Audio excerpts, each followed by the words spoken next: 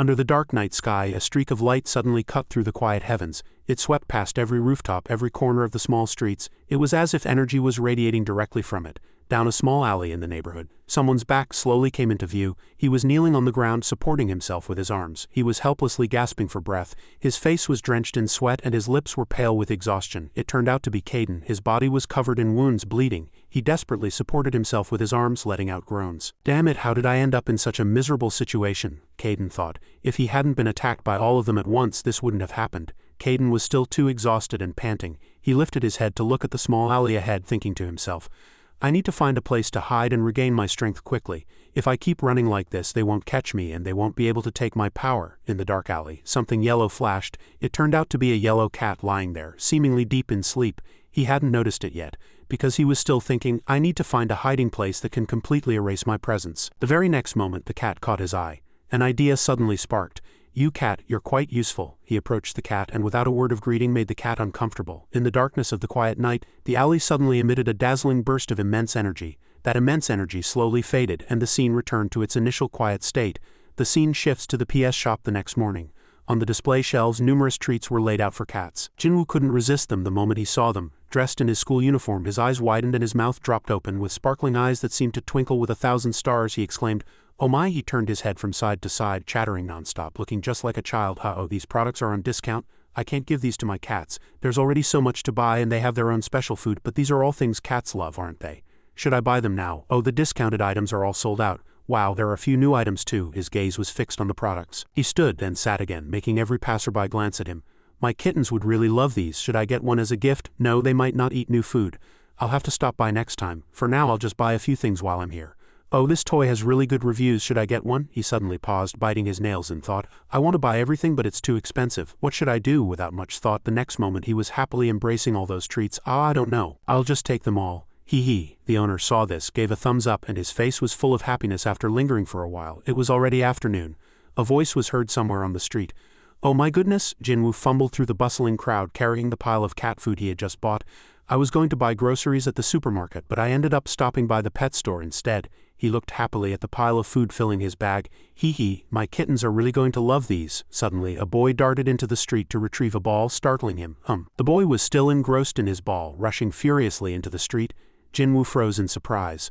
A car was speeding down the road at lightning speed. Only then did he snap out of it, gripped by fear, and cried out internally. It seemed too late for the child, and the car was already within about 50 centimeters of him. Without another thought, Jinwoo leaped into the street at the speed of light. He rushed forward so fast that it was imperceptible to the naked eye. Jinwoo was like a hero. He barely managed to grab the child and jump onto the sidewalk. The next moment, only a rolling ball and the car remained on the road. He held the child in his arms, sweating profusely and panting. The disheveled child opened his mouth as if confused. He slumped down looking worried. Are you okay? The child's face was still pale as if he hadn't fully recovered. Yes, Jinwoo said with relief. Good, I'm glad you're not hurt. That was really scary just now. Passers-by started whispering. Didn't you just see that? It looked like the kid was about to get hit by a car, but then he just vanished. I saw it too. What on earth happened? Wait a minute, was that child? Jinwoo realized the situation wasn't good. He quickly sprang to his feet. Big brother has to go. Oops. The child, scared, turned his head this way and that, shouting loudly, Big brother, Mom! He glanced back as he walked, his face full of happiness. I'm glad I could save the child with my powers. The child's mother rushed over in a flurry. Are you hurt anywhere? Mom was so surprised. How did you avoid that car? The child pointed a finger towards Jinwoo, who was just running off. I don't know either, but Big brother saved me. The mother asked back, Big brother? Unable to understand, the child's hand was still pointing, but Jinwoo was no longer there.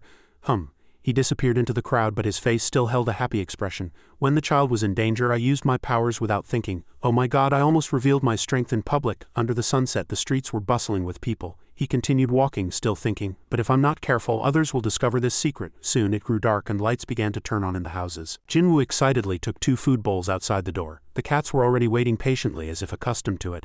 My darlings, were you all okay? Sorry I'm late. Are you all hungry? School ended a bit later than usual, so I tried to get home as fast as I could. He sat down and turned his head from side to side. All 3 of you have the same pattern. Are you a family or just friends? The cats kept meowing without eating. He asked in a soft voice, What's wrong? Why aren't you eating? He sat with a glum expression, shrugging his shoulders. Why aren't you eating? Big brother bought your food with this month's allowance. When the tabby cat went to the door and signaled, he followed its gaze. Jinwoo followed. You guys are really strange today. Where are you going? You haven't finished your food yet. The cats kept meowing. He realized something. Could it be they want me to follow them? His face went blank. Although he couldn't understand what was happening, he still trailed behind them. Where are you taking me? The tabby cat turned into a small alley. Jinwoo peered inside. Are we here? On the ground lay the familiar yellow fat cat, cold and covered in wounds, he cried out in surprise. Back at Jinwoo's house, the fat cat seemed to be stirring awake. The cat's eyes met the warm yellow light of the house. Before the cat's eyes was an unfamiliar room. It seemed that Caden had taken over the fat cat's body. Did I lose consciousness? Where is this? Caden lifted the cat's front paw. This is, and then lifted a hind paw. Finally, he pricked up his ears. He realized something. Ah, Caden was inside the fat cat's body, lying on a warm cushion. He inwardly shouted, "It's a cat," he wide-eyed. That's right. Then Caden recalled meeting the yellow fat cat the previous night. He reached out and touched the cat. His hand completely engulfed the cat's head, and as he squeezed tightly, a huge burst of energy erupted, consuming the entire dark space. That meant I had successfully transformed into another life form. Jinwoo's voice interrupted his thoughts. Oh, you're awake. He happily rushed into the room. I'm so glad you woke up. I thought you were dead. You were so covered in blood and not waking up. He was still holding the doorknob in his school uniform, but added, but you look perfectly fine now. Don't be scared. Caden stared helplessly, thinking to himself, who is this idiot? He approached Caden and said, it's okay, it's okay. He lay lazily, looking up at Jinwoo, thinking to himself, so this guy brought me here when I was unconscious. Before he could even open his mouth, Jinwoo hastily rushed out. Just a moment. Caden was bewildered, countless question marks floating in his mind. Jinwoo came in, carrying 2 food bowls. Sorry to keep you waiting. He put down the food bowls and chattered. Why were you in that state on the street? Are you hurt anywhere? You had so much blood on you. I thought you might have a cut somewhere. Is there blood anywhere else? He frowned worriedly, placed his hands on his knees and continued to ramble on. Or do you have a cut somewhere? I'll check. Caden felt helpless. Damn it, this idiot talks too much. Is he referring to before I was in this state? He pushed the food bowl towards Caden. Soon after, he gave a gentle smile. You must be really hungry. Eating will make you feel better. He glared at the cat food bowl placed before him. Something colored his face with disgust. Jinwoo slowly opened another can of food and poured it into the bowl. Still with a gentle demeanor, he said in an excited voice, here's yours. You need to eat a lot to be healthy. He looked at the messy pile in front of him, overtly showing disgust. He thought to himself, what is this smell? This idiot dares to feed me cat food. Jinwoo's eyes, sparkling like stars, were fixed on Caden, and Caden had to turn his head away. Caden's butt started to tremble. He helplessly sighed and cautiously approached the food bowl. I guess this smell can't be helped. Anyway, I'm a cat. To regain my strength quickly, I have no choice but to eat this. He began to stick out his tongue. He tasted it cautiously, suddenly his eyes wide-eyed. It turned out that Jinwoo was lifting him up to check him. Okay, let's see. You're a male, I'll just check you out. Caden, feeling his limits were breached, couldn't hold back and screamed inwardly, who do you think you are? How dare you do this to me? He held Caden and turned him this way and that. Jinwoo began to get scared. Did I just hear something? That sound seems like a man's voice. Did I leave the TV on in the room? What's going on? Caden, enraged, growled, let go of me right now, can't you hear me? Are you deaf? Should I scratch your ear with these claws? Sweat poured down his face and his face darkened as he feared he might wet his pants. He trembled as if he'd seen a ghost. Let go of Caden and instinctively stepped back, shouting, a cat is talking. Caden landed on the floor, let out a sigh and had a calm expression. Jinwoo was scared to death and sweat poured down him. What is this? A cat is talking, Caden shouted in annoyance. Be quiet, you're too loud. Jinwoo was still stunned. Hey, a talking cat, it's really talking. Oh my god, Caden, enraged, yelled at Jinwoo, who was cowering in fear. Can't you hear me? Be quiet. Should I stroke your head and perform brain surgery? Hearing that, Jinwoo, terrified, covered his mouth with his hand and fell silent. Caden walked with confidence as if it were his own home. That's better, finally you're listening to me. Jinwoo's gaze was still extremely tense. Caden stood imperiously, glaring at Jinwoo with eyes as sharp as scythes. Hey, what's your name? Jinwoo stammered, opening his mouth. What? Caden's gaze was very serious. I'm asking for your name. Jinwoo was still dazed. He didn't dare to speak. Caden, enraged again, said, are you refusing my polite request and inviting trouble? He growled, are you trying to make me repeat myself? Seeing Caden like that, Jinwoo fell into an unstable state again. My name is Jinwoo. Caden then returned to a gentle expression. Hey Jinwoo, get me that chair. Jinwoo was still dazed, still not free from fear. Yes, what? Caden was annoyed. Didn't I say I don't want to repeat myself? Jinwoo hurriedly ran to get the chair. Jinwoo obediently brought the chair and knelt before Caden. Caden prepared to jump onto the chair while Jinwoo, still with a darkened face, dared not speak. Caden, in the fat cat's body, laboriously climbed onto the chair. He stuck his fat bottom towards Jinwoo's face. That's really strange. Why is it so hard to climb up? Caden stood unsteadily on the chair. He complained. So I can't use this body properly. It's really hard to control. He sat like a general in front of Jinwoo. He raised his voice, imbued with killing intent. All right, listen carefully. If you tell anyone about me, I'll kill you. Jinwoo in fear turned his face away, almost wetting his pants. Just then, Caden suddenly grabbed his collar. I was discovered too quickly. He let go of Jinwoo's collar and looked in another direction as if confused. He saw himself in the mirror, transformed into a fat, ugly cat. His eyes were filled with disgust. What is that fat creature? Caden squinted and raised a paw to stroke his chin. Oh my god, is that a double chin? Is that really a fat cat? He squinted again, looked down and pinched his bulging pink belly. Caden's eyes widened. What is this? He suddenly realized something. His body began to tremble, and the thought, this disgusting fat cat is me, flashed through his mind. He turned his back to Jinwoo in shame, screaming internally, the handsome Caden has been transformed. Jinwoo's eyes were filled with worry. As the fat Caden collapsed to the floor, Jinwoo panicked. Mr. Caden. He lay on the floor with a blank expression. Looking back, Caden had become this unattractive. Snap out of it, you fat cat body. Jinwoo, not knowing what was happening, rushed to pick him up. What's wrong? Why did you suddenly scream and fall? Caden still lay motionless. I don't have enough power to switch to another better body. Seonga, where have you gone? So I'm stuck in this terrible form until my body fully recovers. Jinwoo, terrified, began to cry. Please don't die. As his voice was heard, Jinwoo immediately stopped crying. Jinwoo held him in his arms and said joyfully, Ah, you're awake. Caden glared at Jinwoo with sharp eyes.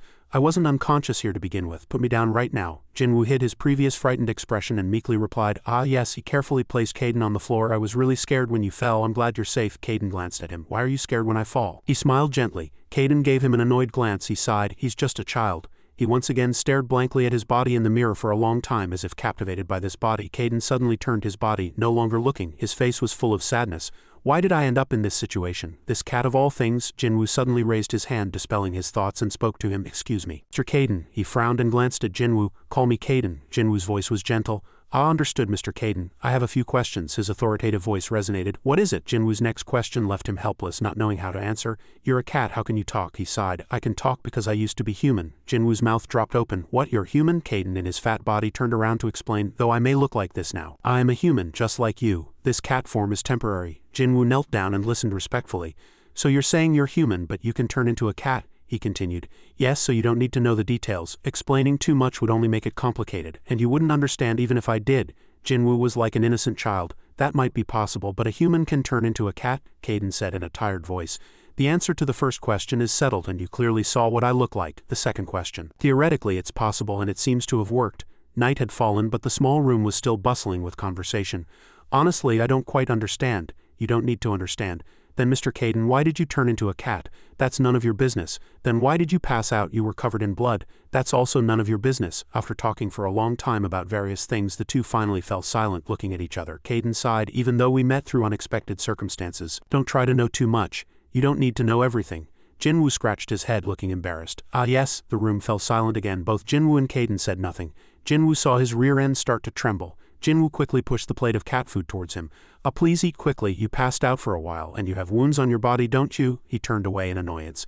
Didn't I tell you I'm temporarily a cat? Even if I told you I was 100 human, you'd still keep trying to feed me cat food. Jinwoo gently persuaded him. Mr. Caden may be human, but at this moment you are still a cat. He frowned at the pile of food. It was a harsh reality. Jinwoo continued to explain like a real veterinarian.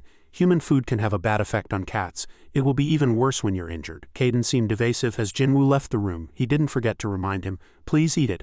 I'm going out to feed the other cats. I'm a bit busy, but the kittens are very hungry right now. He narrowed his eyes and watched Jinwoo.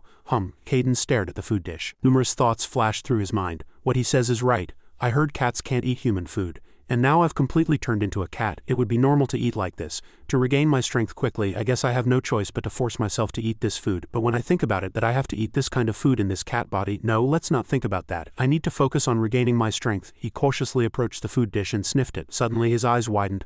A sound resonated in his mind. This taste is. He tasted one piece, then another. Caden, like a greedy cat, focused solely on the food with no interest in anything else. What is this? Why do I keep eating it? What is this? He ate everything cleanly, and the plate sparkled as if no food had ever been in it. He hugged his fat belly and rolled on the floor. He suddenly lifted his head. Hey, how can I fill my belly and be satisfied with cat food? No, this isn't me. It's just this damn cat that keeps eating. He had just finished eating, but the very next moment his fat belly rumbled. He looked down at his fat belly with displeasure. In the darkness of the quiet night, Caden's mind was still cursing. With this messy flesh and this chunk of meat, there's no power at all. If those damn guys find me now, I won't even be able to use my power to protect myself. For now, it's best to stay in this state and fully recover my strength. The next morning, as soon as he opened his eyes, Jinwoo rushed in, flustered. Caden, I'll be out for a bit, he asked in a lazy voice. Where are you going? Jinwoo replied obediently.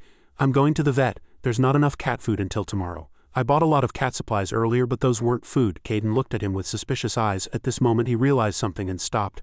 Ah, he flopped down and opened his mouth. Do you want to come along? He lifted his head. Yes. Caden's eyes were filled with disgust. Why should I go with you? Yes. Jinwoo continued to persuade him, still with sparkling eyes. Don't be like that. Let's go together. What will you do if I tell everyone about you, Mr. Caden? Aren't you worried? Caden thought. That could be. What is this? This fool is trying to convince me that he's untrustworthy. He turned his head away, pretending not to know, but opened his mouth. Let's go as you wish. Leaving you alone is really dangerous. I'll keep an eye on you. Jinwoo happily replied, yes, as if he had been waiting. Jinwoo reached out and hugged him. Surprised by this sudden embrace, he widened his eyes and shouted, what? Caden snapped irritably. What are you doing? Jinwoo calmly replied. You're injured, so I thought it was the best way I could take care of you. His foul temper flared up again. He jumped down and continued to scratch and shout, I don't need your care. How dare you hug me like a cat? Do you think I, Caden, would go out in this ridiculous form? Put me down right now. The sky was already night and the streetlights were the only light. The fat Caden was inside Jinwoo's clothes. He lay still. Jinwoo smiled brightly. He opened his round eyes and said, as if suddenly realizing something, what is this? But it's really reassuring. No, I'm only temporarily in cat form. I'm not this disgusting cat. The very next moment his eyes softened and narrowed. Perhaps I was a bit tired, but this is the first time I've felt like this since transforming into a cat. It's truly comfortable. The street was empty at night. Only Jinwoo and Caden were walking and he was still thinking to himself, this isn't bad either. They arrived at the pet clinic. Jinwoo went in and greeted, hello doctor. A person in a white and blue uniform came out.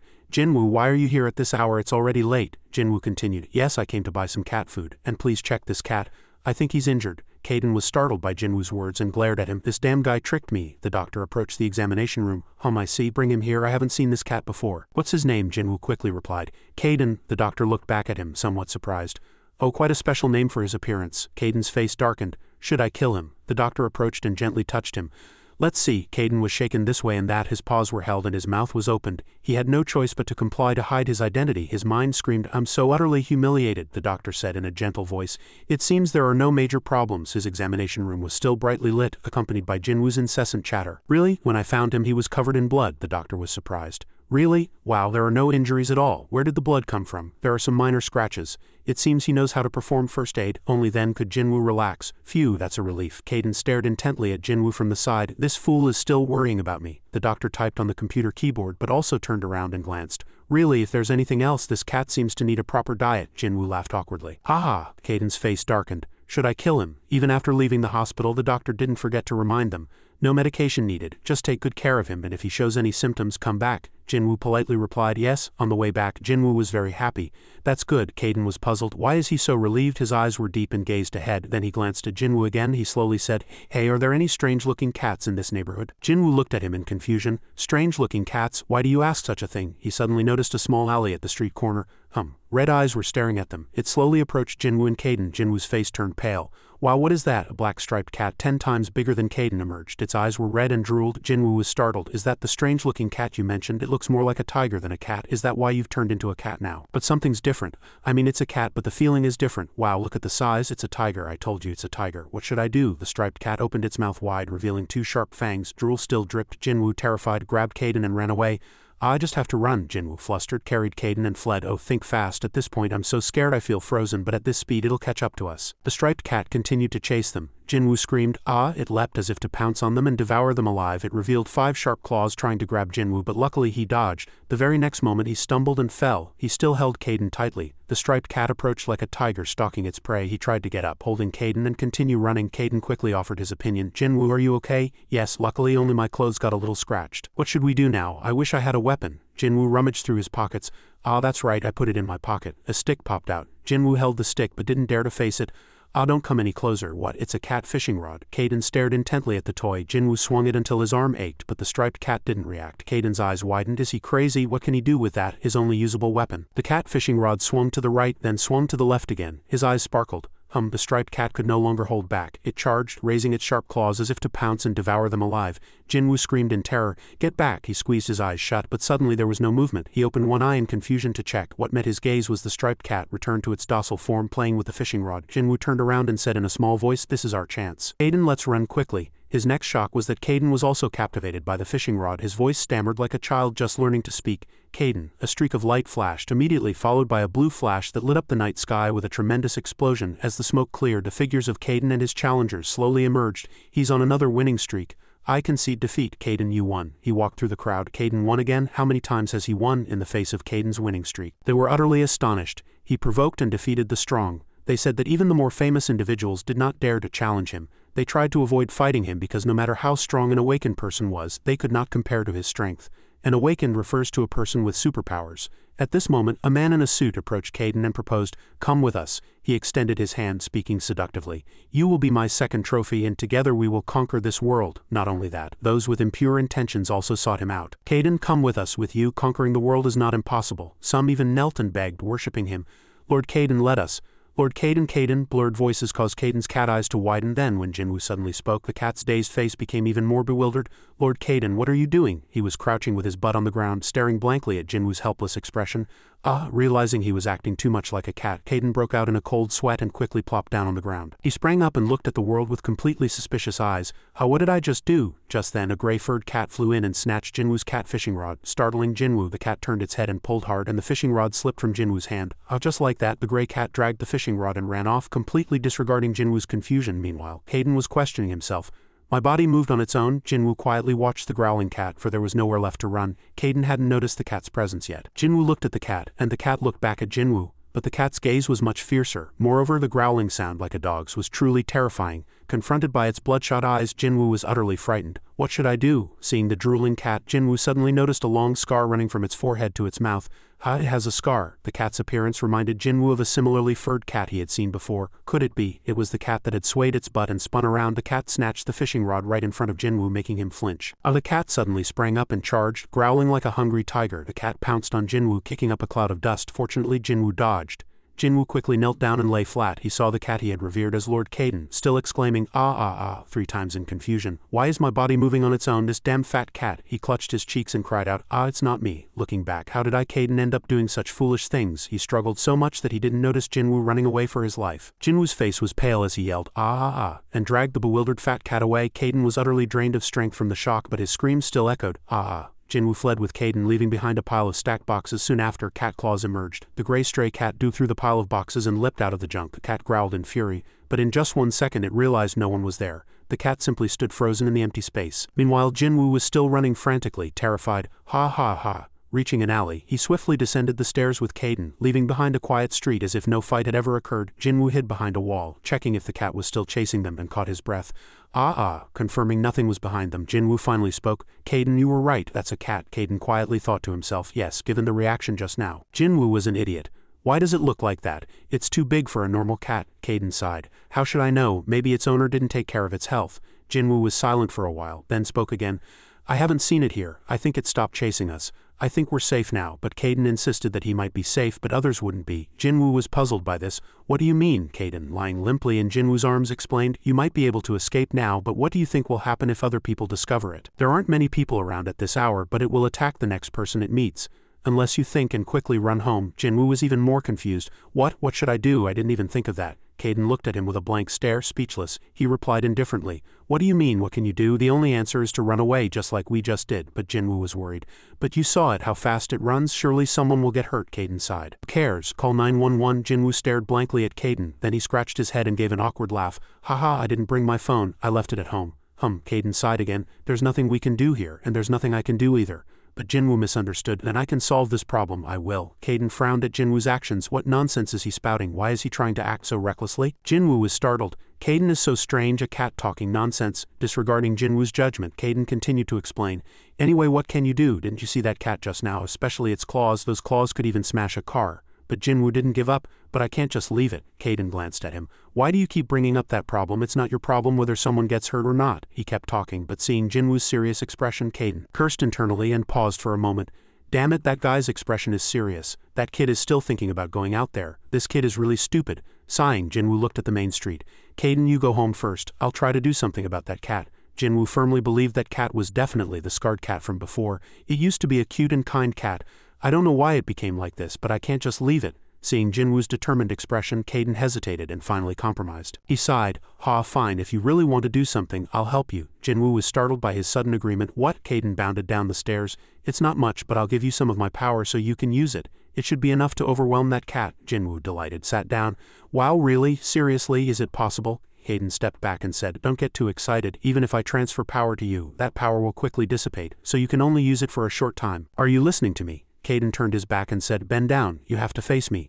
As soon as he finished speaking, Jinwoo immediately ran and knelt before him. "Yes." Caden raised his cute cat paw and plunked it down on Jinwoo's forehead, making Jinwoo puzzled. Caden tapped a few times, then widened his eyes. Suddenly, electricity flowed from his cat paw, startling Jinwoo. The electricity created a strong wind around Jinwoo, making his clothes flap. More and more lightning appeared, rising with the wind. Then it accidentally hit a streetlight, making it pop and exploding. The electricity spread to every house, instantly causing a blackout in the neighborhood.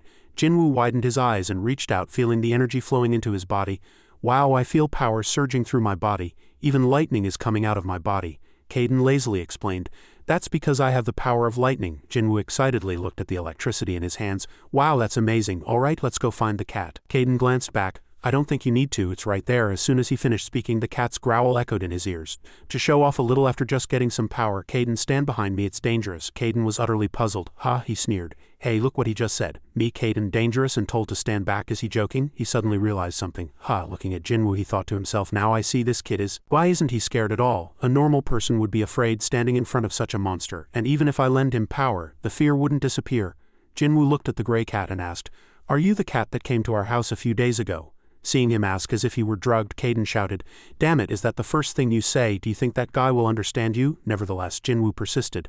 I thought it was strange that I hadn't seen you for a few days. What happened? As Caden said, the cat didn't understand what Jinwoo was saying at all. The cat gathered its paws and leaped forward, charging straight at Jinwoo. Caden, hiding behind the wall, saw Jinwoo not moving and shouted, Why are you hesitating? Hurry and dodge. The gray cat's claws were right in front of him, but Jinwoo was still dazed. Fortunately, as the cat brushed past, Jinwoo quickly ducked. Successfully dodging, he covered one ear. Caden was also startled. The gray cat continued to attack. The cat kicked off the wall and flew swiftly, trying to scratch Jinwoo's face, but Jinwoo dodged all of them. Caden's face darkened. That kid is, his face also hardened. Not everyone can successfully dodge those attacks. Seeing Jinwoo dodge without missing a single one, Caden dared to guess that he could read the cat's movements and actions. He doubted. How can that be? Even if he could see with his eyes, a normal person wouldn't react that fast. Moreover, he didn't use the power he gave him, not just the cat. He completely dodged all attacks. With a swish, Jinwoo dodged, but still got hit. Jinwoo's shirt was torn. Caden had said he could fight this cat with the power he gave him, but that power wouldn't last long. Jinwoo dodged again.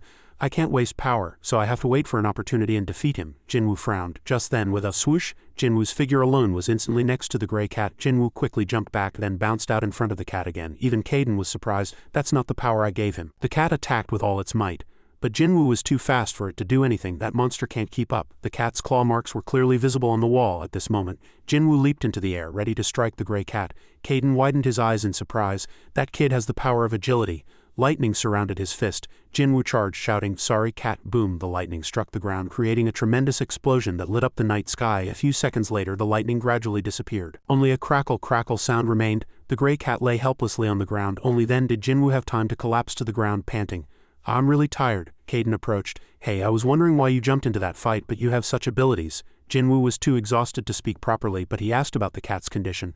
It's not dead, right? Looking at the gray cat, Caden said softly, It's just unconscious. Suddenly, smoke rose from the cat's body. With a shish sound, the cat returned to its original form. Jinwoo was delighted. I was right. Caden stopped him. Jinwoo, we don't have time for this. People will come soon because of this loud noise. Jinwoo quickly replied, You're right. Whoosh! Duran sped through the buildings like the wind. Suddenly he stopped and stood on a railing looking at his phone. He was puzzled. Strange. Why can't the device identify the sample I planted? Duran sighed. Just an hour ago. The device showed it was only in this area. Is it broken? Should I awaken the imprint I embedded in the test subject with my power? Pop! The phone in his hand immediately shattered. Damn it, I didn't want to use my power to avoid being caught by the tracker. He closed his eyes. It seems there's no other choice. If this experiment succeeds, I don't want to miss this opportunity. When he opened his eyes, there was an empty red space within. He exuded a vague black and red aura. Where are you? Come back to me. The scene shifts to Jinwoo's house. Jinwoo brought a first aid kit and carefully bandaged the gray cat's wounds. Jinwoo wiped the sweat from his hands. Phew. He looked at the cat and said, I did my best, but will it be okay? Caden immediately reassured him. I told you it would be fine. Only then did he realize that Caden was fat enough to completely cover one chair. It took a big shock, but there will be no problems. But Jinwoo was still worried. Still, it would be better to get it checked by a vet. Tisk. What did I tell you? That cat may not have enough power to turn into a monster, but I can't guarantee it. What if that cat wakes up in the hospital and turns into a monster? Jinwoo frowned. I know, but I'm really worried. Caden reassured him. It'll be fine, stop whining. Everything will return to normal. There's nothing you can do right now. Sometimes it can be a bit off, but Jinwoo didn't even listen to the end of his sentence and hastily said, Yes, I understand. While Jinwoo went to put away the first aid kit, Caden squinted and stared at the gray cat lying across from him. He thought to himself, that might be true, but a cat turning into a monster doesn't just mean it's bigger or has physical abilities, but that it's much stronger. That's certainly not the ability of an ordinary cat. Caden frowned, as if the cat possessed the power of an awakened. Jinwoo ran over and said, Hold on, Mr. Caden. I was so busy giving that cat first aid that I didn't get a chance to say anything, Caden asked indifferently. Say what? Jinwoo continued. Yes. Well, I don't know how to explain it. I don't know how to tell you, Caden grumbled inwardly. Sometimes that guy really annoys me. But he still patiently asked, what do you want to tell me? Jinwoo clapped his hands in delight. What I did when I fought the cat, he asked back suspiciously. What you did? Are you talking about how you could move as fast as lightning? Jinwoo said nervously. Yes, that's it. Please keep it a secret. This made it difficult for him to understand. Why is that kid like that? Jinwoo was afraid that everything in his life would be turned upside down. He hastily pleaded, I don't want anyone to know about my abilities. Please. He glanced at him. Hey, who do you think I am? Do you think I'd go around blabbering about your potential as an awakened? What Caden didn't expect was that Jinwoo's eyes widened and he asked back, what's an awakened potential? Caden's face had a what the hell is this expression. He still explained to him, you don't even know what awakened potential is, even though you are an awakened. Jinwoo asked blankly. I'm an awakened. Caden looked at him with disdain. Damn it, he didn't know, he sighed. Ha, I get it now, you didn't even know you were an awakened. Well, there are rare cases like you. Ordinary people sometimes don't realize they are awakened. He quickly cut him off. Sir, I have a question. Before Caden could even give permission, he poured out his questions. Sir, you said I was an awakened, and my fast movements are an awakened ability. Caden sighed again. Yeah, he stared at him in disbelief. I'm an awakened. If I'm one, aren't there others like me? Caden immediately affirmed. Of course, you've already seen one, haven't you? Jinwoo was surprised. What? Looking at the fat cat in front of him, he paused for a few seconds and then asked, is Caden an awakened too? Someone with abilities like mine? He replied calmly. That's what I was going to tell you. Jinwoo was so surprised that he only made a small sound. Caden tilted his head. Do you think an ordinary person can turn into a cat like this? Ha! Suddenly, Jinwoo's cheeks turned red and tears welled up in his eyes like Choi Suki. Caden pricked up his ears and broke out in a cold sweat. He hastily backed away. Hold on, damn it, what are those tears? Hey, what's wrong with you? Jinwoo was startled when he saw Caden's suspicious and fearful expression. He then realized that tears were flowing from his eyes. He wiped away his tears with his hand. I'm sorry. I always thought I was the only abnormal one. Caden consoled him, but his face looked like he wanted to punch him. So you were the only ability user you knew until now. Jinwoo wiped his tears. Yes, he turned his gaze aside, avoiding his sniveling face. That seems to be true. If people try to live their daily lives without knowing how to use awakened abilities. Jinwoo knelt on the ground and suddenly exclaimed, that's right, even my mom told me never to use that ability after she found out about it. But I used it in an accident when I was little.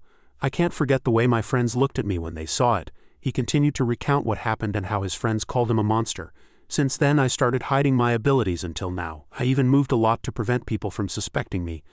I was always afraid because of it, but I couldn't tell my mom.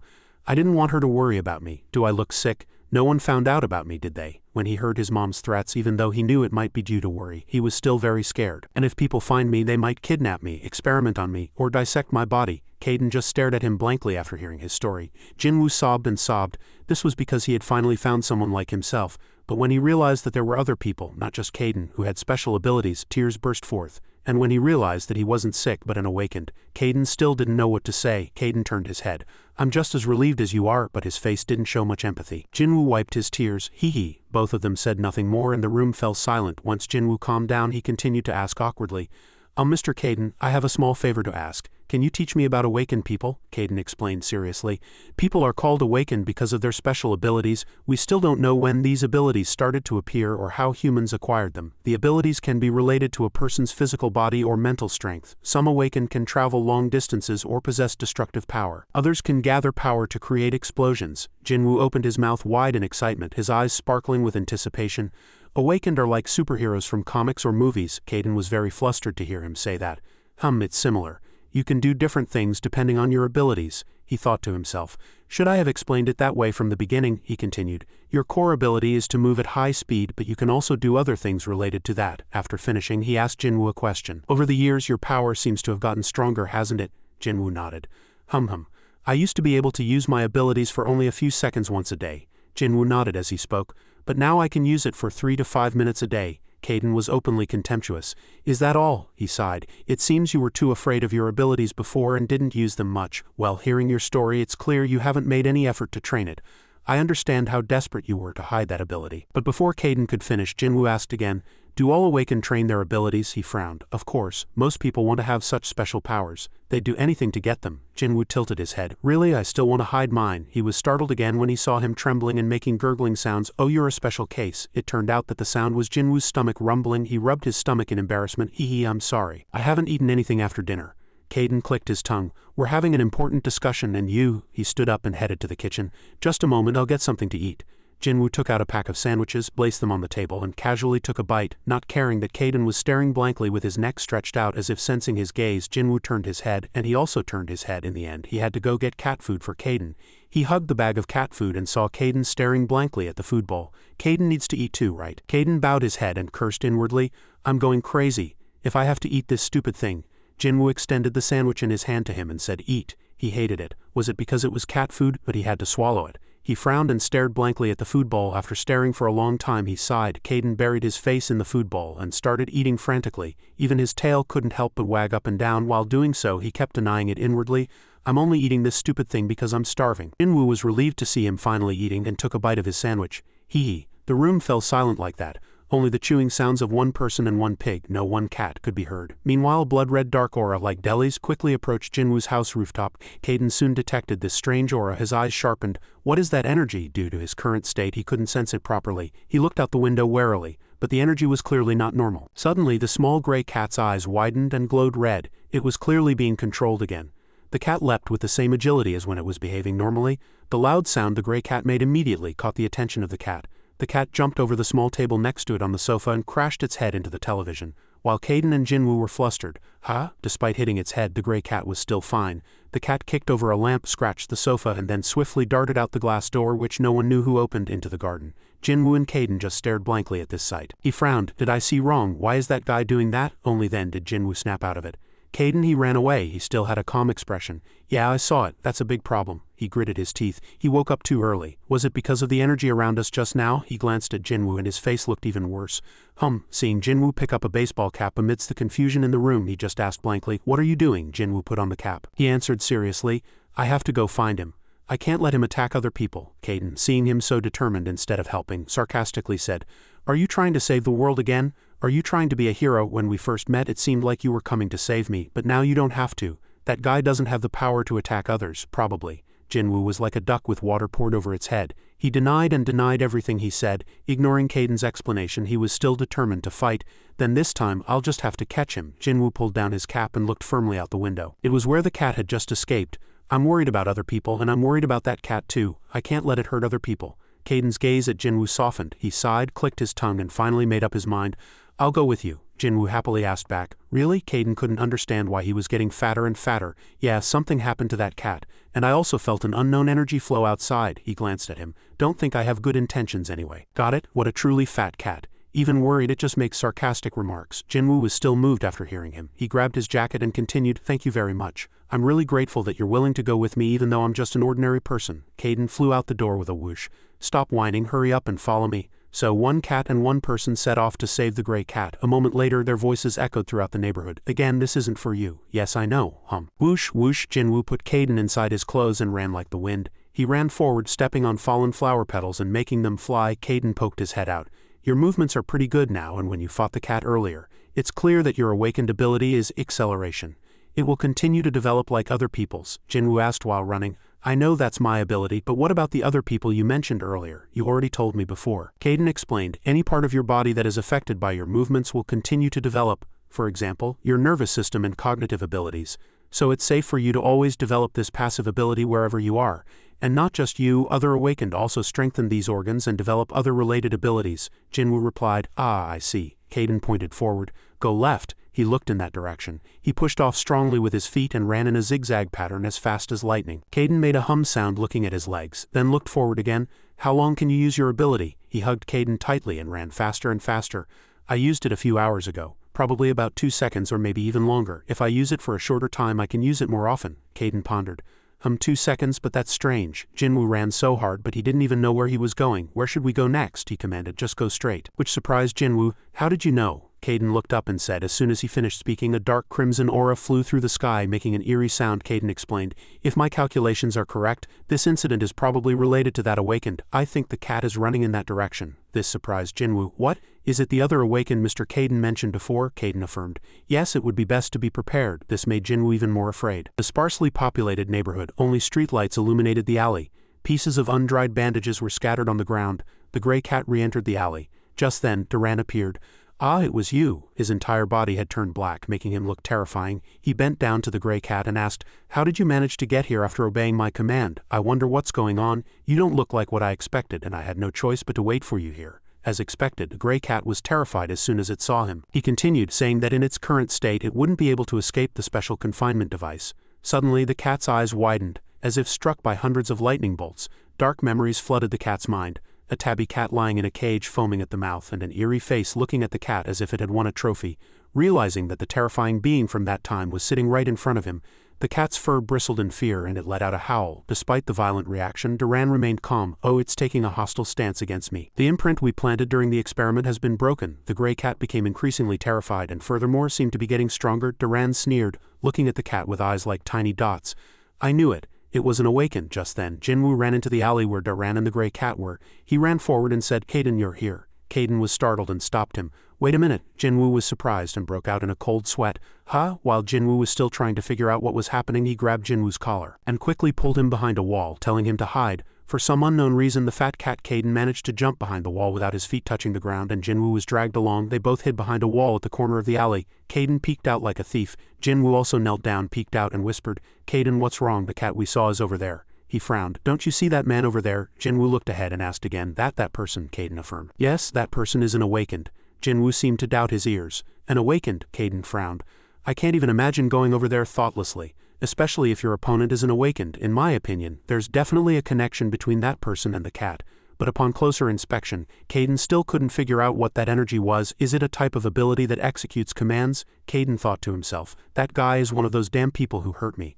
Ah, I'm alive," he asked himself. "Is that guy here because of the cat?" Just as he was about to use his power, the gray cat suddenly snarled and lunged. The cat charged at Duran, who laughed with interest. "Oh?" He frowned, and his already small eyes narrowed even further. As Duran raised his hand, a gray aura appeared, immobilizing the gray cat in midair. As he moved his hand, the gray cat also moved accordingly, crashing hard into the wall, creating a hole. The gray cat fell to the ground, desperately trying to get up. Even as white foam frothed from its mouth, Duran muttered to himself, "I knew it. You wouldn't die from just this." The gray cat jumped up again. Duran widened his eyes and calmly watched as the gray cat was brought under control again. A dark red aura wrapped around the cat's body, and the cat stiffened in pain, letting out a terrible howl with its mouth wide open. Duran continued to extend his hand. Can it withstand it this time too? With a whoosh, the gray cat crashed into the wall again, then fell flat on the ground. He looked at the cat lying on the ground as if provoking it. "Come on, get up." Ah, what were Jinwoo and Kaden doing, by the way? Here. Jinwoo was surprised to see the good cat he knew suffering. He froze, and Kaden also broke out in a cold sweat. "Damn it, that bastard's pretty good." He squinted his eyes. Judging by the small movements of his hand, he had complete control over his power and could gauge the amount of force he applied to the cat. Kaden quickly assessed after one glance. "That guy is a psychopath." Just then, Duran stood up. "Damn it, is this all?" He approached the cat, stepped on it, shaking it. It seemed to have better physical abilities and be tougher than a normal cat. But it was still not enough, or was this the limit of its awakened potential? The gray cat came to its senses when it was stepped on. The cat lifted its head and let out a weak growl. Duran sneered. "Oh, still not coming to your senses?" Jinwoo pulled his cap down tight and tried to stand up. "I don't know what's happening here, but I just want to save the cat. The cat's body hasn't recovered from our fight yet." "My goodness," Kaden was surprised and immediately stopped him. "Don't do anything foolish." As Jinwoo turned his head, he saw Kaden's murderous face. "Didn't I tell you that man is an awakened?" He lowered his voice. "Do you think you're in the same situation as when you faced the cat?" Jinwoo, feeling unjustly accused, blushed and became angry. Jinwoo immediately retorted, "I know he's an awakened, but that doesn't give him the right to do what he's doing to others." Before Jinwoo could finish, Kaden shouted, "Don't be so naive. What can you do? Do you think he'll just let you go after you save that cat?" His words jolted Jinwoo awake. "What will you do if he keeps chasing you? What are you thinking if you fight like that? What about your previous life?" Jinwoo lowered his head and squeezed his eyes shut. Kaden continued, "You lived your life without knowing anything about awakened, but now you do. Do you think you can fight them? You might have felt good fighting things like cats or tigers, but fighting an awakened is a different matter. Jinwoo, it's impossible for you to win this fight. Think carefully." Jinwoo felt unjustly accused, but realizing the truth, he lowered his head and remained silent. Kaden looked at him, still thinking.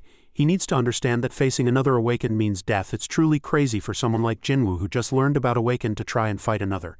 Seeing the gray cat struggling to get up, Duran sneered even more. "You can't fight anymore, can you?" The gray cat's fur bristled and it snarled. "Grr." Duran tilted his head and stroked his chin. "Why aren't you running away? Are you threatening me? Truly disappointing." "No, sir. It's just growling excitedly and it'll run when it needs to. Who would stand foolishly and keep getting hit?" He sneered. "Oh look, keep running away. No one will help you." "Ah, this damn guy. He won't even let it run." Duran extended his hand and wrapped the cat in a grotesque red aura. Lifting it up with a flash, the cat stretched out long on the ground. The cat's body was covered in blood and the sizzling sound of residual smoke. Duran approached the cat. The experiment results are much lower than expected. The important thing is that it at least succeeded. Now it's time to collect samples.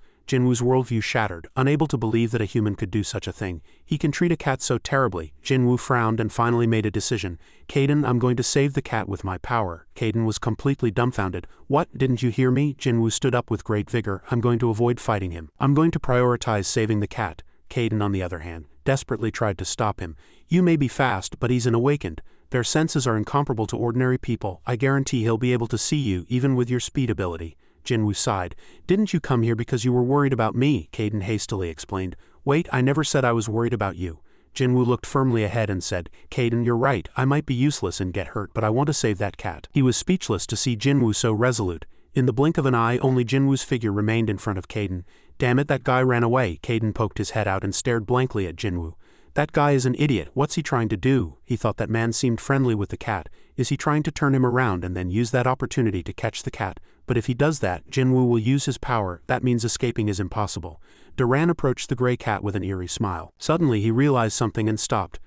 With a whoosh, Jinwoo's figure appeared in front of him. Duran was surprised and couldn't tell when Jinwoo had picked up the cat. He showed confusion on his face. What? Where did this guy come from? It doesn't matter, but how dare you steal my experimental subject? He widened his eyes and immediately unleashed a dark red aura onto the spot where the cat had been, creating a huge black explosion. When the smoke cleared, no one remained on the ground and Duran was surprised. It's gone. He looked around, turning his head this way and that. Where did that guy go? He was just in front of me. He scratched his head, breaking out in a cold sweat. Damn it, that guy is a tracker. What? I shouldn't have used my power like this. Could they have found me so quickly? Duran quickly rushed to another spot. I need to get out of here before other trackers arrive. In the end, he left behind a deserted alley, messy with holes in the road. Whoosh, whoosh, whoosh. Jinwoo and Kaden ran at full speed down the street again. The difference was that this time, Kaden was moving his body directly and running laboriously. Jinwoo held the gray cat and ran happily. Kaden, we did it. Kaden, still exhausted, said, What nonsense are you babbling about? We didn't accomplish anything. That bastard found out about you. Do you know how much danger you'll be in? Hey, are you listening to me? Of course he wasn't. Jinwoo was busy worrying about the gray cat and had no time to listen to Kaden's nagging. He held the gray cat and was so happy he looked foolish, but we can't leave like this. Kaden let out a loud, irritated ha. Jinwoo, as if with wings, his face flushed and eyes sparkling. I'll do my best to save them. I can't leave. Kaden was speechless at Jinwoo's naivety. After a long moment he shouted, Don't laugh like that, you idiot, and then sighed. It's hopeless. He fell silent again, and suddenly remembered Jinwoo running to save the gray cat. Does he really think we succeeded? And he did that in front of him. Jinwoo's speed was faster than expected. Suddenly Jinwoo opened his mouth. Kaden, this might be a little strange, but he said with joy filling his face. I'm really happy right now. Kaden asked back suspiciously. Happy? What nonsense are you talking about? Jinwoo's eyes sparkled. Yes, I learned one thing today, that my ability, which I wanted to hide, isn't all bad. He looked at the cat in his arms and continued. And as soon as I realized that, I was able to decide to do something. The two ran down the empty street. Joyful laughter and irritated grumbling mingled. It's fun. Shut up. It's not fun at all. Hey, I told you to shut up. Grr. Duran returned to his office and slammed his desk in anger. As he became very angry, his colleagues merely remained silent. I can't believe my experimental subject was taken like that. It was an important sample. He frowned. I thought there was someone watching me, even though no one was there. Duran bent down. Besides, the experimental subject escaped from here, and it probably succeeded. But before I could retrieve it and check, it was taken by a tracker. I have to abandon this facility if I don't want to be caught. But we can't leave without that experimental subject. Use the data collected from this facility to find the experimental subject. From now on, move more carefully. Guian replied from the side. Yes, Professor. Kaden, in the form of a yellow fat cat, was treating the gray cat's wounds. He pressed on the gray cat's body, transferring his awakened ability to save the cat. After finishing the treatment, he removed his hand. Jinwoo asked worriedly. How is he? He lay on the floor and sighed. He'll be fine. The crisis is over, but he's completely exhausted due to severe injuries. I'm so tired. Why do I have to do this? Jinwoo also sighed. That's what help is for. He stroked the gray cat's head. When he was hit, I thought it would be much worse. Kaden propped his chin up and sighed. If it were an ordinary cat, it would have gone to see its grandparents by now. Think about it. Part of the wall was destroyed, but this cat experienced an awakened's power. It was strong enough to withstand those attacks. Jinwoo stroked the cat's nose, recognizing that this small cat was also an awakened. Kaden replied, I guess so. Jinwoo looked at the cat joyfully.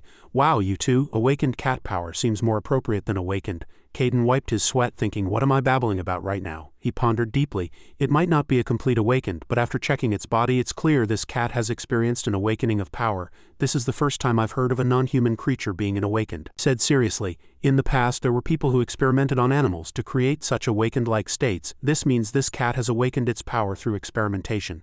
He recalled the professor going to control the cat. Then this means it's related to those damn guys. We've gotten ourselves into quite a dangerous situation. Jinwoo suddenly called Caden. Are you okay? You look unwell. Caden remained silent, his face turning ashen. He patted Jinwoo's head. Of course I'm not okay. Because of you, I who am busy had to confront an awakened. Humans complicate everything. Jinwoo scratched his head. I'm worried about that too, but what else was I supposed to do? Caden raged. Didn't you see what that guy was doing to the cat? If we had ignored him, the cat might have died, he shouted. Saving the cat isn't the important issue right now. The problem is that you went and confronted an awakened, he exclaimed loudly.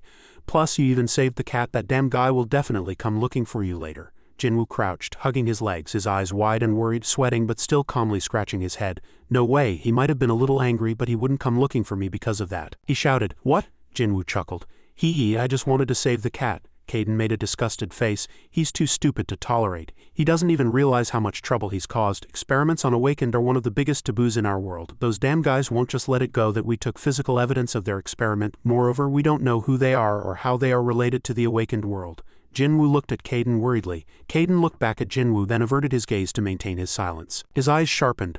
I can't believe this happened to Jinwoo. Just a short while ago he didn't even know he was an awakened. Should I tell him the detailed situation? His eyes softened. No, he's just learned how to handle his powers as an awakened. Even so, I need to remember that he's still like an ordinary person. Even if I tell him, the situation won't change. He sighed. Ha. Jinwoo still knelt beside Caden with a worried expression. Jinwoo asked Caden with sparkling eyes. Are you angry? I'm sorry for what I did and I'm really sorry for worrying you, sir. Caden flinched in surprise. He slammed his hand on the chair. What makes you think I'm worried about you? Jinwoo was startled. Caden pointed a finger at Jinwoo and shouted, Don't be so foolish. I only liked it because it was less detrimental to our agreement. I wasn't worried about you, understood? He continued to shout. Understood? If you didn't understand what I just said, ask again. Jinwoo hastily replied. Ah yes. Caden lowered his voice and sighed. Anyway, you need to be careful from now on. Your actions only made that man your enemy. And since you stole his cat, he'll probably chase that cat too. Jinwoo scratched his nose. Ah hee hee, yes, Caden frowned. Is this guy resting now? I don't understand. The 7 a.m. alarm rang. Jinwoo said worriedly and hastily. Ah, it's 7 already? He sprang to his feet and Caden was flustered. Jinwoo, where are you going? We're not finished talking yet. Jinwoo replied, putting on his school uniform. School. Caden was bewildered. What school? What school? Jinwoo poured cat food into a bowl. Looks like I stayed up all night taking care of the cats. He grabbed his bag and ran out the door saying, I'll leave plenty of food here so don't forget to eat it. Caden lay on the sofa. Okay. Jinwoo suddenly realized something. Oh, Caden looked at him curiously. Jinwoo looked at the gray cat. What if the cat wakes up while I'm not here? What if it goes crazy again? Caden replied. If you're worried about that, you can go. I'll take care of it. Jinwoo was surprised. What? Caden looked at him. This cat doesn't have the strength to transform again. Don't you remember it was much weaker than when we first met? Caden sneered. Besides, you think he can beat me? Caden, ha ha ha. Jinwoo clapped his hands and his mouth dropped open. Wow, Caden, you're amazing. Caden propped his chin up and puffed out his chest proudly. Hee hee, of course, ha ha ha. He waved his hand to dismiss Jinwoo. I've heard it a lot from others too. I didn't want to say it before, but I'm a really strong person. I'm not an ordinary person you can just meet or talk to. I'll keep that in mind and remember it. Jinwoo was excited. Oh, I didn't know Caden was so strong, but do you know you're a fat cat? Caden shouted. Shut up. Jinwoo hastily ran out the door. I have to go. Caden turned his face away. Jinwoo poked his head through the doorway. Caden? Caden asked curiously.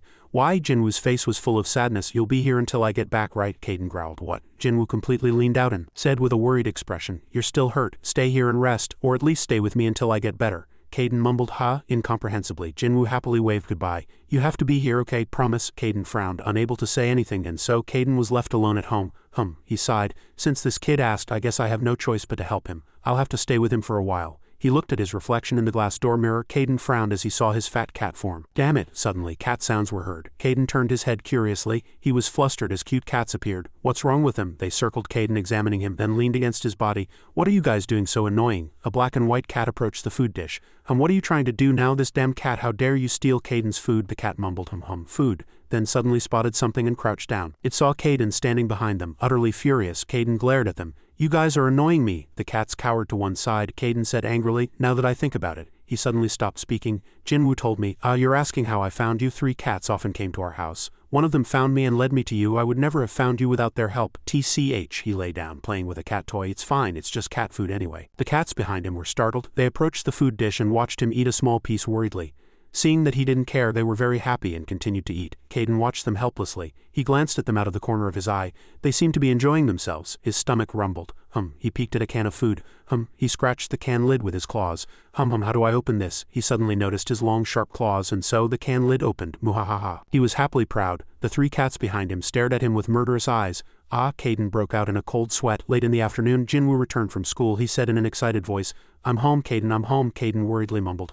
The 3 cats were rolling around fast asleep, and next to them were scattered empty food cans. What did you guys do? Jinwoo picked up a food can and asked curiously, Hey, how did the cats open this? He was startled. The can lid wasn't opened but cut on one side. The other cans were the same. Jinwoo was bewildered and curious. How did this happen? Meanwhile, the culprit was deeply asleep, drooling. In his dream, memories from long ago resurfaced. Mom, I'm human, right? Jinwoo's mom gently replied, Of course, honey, you're human just like Mom. You're just a little more special than others. Little Jinwoo's voice sounded wronged, but none of my school friends can move as fast as me. His mom tried to comfort him. That's true, but it's because you have a truly special and amazing ability. Jinwoo hung his head. But they called me a monster. Is it my fault that I'm different from them? His mom still comforted him in a gentle voice. No, honey, it's no one's fault. And of course it's not your fault. Jinwoo looked at his mom with wide eyes. If no one did anything wrong, why do we keep running away, Mom? His question left his mom speechless. Jinwoo became gloomy again. And why doesn't anyone want to be friends with me? His mom remained silent, but her cheeks were flushed with surging emotions. His mom knelt down and silently hugged Jinwoo tightly. Startled by this sudden action, Jinwoo called out, Mom, in confusion. But his mom didn't answer, and Jinwoo couldn't find anything else to say. Jinwoo continued to wander through his past memories. While his friends played happily in the park, he sat quietly in a corner, envious. Suddenly, a soft meow came from his feet, and he turned his head curiously. He was startled to find an orange cat looking at him with sparkling eyes. Cat. Jinwoo was startled as the cat rubbed its head against his body. He cowered in fear as the cat circled him. He watched with wide eyes as the cat rubbed against his right leg, then his left leg again. After a brief hesitation, Jinwoo realized that this cute cat simply wanted him to pet it. Jinwoo's hand cautiously reached out but then stopped, and the cat looked curious. After a moment of conflict, the cat took a step forward itself, bringing its head to his hand, and Jinwoo finally succumbed to its cuteness. Finally, he stroked the cat's soft fur. The cat meowed joyfully. The cat and the person played happily together. Lost in enjoyment, the teacher's voice suddenly broke through, startling him awake. Jinwoo, the teacher shouted from the podium, Are you really sleeping in class? Jinwoo stared blankly at the teacher. The teacher continued to scold, I tried to be patient because you don't usually do this, but you've been sleeping in class since yesterday. Jinwoo still understood nothing. Wait, wasn't class over? His reaction also surprised the teacher. Yeah, the bell rang, the teacher asked worriedly, seeing Jinwoo look so indifferent. Jinwoo, is something wrong? Tell me if you have a problem. Jinwoo stared out the window. I think class is over. After speaking, he suddenly stood up. Teacher, I'm leaving first. The teacher was startled. He hastily ran out and slammed the door shut. The teacher stared at him with his mouth open. Finally, he shouted, Hey, Jinwoo. Jinwoo didn't care and ran forward with an excited expression. His face clearly showed excitement, and he mumbled inwardly, Hee, Caden must be waiting for me at home. While Jinwoo was still dazed, a tall shadow walked out from the corner and he was startled. He lost his balance and bumped into the man. Jinwoo asked the man, slightly worried, Are you okay? Jinwoo hastily said, I'm sorry, I'm in a bit of a hurry. But the man left without a word, leaving Jinwoo bewildered. Jinwoo was confused. He left without saying a word. Now that I think about it, he might be the transfer student in our class. Suddenly realizing he had something to do, he shouted, I'm really sorry. I have to go. Then he turned around and ran down the stairs. The male youth still didn't react. Just then the youth's phone rang. A frantic voice came from the other end. Gun, where are you? He replied indifferently. School. The other end shouted, What school? What school? How much work do we have to do right now? And you're at school? I let you attend school, so you should repay me. Do you really think you can be a student? He continued. Didn't I tell you there are people chasing us, yet you're attending school? Are you crazy? Gun calmly said to the other end without a change in expression. I'm sorry, the person on the other end continued.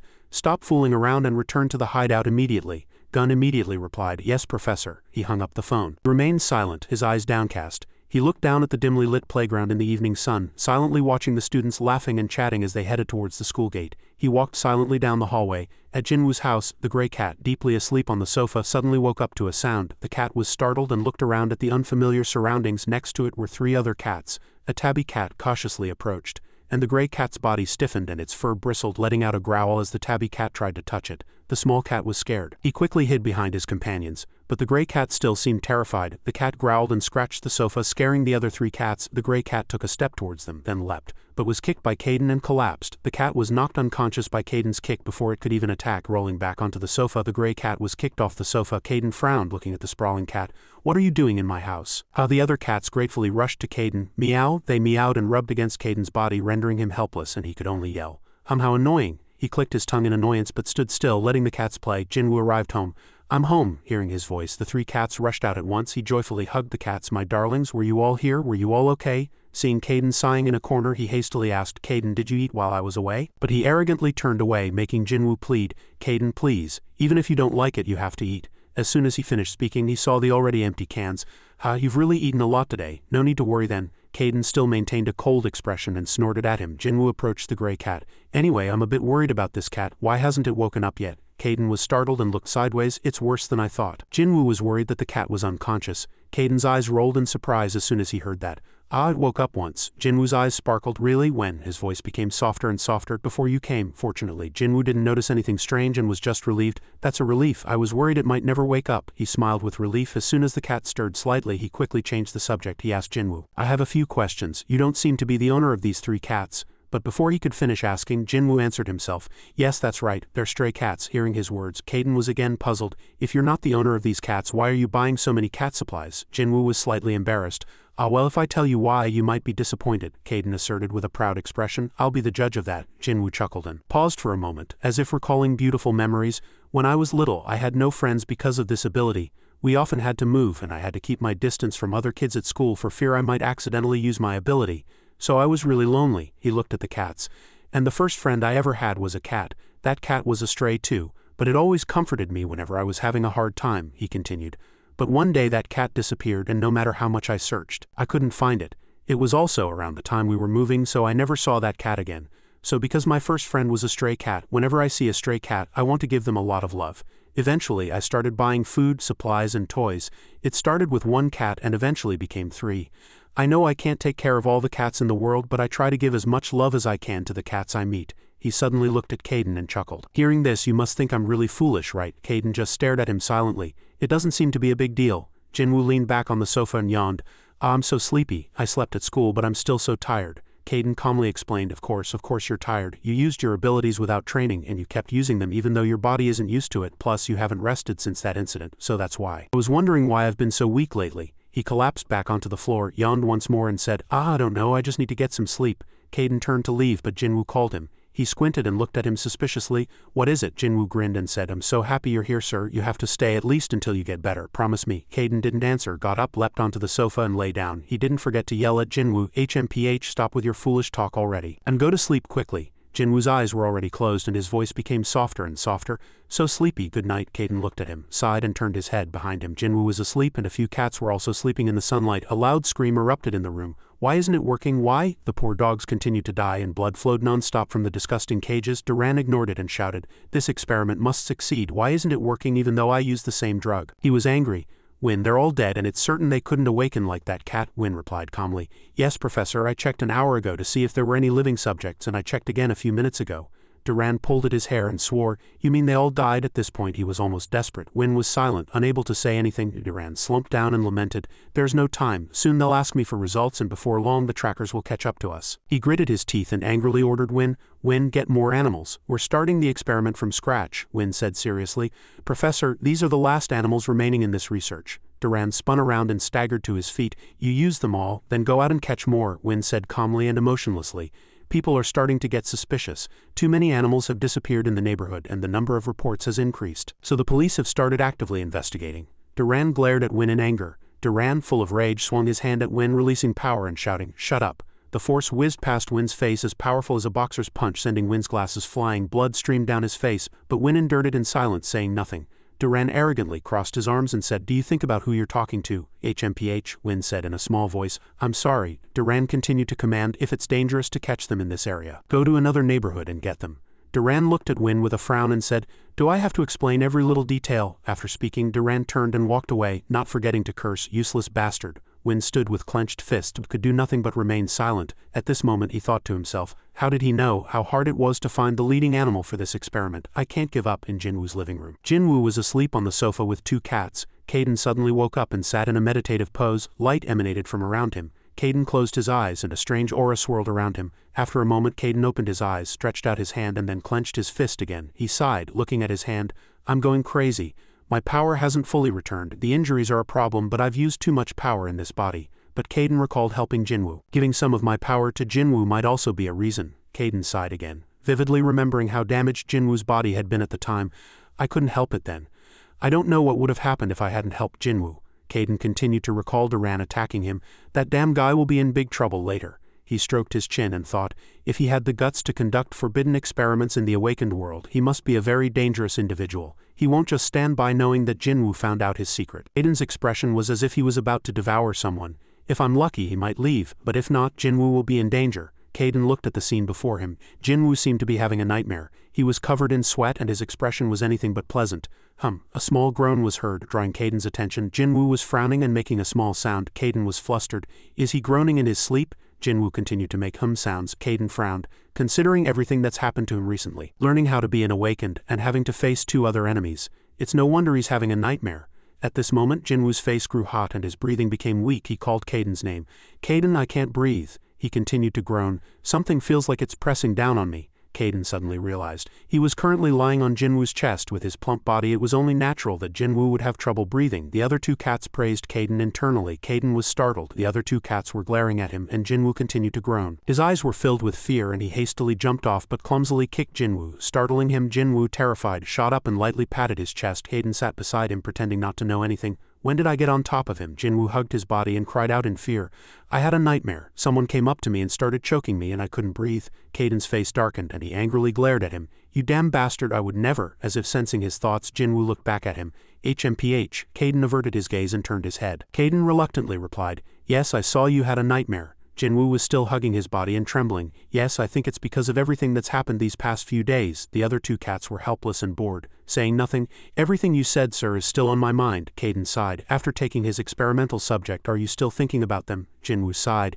Yes, and everything you said too. Caden looked at Jinwoo with an evaluating expression. Really? Were you really listening to what I said? I thought you were just a fool who was laughing about what you did. Huh? Jinwoo was dumbfounded by Caden's words. Caden frowned and sighed lightly. Jinwoo glanced at him and spoke. Ah? He scratched his head in embarrassment and gave an awkward laugh. Then he smiled softly and said, thank you for worrying about me. Caden was surprised and his expression was one of disbelief at his words. Jinwoo replied shyly, I know I should feel bad for worrying you, sir, but for some reason I'm happy. Caden frowned and his expression was one of disbelief at the sight before him. Caden, embarrassed, flushed and denied it in confusion. Shut up. Who said I worried about someone like you? Jinwoo was puzzled. It wasn't you, sir, Caden retorted in surprise. Of course not. All right, I said those things because you helped me when you were hurt. Jinwoo was helpless. Ah yes, I see, he was embarrassed. All right, don't talk about that anymore. Caden hastily turned his head away. I'm not free enough to worry about this damn guy. Jinwoo sat behind him, looking at him with sparkling eyes. Caden, with a cold expression, turned and walked away. If you're worried, I'll tell you one thing. Jinwoo asked curiously. Yes, what is it? Caden continued. How to effectively cultivate your power. Caden's explanation and Jinwoo's nonsensical remarks mingled, filling the room with noise. Jinwoo was startled. Does such a method exist? Caden replied nonchalantly. Yes, it does. Jinwoo was surprised. Wow, will you really teach me? Caden replied. That's what I was going to tell you, so stop asking foolish questions. Jinwoo hastily said, I'm sorry. The scene shifts to the underground storage room. At a glance, the basement was quite well equipped with cartoon boxes neatly stacked around. Caden took a look around and then evaluated it. Not bad. This room is spacious enough, not too many things in the basement, and there are many rooms. Jinwoo sat on the ground watching Caden evaluate the basement from a chair. Caden seemed quite satisfied. Alright, let's begin. Then Caden suddenly became serious. Until now, you've been blindly using your awakened ability, and just by using it, you were able to develop your ability. But if you use the method I teach you, your ability will develop faster and more efficiently. Jinwoo listened intently to Caden's every word and did nothing else. Caden continued, but let me make one thing clear. Just because I'm telling you this doesn't mean you'll see immediate results, he continued seriously. An awakened's power cannot develop in a few days. It usually takes a very long time. Jinwoo listened attentively to his words like a student listening to a professor's lecture. Factors such as talent and training methods also affect the development of abilities. So there's no guarantee that your power will develop within a few years or even a few decades. After a while, Jinwoo asked worriedly, Oh, and is it possible there will be no progress at all? Caden sighed. I can't be entirely sure about that either. It all depends on you. The basement was filled with Caden and Jinwoo's voices. Not being able to develop your power and using it more efficiently are different stories. It will take you months to master these movements. Jinwoo asked curiously, How long will it take? Caden proudly pointed to himself and said, What nonsense are you talking about? This is a method I invented. How arrogant. Jinwoo was helplessly speechless. Caden spread his hand wide, signaling Jinwoo to come closer to him. Come here. Jinwoo followed his instruction and came closer. Then Caden placed his hand on Jinwoo's chest and concentrated his power. Jinwoo was startled. A surge of power was transferred, he thought to himself. It's the same feeling as when Mr. Caden sent power to me before. Caden explained, Listen carefully. The source of awakened abilities is the heart, so every time your heart beats, your blood will carry awakened energy from your heart throughout your body. I will put my awakened energy into your heart to make you feel your energy circulating within your body. This will help you use your energy more efficiently. Make your body remember this feeling. Jinwoo hastily replied. Yes, I understand, Caden said seriously. I'll start now. After that, Caden began to inject the flow of his power into Jinwoo. The power level continuously increased. Jinwoo winced in pain as the power suddenly surged. Caden commanded, resist this pain. Jinwoo immediately obeyed. He endured the pain and tried to resist. Power continuously burst forth in all directions, exploding powerfully. It exploded dazzlingly and finally stopped. Jinwoo let out a sigh of relief. Caden panted tiredly. It might be a bit difficult to follow this method right now. Jinwoo was surprised. Caden continued. But if you keep at it non-stop for a few months, you'll be able to do it too. Jinwoo tried to use it and a flow of power enveloped his hand. He was startled. Wow, is this the same as what Mr. Caden just did? Caden was astonished. The flow of power glows. I can move my energy just like Mr. Caden showed me. He looked at the source of power surrounding him and thought, so this is how it works. Caden froze for 5 seconds. Wait, how can that kid move it? The scene shifts to the living room. Sunlight poured into the house through the window. Jinwoo was meditating under Caden's supervision. He focused on meditation with a high level of concentration. He regulated his body by regularly inhaling and exhaling, keeping a rhythm. Caden still observed quietly. Jinwoo sat in front of the sunlit window, trying to concentrate as much as possible. Caden squinted and thought to himself, I transferred my energy to him so he could feel the energy flowing through his body, but this is truly unbelievable. Not only did that kid immediately generate and circulate that energy flow, but he was able to gather that energy source in his heart in just a few hours. He sighed and stared at his hand. I'm doing as Mr. Caden said, but I don't know if I'm doing it right. Is that energy source really concentrated in my heart? Caden replied expressionlessly. If everything went your way, I wouldn't need to tell you what it's like, would I? He sighed and glanced at Jinwoo. To be honest, it's a bit strange. I mean, technically it's like your energy is automatically placed on a silver platter. Jinwoo scratched his head. Really? Haha. He lowered his head. I thought I could at least feel the energy flowing through my body. I felt it in the basement, but I guess I'm not doing it right. Beep beep. The alarm rang, drawing Caden and Jinwoo's attention. Jinwoo was startled. Is it 8 a.m. already? He hastily ran upstairs. He was late. Why does time pass so quickly? Caden watched his frantic movements helplessly. A moment later, he rushed downstairs. Oh damn it, I forgot to eat. Where's the food? He continued to rush around. He quickly poured cat food and ran out. I'm leaving. Mr. Caden. Before I go, I'll leave food for the 3 cats in the backyard. He left. The room returned to its original quiet and peaceful state. Caden looked at the food bowl and thought to himself, that kid cares enough to make sure the cats eat, but he doesn't think about himself at all. Caden licked his paws. No talent, ridiculous. It might be too little power for Jinwoo to notice, but he has fully integrated it into his heart. That's how awakened people gather power. Caden licked and cleaned his paws. But this is the first time I've seen someone develop so quickly. Except for me, of course. Suddenly, Caden froze. Wait, is my method really that effective? Caden was shocked. He thought blankly. If I do this, other awakened will also be able to develop as quickly as Jinwoo and become stronger. That's right. I'm the one who made Jinwoo grow like this, plus I led him to discover his own abilities. There's no doubt. So it's not because of genius. Having finished speaking, Caden raised his head and laughed to himself. I, the great Caden, was simply too extraordinary. I don't know what to do. How can I be so amazing? Whoosh. A group of cats appeared from somewhere and swept past Caden like the wind. They swarmed towards Caden's food bowl. Caden looked at the mint-addicted cats and judged. These guys must have already eaten their share. Caden felt helpless as he watched them drool. Just as they were about to open their mouths and eat, Caden intervened and stopped them. Don't even dream of eating this. Caden glanced at them with an authoritative demeanor and they were frightened and they lowered their heads. Caden panted. It seems they understand me. Caden looked around and saw a cat lying comfortably in a chair, and he recalled the scene where Duran had conducted forced awakening experiments. Meow, meow, meow. Caden was annoyed as the cats rubbed against him, playfully begging for food at school. Jinwoo was studying in class. He thought to himself, thank goodness I'm not late. After that, he kept yawning, his eyes closed. I'm so sleepy. I haven't been able to sleep properly for a few days. Looking back, so many things have happened recently. School. Jinwoo smiled faintly as he recalled moments with Caden. He rested his chin on his hand and thought, but with Caden next to me it's much more enjoyable than my old loneliness. Suddenly a loud noise startled him awake. Hey Jinwoo, wake up right now. Oh my god, he was talking in his sleep and drool was flowing everywhere. He stood up. Yes, the teacher sighed helplessly. You really, what's wrong with you these days? You keep falling asleep in class. Jinwoo looked around blankly. Yes, the teacher was helpless. Yes, what's yes? You've been sleeping since this morning. Class just ended. Jinwoo couldn't believe he had slept so much. No way. The teacher turned around in annoyance and sighed. I don't know what to say. You used to be a good, quiet student. The teacher walked to the podium and asked everyone, and does anyone know why Ji-Yun is absent today? No one answers his calls or is anyone close to him. Does anyone have contact with him? The classroom fell silent. No one knew, so no one answered. The teacher continued, he probably hasn't made any friends yet. He hasn't been here long. Jinwoo looked at Ji-Yun's seat. Ji-Yun didn't come to school, he fell into thought. Ding dong, the bell rang. Everyone started heading home. Jinwoo excitedly headed home. Caden must be waiting for me. Did he eat the food I prepared? Oh, did the other kittens eat too on his way home?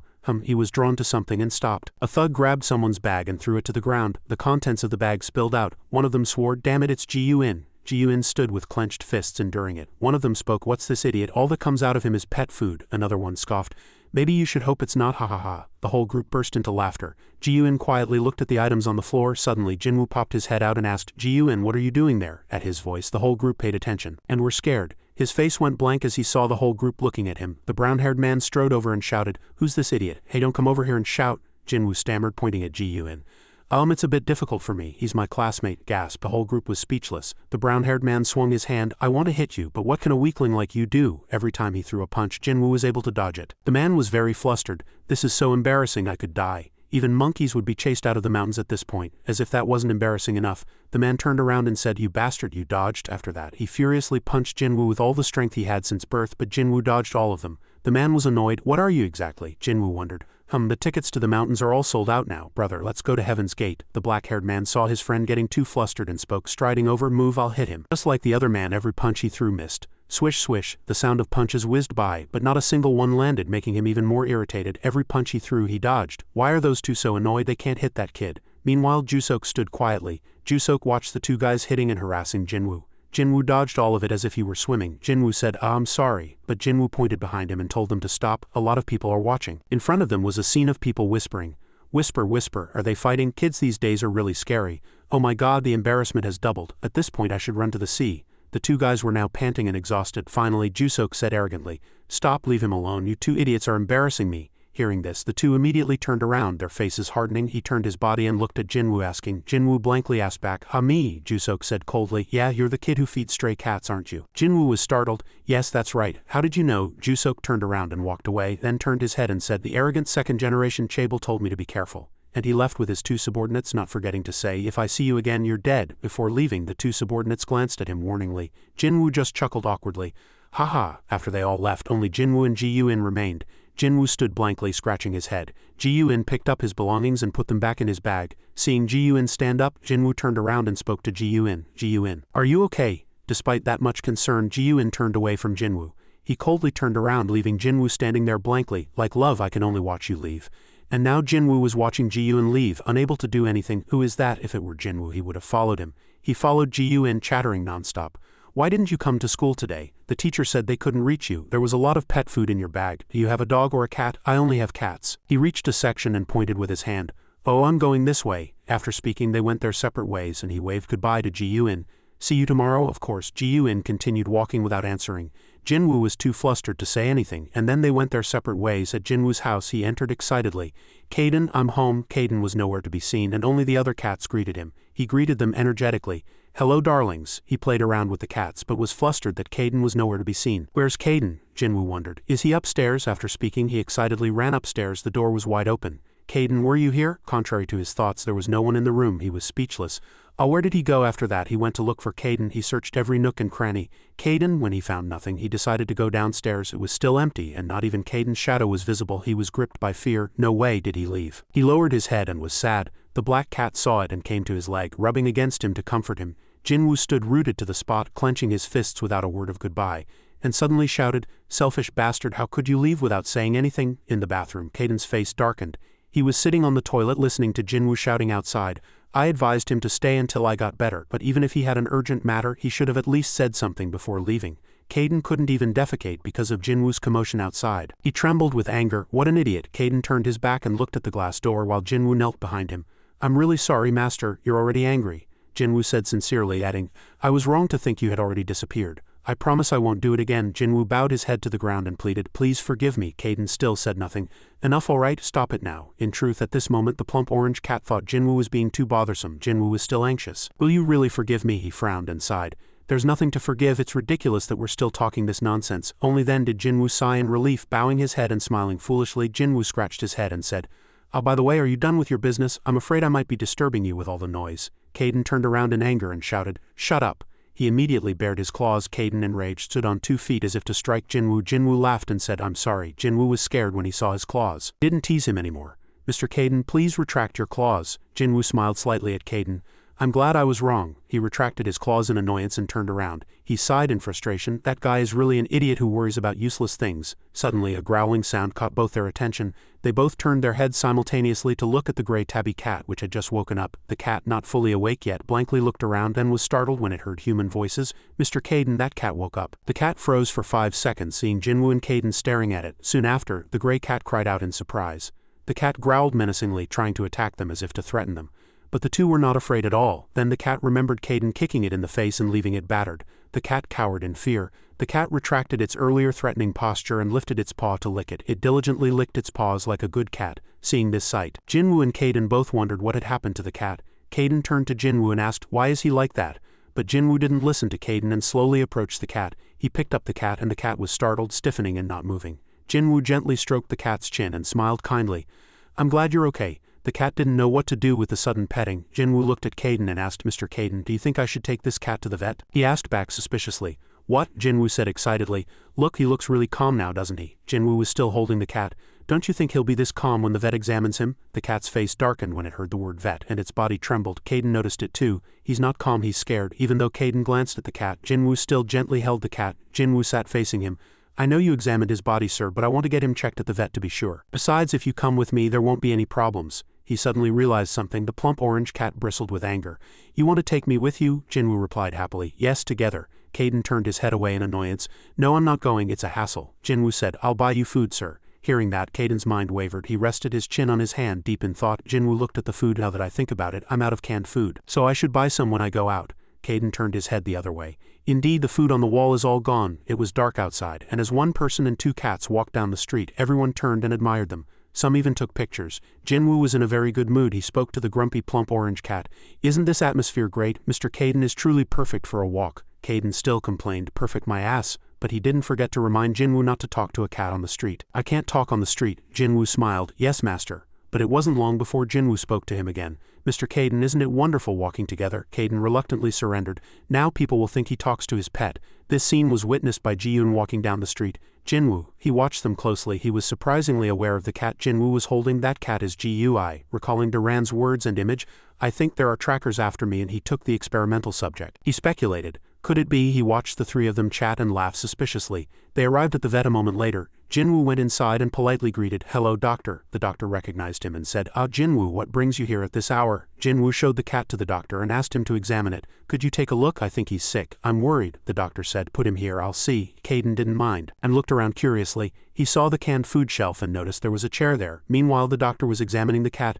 "Let's see." Caden climbed onto the chair looking at the canned food and wagged his tail excitedly. The doctor finished the examination and told Jinwoo, "He looks fine, his bones seem strong." Jinwoo replied, "Oh my, that's a relief." The doctor turned towards the orange cat. The doctor saw Caden standing and turned back to him. "I think he needs to lose some weight if he doesn't start soon. It won't be good for his health." Jinwoo chuckled awkwardly. The plump orange cat heard that and glared at the doctor in anger. "I'll kill you." Jinwoo suddenly saw something. It turned out he was staring at dogs and cats lying in glass cages with IV drips. "Why are there so many animals in the special treatment room?" the doctor explained. "They're injured. Someone left sick animals at our doorstep and even paid for their treatment." Jinwoo was startled. "They abandoned them?" The doctor sighed sadly. "Yes, I just treated 2 emergency patients. Both were in critical condition when they arrived." An injured cat wrapped in bandages lay quietly in a glass cage. He suspected they had been abused. Jinwoo was startled. "Abuse," the doctor replied. "I'm not sure," he continued. "There are no wounds, but there are other problems." This made both Jinwoo and Caden curious. "Other problems?" His face grew serious. "We lack the necessary equipment, but they all seem to be suffering from severe drug addiction." Jinwoo was startled. "What?" Both Jinwoo and Caden were extremely surprised. Drug addiction. A creaking sound came from over there. Gunn returned to the office. He went down the stairs. As soon as he opened the door, he heard Duran's unpleasant voice. "Gunn, are you wandering around again?" He turned around and glanced at him, and he explained, "I just disposed of the bodies." He didn't ask any further and reminded him, "Be careful when you go out. You never know when the trackers might appear." He replied, "Yes, Professor." Duran turned back to bury himself in his book, muttering, "I'm going crazy. Why isn't it working? I clearly did the same as last time." Gunn stood behind him and suddenly said, "Master, I have a question." Duran didn't pay much attention. "What is it? What kind of awakened ability do you think the tracker you mentioned has?" He paused. He recalled losing the cat. "From what I saw, it's an ability related to movement." He appeared in front of me and then disappeared with the experimental subject in the blink of an eye. Even though I tried to react as quickly as possible, he was gone in that instant. Duran was angry. If I had been prepared, I wouldn't have lost the experimental subject. Next time I meet him, I'll be ready. He stopped and gritted his teeth. Duran's eyes were extremely resolute, and a murderous intent could be felt in his words. I won't hesitate to eliminate him. At Force High School, the atmosphere in the classroom was very noisy and lively. Jinwoo saw something and exclaimed in surprise. He waved excitedly at the man standing at the door. Ji-Yoon. He stared at him coldly. Jinwoo still waved at him. He recalled Duran's words. His ability is superspeed. He appeared in front of me and then ran off with the sample. Ji-Yoon silently suspected. He quietly returned to his seat. Jinwoo still smiled brightly and was enthusiastic. He came to school. Ji-Yoon sat down. Jinwoo was flustered, seeing that he showed no interest in him, and forced a smile. He saw Ji-Yoon smile, baring his teeth. A moment later, he stopped laughing. Other people also started whispering. I didn't know they were friends. How long have they been so close? Jinwoo turned his head in embarrassment and thought, Ji-Yoon hasn't said a word and hasn't talked to anyone since transferring to this school. When Jinwoo heard such words, he thought helplessly. Lonely kids like me are drawn to each other. Outside the window was a clear and peaceful sky. Inside the classroom, the teacher was lecturing enthusiastically. Jinwoo wasn't listening to the lecture. He was holding his phone and chuckling. He looked at pictures of his mother cat on his phone again. The cats were roaming in one area, then piled up and asleep. There was also a picture of the plump orange cat sleeping with its mouth open. Jinwoo laughed at the picture, then drooled.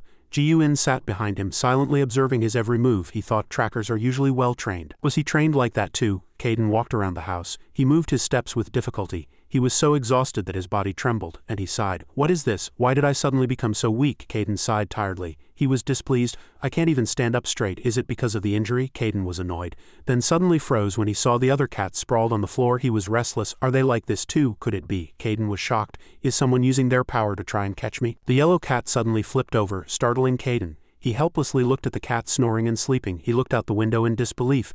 They really just sleep all day. Could I be like that too because of the warm sunlight outside? The warm sunlight poured in through the window. Caden walked around trembling. Damn it, I can't take it anymore. The urge to sleep is overwhelming me. He came up with a solution for himself. Alright, I'll just avoid the sunlight. I need to rest and regain my strength. Caden turned around and slowly walked away. After a few steps, he suddenly tripped. The bright and warm sunlight shone directly on Caden. He trembled and resisted. No, I am the superhuman Lord Caden. I cannot be defeated. He bared his trembling claws and drowsiness washed over him. Caden slowly lost strength and lowered his paws. I can't do it. In the end, he couldn't resist and rolled around with the other plump cats, falling asleep. Jinwoo hummed happily on his way home, then met a cat. He stopped and rummaged through his backpack. The cat looked at him with interest. Wait, where's the food? Ah, here it is. Jinwoo offered the food to the cat with a friendly face. Hey, are you hungry? The cat sniffed cautiously. Finally, reassured by Jinwoo's promise, it started eating. It's okay, just eat. Jinwoo smiled happily, watching the cat eat deliciously. Ji-Yoon watched Jinwoo happily playing with the cat from behind. He voluntarily called out to Jinwoo. Jinwoo. He turned around and smiled friendly. Ji-Yoon, it's good to see you here. Ji-Yoon stared coldly at Jinwoo. Where did you get that cat? Jinwoo froze. He was surprised by the question. This isn't my cat.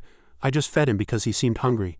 Seeing the cat licking its paws and sitting, Ji-Yoon denied it. Not this cat, he continued. The black tabby cat you were holding yesterday. Hearing that, Jinwoo suddenly remembered. He hugged his backpack and said with an innocent face, the cat I had last night, well, I stopped by the vet. Did you see him? Jinwoo recalled. That cat was one I had seen before. He disappeared and then came back looking really badly hurt. So I'm taking care of him. Ji-Yoon stared at him silently. He wondered, why do you ask? Ji-Yoon said without hesitation. He's probably my cat. Jinwoo was startled and gaped. He was flustered. You lost your cat? What happened? Jinwoo hastily said, I'll go get him. Do you want to check? Ji-Yoon was surprised by his reaction. He froze. What? Jinwoo turned back as he ran. I'll go get the cat and show him to you. Then you'll know if he's your cat. Jinwoo waved at Ji-Yoon, telling him to wait there. Ji-Yoon silently watched him leave. He wondered, is Jinwoo not a tracker? If he were, he wouldn't try to show me the cat. The doorbell rang and the door opened. Caden faintly heard Jinwoo's voice. I'm home. As Jinwoo ran past Caden, he was startled and fully awake. He lifted his head and saw Jinwoo holding the gray cat. Jinwoo, what are you doing now? Jinwoo answered honestly, I think I found his owner. Caden stood blankly, his face puzzled. What did Jinwoo mean by finding the cat's owner? Jinwoo hugged the cat tightly, turned, and said, Caden, I'll be right back. As Jinwoo closed the door, the other cats also woke up. Caden still looked suspicious, unable to understand what was happening. It grew dark and Gun was still waiting in the same spot. A moment later, he saw Jinwoo rushing over, holding the cat. Jinwoo, still holding the sleepy gray cat, showed it to Gun to see if it was the right one. Gun looked at the cat. He stared intensely at the cat. Gun noticed a scratch on the cat's eye and unhesitatingly confirmed, yes, this is the cat. The gray cat also recognized Gun. The cat had seen Gun standing next to Duran. The cat immediately bristled its fur and growled threateningly at Gun. Jinwoo was startled. Haha, what's going on? Calm down, fella. Jinwoo hastily petted the gray cat to soothe it. Gun remained calm. Give me that cat. Jinwoo looked at him with suspicious eyes. The cat was still growling menacingly. But Gun still looked at him with a firm gaze and said, give me that cat. Jinwoo felt something was wrong with Gun's attitude and the gray cat's violent reaction. He hesitated and asked suspiciously, "Gun, is this really your lost cat?" Gun still affirmed coldly. "Yes." Jinwoo, holding the excited cat tightly, asked suspiciously, "Why did it become like this?" "I don't know. I mean, if it's your cat, is it really your cat?" Gun seemed to be losing his patience. He looked at the gray cat with an unpleasant expression. Jinwoo looked at Gun with a slight fear. "Or are you lying to me? Why are you trying to take it even if it's not your cat?" Gun took a deep breath. "Jinwoo, just give it to me." Jinwoo trembled at Gun's words. "It's only dangerous to keep it." Jinwoo, trembling with fear, still held the cat tightly and refused to hand it over to Gun. "No, I can't do that." Gun immediately showed his true colors and stared at him with sharp eyes. "Then there's no other choice." A loud crash was heard. Jinwoo was blank, his face turning pale. While he was speaking, Gun hit Jinwoo on the head, knocking him unconscious. Gun looked at him with terrifying eyes and said, "You'll only be unconscious for a few hours." Jinwoo fell to the ground and the cat hissed worriedly. Gun, using magic, grabbed the panicking and growling gray cat. The cat slowly floated into the air. The cat struggled desperately but couldn't escape. The cat suddenly flinched and fainted helplessly in midair. Gun gripped the cat by the scruff of its neck. He held the cat and looked at Jinwoo, who was lying motionless on the ground. Gun turned to leave. As he was about to leave, a voice from behind said, "Wait." He turned his head and glanced. It turned out that Jinwoo, who had been knocked out, had woken up. Jinwoo held his neck and slowly stood up. Jinwoo clutched his neck and staggered towards Gun. Gun looked at him in surprise. That attack was clearly aimed at his neck. "Did I hit him wrong?" Jinwoo trembled and took a step. "Gun." Jinwoo walked staggeringly. "Why did you do that?" Jinwoo was extremely disappointed. "Why did you attack me and take the cat when it's not even your cat?" Gun took a deep breath. He looked at Jinwoo with a terrifying face. "Jinwoo, I don't know how you got this cat, but I hope you forget everything." Gun lifted the limp cat. "Including this cat." After speaking, he coldly took the cat and left. Jinwoo stubbornly shouted from behind, "What do you mean? Explain it properly." Suddenly, Jinwoo remembered something. "Wait a minute." He stood there, staggering. He was with that awakened. Jinwoo was right. Gun stopped upon hearing that. Gun turned around and frowned. "So you took the cat from its owner's hands?" Jinwoo was flustered. "Owner, what do you mean?" Gun didn't give Jinwoo a chance to continue speaking and immediately attacked. His face was filled with killing intent. He immediately attacked. This was because Jinwoo's ability was related to superspeed, so he had to attack before Jinwoo could move. As he attacked, Jinwoo, surprised, reached out to block. Gun launched a series of attacks at Jinwoo, sending him flying. Jinwoo was severely hit and fell to the ground. As soon as Jinwoo got up, Gun continued to attack. At that moment, Jinwoo barely managed to dodge using his abilities. Gun's previous attack had landed on the ground, creating a large hole. He understood. Haha, so he was able to take the cat from its owner with that. At this point, Jinwoo, who was running at full speed, also realized that Gun was an awakened and was connected to that man. "I don't know why they want that cat." Jinwoo deftly dodged Gun's attacks. He quickly rushed towards Gun, still dodging his attacks. Trying to retrieve the gray cat, he reached out to grab the cat. Just as his hand was about to touch the cat, Gun turned his body, making Jinwoo miss. Gun was surprisingly unable to believe that he could close the distance between them so quickly. As soon as he thought that, he reached out and launched a direct attack at Jinwoo. "But it doesn't matter. No matter how fast he is, his movements are predictable. I just need to attack the spot where they will be." This time, Jinwoo took the full force of Gun's attack. He was sent flying far away. Jinwoo rolled several times on the ground, looking very pathetic. He groaned in pain on the ground. "Ah, it hurts." Gun looked at Jinwoo struggling on the ground. He was puzzled. "Why is he like that?" He looked at him suspiciously. If he were a tracker, he should have been properly trained and fought, but his movements just now were really... He looked awkwardly at Jinwoo, who was panting in pain despite the pain as soon as he saw the unconscious gray cat. Jinwoo trembled and braced his hands on the ground. His other hand held his knee for support as he stood up. Then he vigorously charged at Gun. As Jinwoo was about to reach the cat, Gun noticed that he was trying to grab the cat again. He immediately grabbed Jinwoo by the scruff of his neck with ease. Gun pinned Jinwoo against the wall. He pressed him firmly against the wall even as Jinwoo screamed loudly in pain. Gun began to interrogate him. "Jinwoo, what are you? Which group do you belong to?" Jinwoo gritted his teeth in too much pain. He was puzzled. "Group?" Gun recalled the moments between them. He said angrily, "You guys are chasing us." Jinwoo was confused. "What do you mean? Why would I chase you?" Gun let him go. As soon as he was released, Jinwoo coughed continuously, finding it hard to breathe. At the same time, 1,000 thoughts flashed through Gun's mind. He's too naive. What? That's right, it doesn't make sense for someone with that ability to be chasing us. He probably got caught up in this by mistake. As Jinwoo was coughing violently, he heard Gun's voice. "Jinwoo, I'm warning you, forget everything." He picked up the cat again. "Forget the cat too." While he was speaking, he walked away. "And my master too." Jinwoo looked at his retreating back. He panted painfully. He blamed himself as he watched Gun leave. "What did I do? I'm such an idiot." He blamed himself and burst into tears. "I should have left the cat at home." Jinwoo, crying, recalled memories with the gray cat and its innocent, cute face. Jinwoo gritted his teeth. Jinwoo put his hand on the wall. He tried to stand up, encouraging himself, determined to get the cat back. At Jinwoo's house, Caden was yawning. He lay curled up, displeased. He had slept all day. Caden turned his head to look at the door, wondering, "Where is Jinwoo? Why isn't he back yet?" "I heard it faintly then, but he definitely said something." He recalled when Jinwoo had returned and then left. The plump orange cat rested his chin on his paws and wagged his tail, feeling slightly suspicious. The cat's owner is suspicious. He lay on the ground looking out the window. He's been out for quite a while. Caden stood up, sighing. Damn it. He slowly opened the door and went outside. Sometimes the sun was slowly setting meanwhile in Duran's office. Duran was startled and shouted as soon as he saw him. He rushed to Gun, who was holding the gray cat with joy. You found it. Duran patted Gun's shoulder, praising him, and at the same time grabbed the cat. I didn't know you were so useful. Gun, but you always do well when you put in the effort. Then he opened the cage. I can finally continue my research. He pushed the cat inside, smiling wickedly. All the previous experimental subjects died before yielding any results. Duran gave an eerie smile, his eyes terrifying. Now I don't have to worry about my experiments. He crossed his arms and laughed delightedly. How did you find it? Gun replied. By chance. I found the person who had the cat and took it from him. Duran turned and laughed mockingly. You found it by chance? You were lucky. What happened to the guy who had the cat? Did you kill him? Gun lied. He ran away, he sighed regretfully.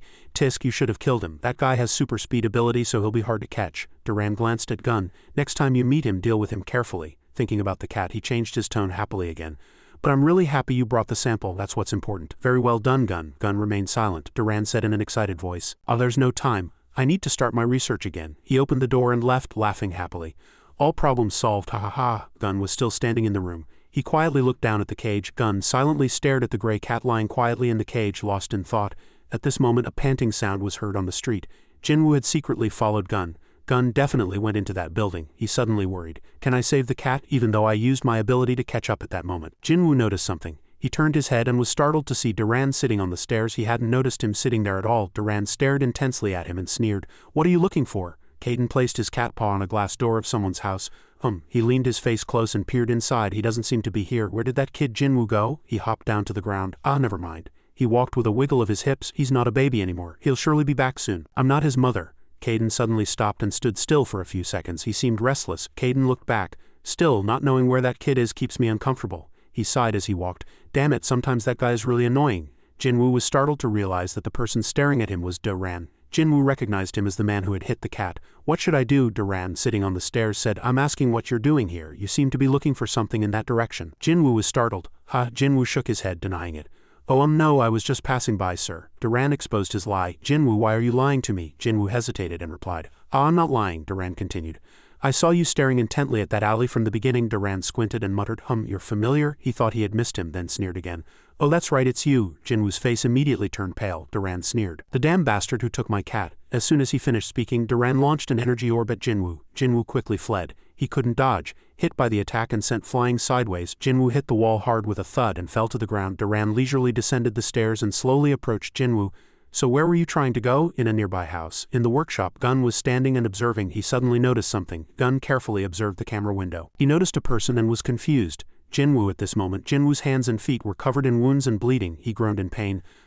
Duran still leisurely approached closer. He tilted his head in disdain. What? The tracker is just a kid? Jinwoo stood up by bracing his hands on the ground, and as soon as he used his energy he disappeared like a shadow. Duran was also surprised, but it wasn't long before Jinwoo reappeared. He couldn't believe his leg was also injured. My leg. Duran attacked him from behind again. Where were you trying to run to? Hit by this attack, Jinwoo was exhausted and collapsed. Duran smiled contentedly. Hee. Gun hastily opened the door and ran out, shouting loudly.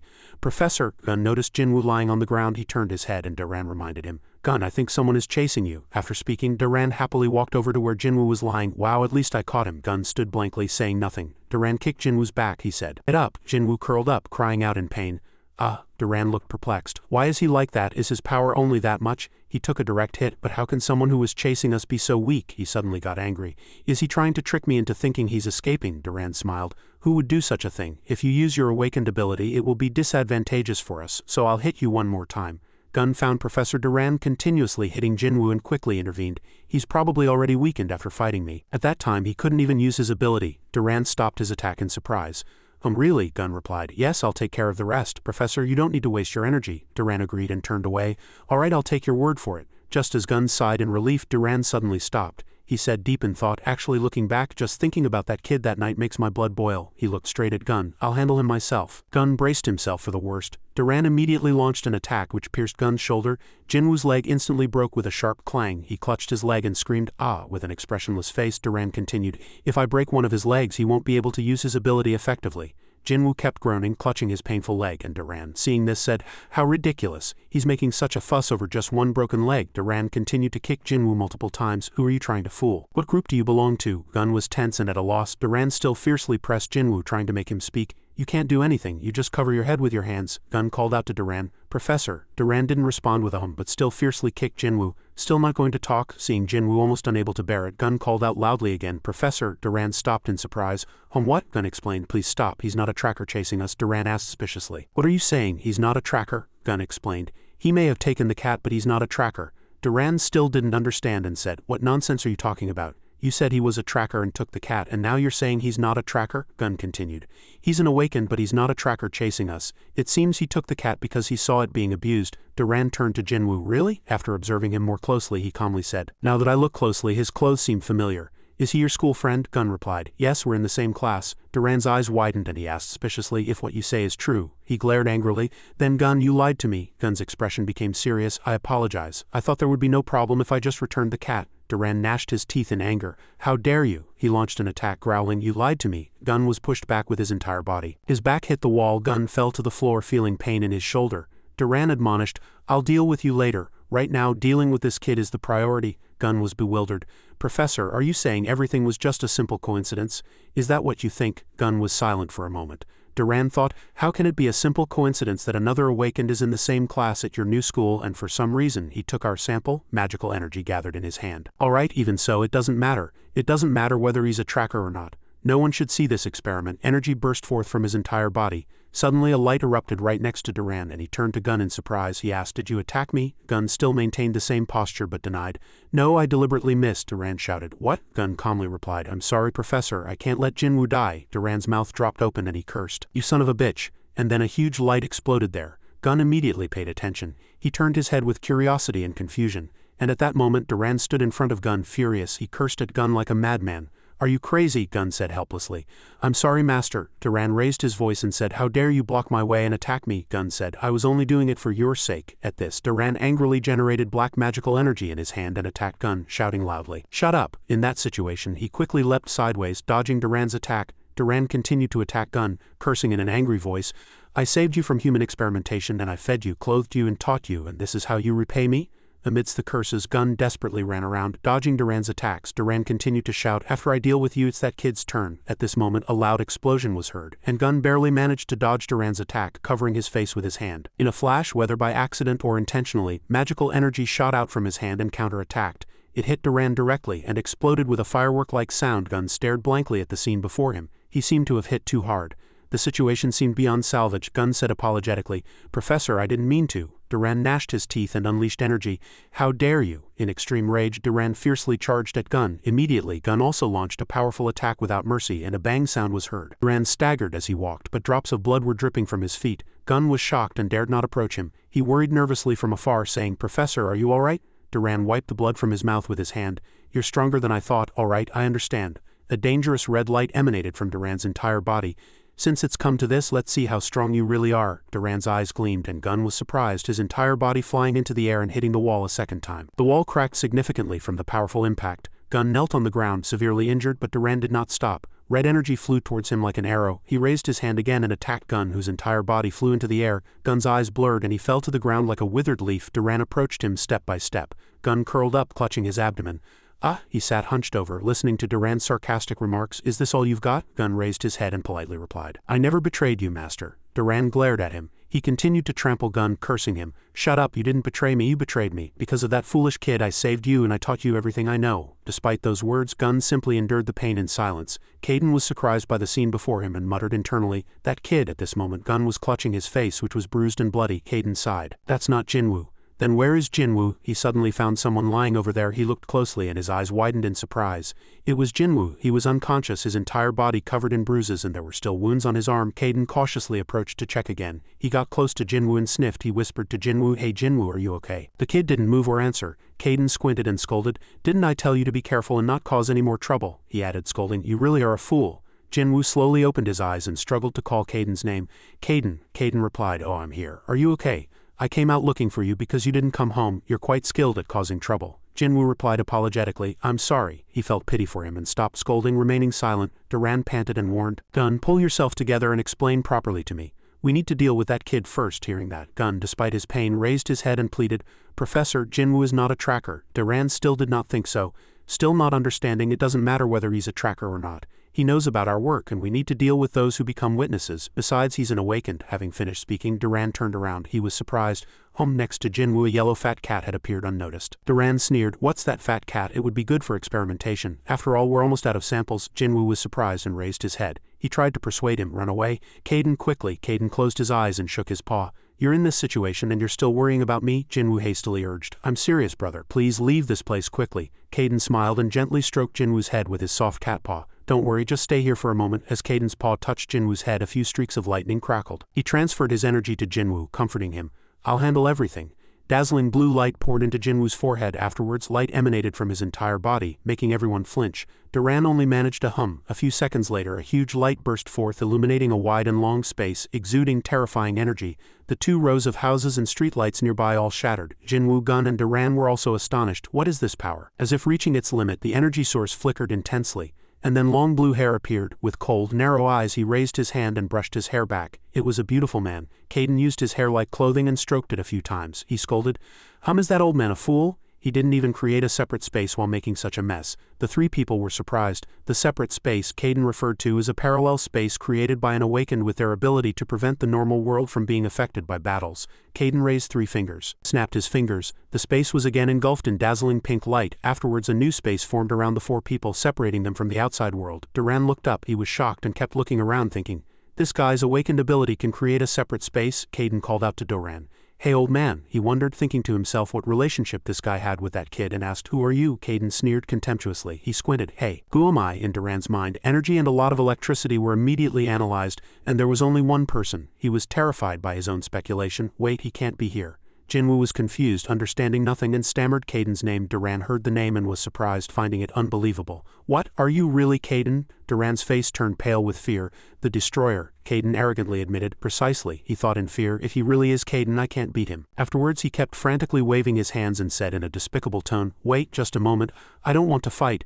I didn't know I was acquainted with that kid. If I had known, I would never have attacked him. I swear I didn't know that kid was so important to you, Professor."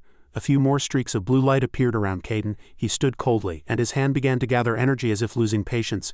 "Hey, old man, won't you shut up? You've been spouting nonsense all this time." His eyes looked at Duran as if he were a dead man saying, "Die." Duran's eyes widened. Without time to react, he landed a blow on Duran. Duran screamed in pain. Jinwoo and Gun were dumbfounded. Light emanated from Duran's entire body, and his face became gaunt like a skull. Duran collapsed and black smoke sizzled from his body. Gun, with one arm injured, said, "Professor." His face was filled with worry. Caden enjoyed watching Professor Duran convulse from the electric shock. "Oops, look at that. He's still alive. I guess I didn't use all my strength." No sooner had he finished speaking, Caden raised his hand and electricity sparked within it. "Then I'll finish him off this time." But suddenly Caden found Gun standing in front of Duran, blocking him. Caden was puzzled. "What do you think you're doing?" Gun had an expression mixed with deep thought and vigilance. "Caden the Destroyer, he is one of the most powerful awakened. People call him the Destroyer because all who block his path have suffered at his hands. He is also cruel, belongs to no faction, and is very reckless." Gun's eyes were filled with curiosity. Yet someone like Jinwoo knows Caden and even interacts with him. Caden got annoyed seeing Gun not answer. "What are you looking at?" "Bark." Gun immediately replied, "I'm sorry, please, please." Gun pleaded with Caden, "Please let my master go, I beg you." Instead of getting angry, Caden spat out words of contempt, cold and sharp as a blade. "Your master almost annihilated you just now, do you know that? And you still want to save him?" Gun said firmly. "Yes, and we had no idea who our master knew." Caden tilted his head slightly, narrowed his eyes, and curved the corners of his mouth into an arrogant, confident, and slightly mocking smile. "Of course you wouldn't know, but unfortunately I know him and what he's done quite well." Sweat beaded on Gun's face, but he stood firm. Caden's eyes sharply followed Gun's expression. Finally he said, annoyed, "Move aside unless you want to die with him." Gun bit his lip. Duran stammered, "Gun, get out of the way." Gun hesitated. "Master." Duran urged him with difficulty, "Hurry up and go." Gun just looked at Duran without saying anything. Caden said firmly, "If you want to die with him, I'll gladly oblige. I don't care." But Jinwoo's voice stopped him. "Caden." Jinwoo gently pleaded, "That's enough, stop it." Caden looked at Jinwoo as if he were an idiot. "What, you think that's enough?" Looking at Jinwoo, who was covered in wounds. Caden continued, "Those bastards did that to you, and you're not even angry or going to get angry. Do you even know what kind of situation you're in right now?" Caden said, pouting, "If I hadn't come in time, that damn guy would have killed you." Jinwoo was silent. He continued, "I warned you, didn't I? This world is different from the one you live in. Awakened can easily become enemies if their opinions differ." Jinwoo quieted down upon hearing that. Then he lowered his head and continued, "I know it sounds really foolish for me to say such things." But he raised his face and said firmly, "But I don't want to do that anymore because of you, sir." Caden glanced at Jinwoo for a moment. Caden seemed to disagree with what he heard. He turned back to Jinwoo. "Do you know who I'm doing all this for?" Jinwoo replied, "Of course I know." Then he continued, Thank you for all the times you've helped me. Jinwoo looked at Caden with loving eyes, but I don't want you to kill because of me. Caden was startled and he continued to persuade him. And Gun is your friend, he tried to save you. He looked at Jinwoo without saying a word, then looked at Gun again. Gun, seeing Caden looking at him, also remained silent without saying anything. He was speechless.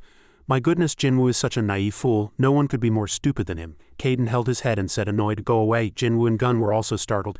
Yes, I've decided to let you two go, he shouted. Get out of my sight, but Caden's eyes held a dangerous glint. If I see you two again I won't let you off. Consider yourselves lucky. There won't be another day like this. Gun hastily helped Do ran up. Thank you, he sat in front of Jinwoo. Are you satisfied now? Jinwoo chuckled. Thank you, Caden. He frowned in annoyance. I swear you're really annoying. Under the sunset, Jinwoo suddenly shouted. Oh, that's right, Caden pouted. What now? Jinwoo said we had to take the cat with us. He was speechless. At Jinwoo's house, Jinwoo lay neatly on the sofa and Caden was treating his wounds next to him. Concentrated his energy in his hand. After a moment, the blue energy disappeared. Gun sighed. Damn it, just as I thought, luckily. My leg is broken, but I treated it with my power so it will heal quickly. The scars will disappear in a day or two and the bone will mend in a few days. Caden sat neatly and let out a deep sigh. I feel like I'm sighing too much because of this guy. Jinwoo saw him and remained silent, but secretly chuckled. He sat with his chin propped up deep in thought with a truly handsome look, but Jinwoo kept chuckling. Hearing the laughter next to him, he asked curiously, Did you hit your head too? Why do you keep laughing? Jinwoo replied honestly, I never knew Caden looked like this. He chuckled and said, You think I'm that fat cat? Jinwoo, flustered, explained. No, sir, you're much cooler than I thought and incredibly strong too. Caden, hearing the praise, smiled with his eyes. Didn't I tell you I'm the best? Jinwoo forced a smile and chimed in. Yes, I know. As he swept his hair back, a shimmering aura emanated from Caden's entire body. Jinwoo's eyes widened and he gazed at him eagerly. At this moment, Gun focused on the cats that had been making noise earlier. They've been like that ever since I got home. What's wrong with them? Jinwoo explained, seemingly unsure. Maybe they're scared now that you're human, sir. He scoffed. But they forgot the one who opened their cans. Suddenly, Gun felt uneasy and his heart raced. He hastily looked up. Caden signaled, Wait. Jinwoo asked worriedly, Why? A green light suddenly emanated from Gun's entire body. Strange, my body. Jinwoo and the cats all watched wide-eyed as the increasingly rich green light illuminated the entire room. Jinwoo hastily covered his eyes with his hand, blinded by the light. When he could see again, he found Caden had turned back into his fat yellow cat form. Both he and Jinwoo were stunned. Gun trembled with immense shock, looking at his cat paws. What? He sobbed, denying reality. Why am I this fat cat again? I didn't do anything. The cats, seeing the yellow cat return, were happy and came closer, rubbing against him as if comforted. Duran slumped onto the sofa in his office. He sighed heavily. Gun asked worriedly. Master, are you all right? Without answering, Duran continued to sigh. Gun, blushing in apology, stammered. I'm sorry, it's my fault. Duran didn't care. It's fine. If I had killed that kid, Caden wouldn't have left me alone. Gun thought again. After a moment he offered, I'll give you first aid. Duran refused, saying, No, it's better to get out of here quickly. He replied, understood. As he gathered documents, several shadows flew across the rooftop of the building. They were jumping over roofs but all headed in the same direction. And a black aura also headed towards one place. Duran was resting, exhausted, but suddenly felt something approaching and opened his eyes in surprise. Duran saw Gun, who should have left, still here. He madly used his ability on him and shouted, How dare you betray me? The attack hit Gun directly and he crashed hard into the wall. Duran shouted furiously, I knew you would betray me. That's why I didn't teach you anything. Gun replied, seemingly not understanding. Master, why are you doing this? He shouted. Shut up. A knock on the door startled both Duran and Gun. Professor Duran. Duran looked back to see a group of strangers outside the door. Who are you all? The elder of the North Sea said in a booming voice. We are from the Awakened Association. We've come to arrest you for conducting illegal research. Duran turned back in anger. Gun, you damn bastard. He raised his hand to launch another attack at him. It's all your fault. If it weren't for you. Suddenly someone stepped forward to block Duran and twisted Duran's arm behind his back, forcing him to the ground. He shouted, Let go. Duran continued to shout at Gun. I'm going to kill that traitor with my own hands. Gun froze and stammered, Master. Duran continued to scold him. It's your fault I couldn't achieve it. Gun watched Duran being dragged away by the people without saying a word, but he was still not satisfied. It's your fault. Shiha ordered them to drag him away and turned to Gun. He said to Gun, You must come with us too. Gun quietly lowered his head, implicitly agreeing. In the company's private room, Jang stared at the tablet screen in her hand. A video was playing and a voice could be heard from inside. It's difficult to confirm since the evidence was erased, but these are traces of Caden using his abilities. Jang was silent. In-hyuk said, The association doesn't know about this yet. Jang replied calmly. Don't let this information leak, she continued. Otherwise there will be big trouble. In-hyuk replied, Yes, miss. What about that kid? Jang was silent again. The computer screen showed Jinwoo's surprised face. The scene shifted and 3 cats were watching a toy fly and return at the same time. Jinwoo was happily playing with the 3 cats, murmuring to himself, So cute. He looked up. Where Caden was staring into the distance, Jinwoo had a big question. He pondered deeply. Why did my body turn back? I used too much power, but this is really strange. If I don't have energy, my body shouldn't be able to turn into a cat, and this change is too abnormal. Gun realized something. Wait, don't tell me. He was stunned and broke out in a cold sweat. I didn't just replicate the appearance of the cat I met, I completely became a cat, not just in looks. Does that mean I've truly become a cat? Gun curved the corners of his mouth slightly. In less than a second, Caden had a self-satisfied expression. My goodness. Impossible. How can I be so great? My power is too perfect. Suddenly, a thought flashed through his eyes. Then why did I turn back into a human? He rubbed his chin with his claws, deep in thought. Suddenly, Gun burst out laughing. Jinwoo and the surrounding cats froze at his actions. Another cat inadvertently woke up from its sleep. Caden shook his body and laughed, thinking to himself, it doesn't matter anyway, what's going to happen will happen. As long as I regain my strength, this kind of thing is a piece of cake. The cat that had just woken up was stunned by Gun's laughter. The black cat quickly lay down, still pretending to be asleep with completely unfeigned acting. Jinwoo asked in surprise, why did you turn back into a cat? Caden smiled mischievously. Because this body is very useful. Then he confidently added, you probably don't even realize how amazing this body is yet. Caden's eyes widened and his mouth dropped open. It was as if he suddenly realized he was about to get caught up in something bad. Looking to his side, Jinwoo was swinging a fishing rod, dangling a cat toy. And so the game began. Caden's feet were numb for a few seconds, unable to move. Then, he rushed forward as if possessed by the toy. His magnificent jump became a terrible fall, and the other cats froze at his intense acting. He didn't give up and charged like a last warrior. His eyes burned and his hands swung. I will not lose. After a terrible fall, when the toy stopped, the fat cat could only sit blankly, captivated by the sight. Overwhelmed by emotion, Caden once again charged with all his might to grab the toy at the end of the fishing rod, and Jinwoo was startled. Gun spun 360 degrees and plopped down, bowing his head. His mind was filled with thoughts, his cheeks were red and his whole body trembled. Foolish. I've completely turned into a real cat. Gun squirmed and struggled, and Jinwoo could only scratch his head helplessly. Jinwoo's gaze fell on the black cat sitting on the sofa next to him. He got off the chair and said, this guy still hasn't woken up, is he injured? Caden also focused on the cat. When I saw him, he had no injuries on his body. He'll probably wake up soon. He's in better condition than when we first brought him in. The black cat here was still cowering, trembling all over. Jinwoo approached, asking curiously, why is he trembling? Is he cold? Jinwoo cautiously moved his hand closer. He stroked the cat's fur, and Caden clicked his tongue, seeing Jinwoo stroking another cat. Jinwoo was still focused on the cat in his hand. Caden breathed a sigh of relief, thinking to himself, it's fine, I'm worried about traces of my power use. Of course, Jinwoo already erased them before leaving, but I'm still worried. He opened his mouth. I'm going out for a bit. Jinwoo replied. Caden continued. I think the awakened around this neighborhood are already on alert. We've caused too much trouble. Jinwoo, hearing that, excitedly said, then I'll go with you. I'm bored staying home all day, Caden said in an annoyed voice. Stay home and rest. You still want to go out after what happened yesterday? Jinwoo laughed foolishly. It doesn't hurt anymore. And with a very strong person protecting me, why should I worry? But he murmured to himself, maybe it's because I'm an awakened. Caden was silent for a moment. He had a superstar-like expression. Jinwoo, has he finally realized how cool I am? Jinwoo responded enthusiastically. Yes, of course. Seeing is believing. How can I deny your power, sir? Caden was very proud of himself. Ha ha ha, this foolish guy, he saw it right, Jinwoo continued. And that old man, as soon as he knew who you were, he got scared and ran away immediately. He sat there, giving a thumbs up. I want to be like you, sir, he shouted. Please teach me how to get stronger. Suddenly Caden heard something. Jinwoo, completely bewildered and not understanding anything, asked, why? I just noticed the phone ringing continuously. A call. He answered the phone. Hello, the other party replied. May I speak with Mr. Su? Jinwoo replied. Yes, this is he. Who is this? The other party continued. My name is Ji-Yu-In-He. I have something to say. Do you have a moment? Jinwoo stroked the cat, asking again as if he didn't understand. It's a story I can't understand. In-He explained. Well, I could say I want to give you some advice. Jinwoo asked suspiciously. Advice? Why would I need advice? At that moment, Caden fell deep in thought. In-He emphasized information about awakened people, and as Jinwoo listened, he broke out in a cold sweat and became disoriented. The surprise continued. A person kept saying, anyway, I think it's better to talk in person. I'm already at your house, Jinwoo shouted. What? He immediately looked back at the front door with In-He, without knowing when he had arrived. A man in a blue suit stood there. In-He, still focused on the call, wanted Jinwoo to believe him that he hadn't come to fight. If he had wanted to hurt him, he wouldn't have taken the time to contact him like this.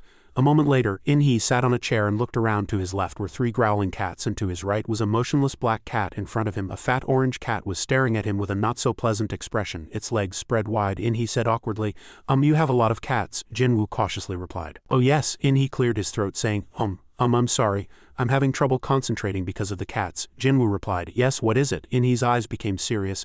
Then I'll be frank. He clasped his hands together and said seriously, I want to be your helper so you can get used to life as an awakened. Jinwoo couldn't believe his ears. My helper? In-He continued. Yes, we recently investigated your situation, he said. I apologize for acting without your permission, but please understand that we are also in a difficult situation right now. Anyway, our job is to monitor awakened individuals. What he received was a displeased look from the fat orange cat. Caden thought to himself, their job is to monitor awakened people? Whose territory is this? So many things have happened that I didn't even think about it before. Jinwoo cautiously asked. I'm sorry, but are you an awakened too? In-hee smiled. Yes, he clasped his hands together and immediately some energy appeared in that space. Kaden and Jinwoo's jaws dropped at the stream of wind flowing from In-hee's palms. A big question arose in Kaden's mind. That guy can control wind. Does that mean this area is under Yu Jian's control? Elsewhere, Jang, deep in thought, gazed into the distance as if about to make an important decision. Kaden frowned. He said nothing, thinking quietly. Yu Jian, famous as an awakened who uses wind. Rumor has it she lives somewhere nearby, but I didn't realize she was this close. In-hee sat facing Jinwoo, extending his hands forward and controlling a small wind vortex between his palms. Jinwoo looked at him with wide eyes. Wind? In-hee smiled and continued to control the wind. Yes, my awakened ability is to control wind. I can use my power to my advantage in any situation. In-hee retracted his hands and the small wind vortex gradually weakened and disappeared into the air. Jinwoo's eyes sparkled with wonder and excitement. Wow, that's amazing. He then spoke excitedly about his awakened ability. I can move very quickly. As In-hee heard that, he paused and looked at him in surprise. Kaden also glanced at Jinwoo, his face frowning and flustered at what he had just heard. In-hee burst out laughing, and Jinwoo was still bewildered, not understanding why everyone was reacting that way. Haha. Kaden said nothing, thinking to himself, what a fool, why is he telling him his ability? In-hee smiled and looked at Jinwoo. He confidently speculated, convinced that this guy was a rookie. It seems you've only just realized your abilities. Jinwoo was slightly flustered to hear that. How did you know? He continued, awakened individuals try to hide their abilities. Jinwoo became even more flustered, his words trailing off. But you showed your ability first. He was still sitting on the sofa with Jinwoo and Kaden, clasping his hands together and leaning slightly forward. My awakened ability is quite common, and what I showed you is only a part of my power. Showing it to you won't harm me. In-hee smiled, looking at Jinwoo, and continued, but for someone like you who relies on super speed, everything is different. That kind of ability is more impressive when kept hidden, he continued. And at the same time, In-hee's words made Jinwoo gloomy, and a shadow of sadness fell over his eyes, making it less impressive. Ah, he fell into quiet, heavy thought. Is that why I couldn't get the upper hand on Ji-Yuin? Ji-Yuin's professor even aimed for my legs to prevent me from using my power. In-hee looked directly at Jinwoo, the corners of his mouth turned up, there was a dangerous look on his face.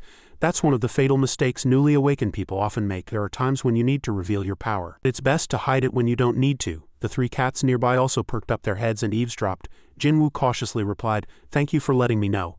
In-hee thought he had said everything he needed to and prepared to stand up. I must go now, I'll contact you again soon. The purpose of our meeting today was simply for me to meet you and introduce myself. Before he could stand up, Jinwoo stammered and interrupted. I have a question, he hurriedly asked before the other person left. Why do you want to help me? In-hee did not reply immediately. He smiled slightly. Only then did he slowly say that teaching awakened people how to use their abilities was a basic responsibility of territorial leaders. This was an old tradition of awakened individuals. If awakened abilities were exposed to the normal world, big problems would arise. He closed his eyes and smiled, continuing, and of course we don't want that to happen in our area. Also, we don't want an awakened person to go down the wrong path. Jinwoo nodded slightly. I see. He then immediately stood up and prepared to leave. Don't worry. We will support the most basic aspects. I will contact you soon. Jinwoo immediately stood up to see In-hee off after hearing that. Oh yes, goodbye. The moment In-hee turned around, he suddenly sensed a dark energy flow from behind him. The source of that power came from Kaden. He glared at In-hee with cold, threatening eyes, and In-hee involuntarily broke out in a cold sweat. After In-hee left, Jinwoo was still sitting in the chair, eyes downcast, deep in thought. He had maintained a worried expression throughout the conversation. A trickle of sweat ran down his cheek. Kaden, what should I do now? Kaden lay beside him, letting out a long sigh. What do you mean, you just have to live your life as an awakened now? To be honest, I didn't want you to enter that world, but you've already discovered your abilities. Jinwoo reluctantly scratched his cheek and replied awkwardly, Ah. Kaden looked at him and sighed again. You were careless, so you have to pay the price. Seeing that he was still worried, he continued to reassure him.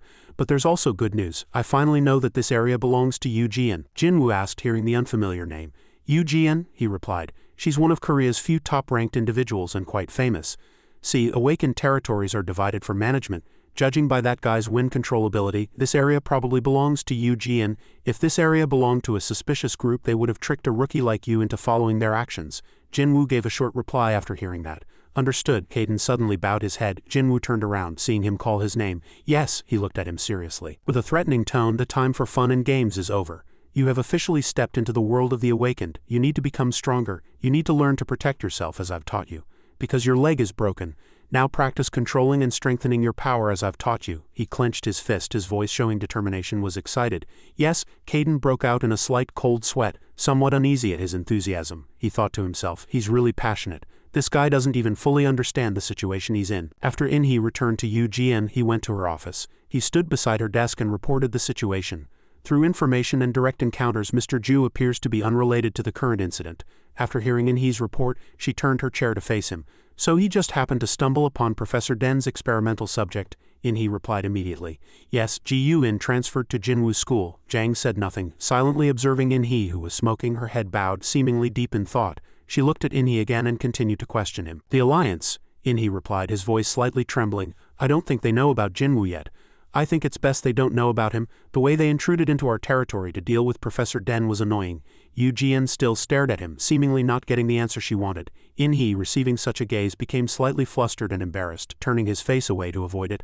I think we should protect him too. She was slightly puzzled to hear that. Ah, he continued, he's a kind child, he seems to have a very warm heart. Jang remained silent, looking at In-hee somewhat helplessly. The morning sunlight seeped into Jinwoo's house through the window, bringing the familiar freshness of morning. Caden sat on the sofa, eyes closed, feeling the energy radiating around his body. He suddenly squinted and looked around. In front of him, 3 cats were still huddled around a food bowl, eating. He could only watch them gobble down their food helplessly. After watching for a while, bored, Caden turned his gaze away. Jinwoo was standing near the door, wearing his backpack and lacing up his shoes, getting ready for school. He turned around and waved slightly. I'm going to school. Caden did not reply, nor did he turn his head. He mumbled to himself, Go you. After Jinwoo left, Caden and the 3 cats were still munching on their food. He suddenly shouted loudly at them, and the 3 cats stopped eating and turned to look at him. You guys, stop eating so much. Do you want to become like me? Yes. That morning in the apartment complex on his way to school, Jinwoo limped along with crutches in one hand, his leg heavily bandaged. As he walked, he constantly blamed himself. What happened to Ji-Yun? He couldn't shake off his worried thoughts. He continued to walk. He got hurt because of me, and he even fought with his professor. Is he okay? Behind him, Yu Ji-Wook's 3 friends followed with their usual arrogant demeanor. One of them frowned and said in a displeased tone, What's that? The green-haired man in the middle pointed directly at Jinwoo. Isn't that the guy from last time? The black-haired man next to him immediately nodded, saying firmly, Yes, that idiot. Seeing Jinwoo's limping gait, the green-haired man continued to ask, Did he break his leg? All 3 of them smiled at him contemptuously at the same time. Which class is this guy in at school? The morning sunlight softly illuminated the windows of each classroom. In Jinwoo's classroom, morning assembly was proceeding as usual. Just then he entered with a limping gait, immediately drawing the attention of the entire class. He looked around the classroom searching for Ji-Yun, but when he couldn't find him, he fell into gloomy thought. Ji-Yun didn't come to school. He began to blame himself, remembering the last incident. Ji-Yun was helping him up and his body was covered in wounds. Jinwoo staggered to his seat. Suddenly a voice echoed from the front of the classroom. Here he is here. Jinwoo glanced at the source of the voice, and the 3 arrogant people who had been following Jinwoo that morning were entering. The man at the very front looked directly at him. You didn't think you'd meet us again, did you? Jinwoo looked at them, bewildered. They laughed arrogantly and said in a scornful tone, You don't remember us. Jinwoo was still bewildered, staring at them with wide eyes. Who are you guys? At Jinwoo's confused appearance, they looked at him helplessly. The green-haired man sighed in boredom, his voice growing rougher. Damn it, how dare you ignore us? Only then did Jinwoo remember the identities of the 3 people in front of him. Oh, the green-haired man walked directly towards Jinwoo without hesitation, frowning and growling. You remembered, where's that stupid guy? Whispers began to be heard around them, and he bit his lip, somewhat displeased. Jinwoo broke out in a cold sweat in fear. He suddenly couldn't take it anymore. Turned around, shouting loudly, and everyone turned their heads. The whispers stopped. What are you all looking at? Jinwoo stood surrounded, unable to say anything. The green-haired man turned back to him, bowed his head, sneered, and stared directly at him. Jinwoo trembled in fear. Oh, you broke your leg? Does it hurt? You won't be able to run away this time. Before Jinwoo could react, he kicked Jinwoo's leg hard. Jinwoo lost his balance from the sudden pain and fell back slightly. He knelt and fell to the ground. He gripped his crutch, his only support, with trembling hands. Seeing his struggle, they laughed amusedly. Does it hurt? You're already hurting from just this much? Jinwoo looked up at them with a worried expression, a drop of sweat trickling down his cheek. One of them continued, This is just the beginning. He kicked Jinwoo hard again, sending him crashing into a table. Jinwoo tried to get up, but the 3 boys still stood arrogantly before him, laughing loudly. That guy's flying, fellas. Jinwoo rubbed his aching leg and thought to himself, What should I do? Normally I would have dodged, but not with this leg. Jinwoo turned his gaze to look at them. Behind them, numerous students had gathered, whispering. But no one stepped forward. Everyone just stood there, awkwardly avoiding eye contact, as if afraid of getting involved. That familiar sight suddenly pulled Jinwoo back into an old memory. In front of him, then too, was an indifferent crowd. They did nothing but just stare at him. He was a small child sitting on the floor at the time, looking around with fearful eyes, desperately wishing for help. Everything faded, and he returned to reality. The green-haired man didn't give Jinwoo a chance to collect himself. Quickly grabbing his shirt collar and yanking it hard, he pulled Jinwoo to his feet, clenched his fist, and prepared to strike. This is enough. Now get ready to change your pants. As his fist flew towards Jinwoo's face, Jinwoo's eyes widened in surprise, but he quickly tilted his head, dodging the attack. This action startled the 3 arrogant boys. The green-haired man, having lost face to Jinwoo, forcefully suppressed his anger, his face turning red. He kicked Jinwoo's leg one more time, dodging again. Jinwoo stumbled backward in pain. He lost his balance from the kick and fell. He lifted his foot and with all his might kicked Jinwoo's face squarely in the middle as Jinwoo lay there. While Jinwoo was down, all three in their fury continued to stomp on him. Why don't you dodge this? Dodge this again. Do you think this is a game? After beating him to their heart's content, they stopped, panting. Huff huff. The green-haired man bent down to Jinwoo. With a smirk he said, we were bored with nothing to do, but thankfully seeing you makes going to school every day enjoyable.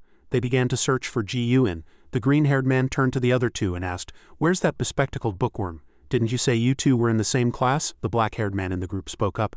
But he's not here. They're definitely in the same class. While they were still talking about Ji-Yun, Jinwoo, slightly angered, struggled to crawl up. If that guy were here now, he'd be getting a good beating. Should I come back next time? Jinwoo's face was covered in bruises and he thought deeply without saying a word. Memories of Ji-Yun flooded Jinwoo's mind. The time Ji-Yun stood firm, extending his hand forward to use his power to protect Jinwoo, muttering inwardly, I can't let Professor kill Jinwoo. That day's scene was deeply etched in Jinwoo's heart. That memory gave him strength and he hunched over and stood up, biting his lip tightly. As Jinwoo struggled to his feet, the three arrogant boys stared blankly at him. Huh? That guy looks like he's ready for round 2. The black-haired man raised his hand, ready to deliver another attack. You idiot, if you don't want to keep getting hit, just stay still. With a loud thud, the green-haired man looked up in surprise, his eyes filled with fear. Just then, Jinwoo delivered an unexpected blow to the black-haired man's abdomen. The two standing nearby looked on in wide-eyed shock, unable to believe what they were seeing. Jinwoo, filled with a desire for revenge, thought to himself as he struck him, Ji-Yun is the only friend who protected me.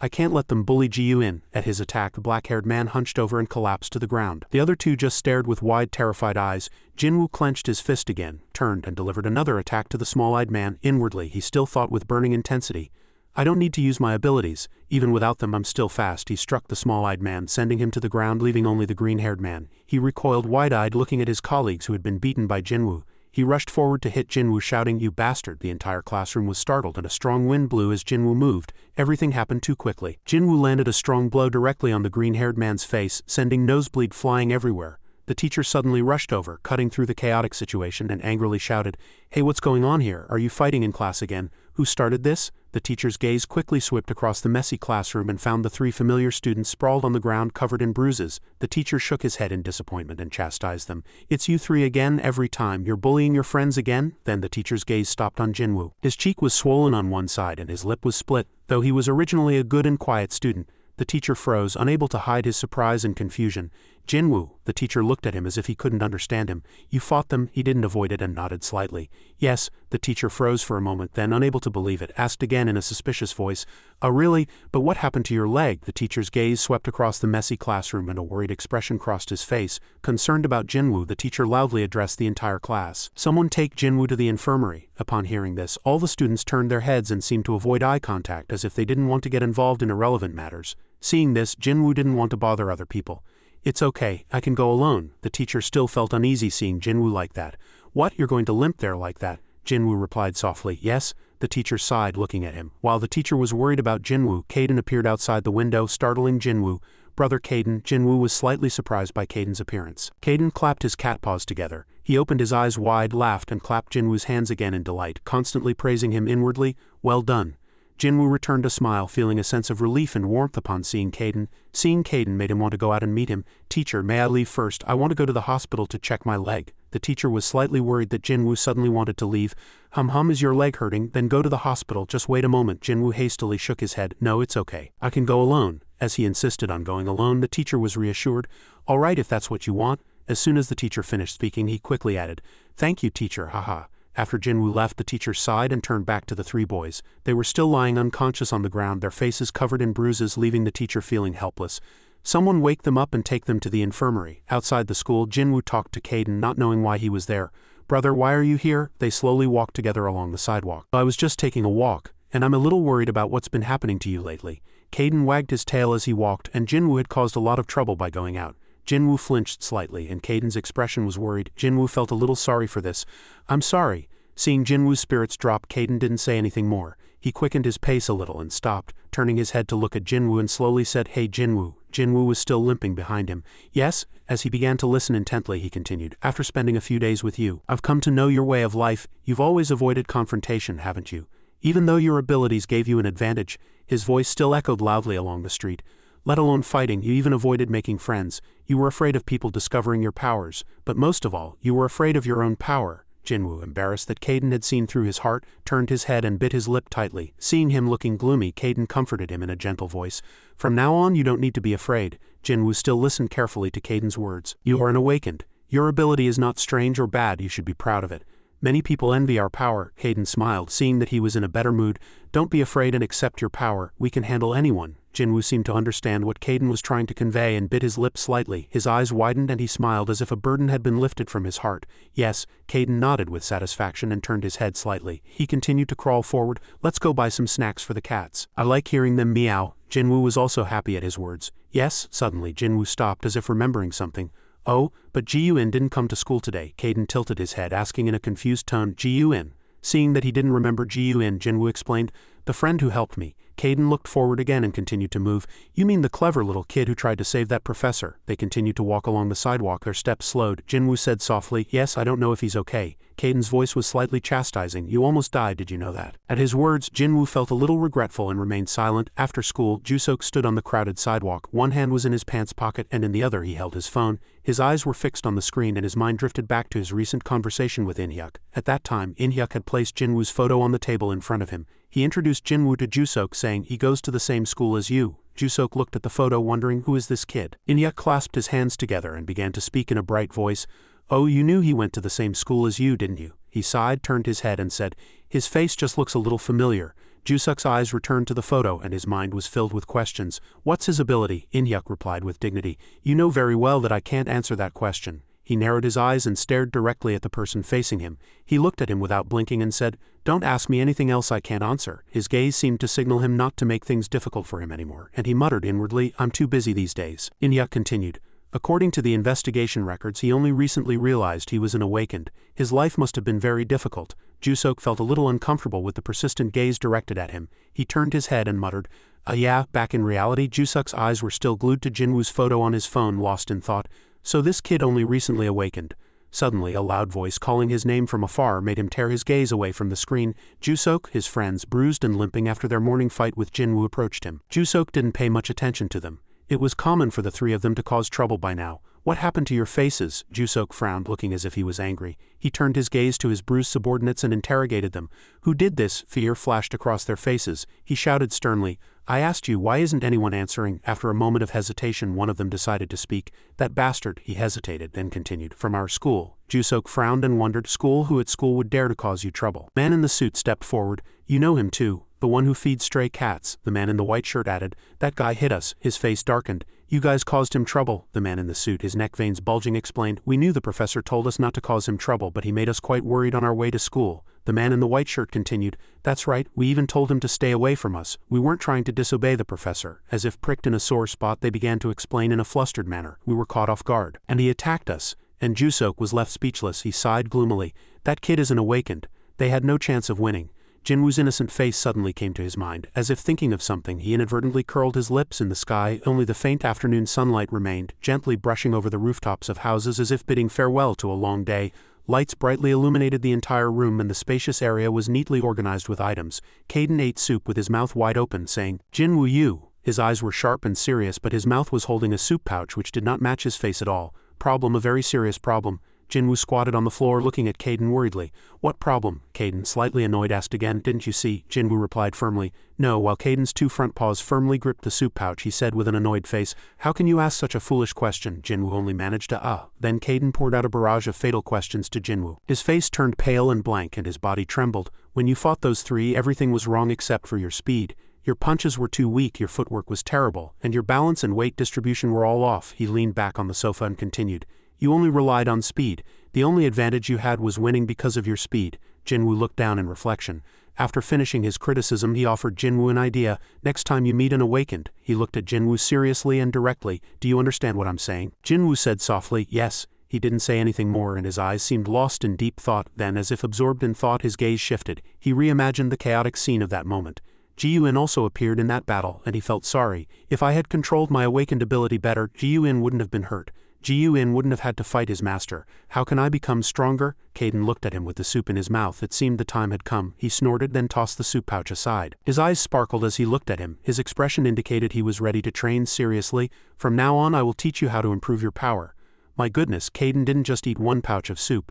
2 pouches were already in his stomach. Jinwoo asked again. Improve my power, he said triumphantly. Yes, until now I've only taught you how to develop and control your awakened ability. From today I'll teach you fighting techniques too, understood? Jinwoo's eyes widened and he said excitedly yes. Jinwoo's voice didn't seem to satisfy Kaiden's ears. Kaiden spoke louder and clearer. Jinwoo answered Kaiden with all his might. Yes. A moment later a banging sound echoed in the room. It continued nonstop. It was Jinwoo. He had protective bandages tightly wrapped around both hands and was continuously punching a sandbag. His eyes were filled with determination. Kaiden's voice echoed, focus on your goal. Your legs are fully healed, so don't use that as an excuse to be lazy. Don't stop and listen. Most awakened develop their power by focusing on their awakened ability. A moment later, Jinwoo's face was drenched in sweat. Kaiden continued to speak to him, making him more energetic. They focus on their awakened ability. So their physical abilities will improve over time, but I think you need to find a balance between physical ability and awakened ability. You shouldn't be satisfied with your power. Instead, you need to train your physical body, Kaiden continued. Your awakened ability is a physical ability. So learning fighting techniques is important. It will help you use your healthy body efficiently. Jinwoo didn't stop, but he looked tired. He gasped, panting with his mouth open. He's very fast. So learning basic fighting techniques will greatly enhance his ability. Focus. The basic punches you practice will make you stronger. His speed gradually slowed over time. Kaiden noticed it and shouted, what are you doing now? Are you slacking off? No one will pity you for being tired. Your opponent will see that weakness and use it to their advantage, Kaiden consoled. I know it's still too early, but this is still interesting information. He began to teach Jinwoo higher-level techniques. Use the method I taught you before. When you throw a punch, make a massive energy source flow from your chest to your arm. In your imagination, clench your fist tightly and unleash a terrifyingly powerful force forward. Just before contact, inject energy into your fist to deliver a destructive blow. Jinwoo, exhausted, drank water and sweat poured down like rain. The chances of success are low, but I have to try to see how far I can go. He stood up, determined. As he took his stance, Kaiden smirked. Go on, try it. His eyes sharpened. He clenched his fist and power began to move through his arm, concentrating everything into this strike. Kaiden smirked, seemingly not quite believing. This could be a small goal for him. Jinwoo punched the sandbag squarely, and the sandbag bent as if hit by a tremendous impact, flying far away. Kaiden's eyes widened and his mouth dropped open as he looked at Jinwoo, but he couldn't say anything for a long time. Meanwhile, Jinwoo also stood blankly, unable to believe what had just happened. After being hit by that punch, the sandbag lay prone on the floor emitting smoke. He couldn't say anything, but it looked truly pathetic. Jinwoo looked at Kaiden with sparkling eyes, excited. Is this how it's done? Kaiden was still recovering from the shock he had just received, breaking out in a cold sweat. Kaiden stared at the sandbag with wide eyes, then stammered a confirmation to Jinwoo. I guess so. Jinwoo looked at his arm, excited. My punches got faster and stronger when I did as you said, master, he shouted excitedly. Kaiden, you're amazing, Kaiden, still in shock, replied softly. Aha. Jinwoo looked at Kaiden, overjoyed, and showered him with praise. You're a truly wonderful teacher. You're amazing, Kaiden. Kaiden grinned, unable to close his mouth.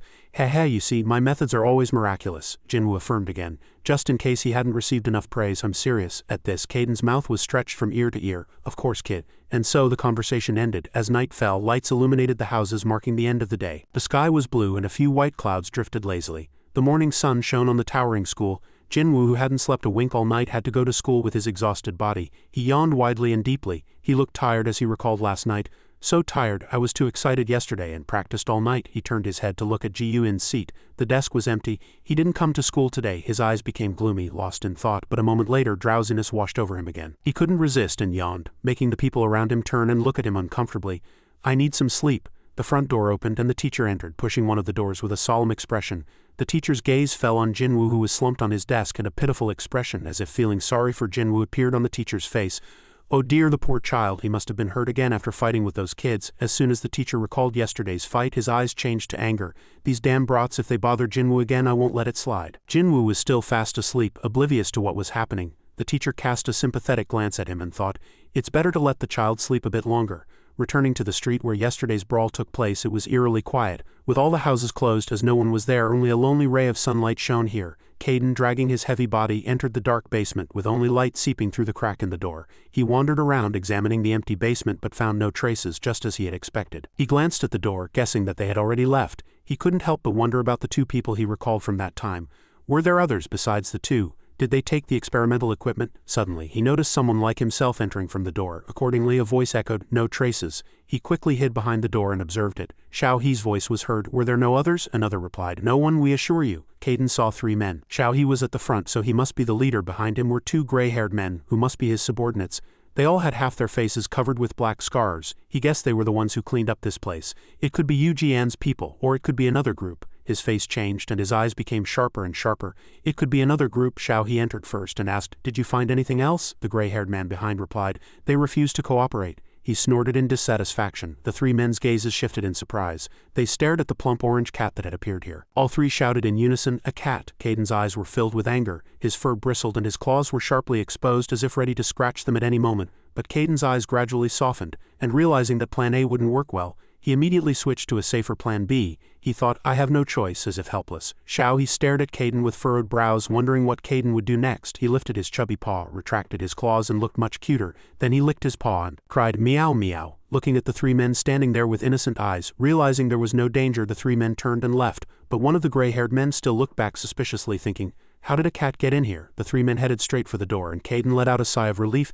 "Damn it, these damn bastards, do they think I'm dead meat?" The gray-haired man, not knowing any better, threw this remark at Caden.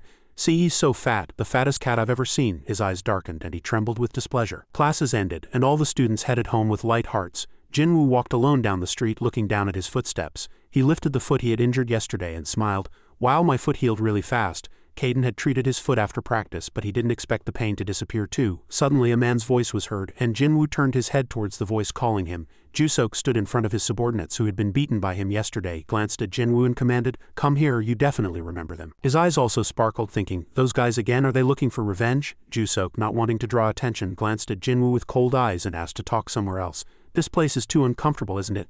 Jusok walked away and the subordinates behind him smirked at Jinwoo. "Jinwoo is dead." Jusok turned his face away and glared with loving eyes, reminding his subordinates, "You guys stay here." In an instant the subordinates' faces stiffened. "What? Why?" Jinwoo also followed Jusok. His hand firmly gripped his bag strap and he wore a worried expression. The two walked in silence, leaving the three behind dumbfounded. The two stopped at a secluded construction site where the sound of the passing wind could be heard clearly, making it quiet. The two stood facing each other and Jusok broke the silence, speaking, "Oh, it's really quiet and nice." Jinwoo looked straight at him and asked calmly, "Do you want to fight?" Jusok tilted his head and smirked. "Of course, you did that to my friend, so I can't just let you go, can I?" His face was cold. "Your friend attacked first and they hurt my friend too." His face became solemn. "I'm sure they did. I understand." Jinwoo sighed as if a heavy burden had been lifted. "Then we don't need to fight," Jusok retorted.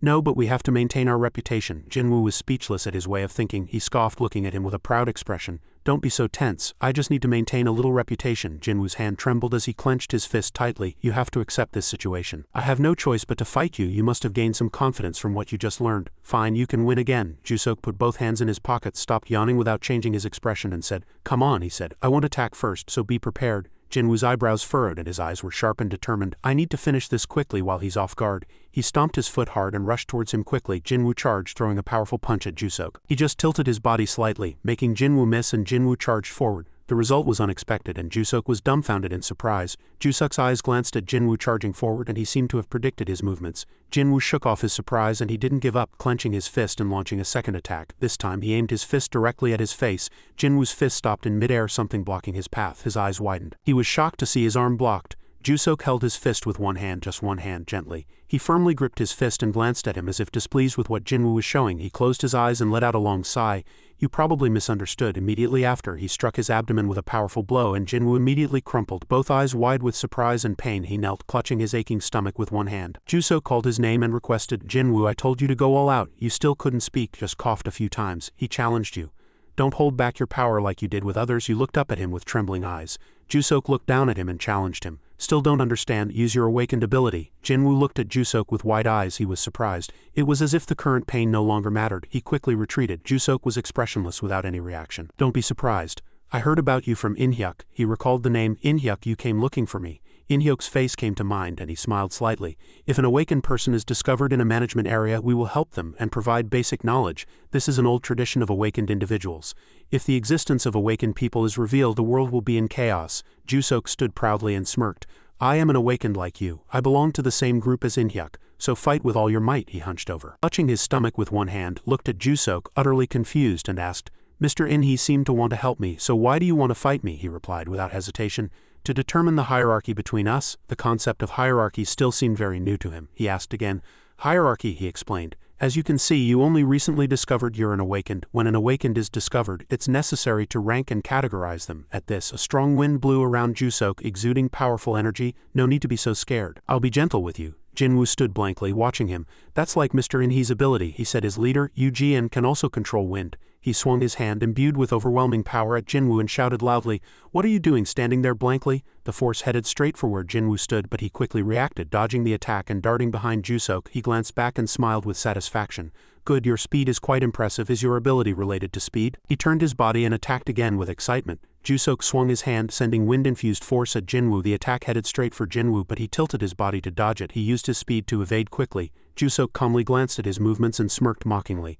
No other abilities. He used the speed of light to dash behind him in just 3 steps. "It's over." He concentrated power in his hand and then decided to punch him. "I'll draw speed from my chest and generate power through my fist, just as Kaden told me." As Jinwoo was about to hit Jusok, he calmly displayed a nonchalant expression, as if he had anticipated his intentions. Jinwoo attacked powerfully, aiming for his back. Suddenly, Jusok vanished from his sight. His hand swung uselessly to the side, and suddenly he appeared behind him. He looked at Jinwoo with a sly smile. Before Jinwoo could understand what was happening, he was punched directly in the back. He glanced back and screamed in pain, startled. Jinwoo's entire body was thrown backward. His mouth agape, eyes rolling, he was gripped by fear. Jusok sent Jinwoo flying and he crashed into a nearby parked car. He approached him with satisfaction. Jinwoo lay collapsed, trembling incessantly. "I'm not the only one who can move fast. My awakened ability is to control wind." He charged at Jinwoo again, swift as an arrow. "I can use it to move quickly." Jinwoo glanced in pain, but his face was now much more tense. He quickly moved sideways, trying to evade him, but surprisingly his speed was faster than Jinwoo's. In an instant he was behind him. He clenched his fist and punched Jinwoo with a decisive blow. Jinwoo took every single hit. He stumbled, stamping his feet hard to regain balance. Jusok launched another attack, giving him no time to catch his breath. Jinwoo was flustered, his body trembling, but his mind raced. "Oh no, I have to dodge," but unfortunately he glanced at his leg and it was already causing problems. "My leg." Jusok's fist headed straight for his face. His leg was injured, so he couldn't move. He could only close his eyes tightly and accept his fate, but no, after a tense wait, the wind brushed past him, lightly touching his face. He opened one eye and saw Jusok's hand stopped in front of his face. Curious, his face was filled with surprise. He stopped. Just by seeing Jinwoo's expression, he understood what was happening. "Hey Jinwoo, did you hurt your leg?" Jinwoo stammered in surprise again. "Ah yes." He stroked his head with his hand and sighed helplessly. "Damn it, I didn't want to hit someone who's injured." Jinwoo stood blankly, saying nothing. He put his hands in his pockets and left casually. As he left, he looked at Jinwoo. "How disappointing. That's enough for today." Jinwoo watched his retreating back and his voice drifted from afar. "Let's fight again when your leg heals." He stood there blankly. The sad evening sun shone on his bowed head, adding to his misery. "I'm still weak." In an office as dark as a haunted house, Mr. In-hee sat in a chair, his eyebrows barely meeting, with a glum expression. It seemed something annoying and incomprehensible had happened. Opposite him, Jusok looked quite flustered by Mr. In-hee's bullet-like gaze, his eyes darting sideways evasively. It wasn't hard for Mr. In-hee to get angry at that expression, and he gritted his teeth, clenching his fist and slamming it hard on the chair, growling, "Jusok, what do you think you're doing? I clearly told you not to." Jusok still mumbled lazily with a sullen expression. This time was different. "He hit my friends. I couldn't just let that go," Mr. In-hee said, as if he didn't care at all. "I'm already too angry, you jerk." He glared at his dumbfounded younger brother in front of him. He gritted his teeth and chastised him. "Stop it, that's just an excuse for you to start a fight. Did you think I wouldn't know?" Suddenly, Mr. In-hee's eyes became calm. He sighed and continued speaking. "That kid is different from you. You were cherished from birth, lived the life of an awakened, and received proper training. But to him, that power was like a curse," he continued. "That kid avoided everyone. He couldn't live a normal life." At this, Jusok looked at Mr. In-hee seriously. He asked lazily, "Was it that bad?" He closed his eyes in deep thought and nodded softly. "Yes," he continued to explain. "While checking his resume, I was very surprised to learn that he moved every year. But it wasn't because people discovered his abilities. Rather, he was careful because he didn't want anyone to know about his abilities. So no one knew he was an awakened." He suddenly looked at Jusok seriously. "That kid is the one you chose to show off to. Jusok, you're truly useless." Jusok was at a loss for words upon hearing that. He returned to his earlier sullen expression. Mr. In-hee sighed deeply in disappointment. "What are you trying to do? The president said she wouldn't let it slide this time if she found out." He leaned back in his chair and he replied nonchalantly, as if his parents would fix everything. "How would my sister know? I didn't do anything serious. He's fine. Just don't tell her. She gets too sensitive when this topic comes up." Mr. In-hee heard that and defended the beautiful woman. "Do you know why she has to be so strict with herself? The president holds an important position in the association, so she's always been strict with herself." Jusok continued with an indifferent expression, and he immediately gave Mr. In-hee some leeway, saying that Alice was still unmarried at that age and locked herself in the office working all day. "What kind of life is that?" Suddenly he was blank.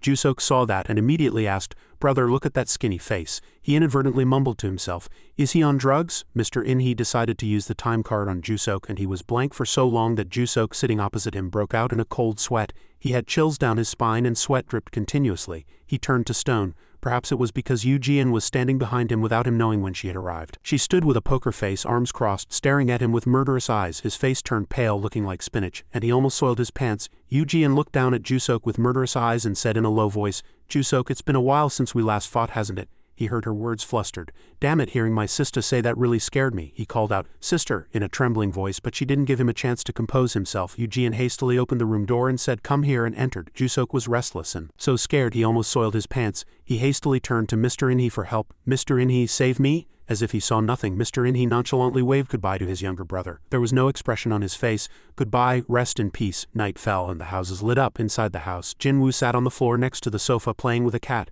Caden in his cat form lay nearby observing him. He looked quite sad. He offered a cat treat stick to the cat. The gray cat acted picky, not eating it immediately, sniffing as if it would scold him if it tasted bad. Caden saw Jinwoo looking too gloomy and hastily asked worriedly, "Hey, why are you so gloomy? What's wrong?" Jinwoo didn't care about him at all. He ignored Caden's worried question and replied nonchalantly, "Nothing." He saw Jinwoo looking sad and couldn't bear it, so he called his name. "Hey, Jinwoo." He didn't turn around but replied obediently, "Yes." Caden continued to ask, "Your face is as rough as a cat's," because he was a cat. "This is because you just lost, isn't it?" Jinwoo said nothing. He was lost in thought for a long time. Caden continued to ask, "Did he talk about hierarchy?" Jinwoo knelt and leaned against the sofa. He replied in a low voice, "Yes." Upon hearing that, he comforted him. "That means he's used to fighting other awakened. How could you, who just awakened, beat someone like that?" Caden tried to comfort him, but his words sounded annoying. He lowered his voice. "Honestly, it would have been strange if you had won. Of course I was different." Jinwoo still didn't feel better at all. He mumbled in a low voice, but he immediately interrupted him. He glanced at Jinwoo and said, "Still, do you think you'll become special after only a few days of training? If you fight an ordinary person, you'll be quite impressive, but if it's another awakened," the fat orange cat sighed and continued, "You're just a rookie. I've been strong since birth." Jinwoo's eyes were still filled with sadness and he remained silent, saying nothing. Caden still looked at Jinwoo and comforted him coldly, "You should be grateful you're still alive." "What?" Jinwoo was still silent, not saying a word. Suddenly he spoke, "I hate losing." He was quite surprised to hear that. He frowned. Why? I know you want to be strong, but what about hating to lose?" Jinwoo curled up, lowered his head and hugged his knees. "I'm sad when I lose and can't do anything." He heard that and his eyes blurred as if thinking, "What nonsense is he talking about?" He continued, "The guy you fought, could he control wind like Mr. Inhee?" He admitted in a low voice and added, "Yes, he used wind to attack and increase his speed." He asked again suspiciously, "Increased his speed?" Jinwoo explained in more detail. "Yes, his speed was the same as mine, but he knew how to control his ability. I think it's because of his experience. I had no chance of winning at all." The orange cat Caden wanted to confirm again. "He used wind to attack and his speed was the same as yours?" Jinwoo said firmly. "Yes." Caden seemed to have already found his own answer. He said, "You must have been mistaken." Jinwoo didn't understand what nonsense he was talking about. He retorted, "Mistaken about what?" He lay stretched out on the sofa and said firmly, "His speed was the same as yours." Jinwoo disagreed with his words. He looked up at Caden, asserting he was right. "I'm sure he was as fast as me." Upon hearing that, he sighed and explained, He was probably almost as fast as you." Jinwoo turned and asked confused, What do you mean?" He calmly explained in more detail, "As I said, he was probably almost as fast as you." Jinwoo, "Are you sure you moved at your top speed? Weren't you trying to suppress your speed to prolong the use of your ability?" Upon hearing that, Jinwoo was as if caught off guard. He opened his eyes wide in shock as if realizing something. He lowered his head and thought to himself, "Caden is right, I was trying to suppress the use of my awakened ability. I thought I didn't want to waste everything at once." Caden continued to speak like an old man. "The guy you met probably attacked using his ability and then increased his speed as the battle went on. I don't know how strong that guy is, but if he split his abilities like that, he would have been slower than you." He opened his eyes wide and looked at Caden. "You mean I was really faster than him?" He made an expression as if to say, "Of course, you jerk. Of course, even I was surprised by your top speed." He raised another question. "So you were sad because you thought he was faster, even though speed is your strength?" Jinwoo thought to himself, unable to fully believe what he had just heard. "So I'm faster?" he continued to ask. "Did that guy say he would fight again when your leg healed?" Jinwoo hastily replied. "Yes." Caden picked up a mango and counted the dates as if counting. He mumbled, seeing Jinwoo staring at him intently. Not much time. Let's see, 5 days. You won't be able to improve your awakened ability in such a short time. We need to focus on basic fighting techniques and power control." Jinwoo asked innocently like a child, "Will you help me?" Caden was surprised by the child's foolish question while calculating. He glanced at Jinwoo and chastised him in a low voice, "How can you ask such a question? When have I ever not helped you?" Upon hearing that, Jinwoo was startled and froze. He heard Caden say that and his face brightened. His cheeks flushed, his mouth stretched from ear to ear and his eyes sparkled. Jinwoo's smile was like a halo, and its light reached Caden, making him uncomfortable and causing him to glance away. Perhaps he could no longer bear the halo emanating from Jinwoo's enthusiastic smile. So he hastily dusted off his rear and left, not forgetting to nag Jinwoo. Focus, it will be harder than other training." The brightly lit house no longer seemed as quiet as before, but full of joy. He shouted excitedly. Yes, he almost made my heart jump out of my chest. He was angry and scolded anything. "What, are you trying to surprise me?" training quickly began. Jinwoo, with a determined look and a sweat-drenched face, continued to punch the sandbag. His eyes were firm, following the rhythm of his fists, and sweat splashed like rain. Like a true master, Caden sat neatly on the sofa, continuously nagging and giving instructions strictly. If that guy loses later, he'll blame me for not teaching him well. Don't think training will change you overnight. There's no way to make you stronger in a few days. For now, it's best to focus on strengthening your basic knowledge and effectively using your power. He transitioned to speed training. His movements were incredibly fast, almost impossible to follow with the naked eye. Caden still yelled from the side, encouraging him strictly and demandingly. Faster, push your ability to its limits. You can do it. Jinwoo was running in a small room, only able to move through the corners of the walls, but his speed seemed to have truly increased significantly. Caden continued to push Jinwoo. Move quickly, keep moving. A new day dawned again. The sky was clear and school seemed a bit strange. The bullies returned to Jinwoo's classroom. They stood outside the door looking inside with unpleasant expressions, saying, "Damn it, that bastard doesn't seem to be in school today." Jinwoo's desk was empty, with only a few rays of sunlight shining through the window. Those scoundrels wouldn't get anything today. Back at Jinwoo's house, a playful gray cat was quite intently watching something. It turned out Jinwoo was sprawled out asleep, mouth open, snoring like a tractor. He seemed to have fallen asleep from exhaustion after last night's training. The cats gathered like ants to sugar, all seeming curious about Jinwoo's snoring. Suddenly he, who was in a deep sleep, woke up to a loud scream from somewhere, almost having his soul scared out of him. The nearby cats also flinched at the scream. "Who told you to sleep?" Caden slowly descended the stairs, but his mouth wasn't as relaxed. He continued to complain loudly. "Can you still sleep now? Humph, I told you to gather energy using the method I taught you even while sleeping." Jinwoo, awakened from his dream, obediently replied, "Yes." Without delay, Jinwoo immediately tightened his glutes and used his gluteal muscles to concentrate energy. The surrounding cats were looking at him with expressions like, "What on earth is he doing?" He was very focused and determined. Because if he lost again when he met that guy next, it would be truly embarrassing, and he would have to listen to his long lecture again. Caden carefully observed the entire process. He suddenly growled angrily, as if he had seen something disgusting. It was truly disgusting. Saliva was drooling from Jinwoo's firm and determined face, and he was still snoring. Without delay, he slapped Jinwoo's sleeping face. "Wake up now." Jinwoo's eyes widened at the unexpected slap. On the other hand, Jang sat in her office asking her father for news about Jinwoo. Her face was still indifferent, with the dignified air of a gang leader. "Has that child not been coming to school lately?" A voice quietly replied, "Yes." In-hee stood obediently before the president, and quietly added, "I tried to contact him, but he was unreachable." Hearing that, Jang fell silent for a long time, lost in thought. She sighed heavily, saying nothing. Perhaps she was thinking of her troublesome younger brother. Suddenly, In-hee groaned as if struggling to speak. His face was filled with guilt. "Jinwoo hasn't been to school since he fought Jusok. I think he's not coming to school because he was hurt in that fight." Jang remained silent, not uttering a word. He quietly added, although Jusok didn't say anything more, "That child lived a completely different life from ours. Jusok's aggressive nature must have been too much for him." Tears welled up in In-hee's eyes. He felt sympathy for Jinwoo, probably thinking that the little child was upset and crying at home. He must be very scared. Jinwoo might be avoiding crowds and trembling in fear outside. He sought permission from Jang. "President, may I visit him?" On the school rooftop, Jusok sat like a fool on a chair in the sun, massaging his shoulder. His face was as dark as a dog's behind. Jusok's face was contorted in pain, and his hand was still massaging behind his shoulder. He thought to himself, "It still hurts." He thought back to Jang's face, who had taught him a lesson for fighting Jinwoo. Jang had looked really scary at the time. He found it unpleasant, like a troublesome younger brother. Her gloomy face is really difficult. That's why she's still single. Jusok, who was massaging his shoulder, was startled by a voice from behind and turned around. "Hey!" It turned out to be the bully group who had been searching for Jinwoo that morning. They approached Jusok mockingly. "That guy isn't showing up anymore. What did you do?" They taunted Jinwoo with malicious faces. One of them asked Jusok, "Did you give him enough of a taste? He didn't go to the hospital, did he?" The other guys also stood together, laughing with satisfaction. "Hee," they continued to provoke him. "If you keep doing that, he might have to transfer to another school, right? That could happen." Jusok's face hardened, looking quite embarrassed or annoyed. He said nothing. The scene shifts to Jinwoo's house. He was lying on the living room floor, arms and legs outstretched as if he had just been released from a terrible torture. The cats were still surrounding him. Jinwoo complained lightly, "I'm exhausted." Caden entered from outside the living room, his eyes staring at him as if to devour him alive.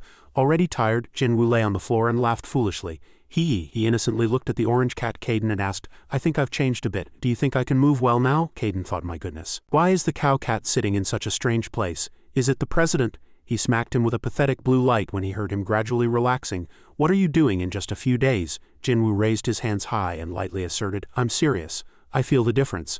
I think my awakened ability has become stronger than before." These helpless cats surrounded him as if they had been fed by their owner. Caden quickly explained when he heard him talking nonsense, "Of course you'd feel different. You started learning fighting techniques from scratch and used your abilities effectively." He looked at Jinwoo sternly. "Of course you'd feel the difference, but you still have a long way to go. You're still too weak." He turned to Caden, slightly annoyed, and hugged the gray cat that was dozing off on his body. I'm not as easy as you, big brother. He glanced sideways disdainfully. Ah, of course not everyone is like me. His cat face became arrogant and slightly malicious. Caden continued triumphantly. Then this world would have ended a long time ago. How could the world handle 2 Cadens? Jinwoo enjoyed the feeling of resting comfortably, surrounded by a group of cats. Ah, it feels so good to lie down like this. Caden immediately reminded the lazy child. I told you to act according to your ability. Jinwoo seemed truly tired of Caden's annoying complaints in his ear. He jumped up with an expression like, all right, please stop. The cats who had been dozing next to him also woke up. Their owner looked at him with a confused expression. Caden looked at him with an annoyed expression. Jinwoo quietly opened his mouth. Yes, I know, I'll get up, I'm sorry. In less than a second, he stumbled to his feet and headed towards where he had left the cat food bag. The cats saw it and cried out as if they had been starving for 1,000 years. Caden, not understanding anything, quietly asked, Why? Jinwoo replied exhaustedly.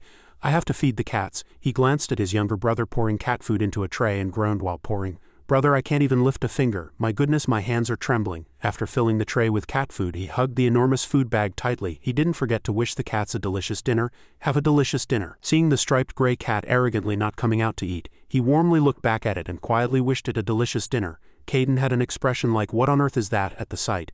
You too, looking at him, he sighed briefly and thought to himself, even though he's almost dying of exhaustion, that child never forgets to feed the cats. If he spent as much time training as he does caring for the cats, he'd be much stronger by now. The striped gray cat was arrogant. He looked back at the food bowl and didn't care at all. He even evaluated Jinwoo, looking him up and down. What a scarred face and no manners either. Jinwoo looked at him gently like Guanyin, still holding the food bag in his hand. That scarred face cat was really persistent. He just kept staring at Jinwoo. He didn't even think about turning his body.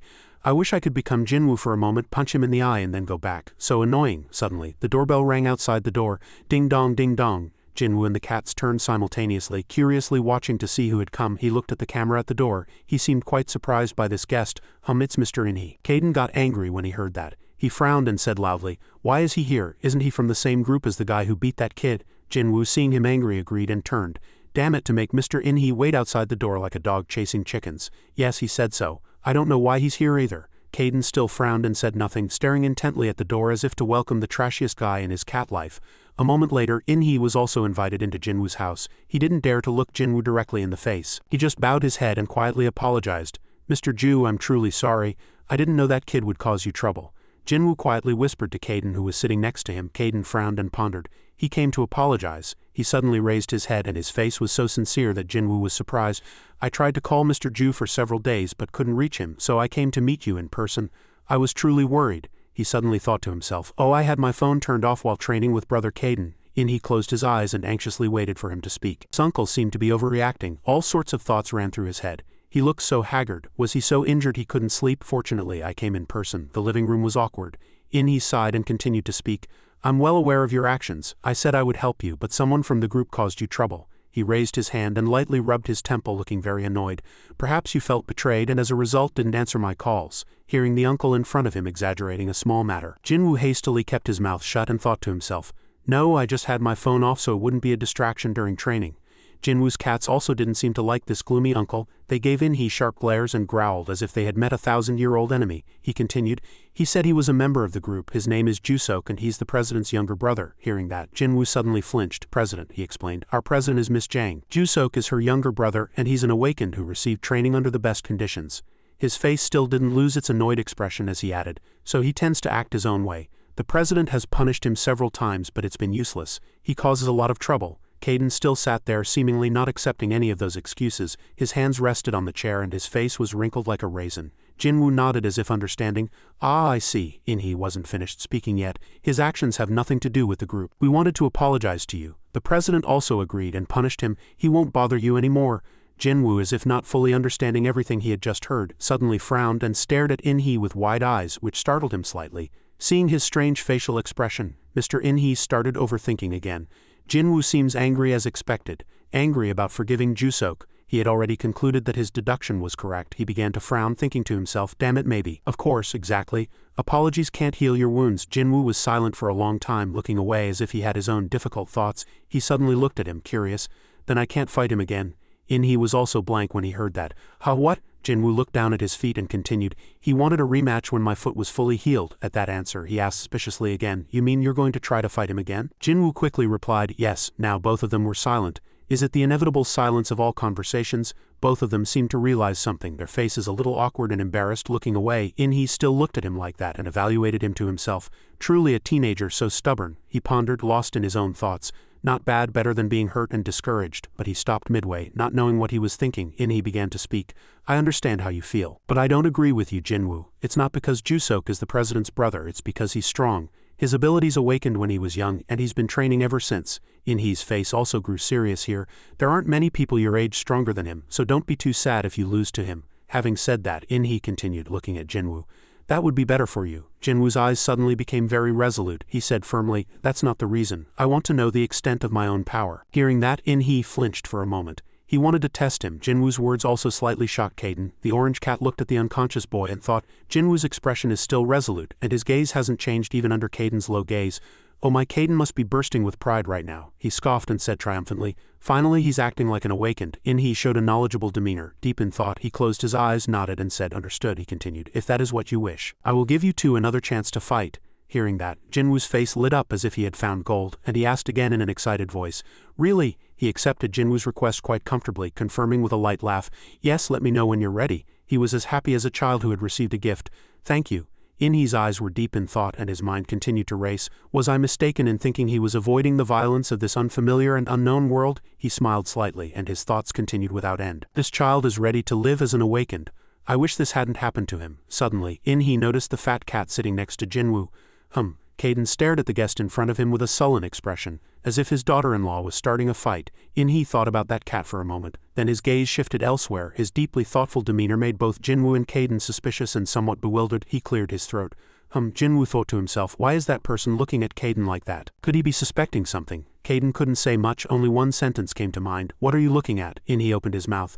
Jinwoo. The living room was filled with silence, and he quietly called out this strange guest's name. Yes, Caden looked at this foolish fellow who was curious about him. His face was contorted like an angry bottom, looking more sullen than my father. In-hee slowly said, that cat. Jinwoo cautiously looked at him, breaking out in a cold sweat, afraid of being caught. He quietly asked again, yes. With such a serious face it was hard to believe In-hee would utter such a foolish remark. Can I touch his belly? Once again the living room plunged into a pit of complete silence. As soon as he finished speaking, he arbitrarily touched Caden's plump belly. His voice trembled slightly with satisfaction. Indeed, cat lovers are different. I really wanted to touch this plump belly. At this moment, In-hee's face was truly terrifying, like a disgusting, sneaky pervert. My apologies to the Hong sisters, but I'm sorry to make you think of him. With that expression, he made a strange sound. Jinwoo's face turned pale, and he almost soiled his pants. Caden's face darkened, and he didn't know what to say to this truly cat pervert-like fellow. Unable to bear it for another moment, he growled angrily. And even Jinwoo turned around in fear. Does this damn bastard want to die? Jang retorted. He wants to fight Jusok again? In-hee slowly said, yes, even after I clearly explained Jusok's background to him. His face was slightly wrinkled, and he tilted his head, and that it would be very difficult for him to win. She turned around, lost in deep thought, and In-hee suddenly lowered his voice. I think I misjudged him. Jinwoo seems ready to live as an awakened. Jang did not answer. Still lost in deep thought, unconsciously staring into space, he clasped his hands behind his back and reassured her. Don't worry too much. We will prepare the fighting venue and I will host the match. I promise Jinwoo will not be seriously injured. Jang's expression did not change at all. She just sighed slightly. A few seconds later she said, as if compromising, all right, keep a close eye on him. In-hee. After the conversation ended, he left the room. Suddenly someone called his name, and he glanced over. In-hee. Jusok came up the stairs and said, I heard you met that kid. How is he? In-hee confidently put his hands in his pockets and replied, in 5 days. He asked, puzzled, what do you mean? He tilted his head slightly. In 5 days. Jinwoo wants to fight you again once his leg is fully healed, so be prepared. Jusok broke out in a cold sweat. What? Having finished speaking, he left. Jusok stood blankly and smiled nefariously. Interesting. So he wants to fight me again? Am I being too easy on him, making him so confident? Elsewhere, Jinwoo continued to pant. Caden shouted frantically, no matter what you do, don't deny your awakened ability. Increase your stamina. Training your muscles and bones will improve your strength and speed. He broke out in a cold sweat from exhaustion. It's not easy at all, he shouted in annoyance. If you want to get stronger, you have to keep training. Jinwoo was exhausted, his arms trembling as if they would fall off, and he panted tiredly. Why am I so heavy all of a sudden? Jinwoo's eyes widened and he shouted, turning around. Brother Caden, you're too heavy. Caden shouted angrily. Don't whine, am I that heavy? His body trembled. No, you really are heavy, he shouted angrily. Shut up. Caden opened his mouth wide. If you do as I say, you'll be able to lift much heavier things. Jinwoo gritted his teeth. Heavy breathing escaped through his lips. Though it was a quiet neighborhood, he continued to shout, what are you doing? Your awakened ability isn't helping your movements at all. Use your true strength to punch. Jinwoo defended himself by covering his face with his arm. Caden continued to instruct. Don't lose focus. As Jinwoo continued to punch the sandbag, Kaden shouted from the side, everything should be natural like a reflex. Tall buildings stood under the blue sky. Jusuk's friends were happily linking arms, laughing and chatting, but Jusuk sat in one place, lost in thought. As night fell, Jinwoo's house was still brightly lit. The striped black cat lay curled up in a deep sleep. Other cats were also dozing on the sofa, and the orange cat was still training beside him. Kaden let out a long sigh. He suddenly looked to the side with an investigative gaze. Jinwoo was dozing off while training. Kaden squinted slightly. Oh, so he can gather energy even while sleeping now, not bad. He fell into deep thought. Looking back, he's never complained once, even though I've been pushing him constantly. Instead, he recalled Jinwoo's training moments, and the kid seemed quite happy. Suddenly, Kaden grew suspicious. Is he a masochist? Jinwoo nodded and drooled, and suddenly woke up hastily, saying, I'm sorry, I forgot again. I need to strengthen my awakened ability even while sleeping. He sighed slightly. You did it. Jinwoo was startled and opened his eyes wide. He hastily asked again. Really? He replied nonchalantly. Yeah, it's not a big deal, but you did it while sleeping. He chuckled. Ha, Kaden sighed. To be so happy about such a small thing. Jinwoo continued. Thank you. He smiled brightly. I'm really happy, even though my body hurts and my power is unstable, Jinwoo said with a radiant smile.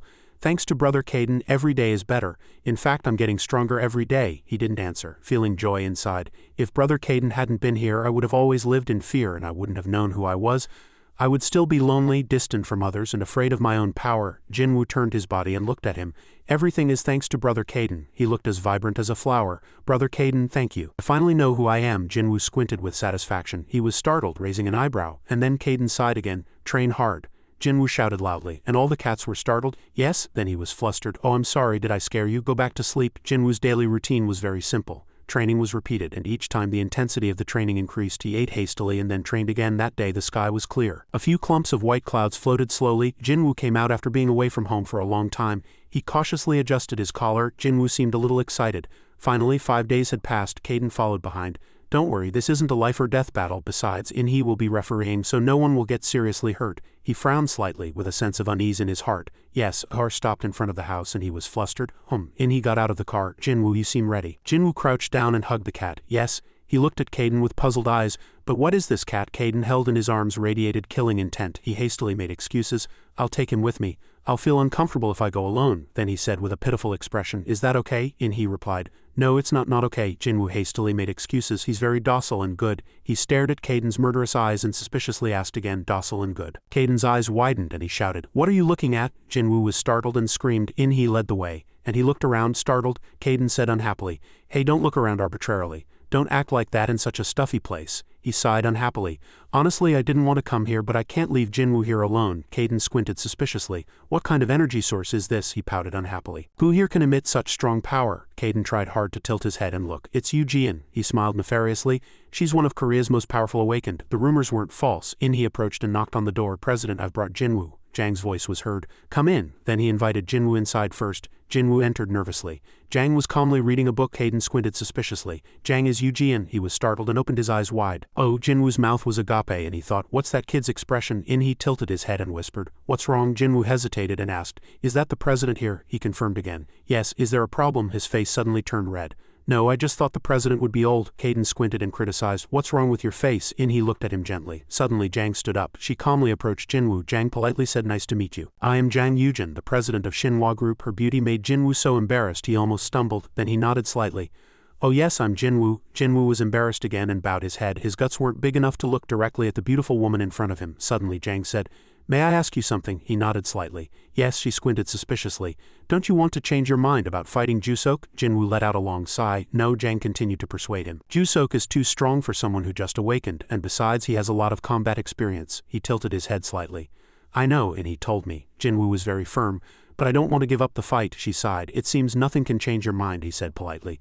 Thank you for your concern. Jinwoo was slightly flustered. I don't think I can beat someone as strong as him. I really want to beat him, but I know victory will be very difficult. Since I've only been training for a few days. Jang lowered her voice. Then why? He lowered his eyes slightly. Jinwoo said firmly, Winning or losing doesn't matter now. She was startled and opened her eyes wide. Winning or losing doesn't matter. His eyebrows were furrowed. I've been a coward for a long time. I want to confront it. He smiled proudly upon hearing that. Kaden let out a long sigh. Impressive remark. Jinwoo's eyes widened in surprise at the arena. Wow, he looked around. So this is where awakened train. Kaden replied, I told you. This is just a small training area. Jinwoo's mouth hung open. It's really big. Jang remained calm, crossing her arms. Has Jusok not arrived yet? In-hee tilted his head slightly. He hasn't answered since this morning. He'll be here soon. I told him the rematch date a few days ago, so he couldn't have forgotten. Even as he said that, his heart was anxious. Why isn't he here yet? Soon he brightened. He's here. In-hee was angry. He shouted at Jusok. Jusok grinned slyly. Sorry. In-hee hung. Am I a bit late? He raised an eyebrow slightly. He felt uneasy seeing In-hee's face red as kimchi. What's Nuna doing here? Jusok hastily explained. Sorry, I had class. In-hee shouted angrily. Are you kidding me? Since when have you been so diligent in studying? How can you be late on such an important day? He ignored his nagging hung and moved forward. Hey kid, you've had a few days off, haven't you? In-hee was fuming with rage. Hey, are you listening to me? Jinwoo calmly replied. I was at home. Jusok's lips curved into a smile. So you were secretly training at home, were you? Jinwoo was puzzled. He suddenly froze. How do you know so well? Caden sighed deeply, thinking to himself, poor guy. How can he answer such a question so naively? Jusok squinted. That special training you're talking about. Jusok's lips curved into a smile. You think a few days of training can beat me? Jinwoo frowned warily. Caden suspiciously glanced at the energy source he felt from Jinwoo.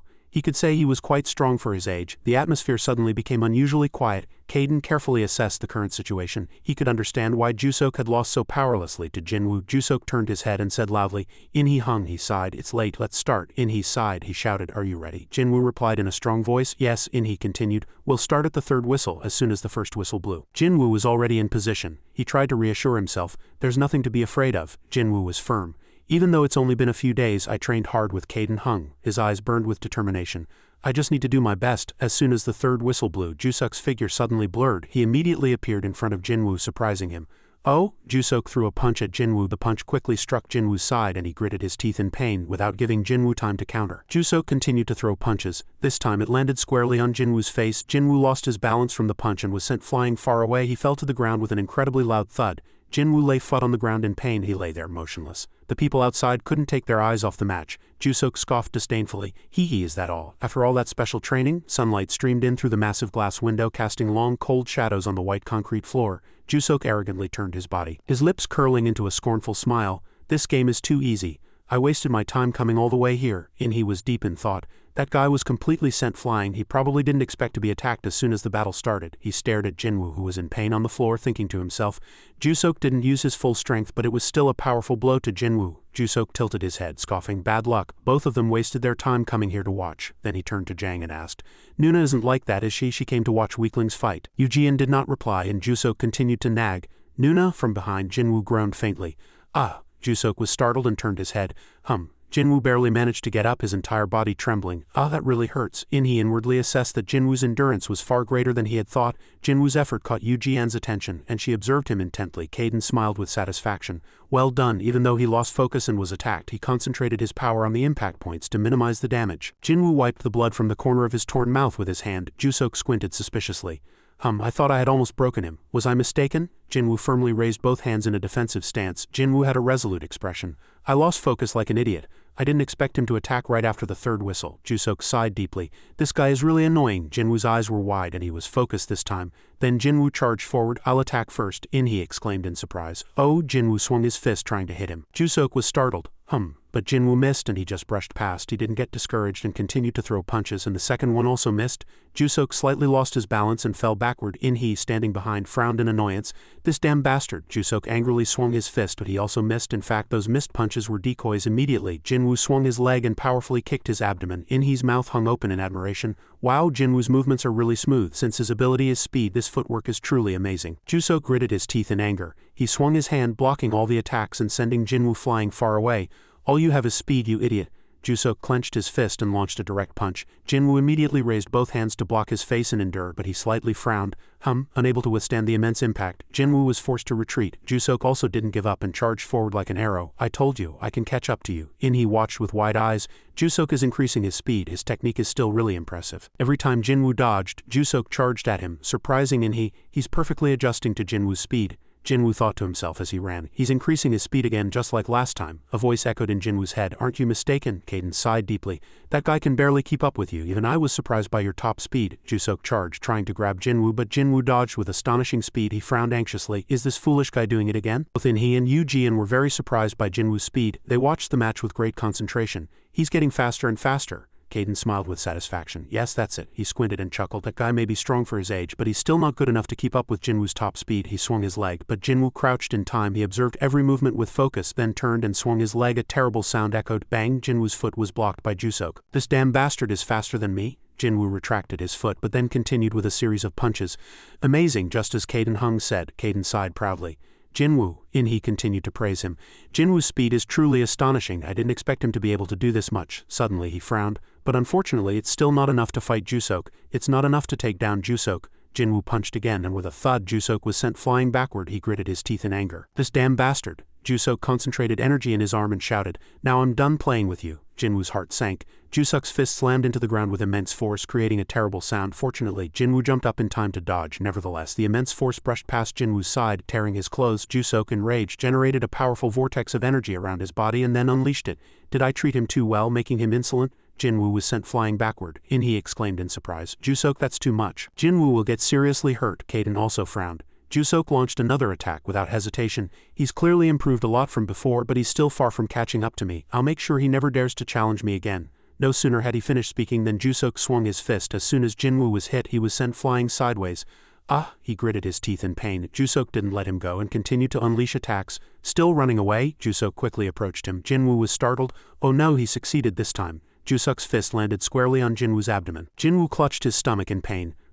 Although he protected his body with his ability, his body felt like it was breaking apart. Suddenly something startled him. Jusok raised both hands in the air and a powerful energy accumulated there. He's been hit that much and can still move. No sooner had he finished speaking than Jusok swung his hands downward. Try to block this attack. He exclaimed in surprise. Jusok, stop. Caden's heart also became anxious. The static space was suddenly torn apart by a massive energy flow. Red light swirled, exploding into a huge energy sphere. Blades of light cut through the space like invisible razors, and Jinwoo's body was forcefully pushed backward by the immense power as if being ripped apart from the inside. Jinwoo screamed in pain. He was drenched in sweat. Damn it, Jinwoo's speed was faster than he had thought, and Jusok's recent kind demeanor had made him complacent. He stepped forward and said loudly, "Jusok, you damn bastard, take it easy," he replied bluntly. What? He started it. Jusok tilted his head slightly. This is your fault, yours and Nuna's, so why should I go easy? Jinwoo had not completely collapsed yet, he replied. You're right, he trembled as he barely managed to get up, raising his hands high in a defensive stance, his eyes shining with resolve. The match isn't over yet. Jusok asked, unable to understand. Why are you still standing? Caden frowned, assessing. Of course it wasn't a direct hit. He found the weakest point of the attack and moved there. And then he concentrated his power to protect his body.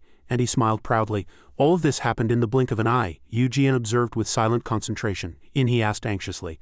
Are you all right? He observed suspiciously. Jusok's last attack was really powerful. He watched his efforts with concentration, thinking to himself, but Jinwoo seems fine. He was clearly attacked, but is there something else besides his excellent endurance? Did he do something to lessen the impact of the attack? He lowered his head and assessed. Or did he just defend himself? He clenched his fist tightly. His entire body was burning, filled with determination. I want to test Jinwoo's power now. Jusok's eyes widened in surprise. Who is this guy? He should have already collapsed after that attack. He bit his lip and fell into thought. Does his power allow him to defend himself in addition to increasing his speed? Jusok swung his hand, preparing to use his technique. He's better than I thought, but that's all. He curled his lips into a smile. Red energy waves swirled like fire around his powerfully clenched hand. I'll keep attacking. Let's see how long he can last. Jinwoo maintained high concentration. He stared at Jusok's hands as if they were a multiple personality. He felt two emotions.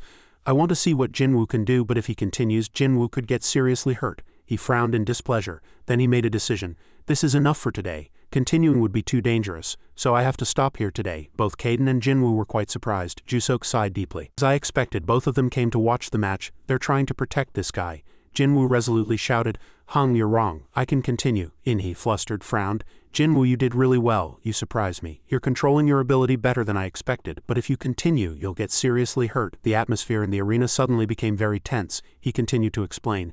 Jusok hasn't used his full strength yet. If he keeps attacking, he'll get seriously hurt. Jinwoo glanced at him suspiciously. He hasn't used his full strength yet? Caden raised an eyebrow. This situation seemed very amusing. Oh, so he hasn't used his full strength yet. His eyes suddenly sharpened. What will he do? Will Jinwoo give up, or will he continue to fight? Jinwoo suddenly closed his eyes as if trying to regain his composure. Then he still said firmly, It's okay, I want to continue. Caden smiled with satisfaction. Yes. His eyes widened in surprise. Jusok sighed deeply again. Jinwoo was always vigilant. Both hands were always in front of his chest. I'm okay, I want to fight to the end. His face darkened and his eyes never left Jusok for a moment. Jusok chuckled faintly. I'm starting to like this guy, nevertheless, Jusok still said bluntly. In-hee hung, look, he's begging to fight, he wants to continue. Without any permission, he used his full body strength to unleash his power. Through this opportunity he'll be able to learn his own limits. In-hee, flustered, shouted. Jusok, Jinwoo frowned. Jinwoo insisted. In-hee, don't stop us now. Jang also told him to let Jinwoo have his way. In-hee's eyes widened with unease, but Jang calmly cut him off. Jusok will do better than expected. Her expression was very resolute. She seemed to have high expectations for Jinwoo. In-hee hesitated for a moment. If the president thinks so, In-hee looked ahead and wondered, is there really something special about Jinwoo, but eventually said, alright then, continue the fight. No sooner had he finished speaking than Jinwoo immediately accelerated. He rushed in and threw a punch, but Jusok barely dodged it. Jusok recalled his actions at the beginning of the match and realized that Jinwoo was acting exactly as he had. Jinwoo's eyes gleamed with determination. Keeping my distance will be a disadvantage. Jusok sneered with amusement. That guy realized it. Maybe I can learn something from this fight too. After that, Jusok quickly rushed in with a powerful punch. Jinwoo skillfully jumped backward, evading Jusok's attack. That punch caused a huge explosion. Before Jusok could regain his composure, Jinwoo rushed behind him and tried to kick him, but Jusok quickly noticed and generated an explosive energy. Jinwoo was hit again and groaned. Jinwoo was sent flying far away and slid across the ground. Jusok seized this opportunity to rush in, sneering, Jinwoo's speed is impressive but his power has limits. Jinwoo's attacks need to be close to me. Jusok fired energy beams sharp as daggers straight ahead. All I need to do is keep Jinwoo from getting close to me. Jinwoo quickly dodged the attack with his speed. Wherever the energy beams landed, Jinwoo skillfully avoided them. Jusok smiled with amusement. Suddenly, Jusok created a windshield in front of him. Jinwoo was startled and backed away. What? The wind vortex surrounding Jusok harmed no one. Jinwoo wondered, puzzled. Is it a wall? Jusok smirked. I created a wall of wind. When you learn to control your awakened ability, these tricks will seem like child's play. Jusok tilted his head slightly. Do you feel the difference between us? You can't beat me. Jinwoo froze. Gun began to think. He definitely has a lot of combat experience. He's figured out Jinwoo's attack pattern. He's not in a hurry because his abilities are much stronger. In-hee also assessed the situation. At first, Jinwoo's unexpected actions flustered him, but over time, Jusok adapted very well. He lowered his voice. It seems it will be even harder for Jinwoo. The difference in their skill levels is too great. Jusok extended his hand forward. Red energy exploded and he roared ferociously. Take this. The energy suddenly erupted. Tearing through the entire space, Jinwoo was hit in the chest by an immense impact. His whole body sent flying backward, scattering white dust and debris. Jinwoo lay bleeding on the arena floor, seemingly at his limit. In-hee immediately shouted angrily.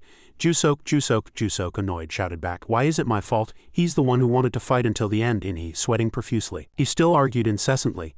If you keep interfering, do you think he'll survive when he meets a violent awakened? He suddenly stopped speaking. Jusok resolutely decided to completely defeat Jinwoo.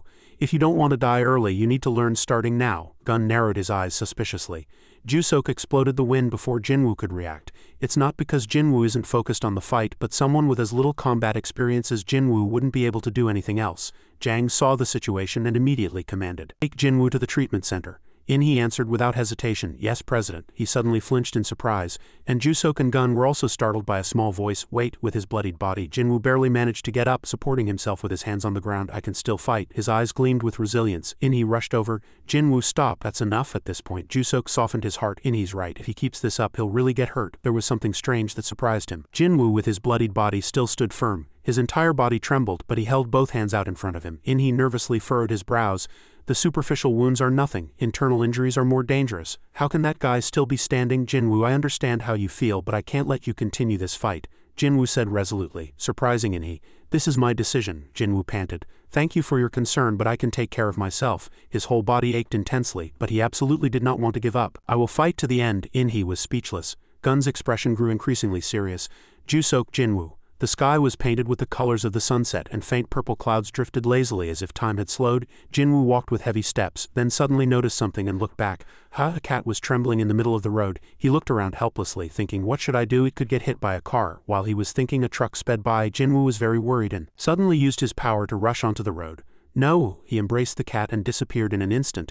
Jinwoo panted after finishing everything. He looked at the cat lying on the ground with wide eyes. Are you okay? Jinwoo smiled with amusement. What are you doing in the middle of the road? You almost got hit. As he grinned, hee, a voice came from behind. Did you see that? They were very chatty.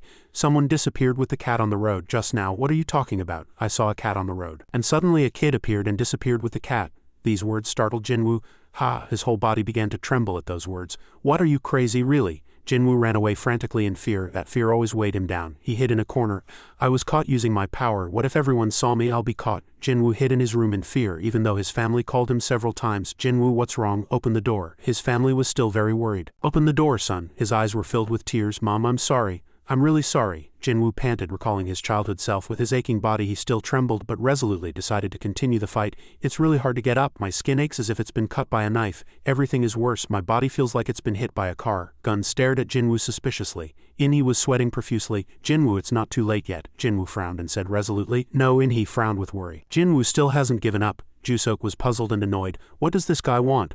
Why is he trying to risk his life for something like this? He opened his eyes wide and thought, if this guy keeps insisting, I can't do anything. The wind vortex around Jusok swirled, scattering dust and small debris. I don't have time to play with you anymore. He furrowed his brows. This is the only way I can help you. Intense pain once again pierced Jinwoo's body. Jusok's true power is incredible. That guy has grown stronger again. Too much energy. How can that guy be so strong at the same age as me? He concentrated energy in his palms. Jinwoo, I don't want to torment you either. So let's end this with this attack. Jinwoo gritted his teeth in terror. It's really scary. As powerful energy accumulated in Jusok's hands, Jinwoo narrowed his eyes. It already hurts this much. How much more will it hurt if I'm hit by an even more powerful attack? Suddenly, a past memory flashed through his mind. It was a memory of Kaden and him talking. Jinwoo, I haven't seen that guy myself. Listen, in your current state, you can't beat him. That kid has been training since he was little. You can't compare yourself to him. You've only been training for a few days. Jinwoo nervously bit his lip. So there's no way to win? Kaden's lips curved slightly. There's one way. Jinwoo raised his eyebrows, puzzled. What way? Gun's expression suddenly became serious. That guy will underestimate you. You have to use that to your advantage. Don't use all your awakened ability. Use it in increments during the fight. You need to save energy for the most important moment. As time passes, your opponent will get used to your movements and react appropriately. He furrowed his brows calculatingly. That's your chance, Kaden continued resolutely. When that moment comes, put all your strength into every attack and stake everything on it. It will be 0.1 seconds or less. Jinwoo listened to every word with concentration. The only way to win depends on the outcome of that moment. Back in reality, Jinwoo was in too much pain to open his eyes. Sharp energy beams fired consecutively from Jusok's palms. After that, Jusok added wind to make the beams fly faster and stronger. Gun immediately seized the moment. Jinwoo, it's now or never. The energy beams flew rapidly towards Jinwoo and Jinwoo was ready. His eyes gleamed with resolve. I won't avoid it anymore. The image of his lonely and cowardly childhood self resurfaced in his mind. Jinwoo frowned resolutely. I don't need to run anymore. Gun had also said before. You're an awakened. There's nothing to be ashamed of. Red, blade-like light swirled like arrows of death, flying as if to swallow everything. Jinwoo's figure began to blur and all his movements became indistinct. Jinwoo was no longer in his current position. In-hee and Jang were startled and Jusok was also surprised. Immediately, Jinwoo appeared next to Jusok, gathering electricity in his body and throwing a punch. Jusok's eyes widened in shock. This damn bastard? Jinwoo threw a punch with all his might and struck him powerfully. All of Kaden's words echoed in his head. Gather all your strength into one attack and knock him down. Jusok was truly hit by Jinwoo. In-hee and Jang frowned in surprise. Jusok was sent flying far away and crashed hard onto the floor. When everything was over, Jinwoo collapsed onto the ground. From then on, In-hee had only one expression. I missed Jinwoo's movement. It happened too suddenly. Was Jinwoo that fast? He saw Gun approaching. That cat. Gun lightly nuzzled Jinwoo's hand and said, Hey Jinwoo, thankfully you're still conscious. And Jinwoo replied, Kaden hung. Gun tilted his head slightly and smiled gently. Jinwoo continued to murmur, Kaden hung. Gun looked at Jinwoo puzzled. Why does he keep calling my name? Jinwoo said with effort, Thank you. Gun smiled gently. In-hee hastily rushed over. Jinwoo, are you alright? Jusok was still conscious but he coughed and choked. Jusok clutched his stomach in pain. He's really crazy.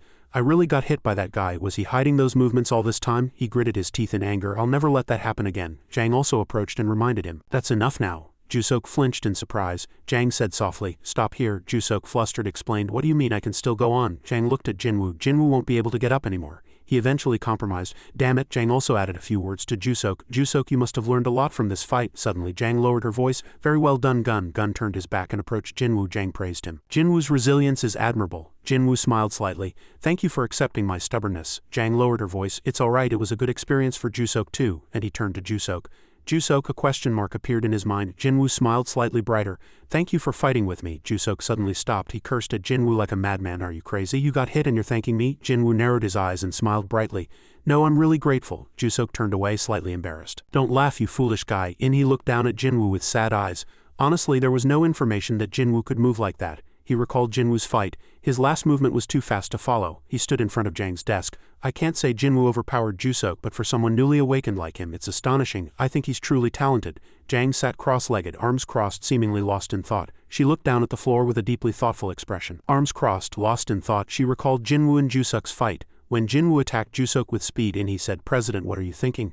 And she was pulled out of her thoughts. She looked at In-hee and asked, "How is Jinwoo's condition?" In-hee looked at her and replied, "He's probably awake." She placed her hand on the table and got up from her chair. In-hee's eyes widened in surprise. In Jinwoo's hospital room, an air purifier was running. He lay on the hospital bed, covered in bandages, staring blankly at the ceiling. His eyes were filled with sadness. He blamed himself and thought he had lost again. He recalled the moment he fought Jusuk, but instead of anger like last time, he felt peaceful. Kaden, in his fat yellow cat form, sat leaning against the headboard, happily eating soup with both paws. Jinwoo still stared blankly at the ceiling. "I think I've finally truly awakened." Kaden sighed, turned his back to him, and looked elsewhere. "You were always awakened." Jinwoo's face was covered in wounds, but he forced a smile. "Yes." Jinwoo suddenly felt sad, but thought, "I'm too sore to move. Instead of just lying here, I should train my ability." He began to train his energy, and blue awakened energy radiated from his body. Kaden sat at the end of the bed in his cat form, watching his disciple. He said proudly, "You're training without me nagging you?" He suddenly realized something. His eyes sharpened, and with a serious voice he stared intently at the door. He heard someone's footsteps outside. "Jinwoo, stop, someone's coming." Jinwoo broke out in a cold sweat and looked towards the hospital room door. In-hee cheerfully opened the hospital room door. "I thought you'd be awake." Behind him stood President Jang. In-hee smiled brightly. "It's the Shinhwa Group Hospital." In-hee and President Jang stood beside Jinwoo's bed. In-hee said to Jinwoo, "You slept for 2 days and 2 nights." Jinwoo was startled. "What, 2 days and 2 nights?" In-hee replied, "Yes, how do you feel?" Jinwoo lay in bed, staring blankly at the ceiling. "I'm too sore to move." In-hee replied, "What do you mean 5 ribs are broken and 4 are cracked?" Jinwoo was startled. "Really?" In-hee frowned worriedly. "Plus countless bruises and abrasions all over your body." Jinwoo stared at him blankly, breaking out in a cold sweat. "That's unbelievable." Kaden thought in his cat form, "It's nothing." In-hee comforted him. "Don't worry too much. It's a serious situation for a normal person, but since you're an awakened, you'll recover quickly. We're doing our best to help you recover as soon as possible. You'll be able to return to your daily life soon." Jinwoo's face was filled with worry. "Yes, thank you." In-hee glanced elsewhere, not focusing on Jinwoo, so Jinwoo could focus comfortably. He clenched his fist, and the thought, "I want to touch him," flashed through his mind. He looked at Kaden, who was in his fat yellow cat form. Kaden's eyes pierced him sharply. He had a round, plump body. In-hee's face flushed red, and he broke out in a cold sweat, but he remained calm. Kaden looked at him with sharp eyes in his cat form. "Why is that guy like that again?" President Jang looked at Jinwoo kindly and said, "Jinwoo." Jinwoo cautiously replied, "Yes." President Jang asked kindly, "Have you heard the name Kaden?" Jinwoo was startled, broke out in a cold sweat, and looked at her with wide eyes. What? Kaden in his cat form and In-hee were also startled and turned to President Jang. In-hee wondered inwardly, why is the president suddenly asking about Kaden? In-hee and Kaden stared blankly at President Jang, breaking out in a cold sweat in surprise. Kaden wondered, does the president think the energy source Jinwoo used is related to me? Kaden looked at President Jang with suspicious eyes and glared at her. "I thought it was too subtle for anyone to notice. Jang Yujin is much more perceptive than I thought." Jinwoo looked at President Jang with wide eyes. He asked with difficulty, Who is Kaden?" President Jang looked at Jinwoo with suspicious eyes and asked, "Do you really not know who Kaden is?" Jinwoo broke out in a cold sweat and replied, "No, I've never heard that name." She suddenly fell silent and the space was eerily quiet. Jinwoo broke out in more cold sweat and looked at her nervously. She frowned and glanced at something. "All right," she glanced at Kaden. "Then what's that cat's name?" Kaden was startled and broke out in a cold sweat. He worried, breaking out in a cold sweat. "Does this woman suspect I'm Kaden?" Jinwoo was surprised by her question and opened his eyes wide. "His name is Cha." She looked at Jinwoo and asked, "Cha?" Jinwoo was even more flustered, soaked in cold sweat all over. "Oh, I almost said Kaden Hung's name," he replied evasively in a panic. Cha, Kaden, they were two completely unrelated chemical elements. In-hee stared blankly upon hearing Jinwoo's words, and 7,749 question marks floated in his mind. Kaden glared at Jinwoo, his eyes wide and his face darkened in anger. "What on earth?" In-hee's face flushed red as he looked at Kaden. "Oh, how creative." Jinwoo was quiet, and Kaden's murderous aura emanated from the end of the bed. "Phew, what nonsense did I just blurt out?" President Jang looked at Jinwoo, judging him deeply. "That's a very unique name. Unlike the other cats, he's always by your side." Jinwoo broke out in a cold sweat as he looked at her. "Really?" In-hee was startled and looked at President Jang. "President, why would you say that? What's wrong with a cat being next to its owner? Of course many cats aren't like that, but some cats follow their owners." Jang Yujin lowered her head and thought to herself, "I mean they can if they want to." She blushed, feeling ashamed of herself. "It's a beautiful dream for cat lovers." She fell into deep thought, and In-hee said to her excitedly, "Even cats that are aloof with their owners are still so lovely, and some cats watch their owners from afar." In-hee continued excitedly, "Cats have diverse personalities and they're so charming in ways words can't express. That's what captivates me." Haha. In the quiet space, Ji-Yun stood silently. He slowly walked down the classroom corridor, looking sadly at the ground. He recalled the moment he talked with Xiao-He. "After all considerations, we've decided to let you go. However, you must not leave this surrounding area, and you will be under surveillance." He looked at Xiao-He.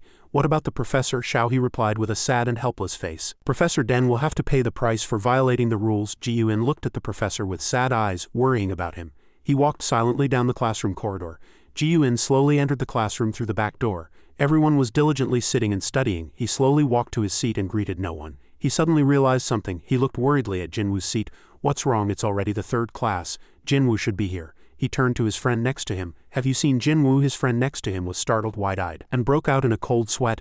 Jinwoo hasn't been to school for the past few days. Ji-Yun was startled. He hasn't been to school? His friend next to him replied. Yes, when you weren't at school, kids from other classes came looking for Jinwoo. His friend next to him continued. Jinwoo hasn't been to school since then. Ji-Yun suddenly fell into thought. As the sun set, darkness enveloped the entire school. Jusok sat in the hallway clutching his stomach. He looked worried, his face covered in scars. Damn it, just thinking about it is unpleasant. If that guy gets stronger, I want a rematch. He recalled when he had just finished fighting Jinwoo.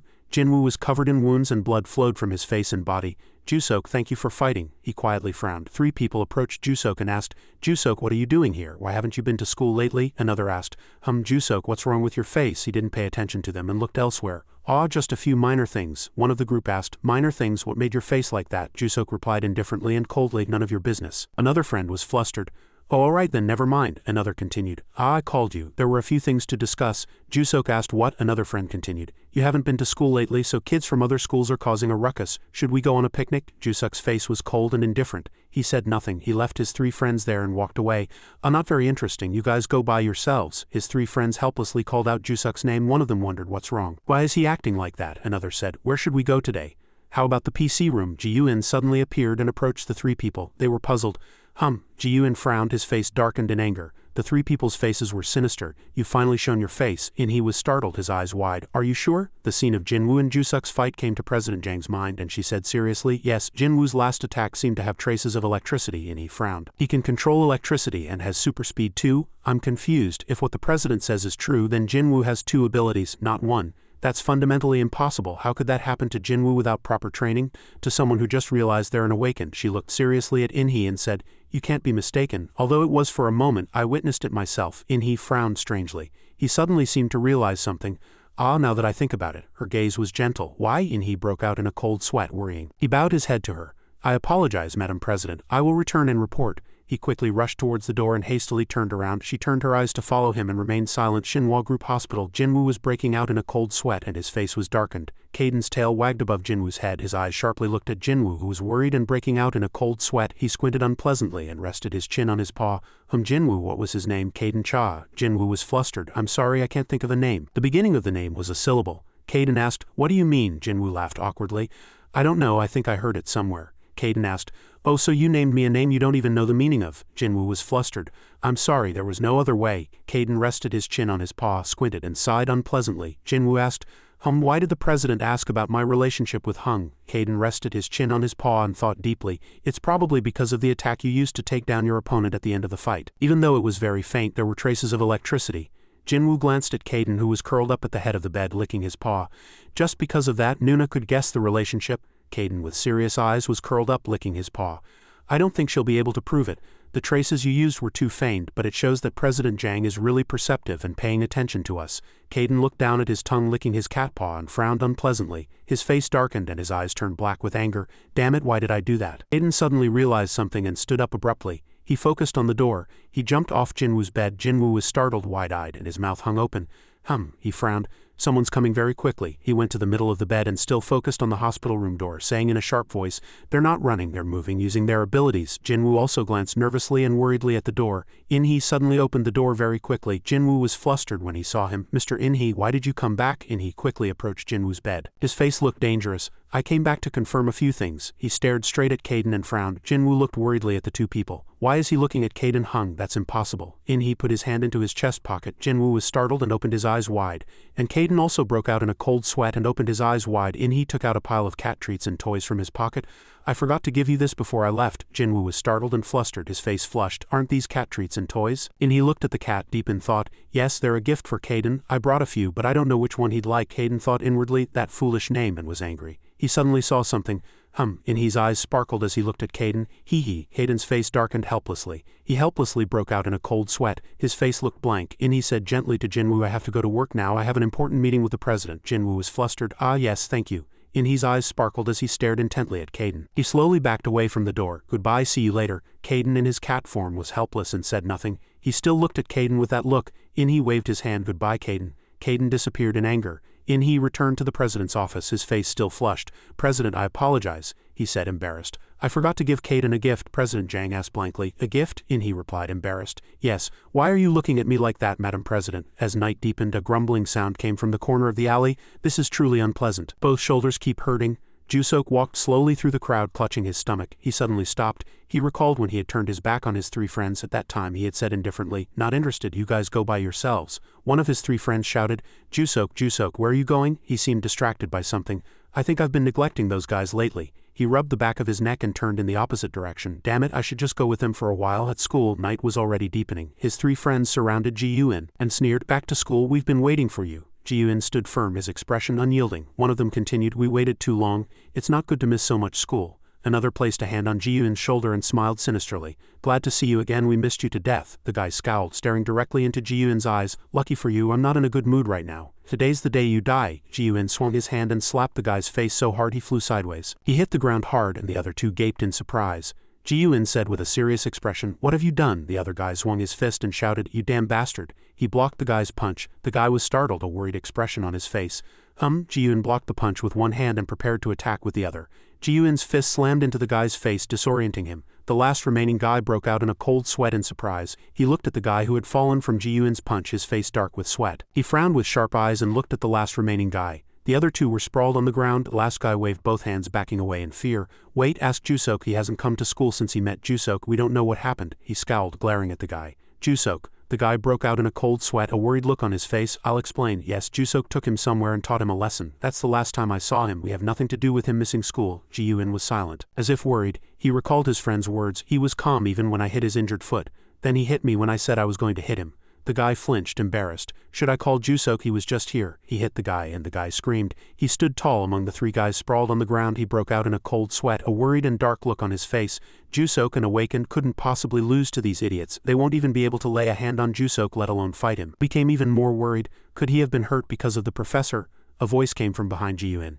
"Damn it, what the hell is going on here?" Jusok stood behind Ji-Yun and the three guys were still sprawled on the ground. The space suddenly fell silent. Jusok recalled the scene where Ji-Yun was surrounded and bullied by them. Jusok frowned in bewilderment. "What, you're the guy from before?" Jusok glanced at something. His voice was jocular. "Oh, how interesting, you hit them." Ji-Yun's face darkened and he turned to look at Jusok. "Are you Jusok?" Jusok shouted, answering angrily. "Answer my question first, you damn bastard," Ji-Yun said firmly. "I asked you if you're Jusok." Jusok lowered his head. "Haha, you're funny." He raised his head, angry with serious eyes. "Yes, that's me, I'm Jusok." Ji-Yun approached Jusok, angry. Jusok lay in the hospital room. Gun was curled up next to him. He was learning how to control energy. Blue electrical energy swirled around his body. Jusok suddenly opened his mouth in surprise. "Oh!" Kaden was holding a soup pouch in his mouth, looking at Jusok with one eye open. He looked at Kaden in surprise. "Oh dear, Hung, calm down." He was still curled up. "What's wrong?" he said in a hurry. "Who's going to feed the cats?" He was still standing blankly with the soup pouch in his mouth. He still said in a hurry, "If I sleep here for a few days, they'll starve to death." "What if I make them wait and they starve to death?" Kaden sighed. "It's fine. He said he comes to your house every day and feeds the kittens." He imagined he feeding the three cats with both hands. He held the soup pouch in his hand and sighed. "You and that guy are really strange. Two perverts who love cats." He sighed in relief and smiled awkwardly. Back to the school scene. Jusok hit Ji-Yun and he quickly dodged Jusok's punch. Jusok was surprised and frowned. Wow, quite fast. Ji-Yun quickly tried to hit Jusok and he flinched in surprise. Jusok quickly dodged and retreated far back. He frowned. "You damn bastard, you were just pretending to be a bookworm a few days ago, weren't you? I thought he was a weakling." He glared at Jusok, his eyes wide and scowling in anger. "Where's Jusok?" Jusok looked up at him in bewilderment. "Jusok has been undergoing examination at the hospital for a few days," he said in a low voice. "What? Hospital?" Ji-Yun frowned, growing angrier. "What did you do?" Jusok flinched, breaking out in a cold sweat. How should I explain this? He thought everything wasn't going his way. Ji-Yun was angry and quickly raised his hand and hit Jusok. He swung his foot and kicked Jusok, his face angry, aiming at Jusok. Jusok counterattacked, but he quickly blocked Jusok's punch. He shouted, "I don't think so." He immediately counterattacked. He blocked Ji-Yun's punch and retreated. He swung his foot, preparing to kick. He kicked Ji-Yun's head sideways, but he quickly dodged, ducking to counterattack. He quickly noticed Ji-Yun's prepared attack and broke out in a cold sweat. Worried, he counterattacked and Jusok retreated in surprise. Gritting his teeth, Ji-Yun was determined to hit Jusok.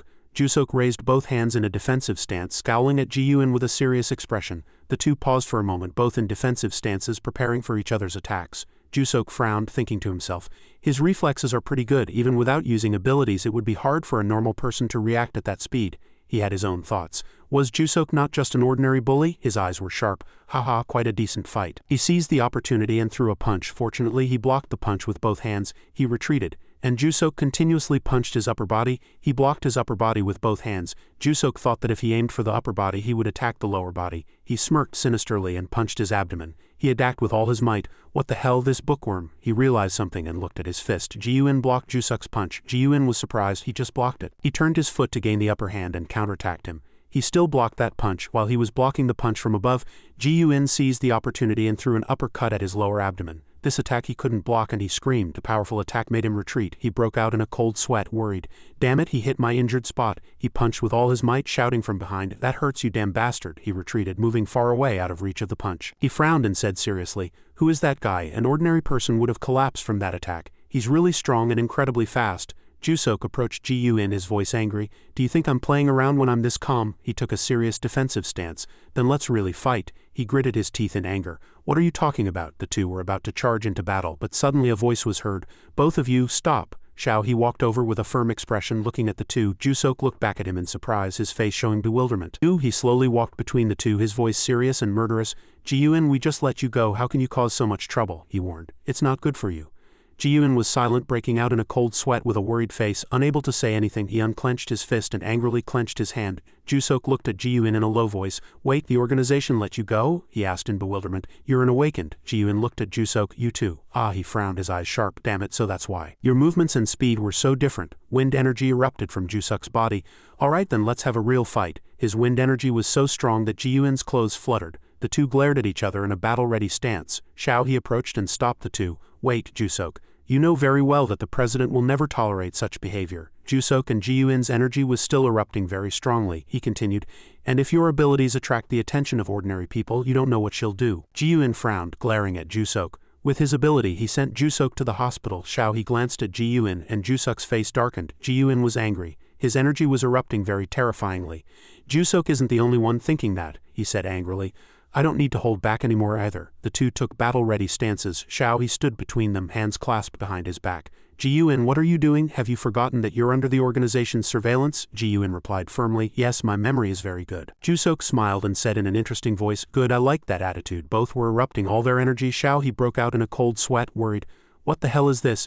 Jusok is known for causing trouble, but I didn't expect Ji-Yun to be this rebellious." Suddenly a voice was heard. "What the hell is going on here?" He approached, his face full of a sinister smile. He looked at him in bewilderment. He frowned angry. "Jusok, what are you doing?" Jusok, flustered, pointed at Ji-Yun. "Why do you always think I'm the one who starts everything? He hit me first." He looked at his wristwatch and said, "All right, we'll talk about that later." He stroked his chin with his hand and approached Xiao-He. "What's important now is," he looked at Xiao-He, "Mr. Xiao-He, why is the Alliance operating in our territory without any notification? Again, has the problem not been resolved?" He frowned. "I don't care." He raised his head and looked at Xiao-He. "Oh, I don't care. You're really funny. Have you forgotten whose territory this is?" Xiao-He approached In-He. "Mr. In-He, I know this is Yu Jian's territory, but you also need to know that no one can interfere with the Alliance's activities." His eyes were murderous.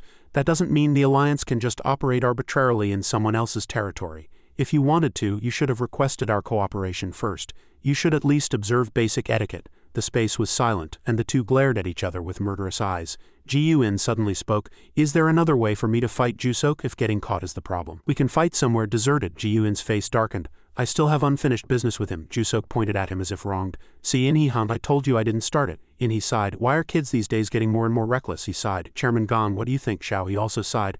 "Since the children are like that, use your training ground." Caden was drooling. Sprawled out asleep, he stretched and kicked Jusok's face. Both were deeply asleep on the cramped hospital bed. "Ha!" Jusok raised one eyebrow mockingly, looking at Ji-Yun. Ji-Yun frowned, looking at him. Shinwall Group Training Ground. Jusok and Ji-Yun stood facing each other beside them. Xiao-He and Yu Jian were talking. Xiao-He bowed his head. "President Zhang, I apologize for the inconvenience," she said calmly. "Can you explain in detail?" Xiao-He broke out in a cold sweat, bowing his head. "The problem is," In-He said, "I'll explain." He raised his hand to his mouth. "A member of the Alliance wants to fight Jusok, and since it's better to fight indoors, we decided to bring them here," Xiao-He said. "In-He, Ji-Yun is not a member of the Alliance. He's just under our management." In-He glanced at Xiao-He, frowned and pouted. "Isn't it the same? And even if it's not, shouldn't you have managed him better?"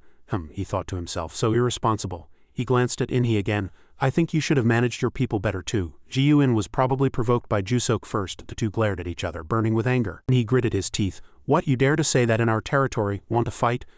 He looked at him with disdain. "Gladly." Yu Jian stood between the two, helplessly silent. She looked at the two with a calm expression. "Both of you stop." The two bowed their heads. "Yes, President." Suddenly a strong wind blew and all three looked in the same direction. Over there, Ji-Yun and Jusok stood, powerful energy emanating from their bodies. The two glared at each other, angry in a battle-ready stance, emitting powerful energy. Jusok frowned, glaring. "Damn it, today's the day you die." Ji-Yun's eyes were sharp, frowning, glaring at him. Ji-Yun suddenly attacked Jusok and he was surprised at the sudden attack. Jusok quickly reacted, jumping up to dodge his attack. He broke out in a cold sweat. "Damn it, too sudden." He looked at Jusok and asked, "Do you want to talk or fight?" He angrily swung his hand, attacking. "Shut up." His wind energy flew towards him. As the energy approached him, he jumped up, barely dodging. He counterattacked, but his opponent still evaded. He broke out in a cold sweat, worried. What the hell, it's really hard to predict his attack direction.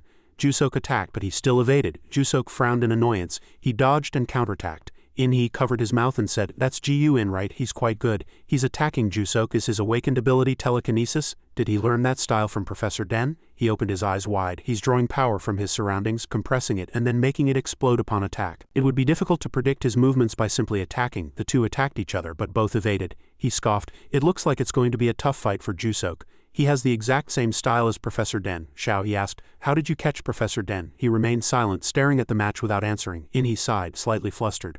"All right, if you don't want to talk, don't." Yu-Jian watched him silently. Wind energy flew and Ji-Yun dodged to the side. He frowned.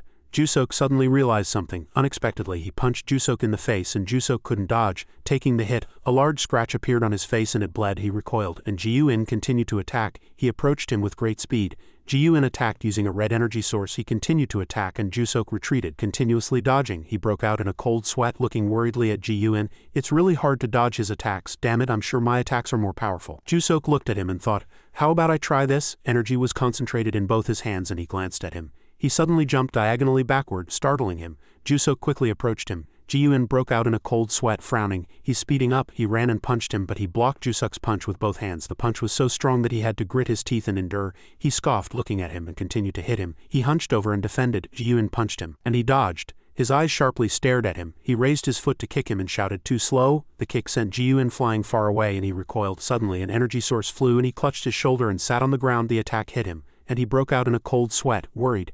Ji-Yun suddenly realized something. Jusok immediately kicked Ji-Yun squarely in the abdomen from the side, making him grit his teeth and hunch over. He recoiled, but he continued to punch him.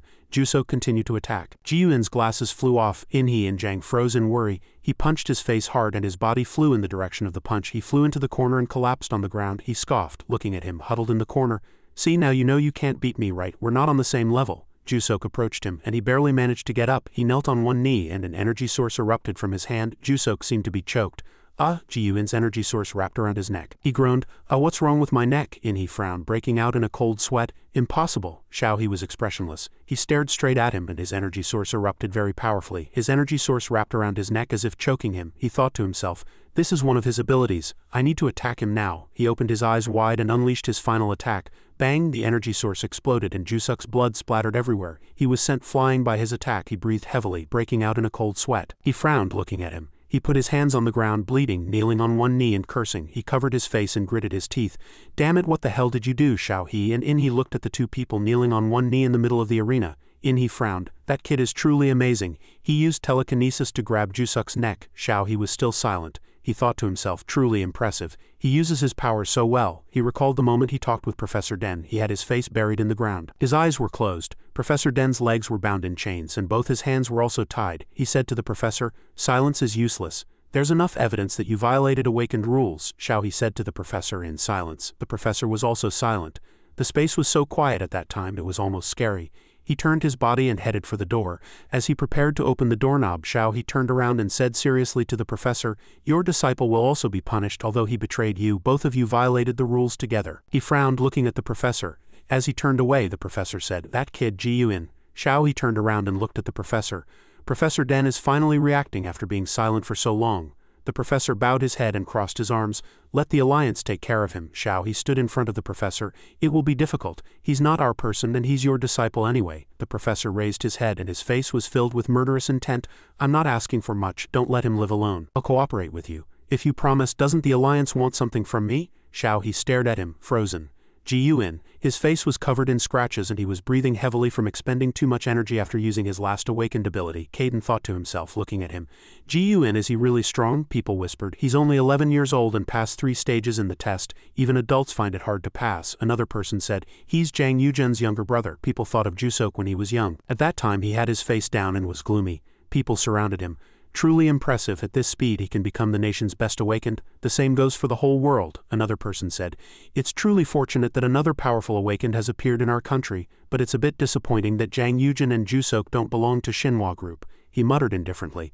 Boring. Returning to Jusok and Ji-Yun's fight, Jusok gritted his teeth in anger. How dare you do this to me, you damn bastard. He suddenly stood up. He radiated enormous awakened energy. He shouted, how dare you do this to me, Jusok Yujin. A fierce energy flow enveloped his body. Ji-Yun took a defensive stance, thinking to himself, I didn't expect Jusok Yujin to be this strong. In-He, Jang, and Xiao-He all three froze, looking at the two. In-He frowned, thinking to himself, Jusok is really angry.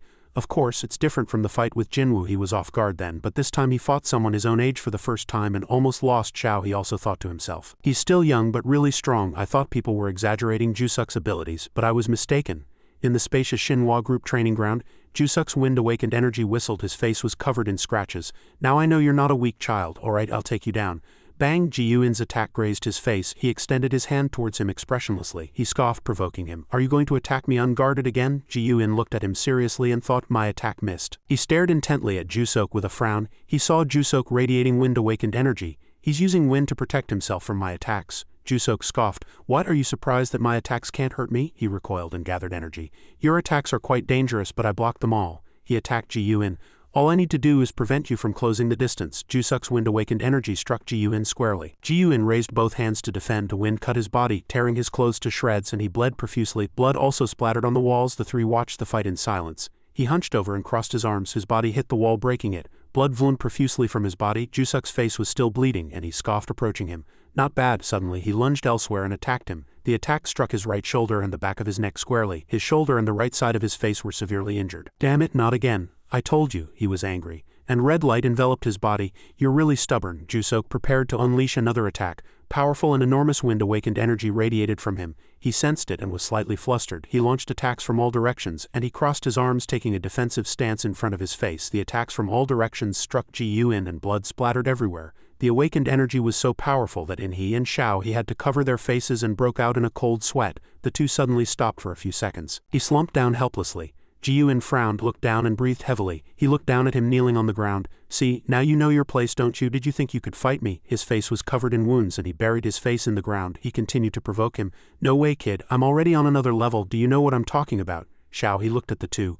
Jusuk's power is truly unbelievable. It's hard to believe even seeing it directly. He frowned. Jang Yujin and now Jusok Yujin. He glanced to the side. Xiao-He thought to himself, looking at Jang. Shinhwa Group's influence will continue to expand. Next he looked at Ji-Yun. Ji-Yun did really well, but his opponent was too strong. If he trains harder, he will definitely become much stronger. Suddenly a voice was heard. Ji-Yun. Jusok was sitting in a wheelchair and 2 bodyguards were pushing him up the stairs. Caden was sitting on his lap. Jusok shouted from below, I called you a long time ago. What are you doing? Why are you so slow? And he opened his eyes wide, looking up at Jusok. Why is Jusok here? Xiao-He also looked up at Jusok, curious. Who is it? Ji-Yun's body was covered in wounds and he turned around to look at him. Jinwoo was flustered to see him covered in wounds. Ji-Yun, what happened? Caden frowned and looked down. Why did that guy get beaten up so badly? Ji-Yun whispered, looking at Jusok. He thought to himself, seeing Jusok breaking out in a cold sweat. Why is he so badly injured? He can't even walk on his own. He recalled something. He bowed his head. A voice was heard. Why are you bowing your head so much? Professor Den crossed his arms. Ji-Yun looked at him. Professor, I heard you're still living where we used to. He sighed. Yes, the Alliance is monitoring me, so I'll be there for a while. The professor looked elsewhere. All right, he called him Ji-Yun. He looked at the professor and replied, yes. The professor was silent. If you need anything, ask the Alliance. He was surprised. He smiled kindly. Perhaps I don't mean much to you, even though this is how I am now. But you know my power. He was surprised. And he smiled. The professor is definitely an elite. He sighed, removing his serious smile. The professor glanced to the side at that kid. He looked at him and asked, you mean Jinwoo? He replied. Yes, his name doesn't really matter. I didn't know you two were friends. He looked to the side. At that time he said, I told you then, but it was already too late for me to control myself. Over time I lost myself. Ji-Yun was curious. He continued, I shouldn't have acted that way towards him. He was the first kid you called a friend, and the fact that you stopped me from hurting him means you truly care about him. He frowned in annoyance, crossed his arms and turned his body in another direction. He hesitated and began to speak. "Professor, you kept saying that kid doesn't seem like a reckless child, he seems like a good kid." In his eyes, Jusok was sitting in a wheelchair. He shouted, "Jusok Yujin?" He was startled. Ji-Yun was angry and radiated awakened energy. He was terrified. "Why is that damn bastard suddenly like this?" He gathered energy, preparing to attack. He swung his hand, preparing to receive his attack. He gritted his teeth. "Block this attack," Jusok said in a low voice. "Why does he have so much power?" Yuji and Inhi, Xiao He and even Kaden were all surprised. Ji-Yun attacked him with his hand. He blocked his attack with both hands. Jusok hunched over and defended. Everyone broke out in a cold sweat and smoke filled the air. He was swaying and silent. A moment ago Ji-Yun was kneeling on one knee, and Jusok was standing, but now it was the opposite. He scoffed, "Well done." Ji-Yun frowned in anger. Jinwoo was startled. The flames of this battle continued to burn, and the entire room shook violently. At this time both Jusok and Ji-Yun were covered in wounds, but they still looked at each other with fiery eyes. The power of the two erupted fiercely, creating wind that enveloped the entire arena. Xiao He stood on one side watching them fight, lost in deep thought. Only 3 people of the same rank as Jusok are known nationwide. He couldn't believe his own eyes. Yet this child was attacking Jusok. He recalled Professor Den's face filled with rage. Then, looking at Ji-Yun before him, he wondered how he could have trained such a powerful awakened. Jinwoo sat to one side hugging his crutch, trembling blankly. The battle seemed more serious than he had thought. He widened his eyes and said, "What's this? Why are Ji-Yun and Jusok fighting?" Jusok, with blood and bruises on his face, muttered, "Annoying fellow, where on earth did you come from?" It was surprising that no one had known of his existence until now. After finishing his words, he gathered all his strength and delivered a decisive blow, saying fiercely, "All right, let's end this here." Ji-Yun, hearing those words, immediately unleashed his technique, his face resolute as he built up momentum. In the blink of an eye, both controlled their respective powers and lunged at each other with incredible speed. 2 murderous auras swiftly clashed, power continuously discharged like shurikens, violently colliding in a fierce melee. As if that wasn't enough, Jusok extended his hands forward, attacking in quick succession, and Ji-Yun, not to be outdone, launched a series of kicks from the other side. The battle partially destroyed the arena, sending debris flying everywhere. The force created a whirlwind that kicked up dust, and the spectators all had to cover their eyes. Jinwoo was also in a bad situation. The whirlwind seemed to engulf him, and he grunted in annoyance. But suddenly he felt the storm subside. Opening his eyes, he saw someone already standing before him. He gasped before he could fully collect himself, realizing it was President Jang. She stood before him, creating a barrier to block the strong winds. Jinwoo, seeing this, could only stare in admiration, mouth agame. "Wow!" Kaden also showed a scrutinizing gaze. "Oh, impressive." President Jang heard that and turned to him but did not reply. She quickly returned to a state of high concentration, continuing to protect Jinwoo. Meanwhile, Ji-Yun and Jusok were still fiercely trading blows. The two attacked and defended each other as if trying to destroy the entire room. 2 destructive forces continuously clashed. This also demanded caution from the spectators. This fight even made Xiao He break into a cold sweat. He thought to himself that it was hard to believe this was a fight between teenagers. In-Hee, standing nearby, also couldn't help but admire. "This kid Ji-Yun is truly impressive." Kaden had been watching the match all along, and the corners of his mouth lifted slightly as he smiled with interest. "These guys are truly full of fighting spirit." The debris generated by the battle grew steadily. Now the entire room was filled only with the sound of shattering. This made In-Hee worried. "No, if this continues, both of them will be seriously injured." He immediately signaled Xiao He. Xiao He also understood as soon as he received the signal. Understood. As soon as he finished speaking, both of them plunged into the fight as fast as lightning, disappearing in the blink of an eye. Ji-Yun, in the midst of the battle, was suddenly intercepted by one of them. The same happened to Jusok. He was pushed back by the other person and grunted in annoyance. Xiao He and In-Hee still timely stopped the two who were about to exchange blows. A thunderous sound erupted as 2 murderous auras clashed. Their power successfully stopped the 2 fierce beasts, and Ji-Yun and Jusok, caught off guard, fell to the floor. The arena was now only slightly calmer. Jusok, hunched over as if his whole body ached, voiced his displeasure. Jinwoo watched all of this, unable to hide his surprise. Meanwhile, Kaden shook his head in disappointment. "Damn it, to cut off at the most interesting part." Jusok, still full of fighting spirit, shouted at In-Hee before him. "What are you doing?" In-Hee frowned, his expression calm. "Jusok, that's enough." Jusok gritted his teeth and said, "What do you mean enough? I just started." As the situation grew tense, Yu-Jian spoke. "Stop it, Jusok." He turned back to her in annoyance.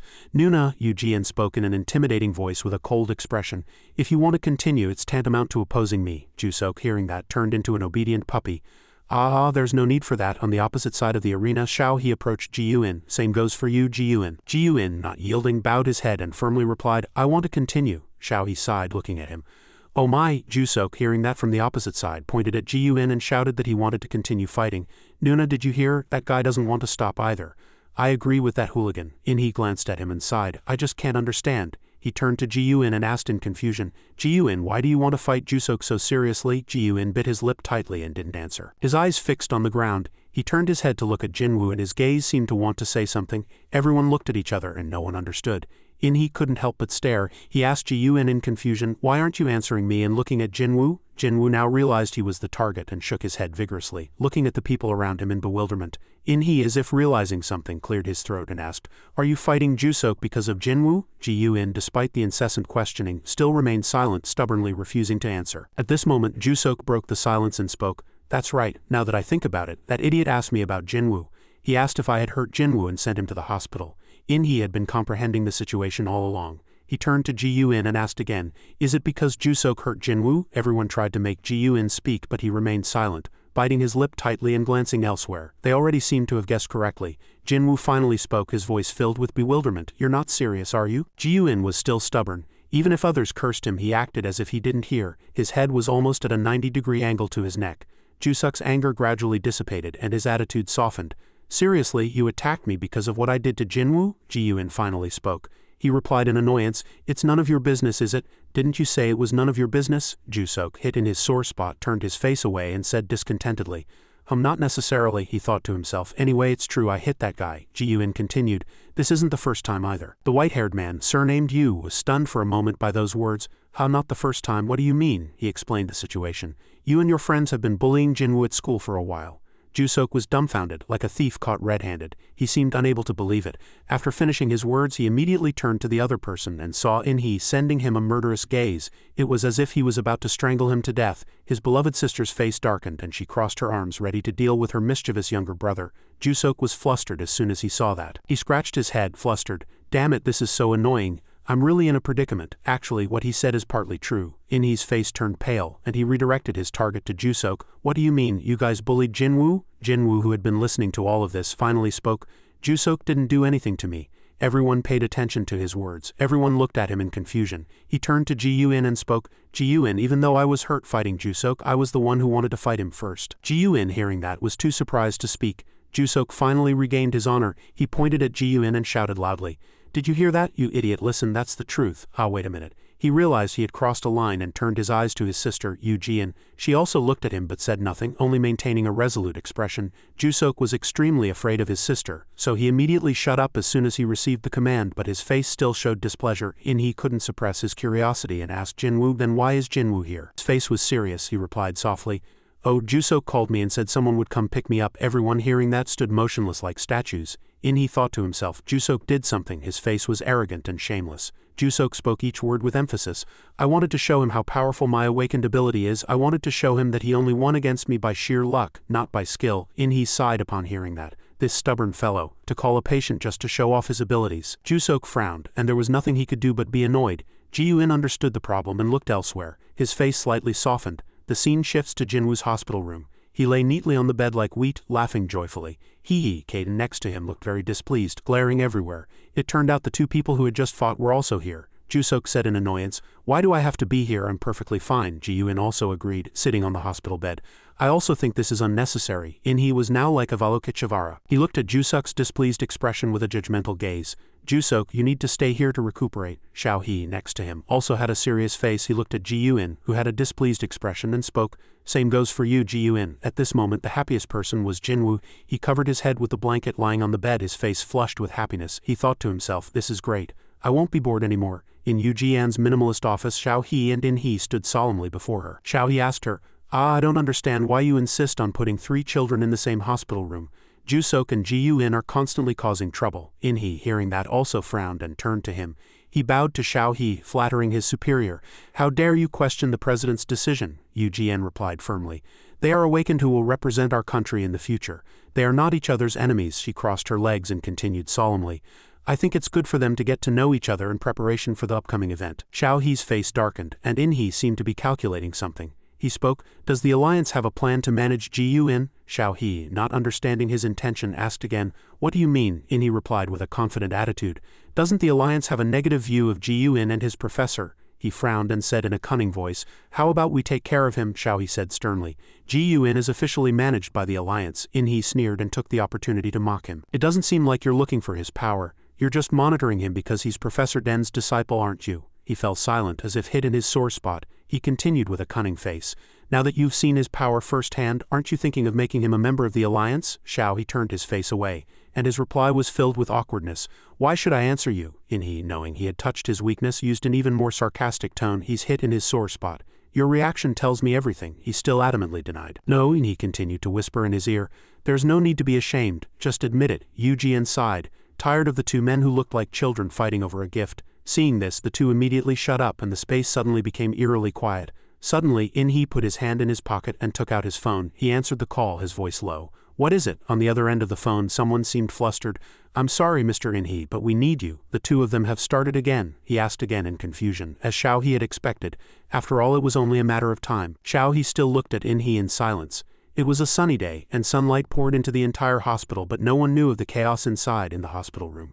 Jusok and Ji-Yun glared at each other with angry eyes, their power gradually increasing, everyone cautiously prepared for the next fight. Jinwoo sat between them, his face contorted, sweating profusely from fear. There was no fight at all. The three were playing a card game, and a single game of cards seemed like the end of the world. Even Caden sighed in annoyance. Jusok, refusing to give up, shouted loudly. You damn bastard, the card I just played was a mistake. I'm going to play another card. What's wrong with that? Ji-Yun was no less. If I let that slide, you'll just use it as an excuse to continue all your petty tricks. He angrily threw the cards onto the bed, still rambling excuses. I only made one mistake. He couldn't be comfortable with Ji-Yun around. Ji-Yun threw a ghostly remark at him. Given your usual behavior, once is never enough. Jusok was officially angry, and he shouted, what? In this situation, a confident smile is all that's needed. And Jinwoo chose to do just that. As anger flared before his eyes, he could only force a wry smile. Ha. The two young men looked at each other, not saying a word, but a growl of anger came from somewhere. Suddenly a voice came from somewhere. Are you talking to me? The sound startled the three, and they quickly looked to see who had come. The first thing they saw was In-hee's almost touching eyebrows. He stood with his arms crossed, demanding to know, are you using your abilities for a card game? Shao he also followed, observing the situation. Jusok stammered as he recognized him. Mr. In-hee continued. Jusok, you're getting increasingly careless with your abilities. Jusok squirmed like a stepped-on puppy. This damn guy made me angry. Hearing that, Mr. In-hee's face darkened, and he said in a menacing, threatening tone, oh really? So since you made me angry, I guess I should stretch my legs a bit too, shouldn't I? He instantly froze. As soon as Jusok heard that, he turned his face away and said nothing. Shao he's gaze was still on Ji-Yun, and he calmly persuaded him, Ji-Yun, don't complicate things any further. He obediently complied, and sat quietly. Jinwoo finally spoke. I'm sorry. I invited people who didn't want to play to a game. Mr. In-hee quickly explained. How can it be your fault? Jusok, you just wanted to play a card game. The ones to blame are the people who got angry over this small game. Hearing the sarcastic remarks, the two young men were angry and dared not face him. Caden the cat was still eating diligently, and he looked Mr. In-hee up and down, evaluating him. Nom nom hum, why does he keep interfering? He thought to himself. If I let these two fight, they'd learn a lot. He didn't forget to criticize these amateurs a few times. No matter what, he had to eat. Caden munched on his food, still glancing at the person next to him. Mr. In-hee looked at the cute cat with an adorable expression. Fortunately, Caden didn't pay much attention to such things. Jinwoo nodded. Seeing Caden continuously eating, Jusok blurted out, Mr. In-hee, why does that cat eat so much? He eats an awful lot, doesn't he? Suddenly, Mr. In-hee shouted, Jusok, stay still. He didn't understand what was happening. He looked back and asked crookedly, what? Immediately, he was grabbed by the collar and roughly pulled forward. Mr. In-hee brought his face close to his expression hardening, and said in a threatening voice, say that again. Jusok was startled by the threat. What did I say? He glanced at the cat and said in a contemptuous tone that the cat eats too much. Hearing that, Mr. In-hee's eyes widened as if he had gone mad, and he growled, yes, you idiot. So what if the cat eats a lot? Despite the threat, Jusok stubbornly retorted, I never said it wasn't allowed. I just thought it was strange. Mr. In-hee was still angry, grabbing his collar tighter and saying in a low voice, the cat doesn't eat as much as you. Even if the cat ate as much as you, so what? You eat an enormous amount yourself, and who's to say anything about that? His anger was now clearly evident, and his hellish voice echoed again, Jusok, tell me, am I wrong? Jusok humbly, after being threatened by Mr. In-hee for a long time, bowed his head and obediently replied, no. Hearing the answer he liked, Mr. In-hee released his collar. Everyone looked at each other, and the atmosphere fell silent once more. And Mr. In-hee rummaged in his clothes pocket for something. It was like Doraemon's magic pocket. He pulled out 3 pouches of cat food, his face flushed with embarrassment, and looked at Caden. Here, I brought you this, try it and see if it's tasty. He presented the 3 pouches of cat food to the cat as if offering treasure to an emperor. The other 4 could only stare in dismay. Outside the hospital room, the sky was still blue. Sitting on the hospital bed, Jinwoo asked, Mr. In-hee, can I go home for a bit? Mr. In-hee looked at him as if he couldn't understand. You're home? Yes. Jinwoo replied, yes, I know my hung is taking care of the cats, but I want to see them myself. His eyes sparkled like a puppy's, and he looked at him pitifully. To be honest, I miss them. Jusok next to him felt disgusted inwardly. Mr. In-hee looked at him and his expression softened. He kindly said to him, "Of course, now that your health is much better, going home isn't a big problem anymore, we'll take you there."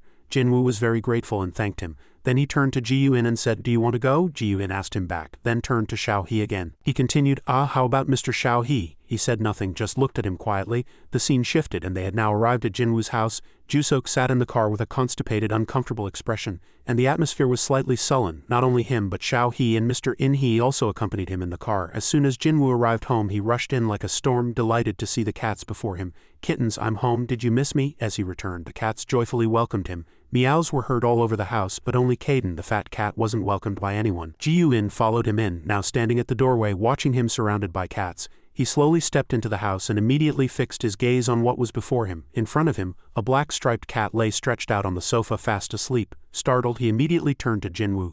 Jinwoo was still stroking the cat and calmly explained to him, "I wanted to show you the cat the professor used as an experimental model. He's getting healthier and healthier." Seeing the cat in a deep sleep, he continued, "Since I brought him home he sleeps too much and doesn't care about anything happening around him." Ji-Yoon silently looked at the cat, his face gloomy. Jinwoo looked up at him and smiled slightly. Fortunately he wasn't seriously injured.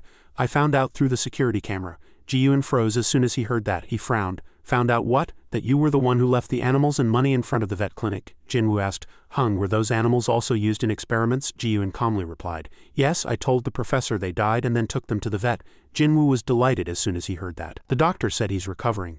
Ji-Yoon bowed his head and tried to pretend to have a heart as vast as the ocean, but deep down his tears were like a sea. Suddenly a meow was heard, drawing his attention. A black cat sat in front of him, its round eyes looking very adorable. A group of cats clung to Ji-Yoon's feet. Jinwoo still sat silently, watching them, and Kaden yawned. It was still Jinwoo's house. Jusok entered the house with a face as if his constipation had been relieved, and the house was no different from a battlefield. He spoke, "Why are there so many cats?" Mr. In-hee couldn't hide his joy at the sight of the cat swarm. "Hello, how are you? You all look so bored." Jinwoo felt a bit helpless looking at the house, which was no different from a junkyard. "It really became a mess after I left." As soon as Mr. In-hee heard that, he quickly said, "I'll help you." Jinwoo got up to clean and replied, "It's alright, I can do it myself." Mr. In-hee also got up and lent a hand. "It's fine, I cleaned it yesterday too." Jusok seemed dismayed by the battlefield. "Really, this mess happened in just one day?" It was like a junkyard that hadn't been cleaned in a month. Mr. In-hee just smiled. "They're healthy and vibrant cats." Jinwoo's face immediately brightened and he was overjoyed. "Really, they're all very lively." After saying that, the two looked at each other and laughed. He. Jusok looked at them and evaluated. "They're like crazy people. Are all cat lovers like that?" He looked like a real cat hater and his tone was very sarcastic. "HMPH, it's like a doghouse. Can humans really live in a place like this?" Suddenly a cat approached him. It let out a small meow and he coldly looked at the cat. "Why?" The cat hugged his leg, spun around and then lay stretched out on the floor. It exposed its belly and looked at him with shining bead-like eyes, not forgetting to meow. Jusok seemed to have finally fallen for the cat. "Oh, you're cute too." Suddenly a murderous aura erupted from behind him. Feeling the strange energy, he turned around. It turned out to be Kaden, the fat cat, sitting on the stairs. He looked at him with loving eyes, but it also seemed like he could tear him in half. As soon as Jusok saw him, he called out to Jinwoo. "Hey Jinwoo." Jinwoo quickly replied yes. He wasn't going to be outdone by Jusok. He added to Kaden, "Why is that cat like that? Every time I look at him he gives me an unpleasant stare." Jinwoo forced a wry smile. "Really? I don't think he's finished talking yet." Mr. In-hee appeared out of nowhere and pounced on him. This was the second time Jusok had been collared that day. Mr. In-hee glared at him with a pale face and growled, "Unpleasant stare, how can you say such a thing to a cat?" Jusok asked again incomprehensibly, Why can't I say that to a cat?" Now he looked like Yama, the king of hell. He gripped his collar tighter and threatened, "Oh, are you bothering cats too?" Jusok stammered in fear. No," he asked. "Don't you think the cat's expression is a bit strange?" He raised an eyebrow. "Yes." Mr. In-hee launched into a lengthy explanation to Jusok. "I think he's very adorable. That's part of his charm. You get annoyed often too, so why can't a cat?" At this point he froze. Jusok, speechless, turned his face away and looked elsewhere. "That's not what I meant. I meant forget it." Kaden behind him had a satisfied expression on his face. Xiao-hee still stood silently, feeling something strange. Mr. In-hee spoke. "Mr. Xiao-hee, what's wrong?" His face hardened and he replied curtly as if unwilling to answer, "Nothing." At his reply, Mr. In-hee put his hand on his chin and went into detective mode. "Is something wrong, Xiao?" He was now trembling in front of the small cat and the cat was still licking its fur. His face turned pale with fear. Mr. In-hee cunningly smirked, his face very sly. Realizing something, he picked up a black cat nearby and said loudly. As soon as he lifted the cat, Xiao-hee immediately trembled and avoided the cat. "Mr. In-hee, don't come near me, stop." Mr. In-hee now looked like an adult scaring children, a wicked smile on his face. "Why, what's wrong?" Xiao-hee turned his back on him and tried to leave. "I'll wait in the car." Suddenly he said something and Xiao-hee froze in place. "Are you afraid of cats?" He turned around uncomfortably, and behind him Mr. In-hee held the cat. His voice was teasing. Perhaps no one expected him to be so sarcastic. His face was contorted like he was teasing a child, and he held up the cat's paw with one hand. "Hello," he mocked. "Mr. Xiao He, one of the 20 most powerful awakened in Korea." Afraid of cats, Xiao He's face flushed red at the sarcastic remark, and he uncomfortably explained, "Don't talk nonsense, I'm not afraid of cats. They're just annoying," Mr. In He immediately retorted. "Then why did you try to run away?" Xiao He also didn't give up. "I didn't run away. But I don't need to be here either." The man surnamed Gu's voice was sharp. "Really?" Xiao He still didn't back down. "Yes, really." Jinwoo and Ji Yun looked at the two menacing men arguing and shook their heads, dismayed. On this side, Mr. In He was still teasing him. "I don't think so," Xiao He retorted. "Mr. In He, do you want to fight me?" Jinwoo, seeing the tense situation, rushed to mediate. "Could both of you stop for a moment and sit down?" Mr. In He was still pouting and teasing Xiao He, and Xiao He thought to himself, this crazy guy. Jinwoo, like a good host, cheerfully said to the people, "I'll go get some drinks, please sit down." Jusok was the same. Ji Yun, only Kaden the fat cat sat slumped on the stairs thinking to himself, so annoying these days. I'm surrounded by countless people every day. I always have to be careful with every word and action. He looked around and saw Jinwoo gesturing towards Ji Yun to the three people. The four guests were waiting for drinks and Mr. In He was still playing. "Meow, let's play." The kitten's punch scared Xiao He. In the kitchen, Jinwoo prepared drinks, humming a familiar melody. His mood suddenly seemed better now that he was home. Kaden glanced at Jinwoo, then looked elsewhere and sighed slightly. "I don't think I can help at all," he endured. In Jang's office, she asked the person before her, "Are they sleeping at Jinwoo's house?" Mr. In He replied cheerfully, "Yes, the three of them will sleep there tonight and return to the hospital tomorrow for their final checkup." Jang didn't forget one person, including Jusok. He nodded. "Yes," she continued, her tone slightly suspicious. "You mean Jusok is sleeping at Jinwoo's house?" Mr. In He seemed a little surprised. Yes." Hearing that, Jang put her hand on her chin and fell into deep thought. Now it was dark and Jinwoo's house was unusually cozy tonight. Jusok tossed and turned, unable to sleep. Using his hand as a pillow, he was lying with Jinwoo and Ji Yun. He kept grumbling, "Why am I here?" Jinwoo couldn't hold back and chuckled. He asked Jinwoo annoyedly. "Hey, why do you keep laughing?" Jinwoo's face was full of happiness. He pulled up the blanket covering his flushed face and quietly replied, "It's my first time having a friend over to my house." Jusok turned his face away and said with an arrogant tone, "What, a friend?" Jinwoo continued, "I've never been to a friend's house before and no friend has ever come to my house." At that he couldn't help but fall into deep thought. He recalled his conversation with Mr. In He. Mr. In He told him that Jinwoo hadn't realized he was an awakened because he was afraid others would find out. Jinwoo and his mother kept moving and gradually he became distant from everyone. Jinwoo had lived a lonely life. Jusok said nothing, just turned his face away and sighed. As soon as Jinwoo finished speaking, he asked Ji Yun, "Ji Yun, have you ever slept at a friend's house?" Ji Yun calmly replied, "No, I've been moving around with the professor since I was little." Jinwoo listened attentively to what he was saying. "I see." Jusok next to him also listened curiously. He bit his lip tightly and thought to himself, "Damn it, I'm suddenly so annoyed. These pathetic guys don't have any friends either." Suddenly, Jinwoo's voice was heard. "What about you, Hung?" Jusok, filled with arrogance, replied smugly, "Do you think I'm like you? Of course I am." He suddenly fell silent, his eyes wide as he thought of something. Jusok, having been caught off guard twice in a row, broke out in a cold sweat, thinking to himself, "No," he constantly calculated. "No, I can't be like these two pathetic guys. I'm Jusok Yujin." At the end of his thoughts, he looked at the two, his gaze quite cautious. The two and the fat cat Kaden were still waiting for an answer. Jinwoo, seeing his silence, mediated. "All right." Hearing his words, Jusok kicked off the blanket furiously and shouted, "What do you mean, all right? I'm not like you guys, I'm different from what you think." No one said anything, and the two just stared at him blankly. He was embarrassed, his face flushed, and he continuously ranted at them. "I just find sleeping at other people's houses too boring and I just can't bring friends home for obvious reasons." The two looked at him with pity. Jinwoo was about to speak but hesitated. Before he could finish, he started babbling loudly again. "Damn it, stop talking, don't annoy me." His megaphone-like voice woke the cats that were in a deep sleep. One woke up and hearing the noisy deity was annoyed.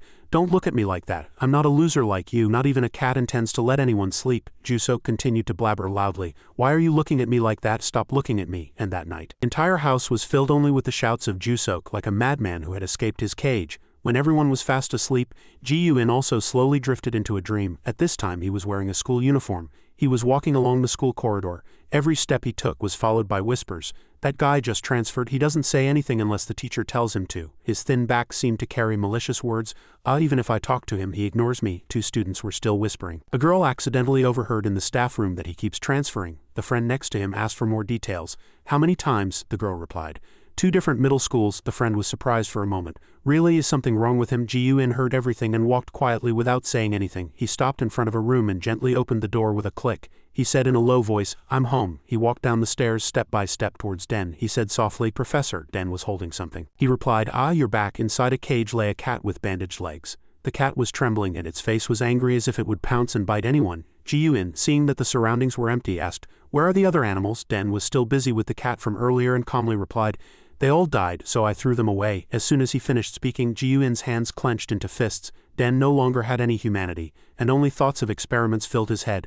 Only one left now. I wonder if it can survive the experiment with this appearance. It's probably a stray cat. It looks weak. He closed the cage, stood up abruptly, and said to Ji-Yun, I'll come back in a few hours to see how it is. Ji-Yun's eyes were fixed on the pitiful cat in the cage. The cat was trembling with fear, curled up on one side. Den ignored him, walked up the stairs, and didn't forget to instruct, Ji-Yun, don't forget to feed it dinner. He obediently replied, yes. He filled the tray with cat food. Then he opened the cage door and carefully placed the food inside for the cat. The cat was gentler than he had thought. It just stayed still in one place. Ji-Yun stared at the stray cat in front of him with wide eyes. Surprisingly, the cat approached him, sniffed his hand and licked it a few times, as if it felt safe with him. His eyes were still fixed on the small cat's body. The cat continued to gently lick his hand. Ji-Yun left his hand there as if frozen. For a moment he felt what love was. His cheeks flushed slightly with happiness. Ji-Yun sat there and sobbed like a child. Why did I hurt you? And yet the room door opened again.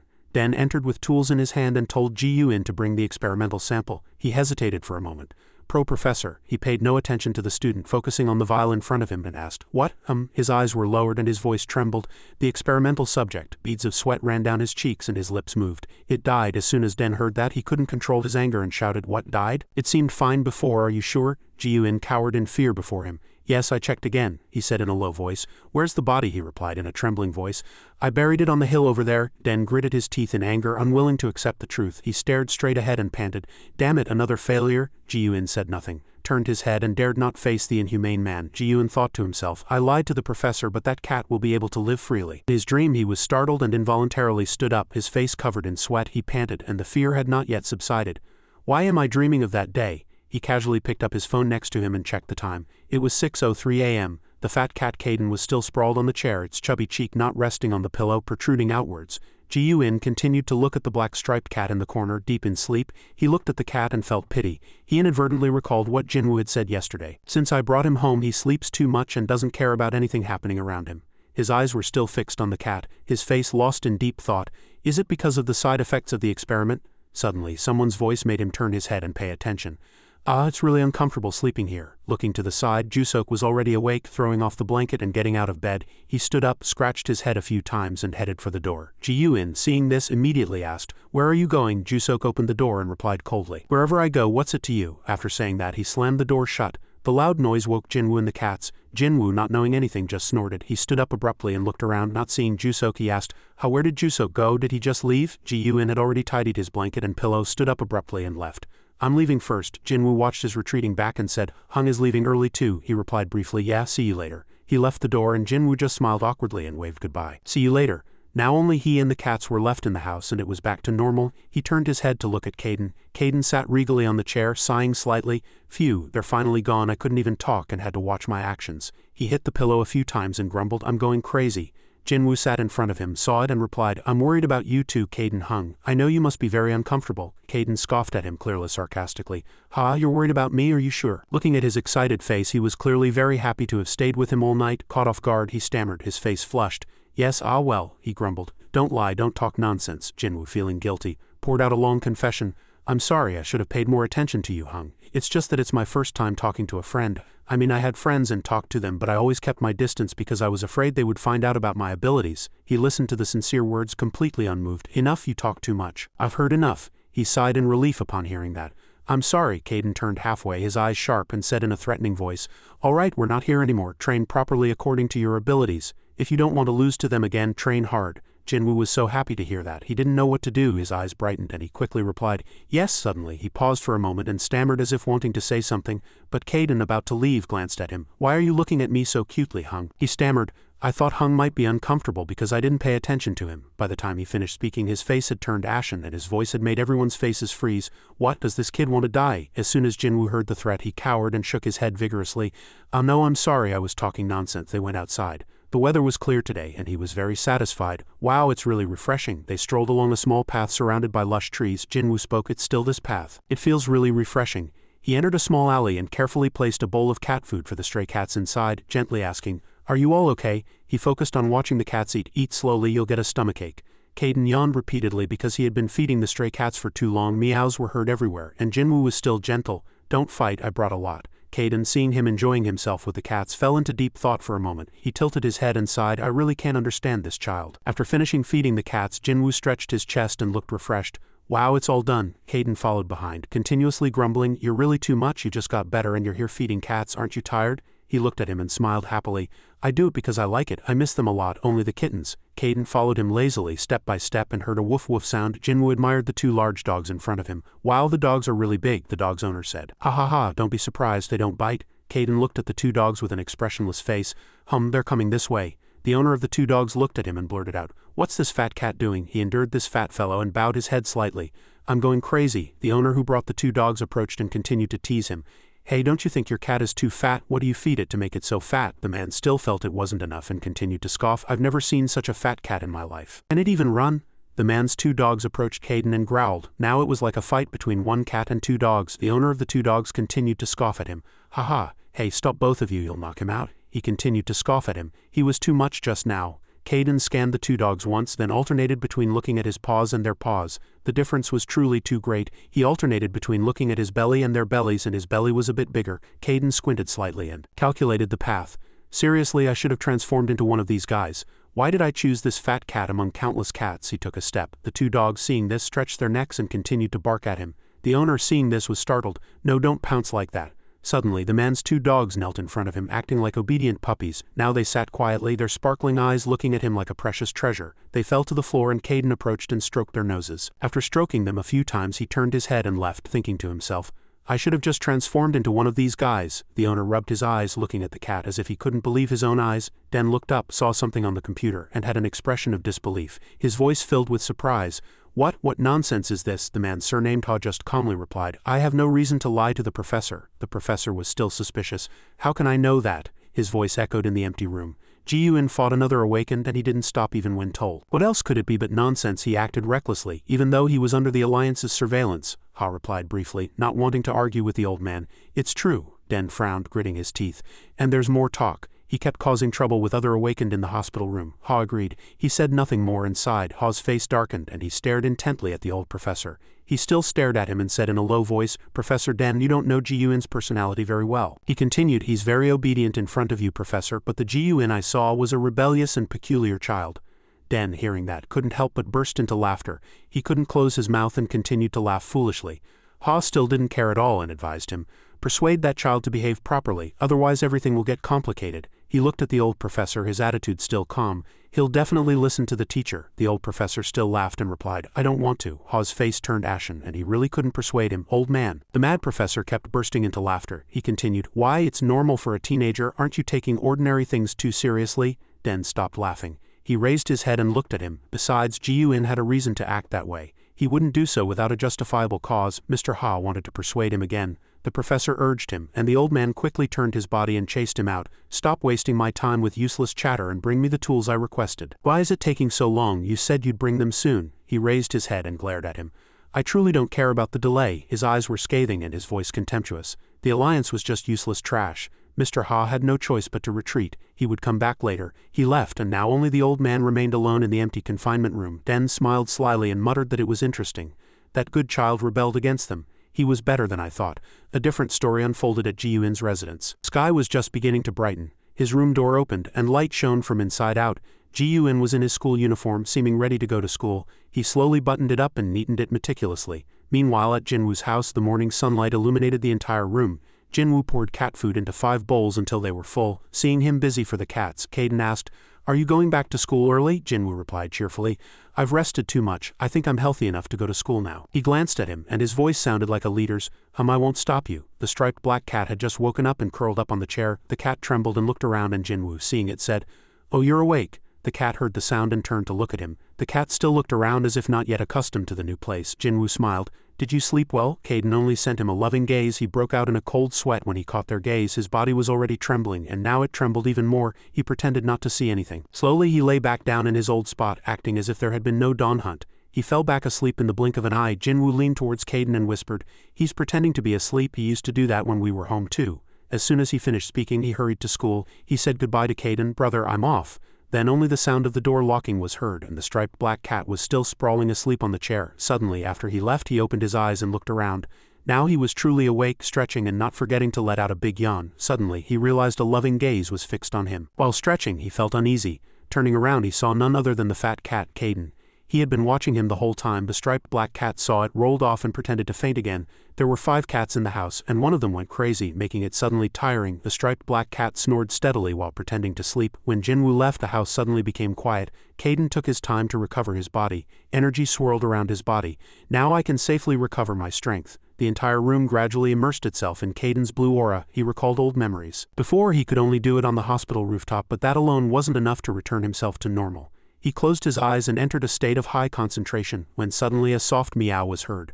Another meow was heard, and this time it drove Caden completely mad. He frowned uncomfortably, and the strength he had just recovered vanished in an instant. He opened his eyes and oh my, a bunch of cats had gathered around him, all meowing so loudly it deafened him. Caden, angry, hit each one and shouted, "Are you guys crazy? Get out of the way!" Even the striped black cat, pretending to sleep, was startled and jumped up. He turned to look at him, and his face darkened, not daring to say anything, only trembling slightly. Scene shift to Ham Private High School. As Jinwoo entered the classroom, his eyes lit up when he saw someone. He couldn't close his mouth, and the person in front of him was Ji-Yoon. He called Ji-Yoon. Ji-Yoon. When he heard the sound, he turned his body and glanced at him. Choosing the seat next to Ji-Yoon, he asked, "Are you at school today too?" He replied in a low voice. "Yeah," and he continued. "Are you fully recovered?" He replied. "You were much more seriously injured than me." Jinwoo only then remembered. Oh right. The classmates glanced at them, all with dark faces like ghosts. Jinwoo smiled kindly. "But you'd be lonely by yourself, wouldn't you?" As soon as he finished speaking, he took out his phone, scrolled, and continued the conversation. "I thought I was the only one who came back to school." Ji-Yoon was silent. Jinwoo was diligently looking at his phone. "I'll go check if Jusok is at school now. You're a first year, right?" Suddenly, he stood up and went out of the classroom. Ji-Yoon turned his head and followed him. He still kept his gaze fixed on him, wondering for what purpose the boy had left the classroom. He turned his body and silently gazed, recalling something from the past. That day was afternoon and he received an invitation from Mr. Ha. "Ji-Yoon, don't you want to join the Alliance?" he wondered. "The Alliance?" Mr. Ha replied. "Yes, as you know, Professor Den is currently under the Alliance's management. He was arrested for his crimes, but he's being treated very well." He still looked at him and lowered his voice. "If you join the Alliance, your treatment will also change. You'll be able to stay with Professor Den." Ji-Yoon bowed his head. He thought for a moment and then replied, "I need time to think." He pondered the invitation, hesitating whether to join or not. Meanwhile, Jinwoo was already standing in front of classroom 21 looking inside but saw no one. Jusok was not there either. Just then, seeing a student entering the classroom, he quickly spoke to him. "Excuse me, Jusok today?" He hesitated and asked again. "Why are you asking about Jusok?" He immediately replied. "Just curious." The student ignored him.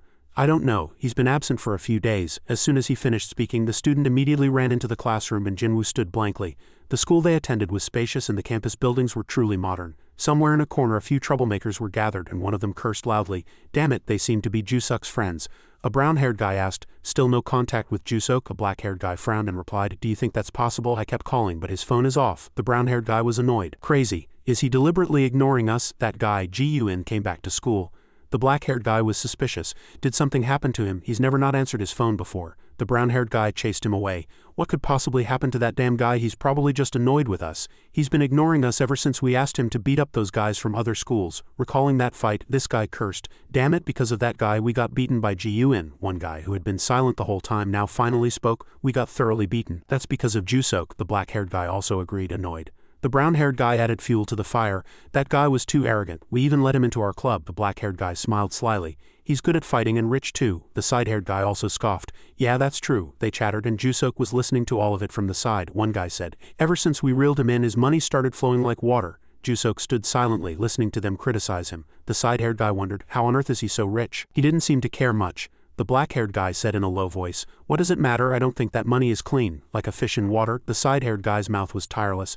"Just by mentioning his name to guys from other schools, they have to bow their heads to us." The black-haired guy was annoyed. "His name is very useful for bringing us income.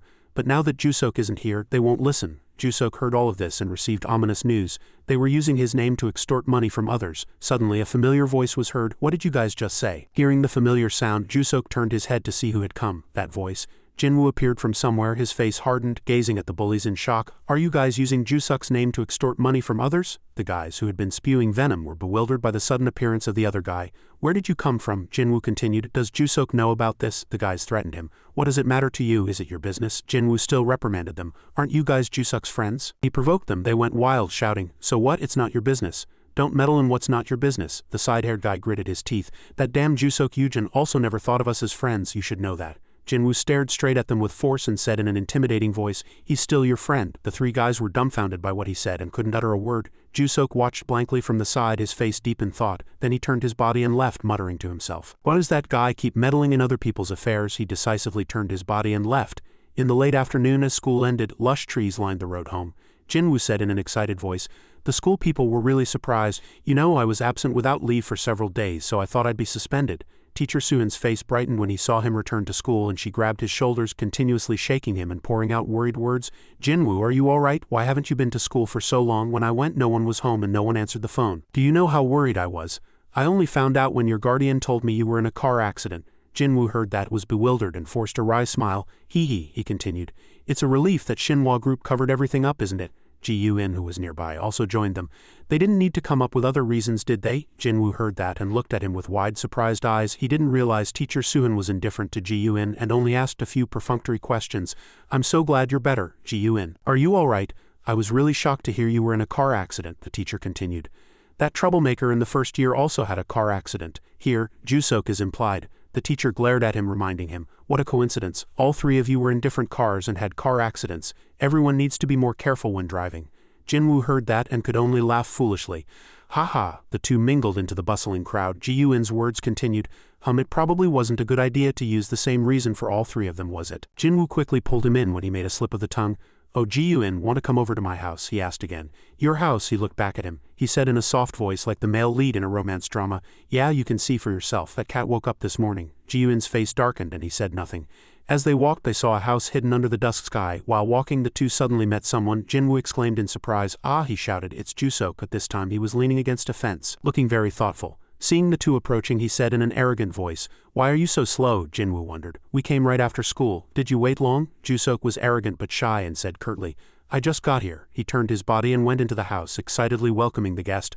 "Why the sudden visit? You just came to hang out, right?" Jusok avoided him, embarrassed. "Nonsense, do I look like I have nothing to do? Mr. Inhee told me to pick him up here," Jinwoo said, opening the door. "Ah, I have to go to the hospital today for a health checkup." He was delighted. "Fortunately, Ji Yun is coming too. You can go together." As soon as he opened the door and entered the house, a swarm of cats rushed out to greet him. Their meows melted his heart. He greeted them with affection. "Hello, kittens." Caden came out from the living room at this moment. He approached Jinwoo and gently touched his arm, signaling him. He whispered, "That guy waited for an hour," he replied in disbelief. "Really?" Jusok followed, opening the door and entering. Still arrogant. "Damn it, why am I here?" Jinwoo watched him, secretly amused. He waited for a very long time. The striped black cat sat in a corner observing carefully. He was annoyed, kicked his butt and acted like the homeowner. "You're blocking the way, move." Jinwoo was kicked and rolled onto the floor. Ji Yun followed, now finally entering the house.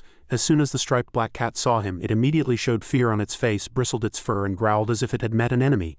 Jusok saw the cat going wild and immediately asked, "What's wrong?" Jinwoo reached out his hand to reassure him and explained, "He's a bit quick-tempered." The cat was still staring at him, baring its teeth. HMPH, the cat was still growling. Jusok, seeing the unfamiliar situation, pointed at Ji Yun and asked, "What's wrong with that cat? It's growling at him?" He slowly stepped forward. His fur was still bristling, and killing intent emanated from him. Very quickly, Caden approached and kicked him in the head, and he fell backward in surprise. The three stood blankly, watching the situation, especially Jusok, who couldn't close his mouth. "Yes." Caden pressed down on the tabby cat's head, and the cat obediently stayed still, no longer growling.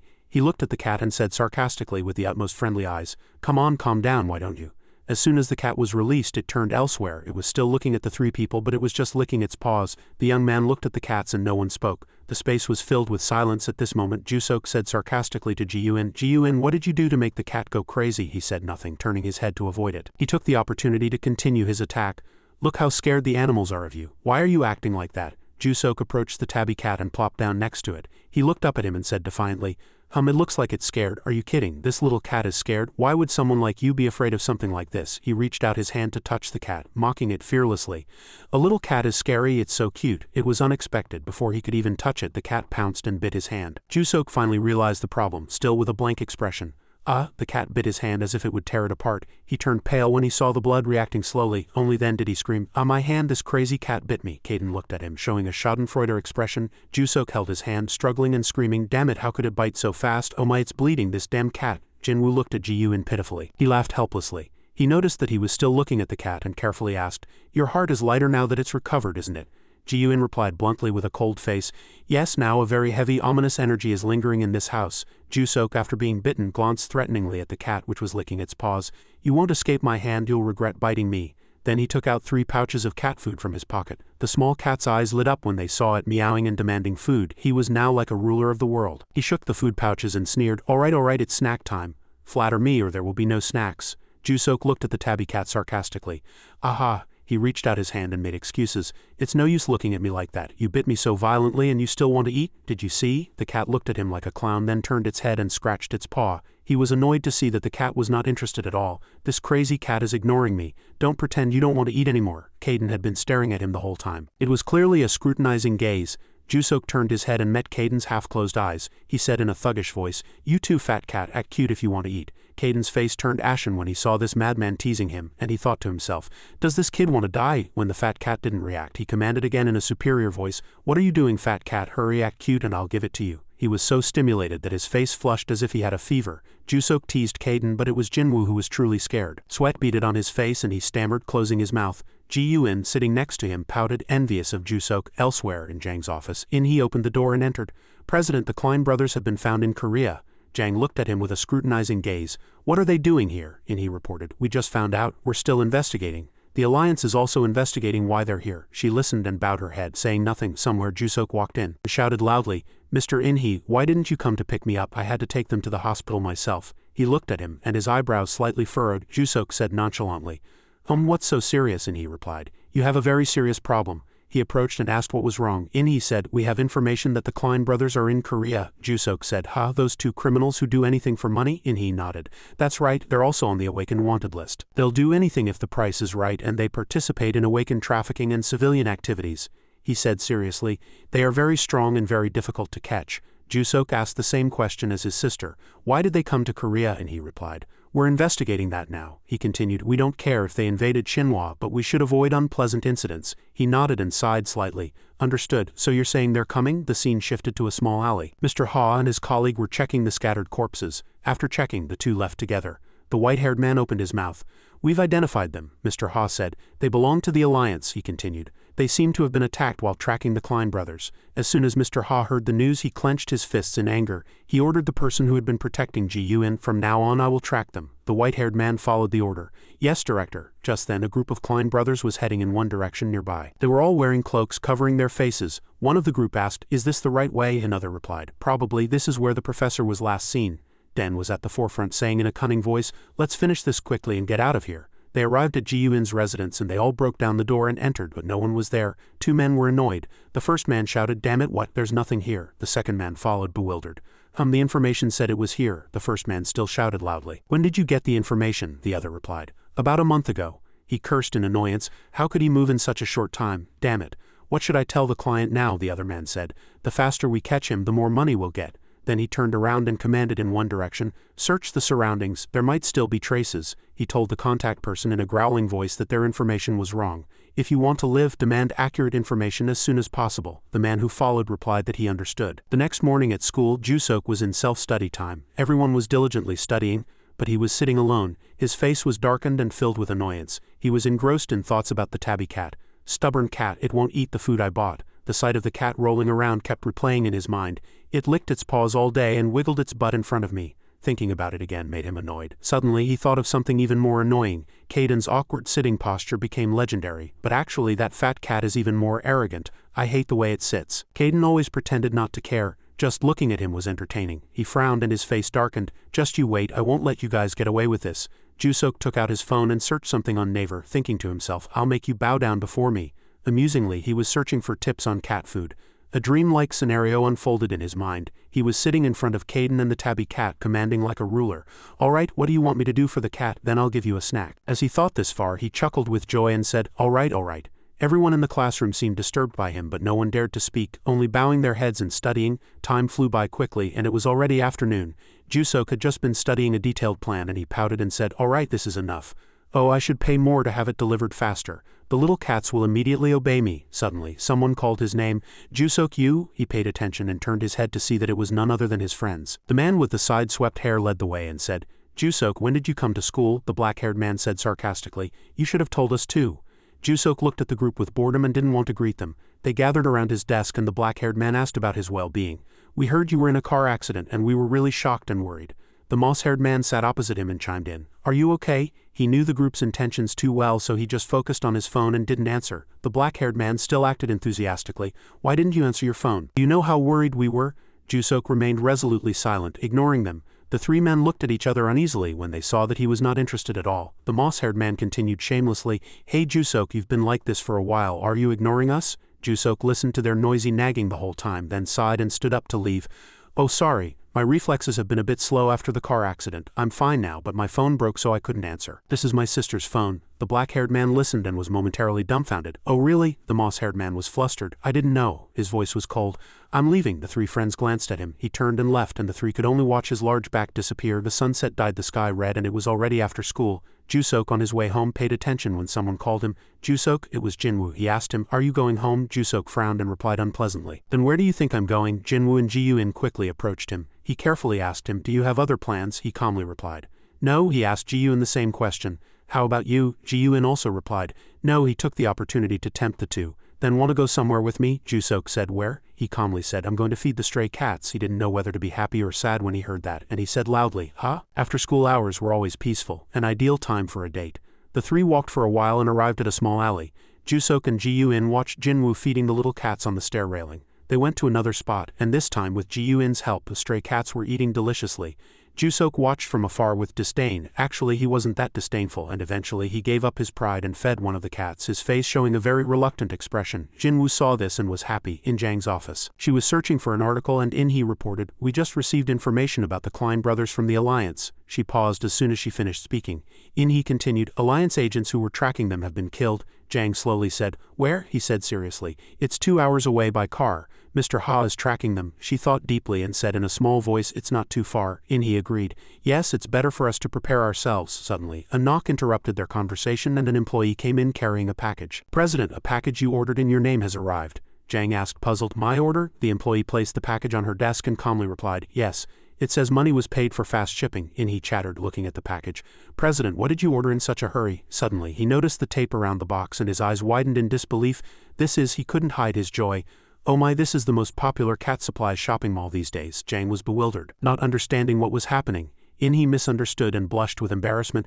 "President, I finally understand." Jang still didn't move and turned to Ji-yoon. By this time, the sun had already set. He slowly entered the alleyway that led to his house. He gradually walked into a dark area without street lights. Ji-yoon calmly continued walking, his face devoid of emotion. The moments he spent with Jinwoo feeding the cats during the day flashed through his mind. Perhaps such things made him feel a little better. Finally he arrived. He stood in front of his house door. Suddenly Ji-yoon paused at the doorstep. He looked at the door and a suspicious feeling crept in.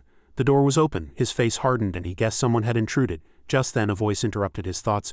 "You're Professor Den's student." Ji-yoon looked up at the stranger who was covered from head to toe like a ninja and subtly stepped back. He opened his mouth. "That's right, you look exactly like the photo the contact person gave us. Thankfully we can finish this quickly." The cloaked man walked down the stairs step by step and he was lost in thought. "They know about me and the professor." One man asked him, "Hey, where's your professor?" He still stared at them, thinking to himself, "They're looking for the professor." His face hardened, and he planned inwardly, if they came without talking to the professor, it must be bad news. Immediately he turned and tried to escape. "I have to run." The ninja behind him could only exclaim, "Ha!" without time to react. As Ji-yoon ran forward, he encountered another person. In front of him stood another man in a large cloak. He opened his mouth to praise him. "Good reflexes, you ran right away." "I thought you were startled," said the man who had followed, his tone mocking. "But we haven't finished our conversation, so you shouldn't run away."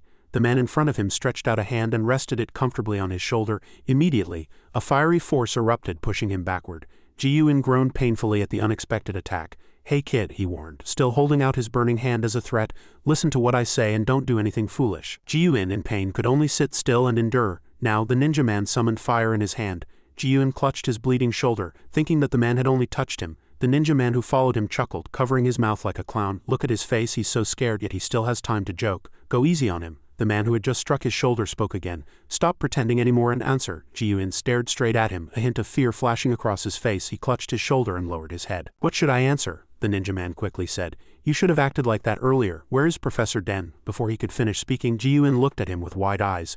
Bang! A burst of force exploded towards the two men. Ji-Yun used his power to strike them. He quickly took advantage of their pain as they covered their faces and fled. Suddenly a fierce fire flew at him from behind. With sharp senses, Ji-Yun immediately detected something strange behind him. He quickly leaned sideways, dodging the fiercely burning flames. He successfully evaded, and the flames flew forward, shaking the area considerably. Just as he was about to move forward, a woman suddenly approached. It seemed to be the same person as before. It was Duran. She complimented Ji-Yun with a few words. "You're quite good for your age, very agile." Ji-Yun looked at her, unable to believe what he saw. His attacks hadn't harmed her at all. She had blocked his attacks with just a small movement. Duran leaned closer to his face and whispered, "Your awakened ability is similar to Den's, just as the contact person said. Now it's even more certain that you're his student." Suddenly, a man slowly approached Ji-Yun. Duran followed, saying, "Brother, do you think this kid is a fraud?" The man was her brother. He approached, and his voice was like that of the Grim Reaper. "He's just Den's student." Ji-Yun, caught between the two superhuman individuals, couldn't help but worry. He frowned, thinking, "They know about the professors and my abilities, but I know nothing about them." He clenched his fists and said resolutely, "This won't do. I can't let them catch me no matter what." Duran from the side noticed the red aura of death emanating from Ji-Yun's hands. He spread his arms, aiming at the Klein brothers. Two consecutive bangs, his power flew straight at them, swirling deeply like two tornadoes. His eyes followed them steadfastly, but surprisingly it was nothing to them. Duran's brother was still alive, and he didn't even look like he had just come out of a tornado. Ji-Yun was horrified. Once again they blocked his attacks too easily. Duran, who had been watching him from earlier, scoffed, "What on earth is he? I heard he's young, but his awakened ability is quite strong." Her brother wasted no more time and said, "It's taking too long. Let's finish this here." Duran obediently followed. "Understood." Ji-Yun was in a precarious situation. Duran extended her hand, summoning an invincible flame. The flame burned more and more fiercely, and its destructive power increased accordingly. Ji-Yun maintained high concentration even in this desperate situation. He analyzed that she was concentrating energy and actualizing her attacks. Was she the one who just attacked him? Duran quickly fired 3 flames straight at him. Ji-Yun decided to use reversal. He returned exactly what they had done. He summoned power to block their attacks. Of course it was effective. His power exploded the flames. Duran chuckled merrily as if watching a play. "You blocked my attack? Not bad." She fired a few more flames with lightning speed. Ji-Yun aimed with high concentration. When the force flew, he moved to the other side with lightning speed, easily dodging Ha's terrifying attack. He slid backward due to inertia. Duran continued to launch attacks. 3 flames flew at him like blades. They landed and combined, creating a powerful explosion with immense destructive power. He knelt, and Duran stood majestically before him. Ji-Yun could not underestimate her. "Ah, he's too strong. He can use such powerful abilities so easily." Duran's brother, tired of Duran playing with Ji-Yun for too long, spoke solemnly. Duran stopped playing around. She could only reply, "Yes, understood." After speaking, she immediately took a stance, preparing for the final blow. Ji-Yun knew what he had to do. It was his chance. He stretched out his hand, summoning the nth power. But before he could do anything, he was surrounded by Duran's cloud of fire. Startled, "What's this?" Like a ticking time bomb. After calming him for 3 seconds, bang, the bomb exploded. This time Duran went quite hard. The explosion was so large that it illuminated the entire area brightly. Flames burned and black smoke billowed fiercely. Ji-Yun was now weakened and bloodied, lying on the floor. The Duran siblings looked at him, thinking something. Duran opened her mouth. "Brother, will he be useful?" Her brother calculated. "After getting Den's information, deal with him, but selling this guy could also fetch a good price. He's already so strong at this age." Han had just arrived, and his car was parked in front of the alley. He looked at the steering wheel. Since the agents were attacked, there's been no trace of them. His eyes sharpened with worry. Haven't they tracked the target yet? Suddenly his phone rang, breaking his negative thoughts. Han answered the phone. "What is it?" On the other end, someone seemed flustered. "Director, we've lost contact with Ji-Yun," he said coldly. Ji-Yun usually doesn't answer his phone. On the other end, they said urgently. But this is the first time he hasn't responded to texts for 2 hours. Only now did Han realize the problem. He asked if he was with the Xinhua people. On the other end, a serious voice replied, "We called them, but Xinhua said he didn't come there today." Hearing this, his face darkened, and he had an ominous premonition. At this time, in Jinwoo's house, Gun and the striped black cat were looking at the person before them with pity. It was none other than Disuk. He had followed Jinwoo all the way home. Even now he was chuckling while watching a movie. While watching the movie, he was interrupted by In-hee's call. He answered the phone. "What is it?" In-hee asked. "Where are you?" He replied loudly. "I'm playing with cats." Hearing that, In-hee raised his voice. "Cats? Is it Jusuk's house? Is Ji-Yun there?" Disuk replied. "Ji-Yun isn't here. He went home." Jinwoo, sitting next to him, didn't understand what was happening. In-hee asked again, "How long ago did he go home?" Disuk, not knowing anything, said, "Why are you asking? About 3 hours ago." "Why?" In-hee was flustered. "The Alliance called and said he's not answering his phone." He listened but did not reply, his face gloomy. On the other end, his brother was still shouting. "For hours since we last heard from him." Disuk sighed. The Alliance called and said they can't reach Gun, so Hung called me, right? In, he said casually. Of course. At this point he was angry, his face purple, and he spoke into the phone. Hung, are you kidding me? Don't call me for such ridiculous things. On the other end he stammered, I'm sorry. Disuk hung up, still angry. What the hell? Why is In he asking me about Gun not answering his phone? Jinwoo heard that and worried.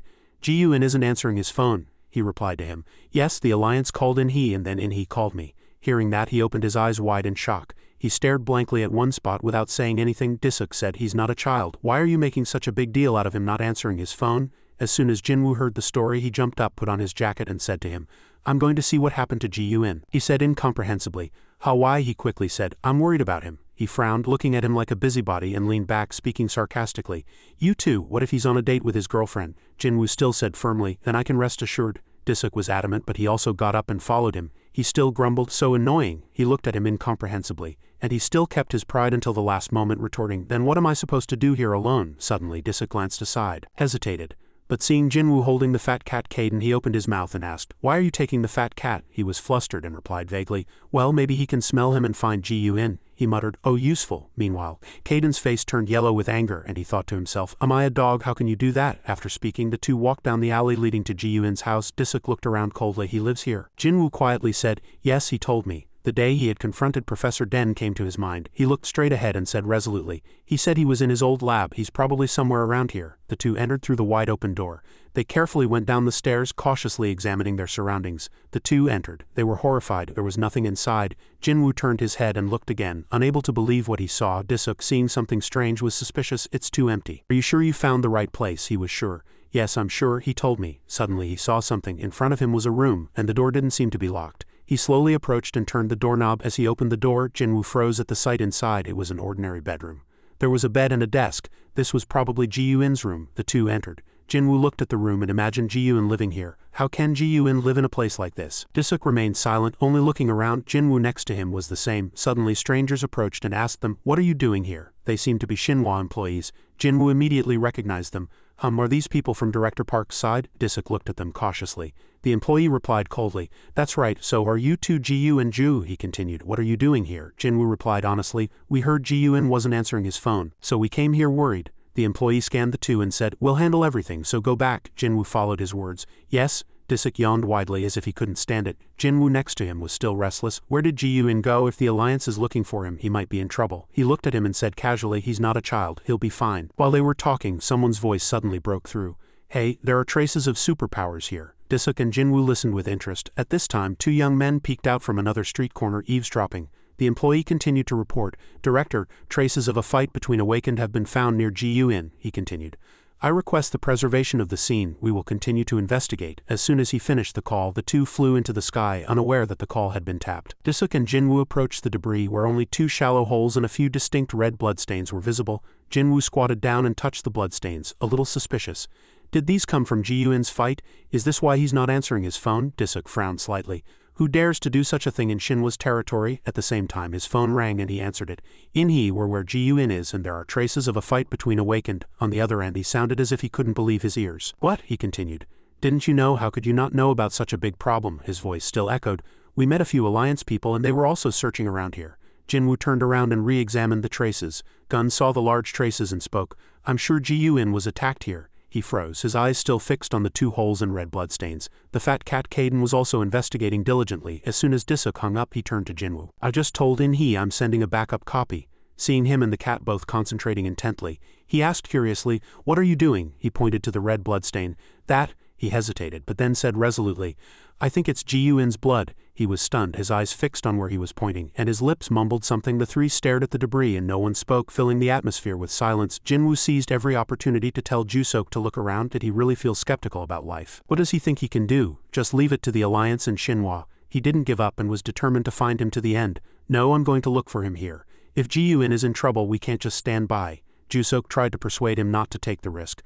Ji-Eun is very strong. He can take care of himself. The guys who kidnapped Ji-Eun must be very strong. Jinwoo immediately retorted. Then are we just going to stand by and not help at all? Jusok froze at his words. After all, he wasn't wrong. He hesitated for a long time, his eyes darting around. He fixed his gaze on Caden and asked, Hey, can the fat cat find him? Caden was blank, his face full of question marks. Jusok recalled what he had seen in the movie and inferred everything. Can the fat cat use his blood scent to find Gun? They usually do that in movies. Caden looked at him with a mocking gaze and said, "That's hilarious. I'm not a dog, how can I do that?" Suddenly, as if possessed, he thought of something. He bent down and inhaled the fresh scent of blood. Then he stood up and moved forward step by step. Jusok was slightly bewildered watching Caden find his way by following the bloodstains.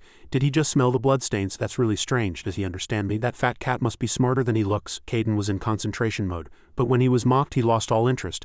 Damn it, what the hell, I just know where that guy is. At the same time, in a secluded spot, Gun was covered in wounds and bowed his head. He was beaten and screamed in pain. Gun was kneeling before Duran, his hands bound. She kept pressing him for information. "Come on, tell me, where's the professor?" He stubbornly refused to say anything. Duran seemed very pleased. "Stubborn are we? Good at enduring pain? Good." She twirled a flame with her finger and the smile slowly faded from her face. "I created this technique for torture. You're the first person to endure it for so long. The flame only touches the skin, but the pain goes deep." Gun panted, exhausted. Duran held the flame in front of his face, threatening him. "If you don't speak, I'll increase the difficulty." As soon as she finished speaking, she touched his leg with her finger and the flame burned through his clothes, smoke billowing furiously. His scream pierced the sky, seeming to hurt more than before. Duran said triumphantly, "Does it hurt? I told you I'd increase the difficulty." Bang, a person fell to the ground. Duran turned back in surprise and asked what? Her brother seemed to have gone to catch the people who were following them. "Alliance agents, I caught him sniffing around here." Duran thought worriedly, the people we know are also part of the Alliance. Did they catch up, brother? "Probably, definitely. We need to move now," she agreed. "Understood." She turned back to him with a murderous face and said, "Come on, slowly, we'll finish this somewhere else, don't worry." He looked at her and her brother with a resolute and helpless expression. Nearby, Jusuk's voice came suspiciously. "Do you think following this cat is the right thing to do?" He was still skeptical. "Won't it confuse us?" Suddenly Caden stopped. Jinwoo gestured. He stopped. He looked ahead, his eyes wide in astonishment. He immediately recognized the person in front of him as Gun. Someone was carrying him over their shoulder, heading towards a car.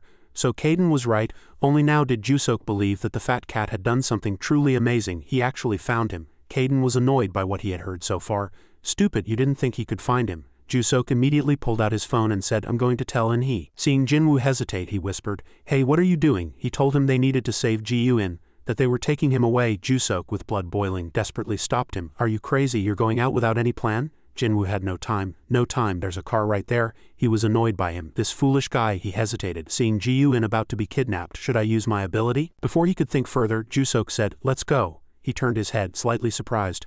Behind Duran's brother, a surge of power suddenly appeared, rushing forward and completely destroying the old car. Jusuk risked danger, using his ability to charge at the Klein brothers. He didn't forget to use his technique and motioned to Jinwoo. "Why are you looking at me like that? You're the one who said we don't have time." Duran's brother's car was shattered by Jusuk's power. They turned back to the two in astonishment. Duran shouted angrily, "What are those kids doing? They surprised me." Gun was carried over a body, his head facing the ground. Exhausted, he still opened his eyes to see who had intervened. The situation was urgent, but the two were still fighting. Jinwoo scolded, "What are you doing? Now they know our location." Jusuk didn't back down and shouted, "What? You're the one who said we don't have time." Gun looked at the two in front of him in surprise. Jusuk and Jinwoo. Jinwoo looked sullen. He whispered, "I know, but..." Gun couldn't understand how they got here. "How did they get here?" Jinwoo optimistically opened his arms to greet him. "Gun, we came to save you." Jusuk and Caden looked at him pitifully. He had been staring at them the whole time. "Did they come to find me?" Duran's brother turned back to him and asked, "Are they your friends, kid?" Jusuk sneered and turned his head elsewhere. He approached the Klein brothers with both hands in his pockets, fearless. "What are you guys doing? How dare you cause trouble in Shinhwa territory?" Jinwoo looked at him with wide eyes like an idol in a game. Duran's brother frowned at him, his face filled with anger. He said, "Shinhwa group, Jang Yujin's, isn't it?" Jusuk said with a confident attitude, "That's right, this area belongs to Shinhwa. Didn't you know?" His face was cold and he replied in a low voice, "Understood. So Jang Yujin lives here too. If it weren't for this, I would have wanted to fight the strongest awakened in this country." Jusuk looked at him and thought, "He still acts arrogant even after hearing my sister's name. Does he really want to fight my sister?" Jang remembered he saying in her office that they had received information about the Klein brothers in Korea. It didn't take him long to realize they were the brothers. Duran chuckled, listening to him speak, clearly amused. "Aha, that kid knows us." Jusuk bowed his head. "Damn it, this won't do." Jinwoo looked at him and asked, "Who are they?" He replied to him, "They are awakened and internationally notorious criminals." Caden looked at them and thought, their names sound familiar. Anyway, those two are definitely stronger than these kids. The Klein brothers had been staring at the two all this time, but hadn't launched any attack. Duran's brother handed Gun over to her. He approached the two, his face full of murderous intent. "Since you recognized us, we can't let you live."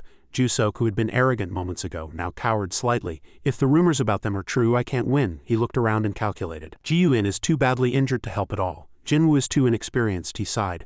A plan formed in his head. "I need to lure them away so Jinwoo can save Gun and get out of here." He gestured to Jinwoo. "Listen, Jinwoo." He brought his face close to his and said, "Yes." Jusok honestly told him what he was going to do. "I'm going to lure them away and buy some time. You save Ji-Yun and get out of here." Jinwoo was scared hearing such a dangerous plan. "What? Then you," Jusok said resolutely. "I'll lure them away.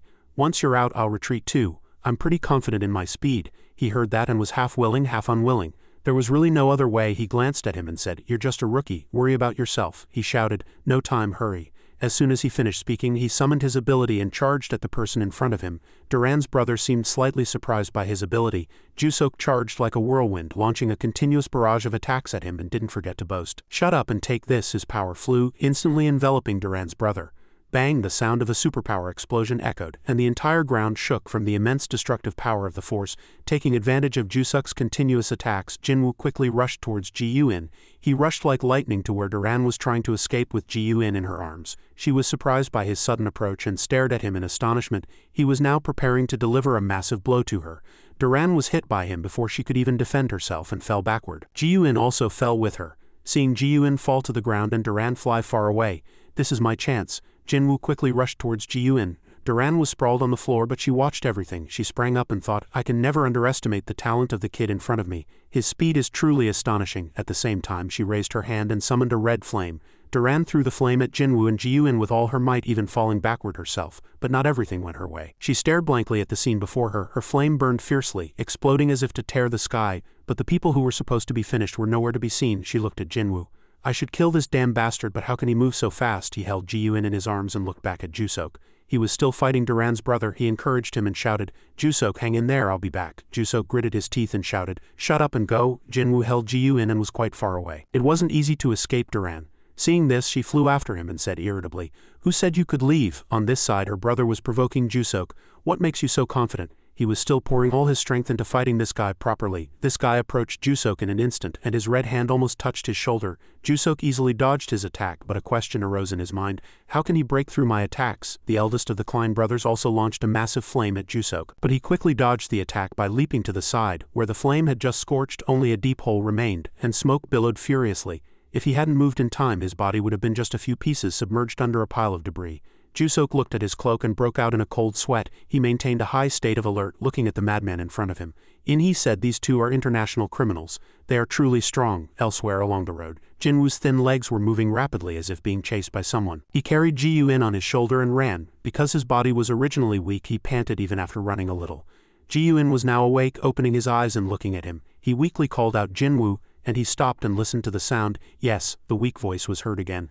"Undo the handcuffs on my hands. They're affecting my ability. The key is in your jacket pocket." He immediately nodded and followed. Understood." He carried him further and looked around, searching for a safe hiding place. Jinwoo decided to stop in an open space. The surrounding trees were lush, making it difficult to be discovered. The two plopped down on the ground. He struggled to unfasten Ji-Yun's handcuffs. His face was in a state of high concentration. Any mistake now could cost them their lives. The handcuffs were released and clanged to the ground. Only now did Ji-Yun breathe a sigh of relief. Jinwoo asked him worriedly, "Ji-Yun, are you all right?" He raised his head and looked at him, saying nothing. He still looked at him, his eyes filled with incessant worry. Suddenly Ji-Yun said triumphantly, "I'm going to stay here and fight. Jinwoo, you have to get out of here right now." He stared at him in astonishment. "What?" he explained to him. "I'm too heavy for you to go far. You'll end up getting caught too." Jinwoo resolutely declared, "No, I'm going to fight too." Ji-Yun trembled with unease upon hearing that. "What, Jinwoo, what nonsense are you talking about? Those guys aren't like Jusok or me. They're ruthless killer criminals." Jinwoo became even more resolute at his words. "That's another reason why I can't abandon you both. They will kill you both. I'm going to fight with you and save Jusok." Seeing Jinwoo's resolute stance, Ji-Yun no longer tried to stop him and looked at him with gratitude. Jinwoo's face was firm and determined, ready to fight. As the two still sat there, Duran, a woman, suddenly flew in from somewhere. "You brats, do you want to die? You've gotten yourselves into big trouble now." She now stood before them, her body swaying as if she were a living corpse. Jinwoo immediately stood up and stepped in front of Ji-Yun, signaling his intention to protect him. Duran gazed at the two with a cunning look, and it seemed they wouldn't escape easily. Jinwoo stood firm before her, clenching his fists. He stared blankly, calculating in his mind. If she's an awakened and a criminal, she must be very strong. Jusok also looked worried. The thought of Ji-Yun being severely injured left him unsure of what to do next. His heart wavered, but he couldn't leave Ji-Yun behind. Ji-Yun noticed the tense situation and sighed, unable to hide his worry. He struggled to his feet and asked, "Damn it, Jinwoo, do you know anything about that woman? She manifests power to create spheres and drops them on the ground, detonating them like landmines." "Be careful," he hesitated. Ji-Yun said, I really can't move much more right now. Attack her with your super speed. I'll provide support. When he finished speaking, Jinwoo looked at him with confident eyes and replied, Understood. Duran, hearing the two children whispering from the side, scoffed, Have you finished your attack plan? Are you going to fight me? You guys are crazy. He didn't let her say any more. He rushed at her as if flying, his fist already poised to strike. Duran was startled. Too fast. He lunged to punch her, but she quickly retreated and dodged. Determined to pursue her to the end, he pressed his attack even harder as she evaded. Unfortunately, she didn't fall even after a single punch. She manifested fire, preparing to attack Jinwoo. She aimed at Jinwoo, her tone full of disdain. You may be fast, but don't even think about touching a single hair on me. But she didn't know that Ji-Yun was also aiming his power at her from behind. Duran was hit by the attack and slammed to the ground. She now had to face both of them alone, and she hunched over with difficulty. Ji-Yun frowned, gazing at her gently. She turned to him, her eyes burning and teeth gritted, looking extremely angry. Immediately, Duran used her power to create countless fireballs. She continuously hurled them at Jinwoo. She shouted, I've had enough playing with you. Fortunately, Jinwoo retreated in time and evaded. Seeing the fireballs with terrifying destructive power, he swallowed hard. They can even break concrete. He and Ji-Yun watched as she, completely unharmed, swung her arm again. She hurled a massive fireball at Jinwoo once more. In an instant, it was before his eyes. Jinwoo barely managed to retreat and evade, and the fireball hit the ground and exploded, sending fragments flying everywhere. Where the fireball had landed, only a hole remained in the ground. Jinwoo barely escaped with his life, terrified. That was too close. At this moment, he recalled words Caden had taught him long ago. Power is important, but in combat, your mental state is crucial. This applies to all battles, all ranks. He sat squarely on the sofa, looking down at the kneeling Jinwoo. It's the same for both ordinary people and awakened in combat. He advised seriously, in battle, your mindset is key. The right mindset can lead you to victory. His eyes suddenly sharpened. If fear strikes, it's very dangerous. A short-sighted mindset can even kill you. Caden's advice constantly echoed in Jinwoo's mind. That's why I had an advantage when fighting that damn Jusok. Remember that the will to fight is more important than anything else, even if it comes at a high price. He still seemed unawakened, and Caden hung his right. I won't let fear control me. Not now. Jinwoo immediately sprang into action, lunging forward. If I lose, Ji-Yun Hung will be in danger. He rushed at Duran, and when she turned, she saw Jinwoo right up close, but Duran was no pushover. Immediately, she retreated, dodging the relentless, furious punches. She angrily raised a fireball. Die, but once again, a surge of power struck Duran's back, stopping her counterattack. In the critical situation, Ji-Yun attacked just in time to help Jinwoo escape. This attack truly infuriated Duran. She turned, her eyes glaring fiercely at him. Not bad, she continuously hurled fireballs at him. I'll deal with you first. Jinwoo was startled. Ji-Yun hung. Despite his injuries, Ji-Yun's reflexes were very fast, and he immediately raised his hand to counterattack. His attack flew towards the fireball, causing a large explosion in midair. This sight startled both Jinwoo and Duran. Seeing her fireball defeated, she was annoyed. Damn it, while she was still surprised, Ji-Yun signaled to Jinwoo, don't worry, focus. Jinwoo also immediately rushed forward. He continuously kicked Duran. Ji-Yun's eyes sparkled. He was surprised to see Jinwoo's continuous attacks. Jinwoo is doing much better than I thought. He's improved significantly since I last saw him. He seemed to have noticed something. His face suddenly filled with tension. However, on this side, Jinwoo continued to evade Duran's incessant attacks. He was horrified to see the fireballs with immense destructive power shattering the ground. Ji-Yun, realizing the battle was turning against him, grew tense. This is just buying time. There's no way to defeat her. On this side, Duran also lost her patience. She was angry, and her eyes turned red. That's enough now. Simple attacks won't do.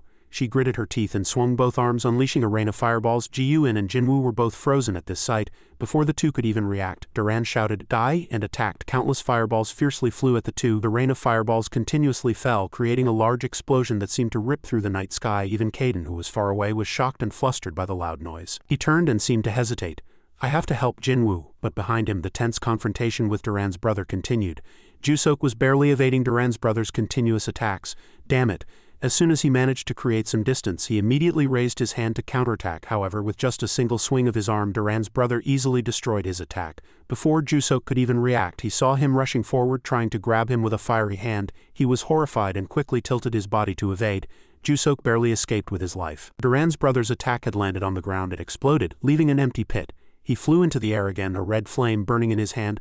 I didn't know you could use wind to increase your speed and evade my attacks. Looking down at Jusok, who was struggling below, he scoffed. But as a result, your attacks have also weakened. After speaking, he rushed forward and unleashed a powerful punch with all his strength. But Jusok quickly retreated and dodged. However, he was still injured by the attack and his face was filled with tension. It hurts. Seeing his bleeding arm, Jusok knew he couldn't hold out much longer. He worried. When is In-hee Hung coming? Noticing the anxiety on his face, Duran's brother glanced at him with sharp eyes. He stood up. You're just trying to buy time, aren't you? Seeing that he had realized his intention, Jusok's face darkened. He figured it out, realizing that his trick had been seen through and that prolonging the fight would be disadvantageous. He unleashed enormous energy. I was going to capture and sell you, but the situation no longer permits it. I'll kill you instead. Jusok also sensed the danger. He's getting noticeably stronger. From a distance, Caden was watching the fight. Realizing the situation was not good, he tensed up and frowned. At this rate, that damn Jusok will die. Caden hesitated. Should I use some of my reserved energy now? He saw him getting more and more exhausted. Jinwoo will be very sad if that damn guy dies. Caden was torn with internal conflict at this moment. Jusok noticed Caden's presence. Why is that cat still here? He'll get hurt if he stays here. He looked at him worriedly. Hey fatty, why are you here? Run away, quick, run away. Hearing himself called, Caden was startled at this moment. Duran's brother spoke again. The awakened here seem to live very peaceful lives, he scoffed, willing to die for each other and even worry about a cat when they're on the verge of death. Then he swung his fiery fist at Jusok. What an utterly hopeless fool. But before it could reach Jusok, he was pushed back and the momentum created 2 long cracks in the ground. Jusok was also frozen at this sight. Duran's brother still didn't understand what was happening when he heard a voice that made him frown. How dare you worry about me? It turned out that Caden was already sitting squarely on his head. A murderous smile appeared on his face and his claws were also extended. Immediately, a surge of power struck his body, giving him no time to react. Jusok was frozen, unable to believe his eyes. A very strange sight was unfolding before him. The fat cat he had just worried about getting hurt was now using its cat paws to strike down its enemy and knock him unconscious. He saw him lying helplessly unconscious on the ground and Caden had just jumped down complaining. My attacks have become too weak after transforming into a cat. He noticed that Jusok was still not conscious. He stared at him blankly, saying nothing. He frowned. He'll come too soon. I only used a fraction of my power. Seeing Jusok still frozen, he reassured him. But don't worry, your sister will be here soon. I can sense her energy. Caden finished speaking, but seeing Jusok still not reacting, he grew annoyed. Hey, are you listening? He brought his cat face close to his pale face and threatened him. Don't tell anyone about this. If you do, you won't even have a place to be buried, alright? Jusok was still in shock, staring blankly at the talking cat before him. Caden lost his patience and angrily slapped his face. Answer me. Only then did he come to his senses. Yes. Hearing the answer he liked, he left, not forgetting to glare at him one last time as a warning, then turned and flew up the hill, leaving Jusok still blank. As Caden left, he slowly regained his senses. Damn it, what just happened? He still couldn't believe his eyes. Did the fight just now give me hallucinations? At this moment, Duran's brother suddenly woke up, startling him. He also asked, like Jusok, what did you just do to me? Hearing that, Jusok didn't know what to say. He stumbled to his feet and cursed. Damn it, how should I know? At this moment, an object was falling from the sky at missile-like speed. A figure landed on the ground before Jusok and Duran's brother. The person Caden just mentioned. Jang recognized the person before her and Jusok was horrified. Nuna? Jang didn't reply, gazing at him coldly. At this moment, Duran's brother was also staring blankly at her. At this moment, the surrounding environment was terrifyingly desolate, and a tense atmosphere enveloped the three. Duran's brother frowned and broke the silence, his voice full of anger. You're the one who attacked me. At his attitude, Jang maintained her usual indifferent expression, saying nothing. And Jusok was speechless, not even looking at her brother. Seeing this, he didn't hesitate and prepared to unleash his technique on her. He shouted angrily, quite capable, but that alone is not enough to defeat me. Before he could rejoice for long, he was shocked by Jang's power. His attack was easily blocked by her. He panicked. Jang's eyebrows slowly furrowed and she stared at him with sharp eyes. Duran's brother truly couldn't believe what was happening. His technique suddenly dissipated. Damn it, what? Jang attacked, but he quickly dodged. Her hand slowly rose, preparing another attack. Her two hands clashed and an awakened ability was summoned, creating a blue surge of power with astonishing destructive force. Jang's face was in a state of high concentration at this time. Her eyes rolled upwards and the blue circle grew larger and larger, its destructive power even cracking the ground. An inexplicable emotion welled up in Duran's brother's heart. A barrier. He looked at her and broke out in a cold sweat. A barrier? Can she create a barrier in such a short time? At this moment his brother cried out in shock. You're Jang Yujin of Shinhwa? Jusok scoffed. That's right, you damn bastard, this damn guy. He triumphantly pointed at the red-haired guy. You wanted this, so now it's over. Jusok laughed heartily. My sister is going to kick your butt, ha ha ha ha. He truly didn't know what to do with Jusok, yet he still stood there, sneering at the red-haired guy for whom it was too late to beg for forgiveness. This time the guy was truly furious, his face darkened, and anger boiled within him. Then you're Yu Jian. Suddenly a powerful force erupted around him. The ground shook and then abruptly cracked. He saw this and immediately ordered Jusok, get back. He immediately understood her will and replied, yes. Jusok quickly retreated and she still stood motionless. Suddenly a blue light enveloped Yu Jian. He watched this scene, smiling with delight. Truly amazing, I've always wanted to meet you. Duran's brother frowned and gnashed his teeth. His technique was already prepared to attack her. If I defeat her, I'll be the strongest awakened in this country, and I'll be one of the greatest people in the world. Yu Jian's eyes were full of challenge. Defeating me, is that what you think? Her power grew stronger and hummed, and he couldn't help but frown. His pupils narrowed terrifyingly, and he thought to himself, what a terrible power. He broke out in a cold sweat, admiring Yu Jian's power. Her power continues to increase. That blue power made even Duran's brother cautious. Everything around them became chaotic. This time, Yu Jian's power truly exploded and the already cracked ground suffered again from her attack power. Even Jusok had to desperately resist Yu Jian's technique. Her brother's situation was no better. He was enduring with his entire body, digging his feet firmly into the ground to avoid being pushed back by the force. He wondered how strong Yu Jian was. Suddenly she blurted out. The words carried a hint of boldness. "Don't make a fool of yourself anymore. You're no match for me in any way." As soon as she finished speaking, power immediately flew straight at Duran's brother, provoked by Yu Jian. He was extremely furious. "How dare you underestimate me? Damn it, I can block your attacks all day." Her attack caused a violent explosion that seemed to blow everything away. Seeing such a powerful technique, her brother couldn't block even one blow. "Damn it, she's too strong. Why I can't block even one blow?" While her brother was lost in thought, Yu Jian had already easily knocked him down with her power. Everything seemed to gradually stabilize. Jusok also checked the situation with one eye open. Her brother suddenly collapsed, covered in wounds. He fell to the ground unconscious in front of the two siblings. At this moment, as Yu Jian turned her head, Jusok was still not conscious, staring blankly at Duran's brother. Noticing his sister's gaze, he looked at her with shining eyes and an expression of exaggerated cuteness. "What is it, Nuna?" Yu Jian didn't care. "Where are the others?" Only then did Jusok snap out of it. "The others?" He was startled. "Right." On the other hand, Jiyun barely managed to get up, his head aching as if hammered. He coughed violently, and Jinwoo, who was lying next to him, woke up. His body was covered in wounds and he gasped, saying, "I can't move anymore." Jinwoo suddenly looked up and widened his eyes, realizing Duran was already standing there. "Oh, you're not dead yet?" As soon as she finished speaking, she threw a powerful punch and he had no time to dodge. Jinwoo fell to the ground with a thud. Jiyun saw this and ran to help. He frowned and attacked Duran. "Quite good. I'm not an easy opponent either." She immediately counterattacked the punch she had just taken. Jiyun already looked exhausted, breathing heavily and sweating profusely. Duran smiled with satisfaction. "It seems you've run out of energy. Sit still. It's your turn now. I'll kill that guy first." Jiyun gritted his teeth and cursed inwardly. "Damn it." Flames rose from her hand and she muttered, "How dare you try to cause trouble for me?" As soon as she finished speaking, Duran brought the flame to Jinwoo and he screamed in pain. Hearing his scream, Jiyun froze, his eyes filled with worry. "Does it hurt?" Duran's face was now filled with malice. "That's right, you screamed like that too." Jiyun shouted with all his remaining strength, "Stop!" At this moment Duran turned to him, and her hand also suddenly stopped, but she then continued to torture Jinwoo numbly. "Pitiful, I'll continue." He tried to endure the burning pain, tears already welling up in his eyes. His entire body was trembling. Jiyun could only look at Jinwoo helplessly, unable to utter a single word. Duran watched the person she was torturing with satisfaction and laughed loudly. "Ha ha ha, that guy is trembling." Finally, Jiyun compromised. "I'll tell you everything. Don't torture that child, let him go." She heard that and turned back in surprise. Jiyun's eyes were now filled with helplessness. "Remember, you asked where my professor is." His voice carried desperation. "I'll go with you." "Didn't you say you were going to sell me to someone?" Duran was also bewildered. She didn't expect Jiyun to make such an offer. Not a bad offer." He bowed his head to the ground, trying to persuade her to leave with him.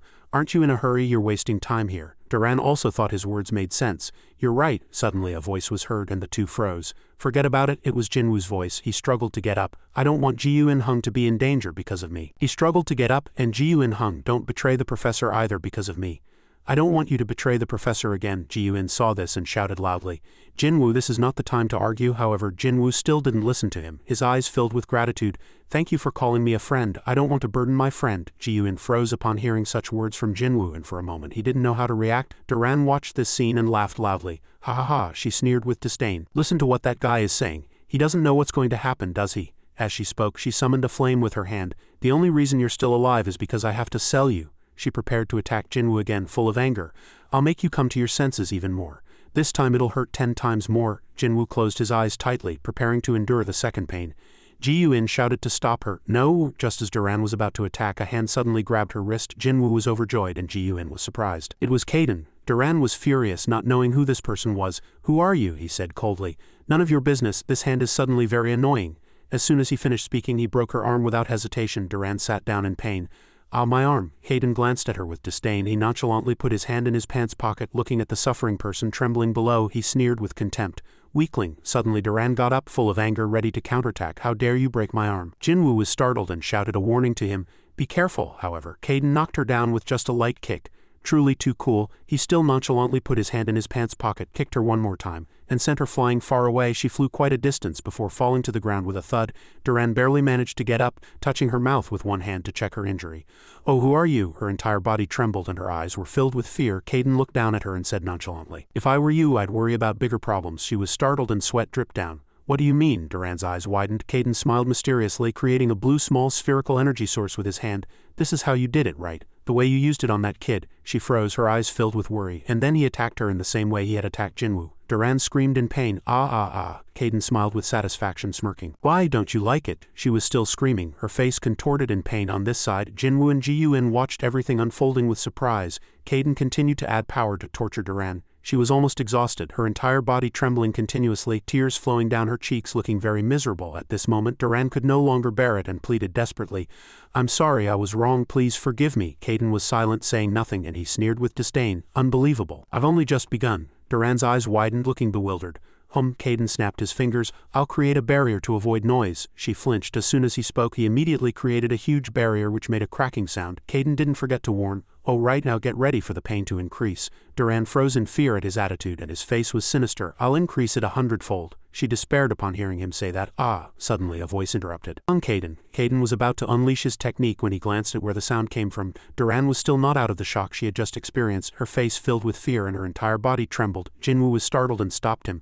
Please stop. His face was full of gratitude. You don't need to do this because of me. Upon hearing that, Duran was startled and thought to herself, I think I've heard the name Caden somewhere. She frowned. No, there's no time for that now. Duran calculated inwardly for a chance to counterattack. This was a life or death opportunity. As she thought, she moved her hand, preparing to unleash her technique. If it's not one time, it's never. Caden, while unleashing his technique, didn't know what to think. He sighed. Are you crazy? You want to forgive someone who just tried to kill you? Meanwhile, Duran struggled to crawl towards him.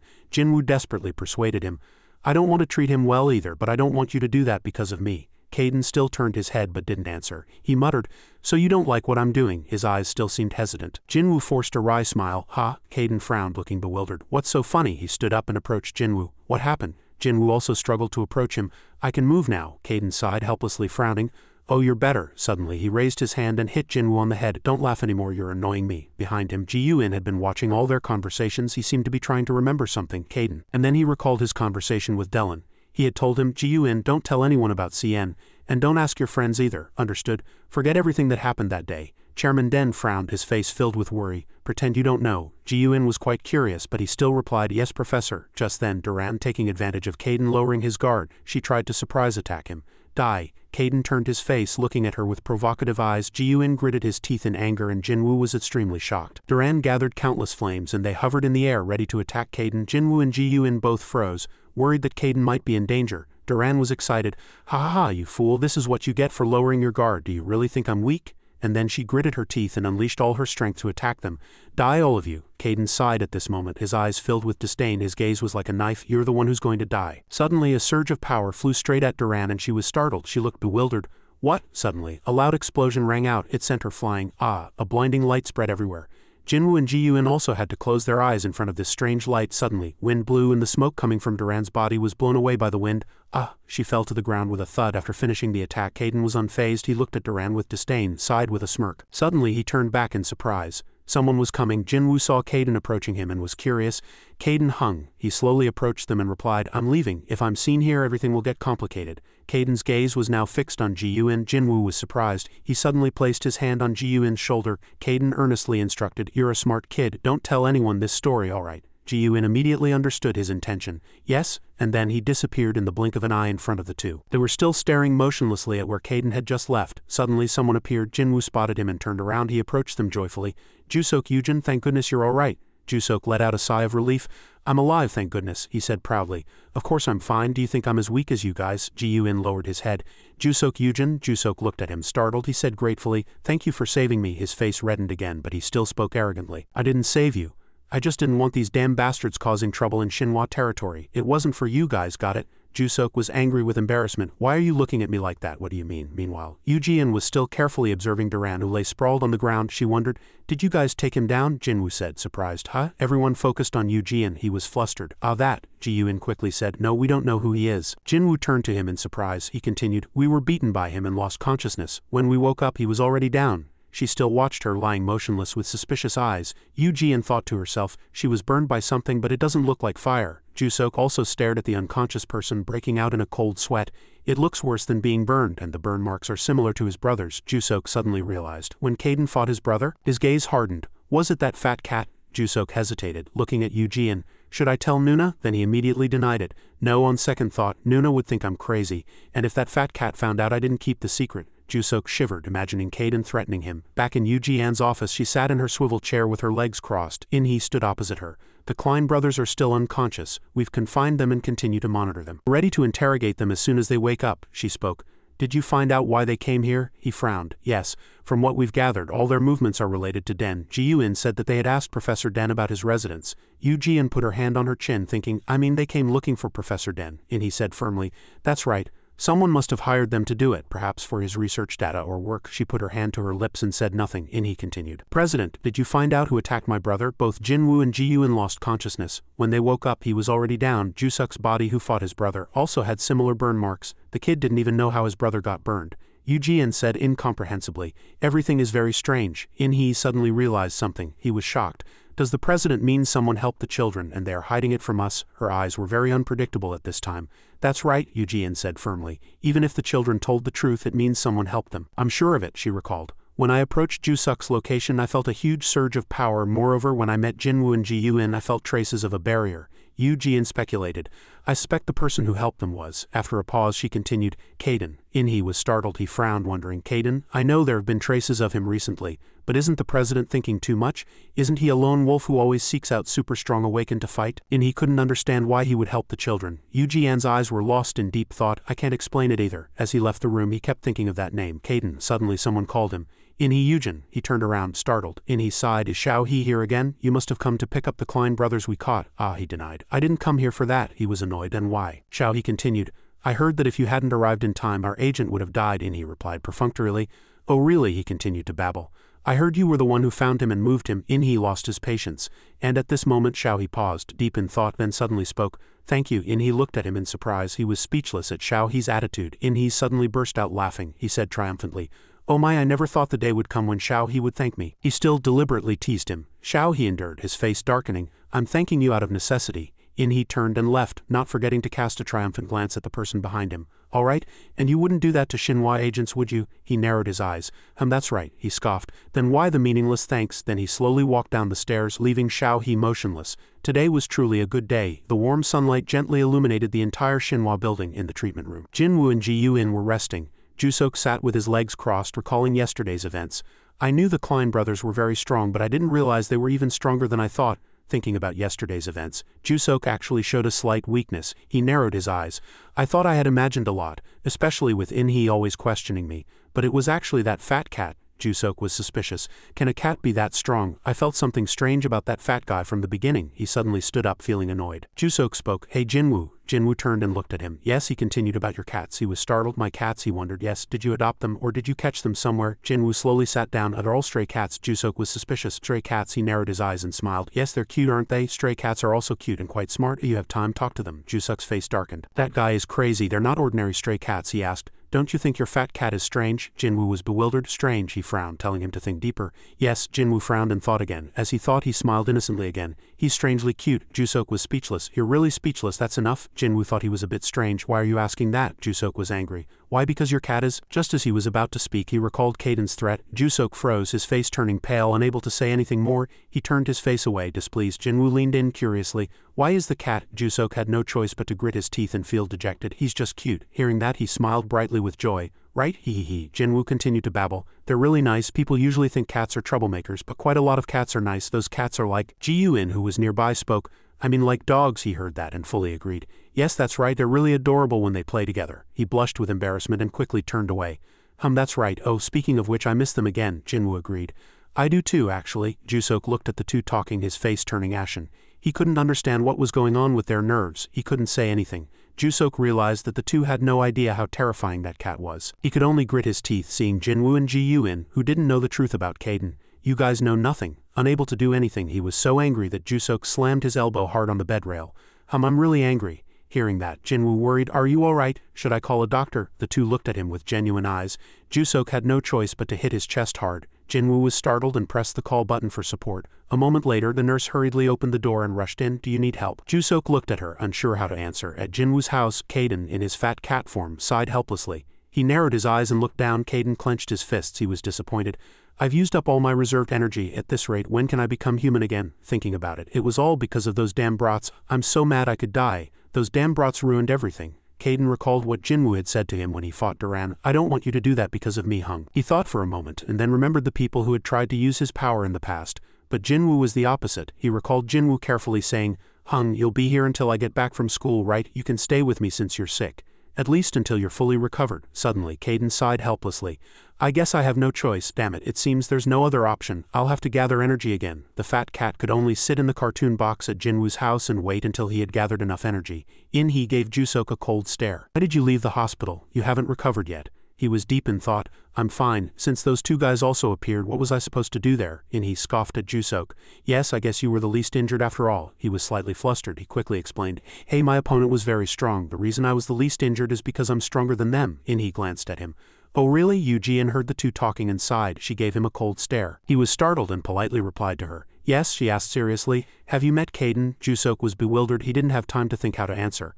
He asked with a suspicious frown. Caden, the person obsessed with fighting powerful awakened, she agreed. Yes, that's what people say. His face was lost in deep thought. His nickname is the Destroyer because he destroys everything he interferes with, right? Why are you asking me this? She said nothing, her face cold. He glanced at Jusok. That guy doesn't seem to be hiding anything. Could the president have misunderstood something? Jusok shivered at the thought of encountering Caden. He's known to be very strong. Most awakened avoid him, plus I heard he's also stupid. If I run into him, I'll never get away. Yu-Jian cut off Jusok's words and warned him. Jusok Yujin? He replied briefly. Yes. Yu-Jian stared straight at Jusok, slightly displeased and narrowed her eyes. Do you know how dangerous that was? Jusok lowered his head and replied quietly as if repenting. Yes. Yu-Jian continued. I understand why you appeared. You did the right thing by contacting our people first, but these opponents were too strong for you to handle. Jusok nodded in agreement. Understood. She clenched her fists and complained, even though you know. Then she complimented Jusok. At least the reason for this action was much more rational than your previous activities. Yu-Jian smiled gently, and he and Jusok stared at her with wide, surprised eyes, breaking out in a cold sweat, finding her somewhat incomprehensible. Today the sky was blue and clear, and fluffy clouds added to the beauty of the scenery as if signaling that a wonderful day was coming. Below Jinwoo's house he ran at a fast pace towards his home. Jinwoo smiled brightly with excitement. His cheeks slightly flushed from having just run a long distance. He flung the door open and hurried inside. I haven't seen Caden Hung since that day. I hope he's okay. I'll surprise him. He ran into the house and, delighted to see the familiar cats, shouted, I'm home, everyone. Did you miss me? The three cats stared at him with wide, surprised eyes. One was still fast asleep and didn't move. Jinwoo sat down and hugged the three cats that ran towards him. The yellow cat quickly jumped onto his shoulder. It rubbed its head against his as if showing affection, and the black cat sat on his lap, letting him hug it. The tabby cat rubbed against his leg, its face slightly displeased, but its tail stood straight, showing interest. He looked around as if searching for a familiar shadow. In the spacious room he called Caden loudly. When there was no answer, Jinwoo went upstairs, calling, Caden Hung, I'm here. The house was still quiet. He wondered, where is he? He approached a door, pulled the handle, and opened the door. There was no one inside the bathroom. Jusok was disappointed. He's not here. He continued to call as he went upstairs. Caden Hung, where are you? Jinwoo opened a door, looked inside, and was startled. Caden lay comfortably in a small bathtub, his face flushed with satisfaction. He glanced at Jinwoo. Oh, you're back. The room was spacious. Light filled the spacious room, and Caden wore a satisfied expression. This was as far as even kings could go. Caden closed his eyes, composed himself, and asked Jinwoo, Are you discharged? Jinwoo stammered, Yes. What are you doing here, Hung? Caden replied casually. What else? I'm taking a bath. Caden explained. I was going to bathe in the living room, but the cats kept bothering me, so I came up here. It's really comfortable. Jinwoo understood. After finishing his bath, Caden laboriously pulled his plump body out of the tub. Caden extended his chubby paw and clutched a towel. He managed to drape one side over his body, but the other side was out of reach, preventing him from fully wrapping himself. Caden growled in frustration, baring his claws and scowling. Why is my body so round? Looking at Caden truly made Jinwoo laugh. Even his anger was adorable. Jinwoo, surprised, stepped closer.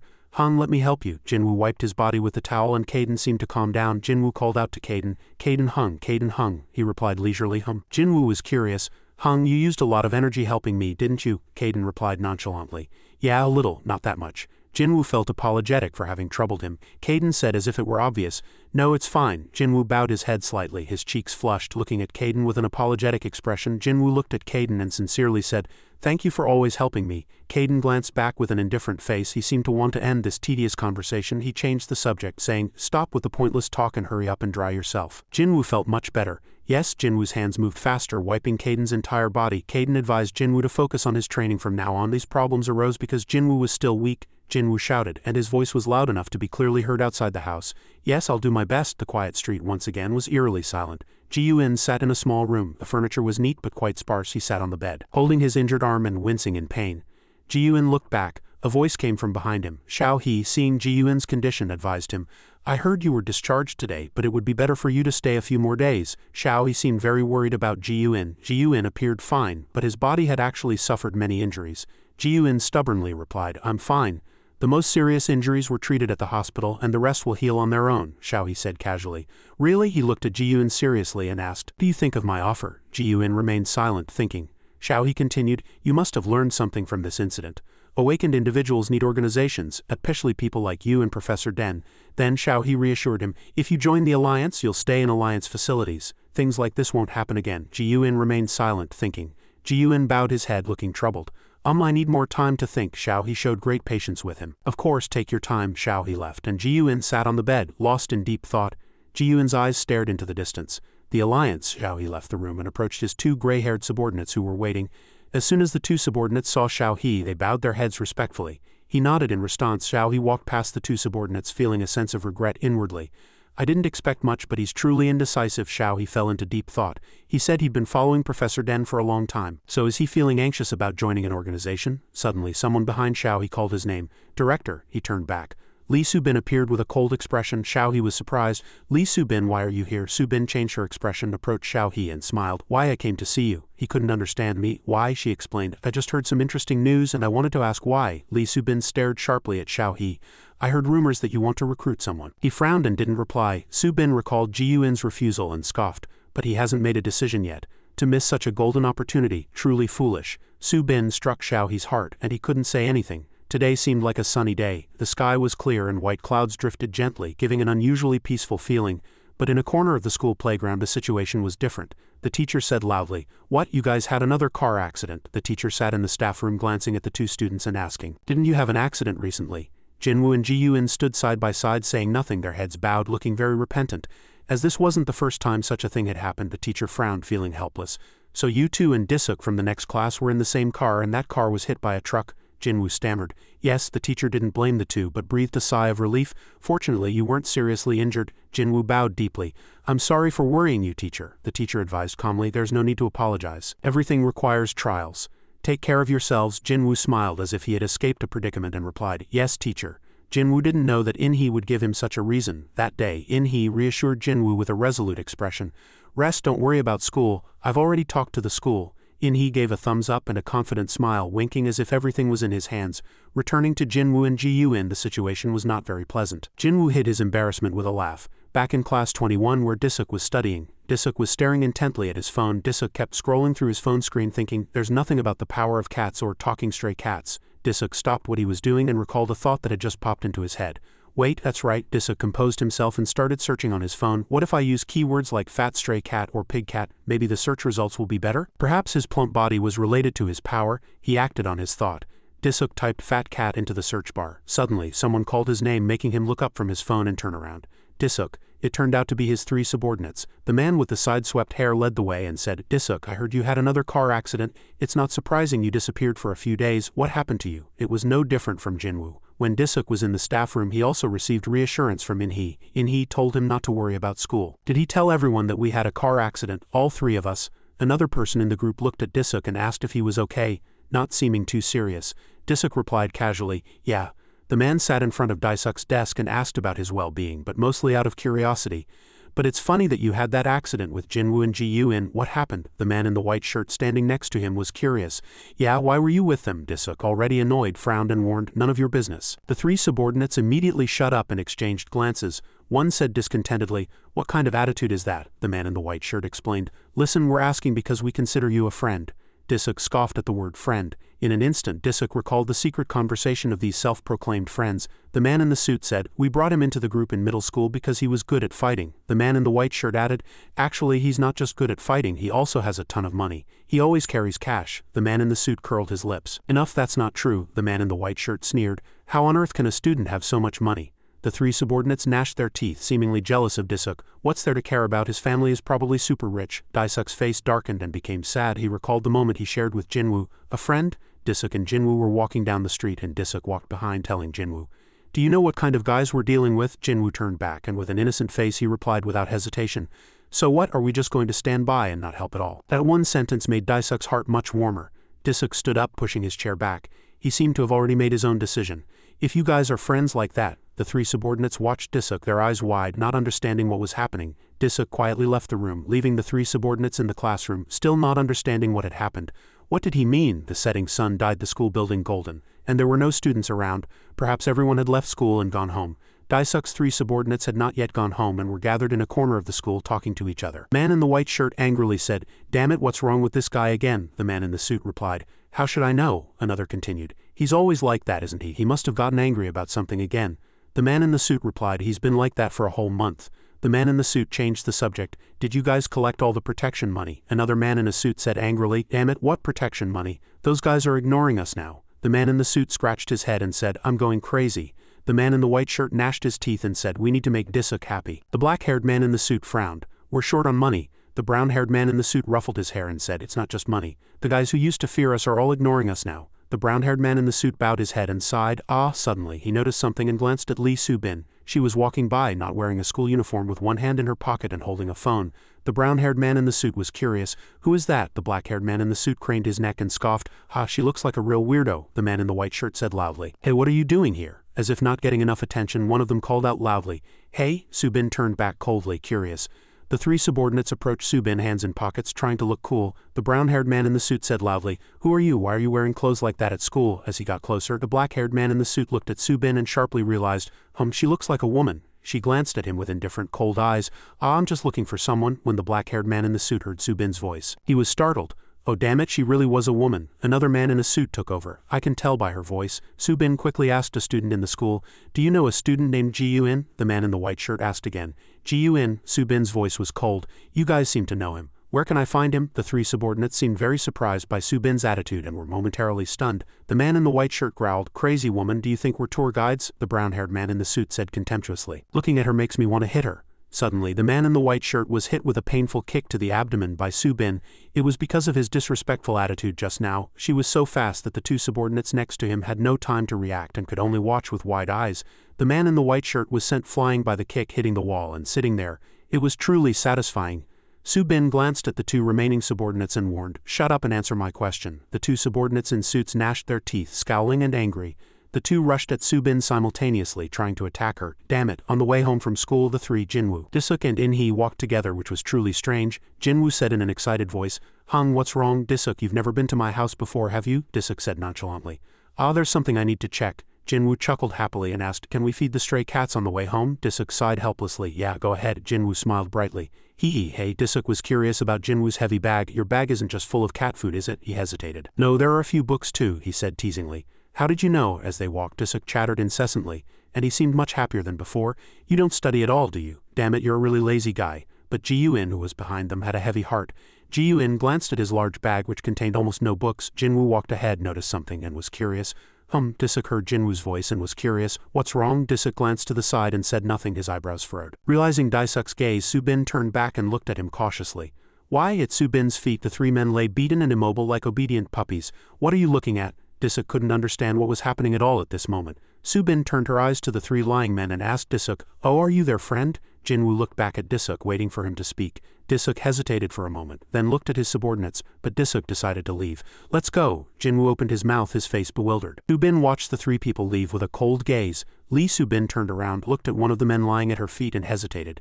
"Damn it, what do I do now? Should I wait until they come to their senses?"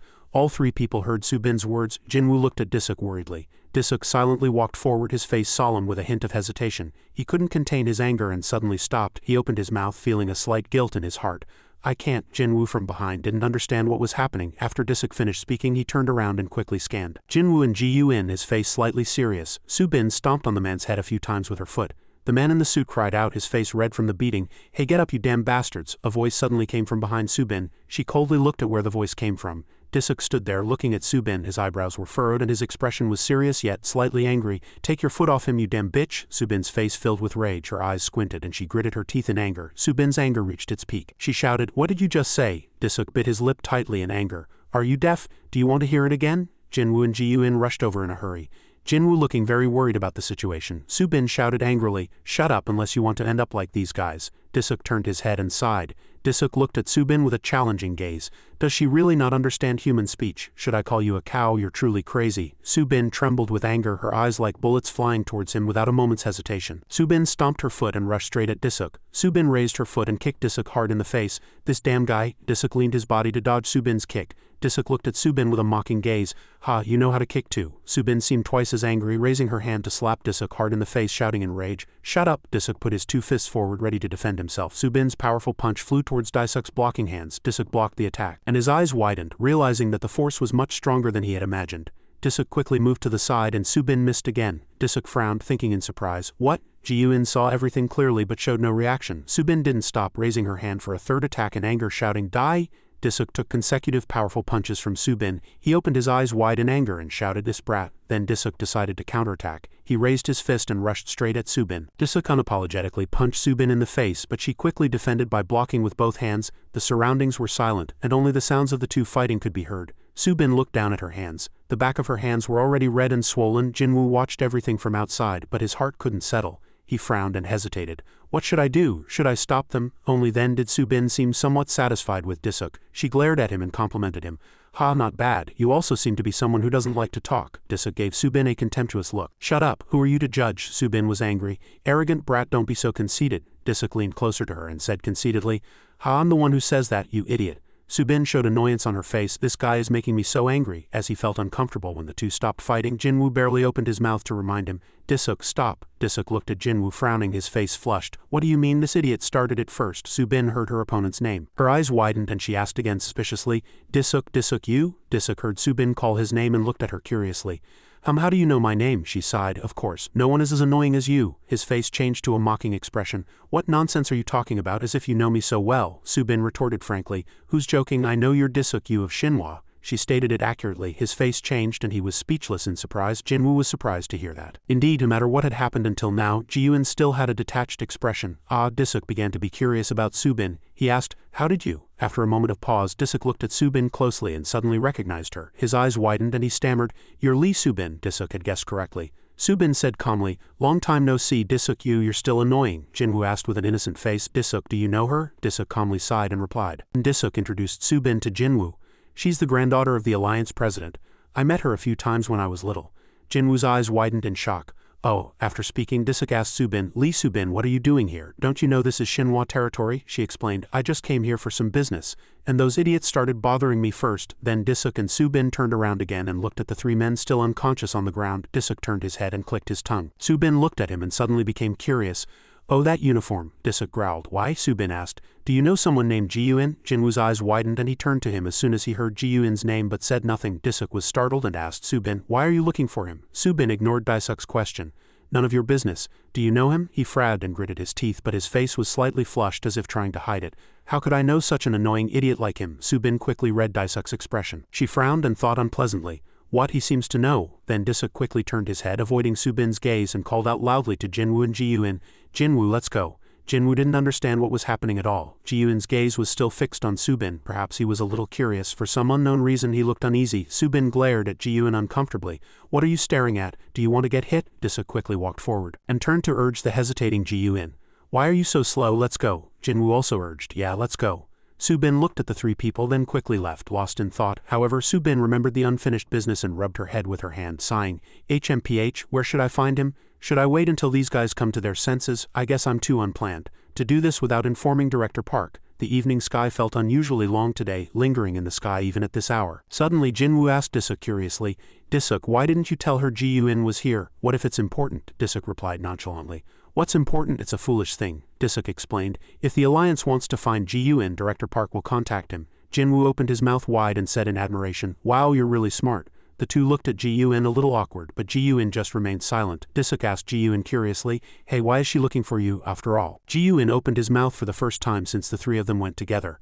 I don't know either. Disuk didn't get the answer he wanted, and he was very curious.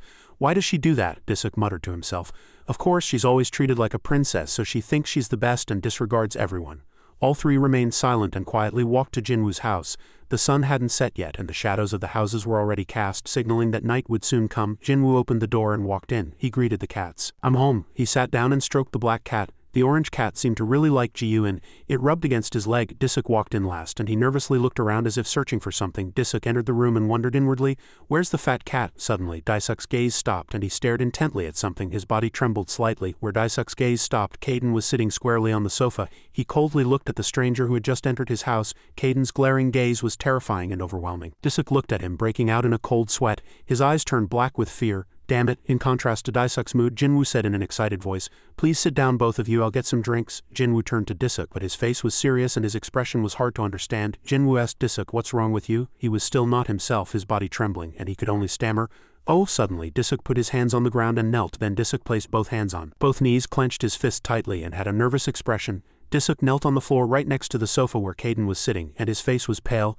Jinwoo asked curiously, "Disuk, why are you sitting like that?" Disuk turned to Jinwoo, frowning, displeased. "What do you mean?" Jinwoo, carrying 3 cups, innocently asked Disuk, "Why are you kneeling like that? Is it uncomfortable?" Disuk retorted nervously, "No, I'm very comfortable." Disuk was anxious, breaking out in a cold sweat, unable to hide it. "Idiots, they don't know anything." Caden ignored everything with an unconcerned face. Disuk's face darkened, and he cautiously glanced at Caden. Disuk received a cold gaze from Caden like a winter night, and he flinched in surprise. Disuk quickly thought and humbly held out 2 bags of cat food in both hands towards Caden. In Disuk's hands were Caden's favorite food pouches. Perhaps he had prepared for this situation. Jinwoo and Ji-Yoon stopped and stared blankly at this unbelievable sight. The red afternoon sky painted a thin layer of clouds. The twilight glows softly reflected on the tiled roofs in the quiet courtyard. The space was strangely filled with a peaceful atmosphere. In the cozy living room a soft yellow light shone. Jinwoo sat on the floor, stroking the tabby cat in his arms, his eyes thoughtful. "Ji-Yoon, have you thought enough? Why is that girl looking for you?" Silence filled the small room. Ji-Yoon crossed his arms and stared at the floor with gloomy eyes. "I still haven't figured anything out." Light reflected off his glasses. He thought deeply. Could it be related to the professor? As Disuk said, if necessary, Director Park would contact him. In the empty space between the two, a 2-colored cat turned and played, its eyes squinted with enjoyment. It curled up and played with its tail as if everything around it was none of its business. Meanwhile, the tabby cat gently climbed onto Jinwoo's shoulder. He sighed, his eyes thoughtful, staring into the void. "Seeing her, it doesn't seem like there's a justifiable reason." Disuk also said to be careful. "I'm so worried." Beads of sweat trickled down his temples, he thought to himself. "Damn it, it's not that, you idiots." In that scene, Caden sat squarely on the sofa. He clenched the cat food pouch tightly, and his chubby toes moved skillfully. His small plump feet moved as if he had practiced his whole life. He nonchalantly tore the food with his claws. He stared intently, and in his head echoed the thought, "That cat is tearing the food itself with its front paws." On the sofa he sat in an unbelievably nonchalant posture, clutching the food pouch in one hand. His plump round toes moved naturally, as if accustomed since birth. Right below him, Disuk knelt neatly on the floor, his back straight like a student awaiting a scolding. His eyes were frozen at the absurd sight before him, and it seemed very natural. He turned around and looked at the cat, mumbling something, bewildered. "That's right, it should be like this normally." In the cat-filled living room, Ji-Yoon watched the scene before him with interest. The fat tabby cat was being stroked by Jinwoo, and Caden was nonchalantly eating food next to them. He was bewildered.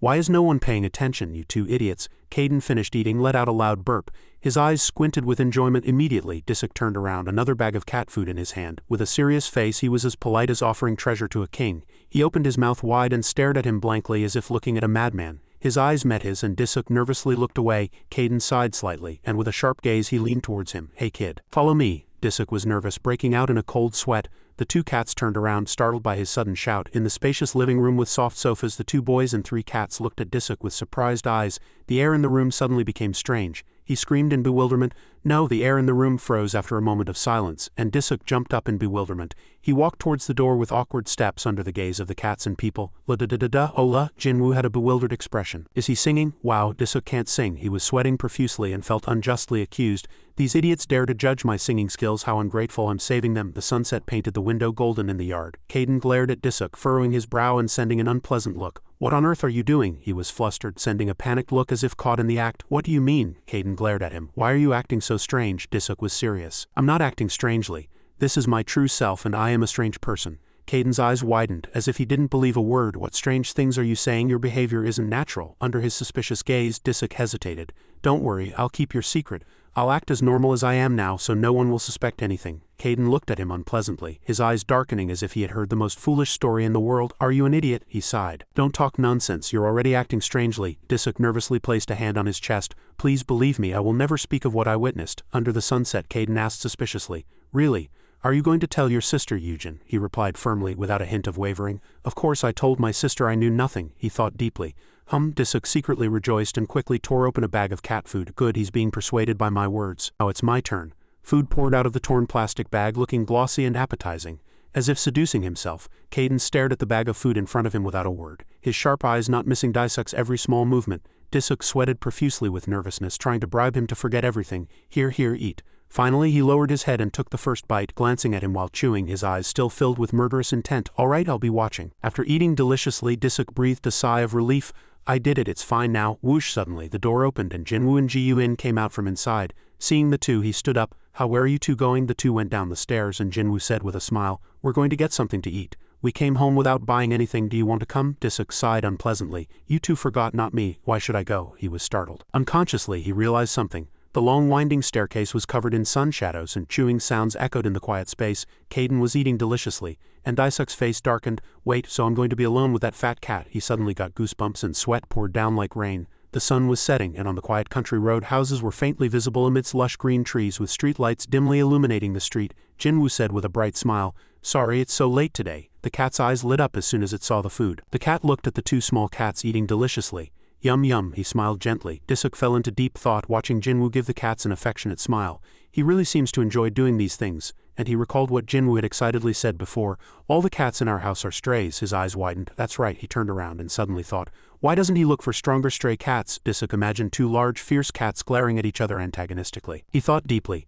then I'll have to train him to fight that fat cat. I'll find a bigger, fatter one, he smiled slyly. Jinwoo and Ji-Yun looked at Daisuk with curious eyes and he slightly lowered his head and pursed his lips into a cunning smile. Alright, I definitely need to find a cat that looks like that. A chubby, sturdy brown cat. Suddenly a voice came from behind him. Daisuk, Yujin. The three turned around. Subin approached with an angry face. Lee Subin, why are you still here? She unpleasantly furrowed her brows. Were you toying with me? Daisuk was flustered. What nonsense are you talking about? Subin's face turned red with anger and she pointed a finger at the person holding the bag of cat food. That person was Ji-Yun. He raised an eyebrow. Oh? She looked at him with a sharp gaze. Is that all? He said nonchalantly. That's right, so what? Subin was angry. When I asked you said you didn't know. Daisuk still said evasively. That's right, and now I do. She clenched her fist. Daisuk Yujin smiled coldly. Why? You have to leave right now. Subin glared at him. Tell me why. Ji-Yun stood up straight and said, hey, I'm the one you're looking for, not Daisuk, so don't bother him. Why don't you talk to me? Daisuk and Subin turned to him. She chuckled with interest. This petty Daisuk Yujin seems to have changed. He was startled and changed. What nonsense are you talking about? Subin looked at the three. Before you didn't have any friends to defend you. In fact, you didn't even have any real friends. Come to think of it, you lied because you were worried about him, didn't you? Daisuk trembled and his face turned red. That's not true. Jinwoo and Ji-Yun looked touched. All right, Daisuk turned around in surprise. No, don't say that, and don't look at me like that. Ji-Yun turned to Subin. Then why did you come to see me? She looked straight at him. The Alliance offered you membership and I heard you refused. Jinwoo was surprised. How you did? Ji-Yun was nonchalant. I received an offer, but I didn't refuse it. I just said I needed more time to think. Subin was excited. It's the same thing. Deputy Director Park personally gave you the chance to join the Alliance, and you're just a kid whose abilities haven't even been evaluated yet. She glared at him. How dare you ask him for more time to think? Ji-Yun was silent. Jinwoo looked at Subin. Well, what's wrong with that? It's normal to act that way when you suddenly receive an invitation. She looked at him unpleasantly. What? Who are you? He was flustered. I am Ji-Yun and Jusuk's friend. Subin gritted her teeth. Friend, now you guys are. Daisuk cut her off with a firm voice. Hey Lee Subin, that's enough, isn't it? He sighed looking at her. They don't know anything about such things. They've only just learned about Shinhwa and the Alliance. They don't even know the meaning of being asked to join such a large organization. Subin was startled. Why? She stood motionless, staring at Ji-Yun and Jinwoo without a word. Ji-Yun pursed his lips tightly, and his eyes flickered slightly. Now I understand, he said firmly. Then if I don't join the Alliance, everything will be resolved, right? She asked suspiciously. What? Ji-Yun was firm. If it upsets you that much, I'll tell Deputy Director Park that I won't join the Alliance. Is that enough? Subin's face was filled with anger and murderous intent. Suddenly, a voice was heard, drawing her attention.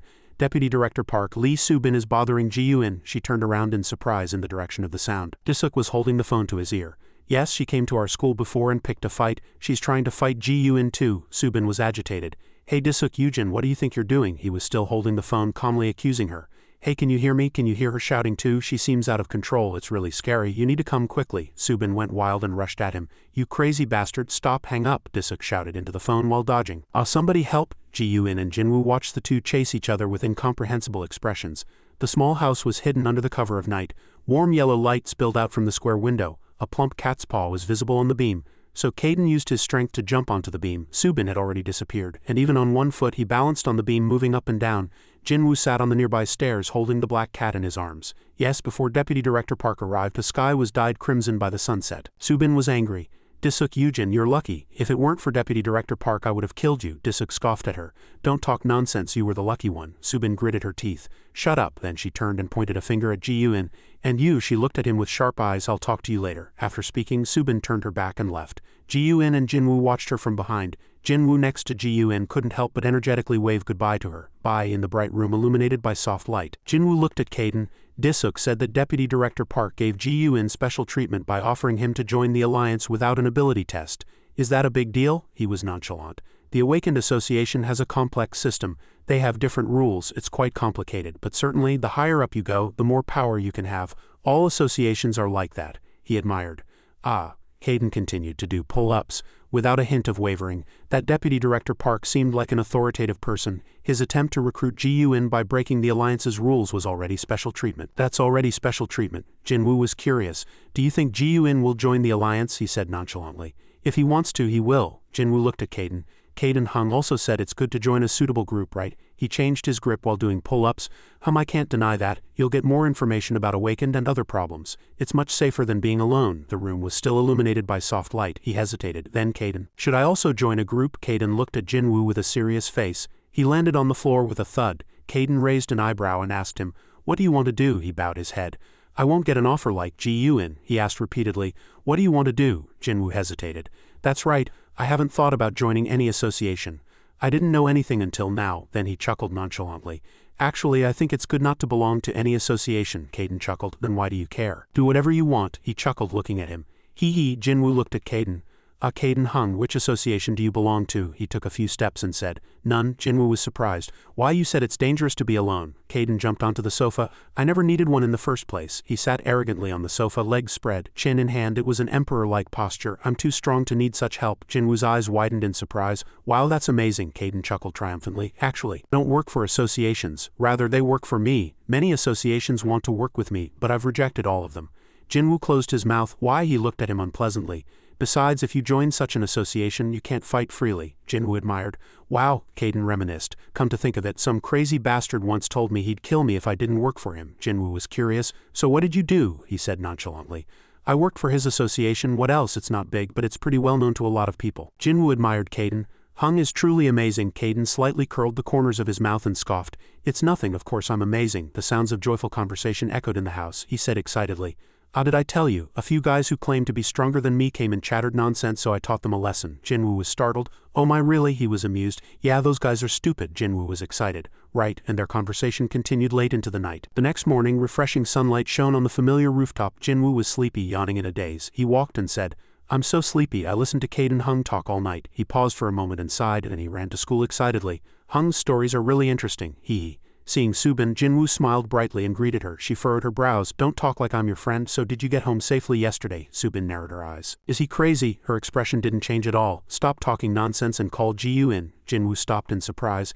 Ji-Yun? Why? Subin lost her patience. Stop with the useless talk and do as I say. He stood for a moment thinking. His eyes hardened. What are you trying to do, Ji-Yun? Jinwoo couldn't help it. I don't know what's going on, but Ji-Yun didn't do anything wrong to you. Why are you acting like that? Subin was silent. She asked suspiciously, Hey, are you also from Shinhwa like Disuk? He shook his head, his gaze earnest. No, I don't belong to any association. Subin scoffed, her lips twisting sarcastically. How ridiculous. As Jusok said, he and Ji-Yun know nothing about this world. She approached him and glared, her face gradually turning menacing. Do you want to die? Jinwoo tensed, his voice trembling slightly. What do you mean? Subin bent down close to his face, her eyes threatening. You dare ignore what I say with no association backing you up? She frowned and said, Didn't you hear yesterday? My grandfather is the alliance president, and you have no one to back you up, so who are you to act like that towards me? Do you want to make your life more interesting? Jinwoo looked at her, his face gradually paling, his eyes full of worry. Subin turned and called for Ji-Yun to come out, a look of contempt on her face. That guy is scared. He raised his head, his voice calm but firm. No, she raised an eyebrow, her voice irritated. What did you say? Jinwoo maintained the same posture, his voice clear but firm. I said no. From your appearance, it's better if Ji-Yun doesn't come. Subin was truly furious. I explained it to you so passionately, and you still refuse. You're truly a fool. Do you even know what you're doing? He blinked and repeated in a firm voice. It doesn't matter, I won't betray my friend for my own benefit. She stood blankly, her red lips slightly parted. After a moment she burst out laughing, her laughter echoing in the empty street. Ha, Subin scoffed. Be glad I'm not someone who hits people for no reason. But don't act that way towards others. She looked at him, her eyes malicious. You don't know what others will do if you act like that. Jinwoo was resolute. It doesn't matter, I will never betray my friend in any situation. Subin turned and said, right. Suddenly a voice was heard. You again? She glanced sideways, her lips curling into a sarcastic smile. Oh, you come even without being called. Seeing the approaching person, Jinwoo was excited. Ji-Yun frowned, his eyes calmly fixed on him. Are you threatening Jinwoo because of me? Subin sighed. Threaten? Did I threaten him? He said coldly. I told you. If anything happens, tell me. Don't bother my friend. Ji-Yun asked a question for which he probably already knew the answer. Why are you here? Her lips pouted slightly, the corners of her mouth curling into a sarcastic smile. Oh, it's nothing. I just wanted to see for myself why Deputy Director Park is breaking the alliance rules to invite you to join. He frowned, his voice low. Why should I do as you say? Subin scoffed. Don't you think doing so would be good for you? The atmosphere suddenly became heavy and oppressive. She looked at him with threatening eyes. Remember, you won't get away. She didn't stop there. Otherwise, your friend will be in danger. Ji-Yun was silent, his eyes darkening. He frowned. Red energy surged from Ji-Yun's hand, humming slightly in the air. Jin looked a few steps away as if the two were preparing to fight. He was flustered, not knowing what to do now. For a brief moment, Jinwoo shouted with a determined face, Wait a minute. He ran up, swinging his arm to block between the two. Subin shouted angrily. What are you trying to do? Jinwoo said firmly. Awakened individuals shouldn't fight in the street. Subin, your grandfather is the alliance president. You should at least be careful. The other two were silent at the same time. After arriving at Shinhwa Group, the three met Yu Jian and In-hee. Yu Jian said helplessly, So you two want to fight here? In the awkward atmosphere, Subin and Ji-Yun stood together upright. Yes, Jinwoo was excited. Here, they'll do something to stop the fight. Yu Jian's eyes swept over the two, full of helplessness. Subin said awkwardly, I'm sorry, Jian-unni, I secretly slipped out of the alliance so I couldn't fight there. Suddenly the door abruptly opened. Bang. Disuk appeared with a wide smile. Subin and Ji-Yun are going to fight? He stood at the threshold, his eyes sparkling like a child who had found an interesting toy. The air in the room changed immediately, and all eyes turned to him. Disuk was still unconcerned. How about it? Ji-Yun zipped up his jacket. He straightened his collar, his face solemn. Jinwoo looked at him, flustered. I'm sorry, Ji-Yun, I thought if I came here I wouldn't have to fight her anymore. Ji-Yun took off his glasses. It's okay. He put his glasses in the cabinet. If you weren't here, she and I would have fought in the street. This place is good. Besides, this is also why she came looking for me. I'm sorry for dragging you into this problem, Jinwoo worried. Ji-Yun, a voice came from behind the two. You don't have to fight her. Jinwoo and Ji-Yun turned around simultaneously. Mr. Ha's car door opened and he stepped in. Deputy Director Park looked at the two. I'm sorry for getting you two involved in this. He approached. I just spoke to Subin. She won't bother you two anymore. Jinwoo was surprised. Really? He nodded. Yes, Jin was happy. That's a relief, but he thought deeply. But she seems like a very determined person, Mr. Ha sighed. That's right. Ji-Yun closed the cabinet door. Click. I'm going to fight her. Jin and Mr. Ha were shocked. What? Ji-Yun? He calmly analyzed. As Jinwoo said, she won't back down. I think it's better to end this once and for all. Mr. Ha looked at him without saying a word. Arriving at the arena, Subin and Ji-Yun stood facing each other. Subin said excitedly, So even though Deputy Director Park said you didn't have to, you still want to fight me? I like your attitude. Ji-Yun was silent. She said triumphantly. Fighting you is simple. A few kicks to the butt and it's over. Jinwoo stood outside, fidgeting. He hesitated. Is Subin strong? In-hee looked at him. Of course. Subin is one of the few awakened in Korea who can contend with Jusok. Jinwoo worried. Then it must be very difficult for Ji-Yun, right? She's very strong and knows a lot about Ji-Yun. He glanced at Mr. Ha. Did Mr. Ha provide Subin with Ji-Yun's information? He didn't bat an eye.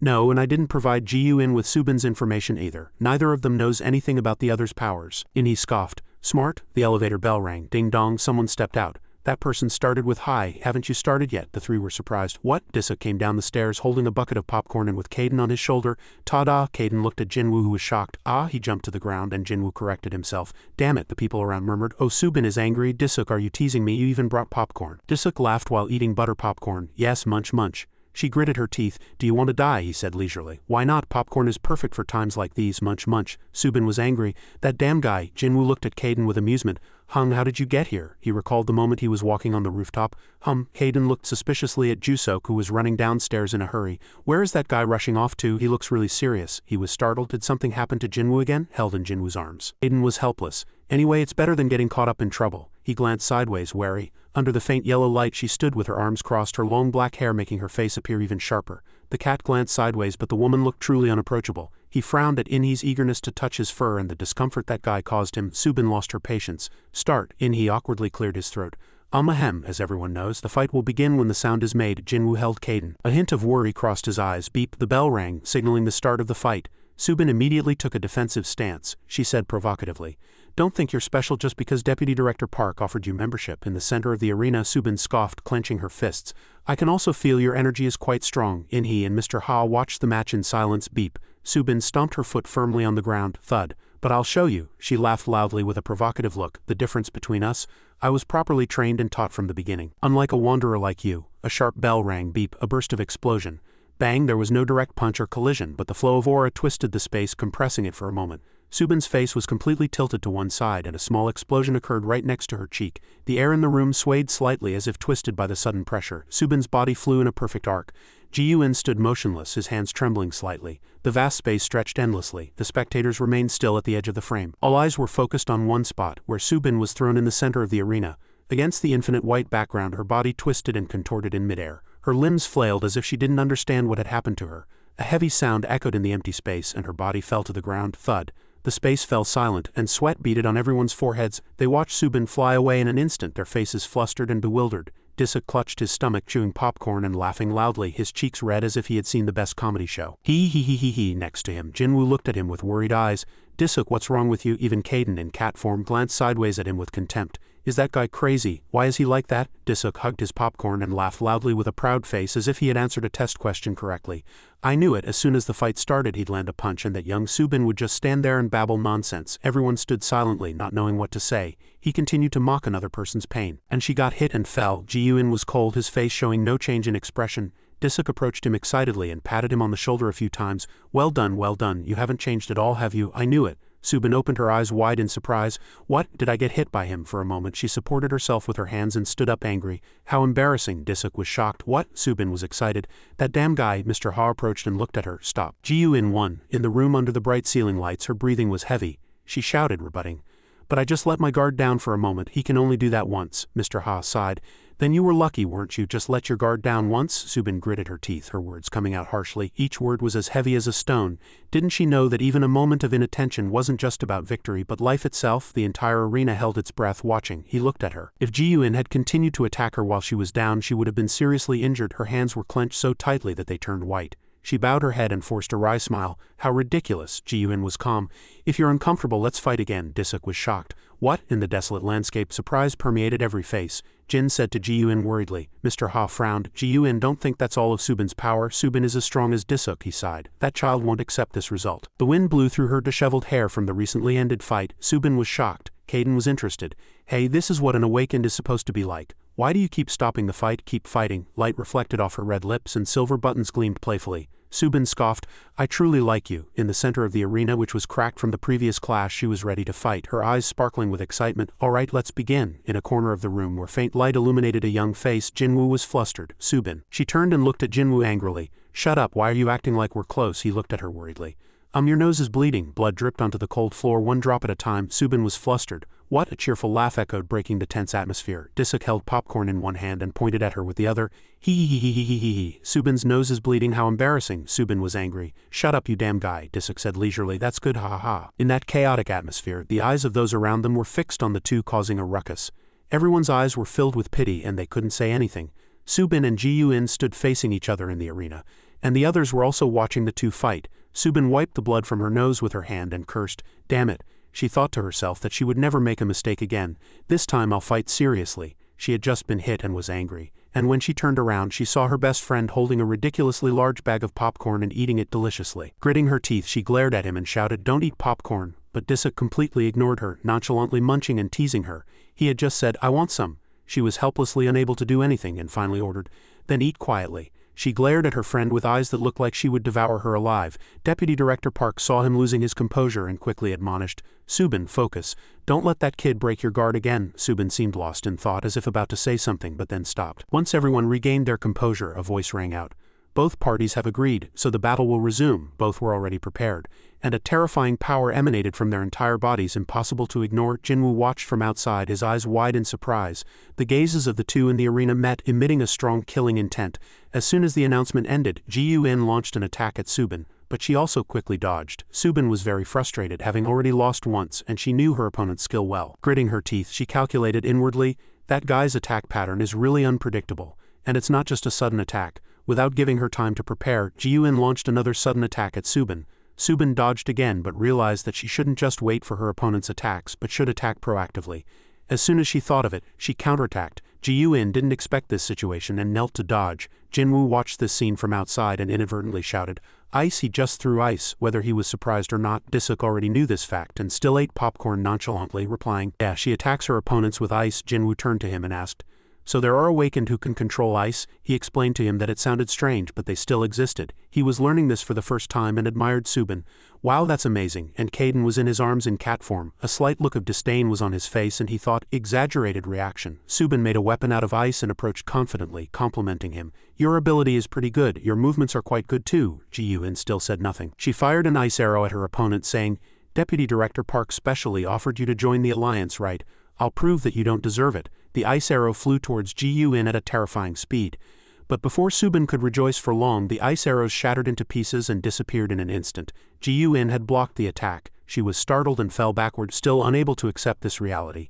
Is he trying to find a reason for this? Was his blocking my attack just a stroke of luck? She didn't want to accept this. She used the same technique again. The ice arrows flew towards Ji-Yoon again, but Ji-Yoon easily blocked them once more. Finally, she had no choice but to accept this reality. It's not luck. And she realized that something strange was approaching her. As Ji-Yoon counterattacked, Subin was unfortunately injured. This left her stunned for a few seconds. He stood with his arms crossed watching this scene and saying to Deputy Director Park. He seemed slightly surprised to see Ji-Yoon handling the attack. Deputy Director Park had not shown any emotion until now. She wielded her technique once again, and irritably shouted, "You!" The attack was much more violent than before, but Ji-Yoon quickly blocked it without wavering. Suddenly, 2 or 3 drops of blood splattered from Ji-Yoon's body. Taking advantage of Ji-Yoon's focus on defense, Subin seized the opportunity to use her ability to create a sharp knife out of ice and rushed at Ji-Yoon like the wind, slicing him, sending blood splattering everywhere. Jinwoo saw this scene and called out Ji-Yoon's name in worry. Subin pressed her advantage and attacked again with the knife. Ji-Yoon nervously watched the ice arrow flying towards him. Despite being injured, his speed remained fast and he continued to retreat and dodge. But he was still hit, and the knife grazed his abdomen, tearing his clothes. Ji-Yoon could no longer endure her attacks. He quickly jumped high above Subin's head and launched an attack, causing an explosion. An ice barrier was created between him and Subin, but Subin would not give up so easily. Subin still didn't let go of Ji-Yoon, flying at him with sharp weapons in both hands, and a massive amount of blood splattered. Ji-Yoon was hit again and fell to the floor. Subin landed safely, looking very pleased as she turned around. Jinwoo said worriedly from outside, "He's hurt." Thinking she had defeated Ji-Yoon, she turned her back to her opponent triumphantly, a satisfied smile on her face. "See, the alliance is on another level." Then she realized that her opponent was trying to launch a surprise attack on her. She had to keep dodging the attacks to avoid falling. Subin quickly regained her composure and continued to launch attacks at him. There was not a single uninjured spot on his body. Jinwoo saw this scene, gritted his teeth, and called out Ji-Yoon's name. She glanced at Ji-Yoon and admonished, "Give up, it's not bad anyway, don't be discouraged." Disuk noticed something strange and said loud enough for both of them to hear, "What a fool." Then he turned to Ji-Yoon. "Hey Ji-Yoon, are you kidding me?" Despite Jinwoo's surprised look next to him, he continued, "Last time you rushed at me as if to kill me. What are you doing now?" Subin was surprised by his words. "Disuk, what are you talking about?" Before he could reply, Ji-Yoon, who was sitting next to him, continued, He sat slumped, saying something that surprised Subin. "I figured out her fighting style." Disuk's lips curled up as if he understood everything, and he said as if confirming, "So it was a way of probing the opponent." Then he turned to the other side and admonished, "Hey Subin, fight carefully." She didn't understand what the two were saying and shouted loudly, "You dumbasses, don't you hear what I'm saying? What are you talking about?" Disuk also warned, "If you don't want to lose, fight properly." "I'm not talking nonsense. I had to use all my strength to fight him. A fool like you should be careful." Subin's eyes widened in surprise and she shouted, "D." Then she thought about everything again. Disuk said he had to use all his strength to fight Ji-Yoon. That's impossible. He's Disuk Yu of Shinhwa. When she turned back, Ji-Yoon was already standing upright, and a strong killing intent emanated from his entire body. Only then did she realize that he had been hiding his power. "What I'm feeling now is completely different from a minute ago." Disuk knew that Jinwoo, who was standing next to him, was very curious about what was happening. He explained with a sly look, "Let me tell you, last time he and I fought one-on-one, even so I won." Subin remembered what Disuk had just said and thought a little cautiously. Even Disuk acknowledged his awakened ability. Then she looked at Ji-Yoon and Deputy Director Park again. She clenched her fists and said to herself, "I'll find out right now." She was already ready to use her technique and speculated inwardly. So that's why Deputy Director Park wanted him to join the alliance. He nonchalantly evaluated with an amused expression, "Subin seems to be serious." And Deputy Director Park watched the situation in silence. Before acting, Subin provoked her opponent, "All right, this time I'll be serious. Show me the power Disuk spoke so passionately about." Disuk's eyes widened in surprise as if his heart had just been pierced. Ji-Yoon, not focusing on the fight, turned to Disuk and angrily said, "Hey Subin, what are you talking about? When did I ever talk passionately about him? But when Jinwoo said a word, Disuk could no longer refute it.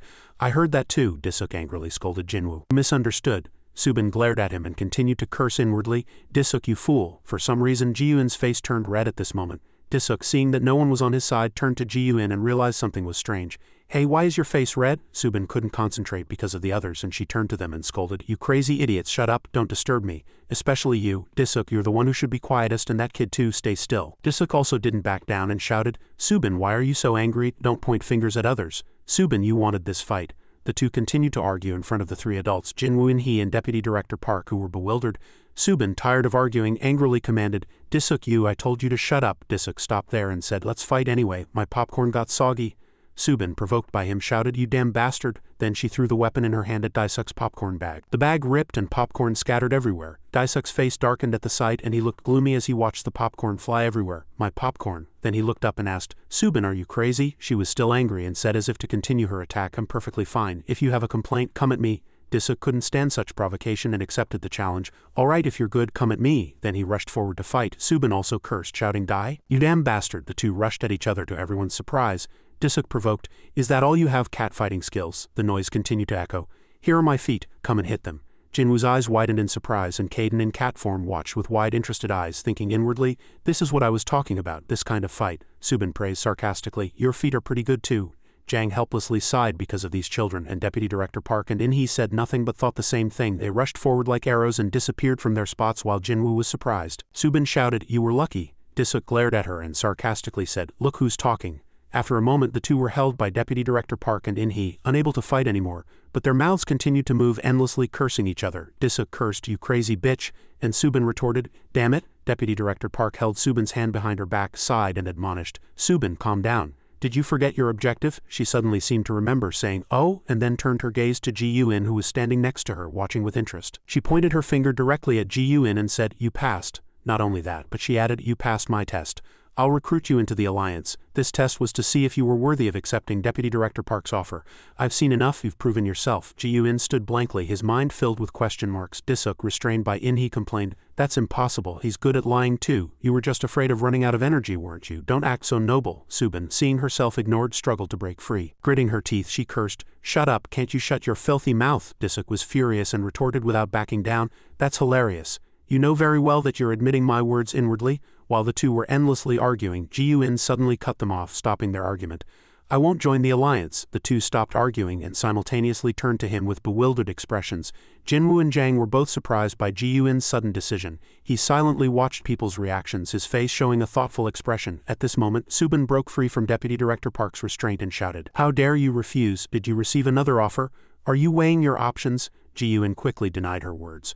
No, I still don't know the true meaning of an association, Subin glared and explained. The alliance is the best association in the country and we have no problems whatsoever. Do you know how lucky an awakened is to belong to an association? Do you know how dangerous it is for an awakened without an association? This is not the time to think about yourself. Ji-Yoon lowered his head. His voice contained a hint of apology. I know the alliance is a good association and I know it's very dangerous to be alone. Subin, seeing him still refusing despite saying that, gritted her teeth and asked, but you still insist on being alone? No matter how much Subin spoke, Ji-Yoon shook his head, firmly refusing. He walked to Deputy Director Park and bowed deeply, sincerely apologizing. I'm sorry, thank you for the offer, but I don't want to belong to any association right now. Deputy Director Park, who had been silent until now, suddenly admonished. What happened before will happen again. Fortunately, everything went smoothly this time, but you might face more dangerous situations in the future. Ji-Yoon replied without hesitation, I am already prepared. He knew that no matter how much he persuaded him, he couldn't sway him, so he finally let him have his way. All right, if you need anything, you have my number, he continued. If you change your mind, contact me anytime. He thanked him, grateful to be understood. I will, thank you. Subin still didn't think so. She mumbled to herself, what a fool. Jang had been watching the children's affairs from afar without intervening until now. Seeing that everything had settled, she approached and asked, is it over? Everyone turned to where the voice came from, and then she commanded with a cold face, clean up before you leave here. Disuk, clean up your popcorn. After giving all instructions, Jang turned and left. Everyone was momentarily stunned and reacted. Yes, President. Everyone cleaned up and got into their cars to go home. Car was driving along the road. Subin sat in the passenger seat, resting her hand on the window frame, and wondered, why is he doing this? Doesn't he know how scary this world is? Director Park, who was driving, heard her and began to talk about Ji-Yoon, whom he knew. Ji-Yoon would know better than anyone how dangerous it is to be alone.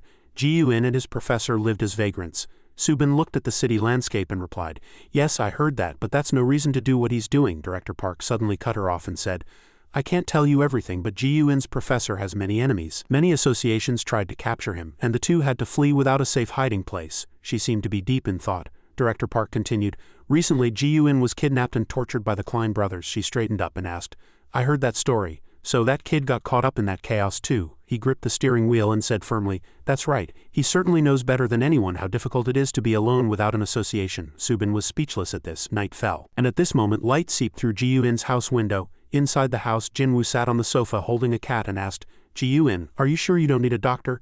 Ji-Yun, who had followed him home, sat opposite him and replied, "It's not serious. I'm fine." Jinwoo had been curious since the afternoon, but now, finally gathering his courage, he stared at him and asked, "Can I ask you something? Why didn't you join the alliance?" Ji-Yun looked sad. After a moment of thought he spoke, "When I lived in the orphanage I was used to hiding my powers. Fortunately, I met the professor, but we had to wander from place to place.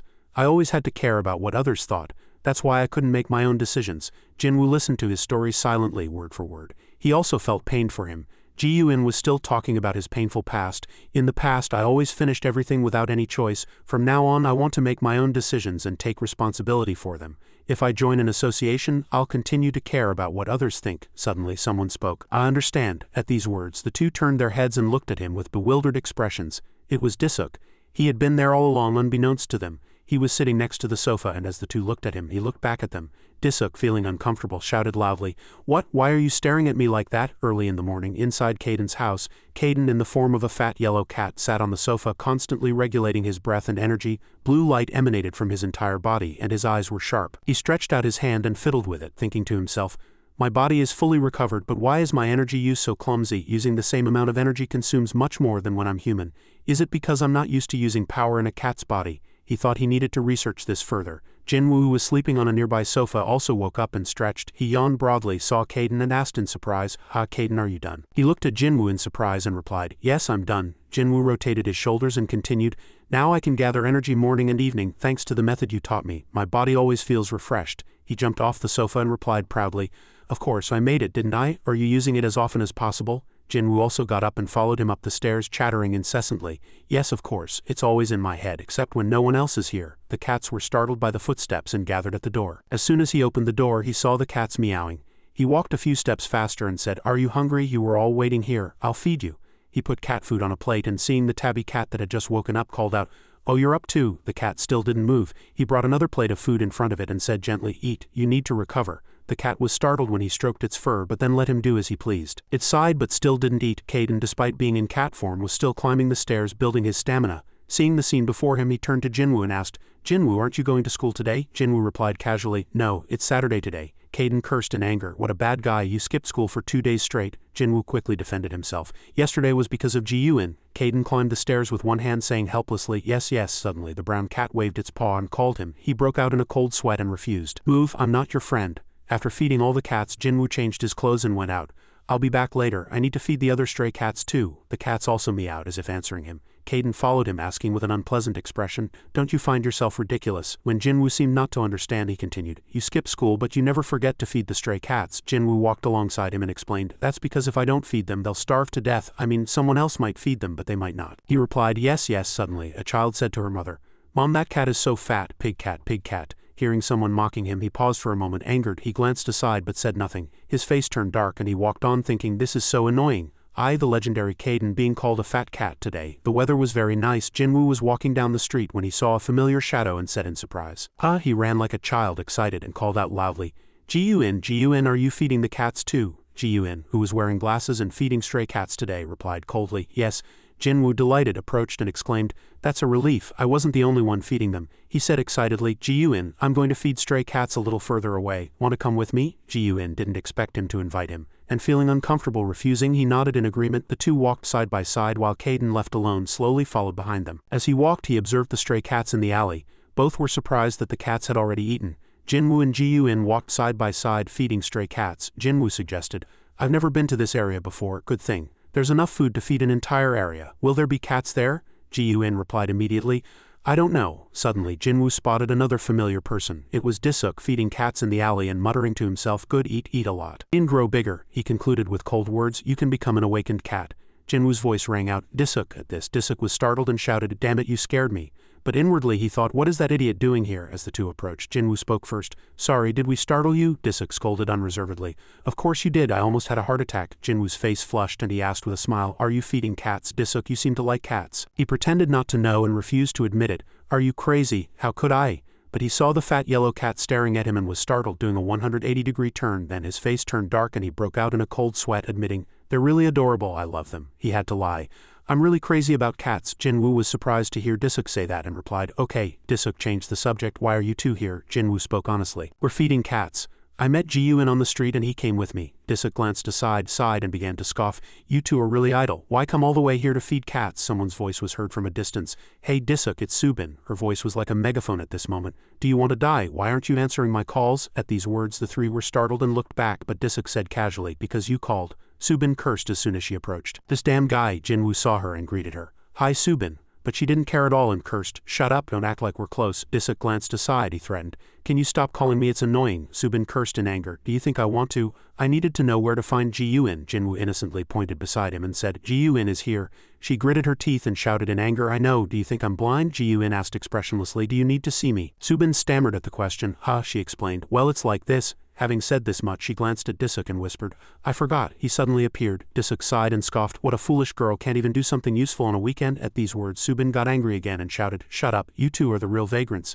Jinwoo heard that and retorted, We came here to feed cats. Subin was startled and asked again, Did you feed cats like that before? Jinwoo nodded and replied, Yes. I feed stray cats almost every day. Subin was startled and glanced at Disuk, asking sarcastically, So you're also feeding stray cats here? Then she looked at him with eyes devoid of any affection, and Disuk turned his head away. But when she continued to stare, he turned back uncomfortable and cursed. What business is it of yours? Subin discovered this fact and replied sarcastically, I really didn't know. I didn't recognize you. Then she turned to Caden and asked, Is that fat cat here too? He went with you yesterday too, didn't he? Today he heard such words for the second time and his face turned dark with anger, but he endured it so as not to be found out. Damn it. She still didn't stop there and continued, Damn it, yesterday I thought I misjudged, but no, he really is a fat cat. Jinwoo could no longer bear it and explained, He's with me, he was a stray cat. Subin sat down and checked again. He was a stray cat, but inwardly she thought he probably ate a lot. That's why he's so fat. Caden was already burning with anger inwardly. Should I hit this kid? She asked curiously. Is it male or female? Jinwoo replied honestly, it's male. She sat down and stared at him,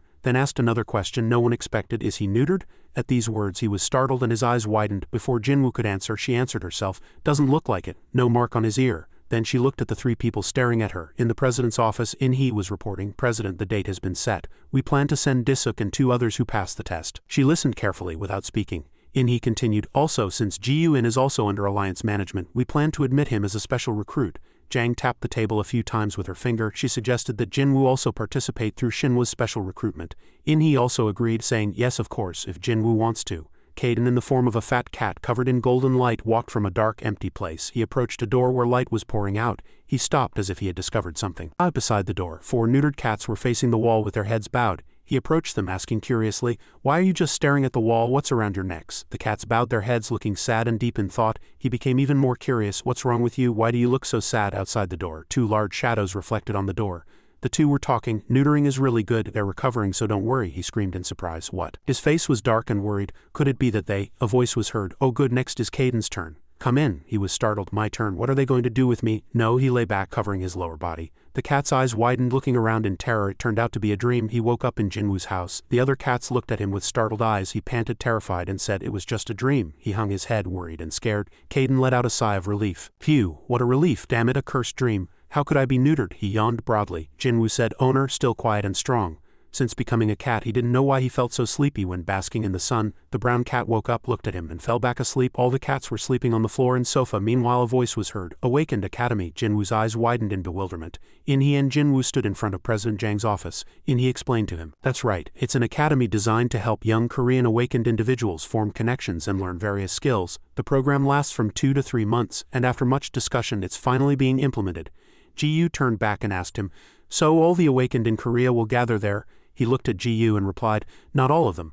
He held up 3 fingers and said, Since this is the first time it's being held, only prestigious associations can participate, and only 2 or 3 awakened from each association will represent them. Ji-Yu looked at him and asked, Does that mean I can't participate? I don't belong to any association, he smiled.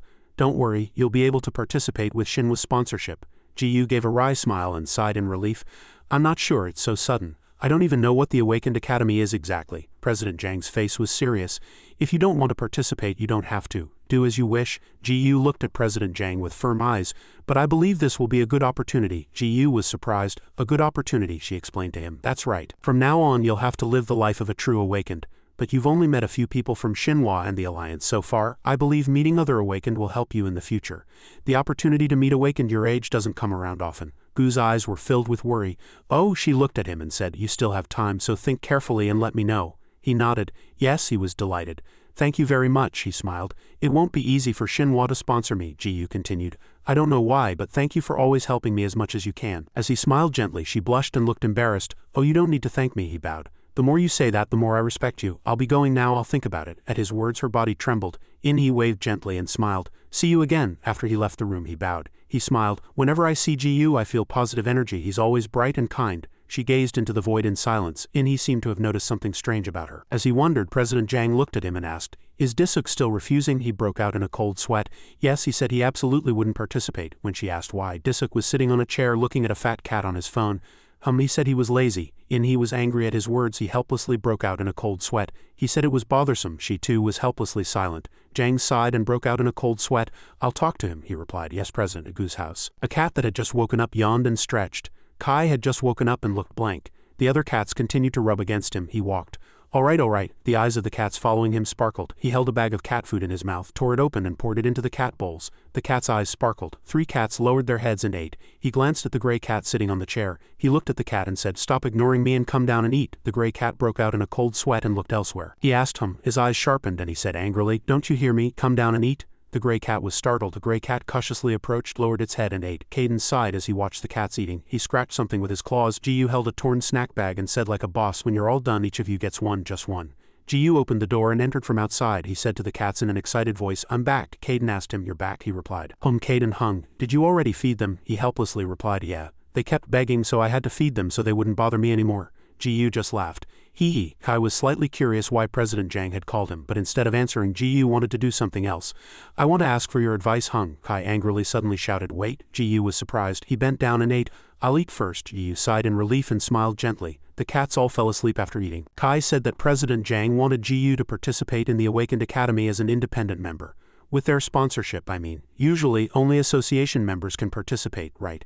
Ji confirmed that he was right. Caden said with an indifferent face, She's doing you a favor. She might not explain it directly, but the participation requirements are definitely very strict.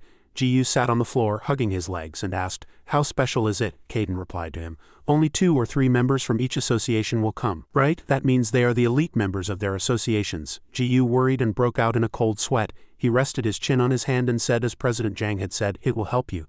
Among the Awakened there are countless crazy monsters, he continued. You'll gain more experience if you see those crazy things with your own eyes. Ji chuckled awkwardly. Haha, he glanced at Ji. Ji, once you hear what I have to say, you'll know the right answer, won't you? Ji was surprised and turned to look at him. Your answer, Hung, Ji smiled. You mean I should do whatever I want? Scoffed. That's right, you know me well. He looked at Ji proudly and smiled. At Gu's house he was concentrating his awakened energy, practicing how to control it. Suddenly he opened his eyes. Strange. He looked down at his clasped hands in his stomach.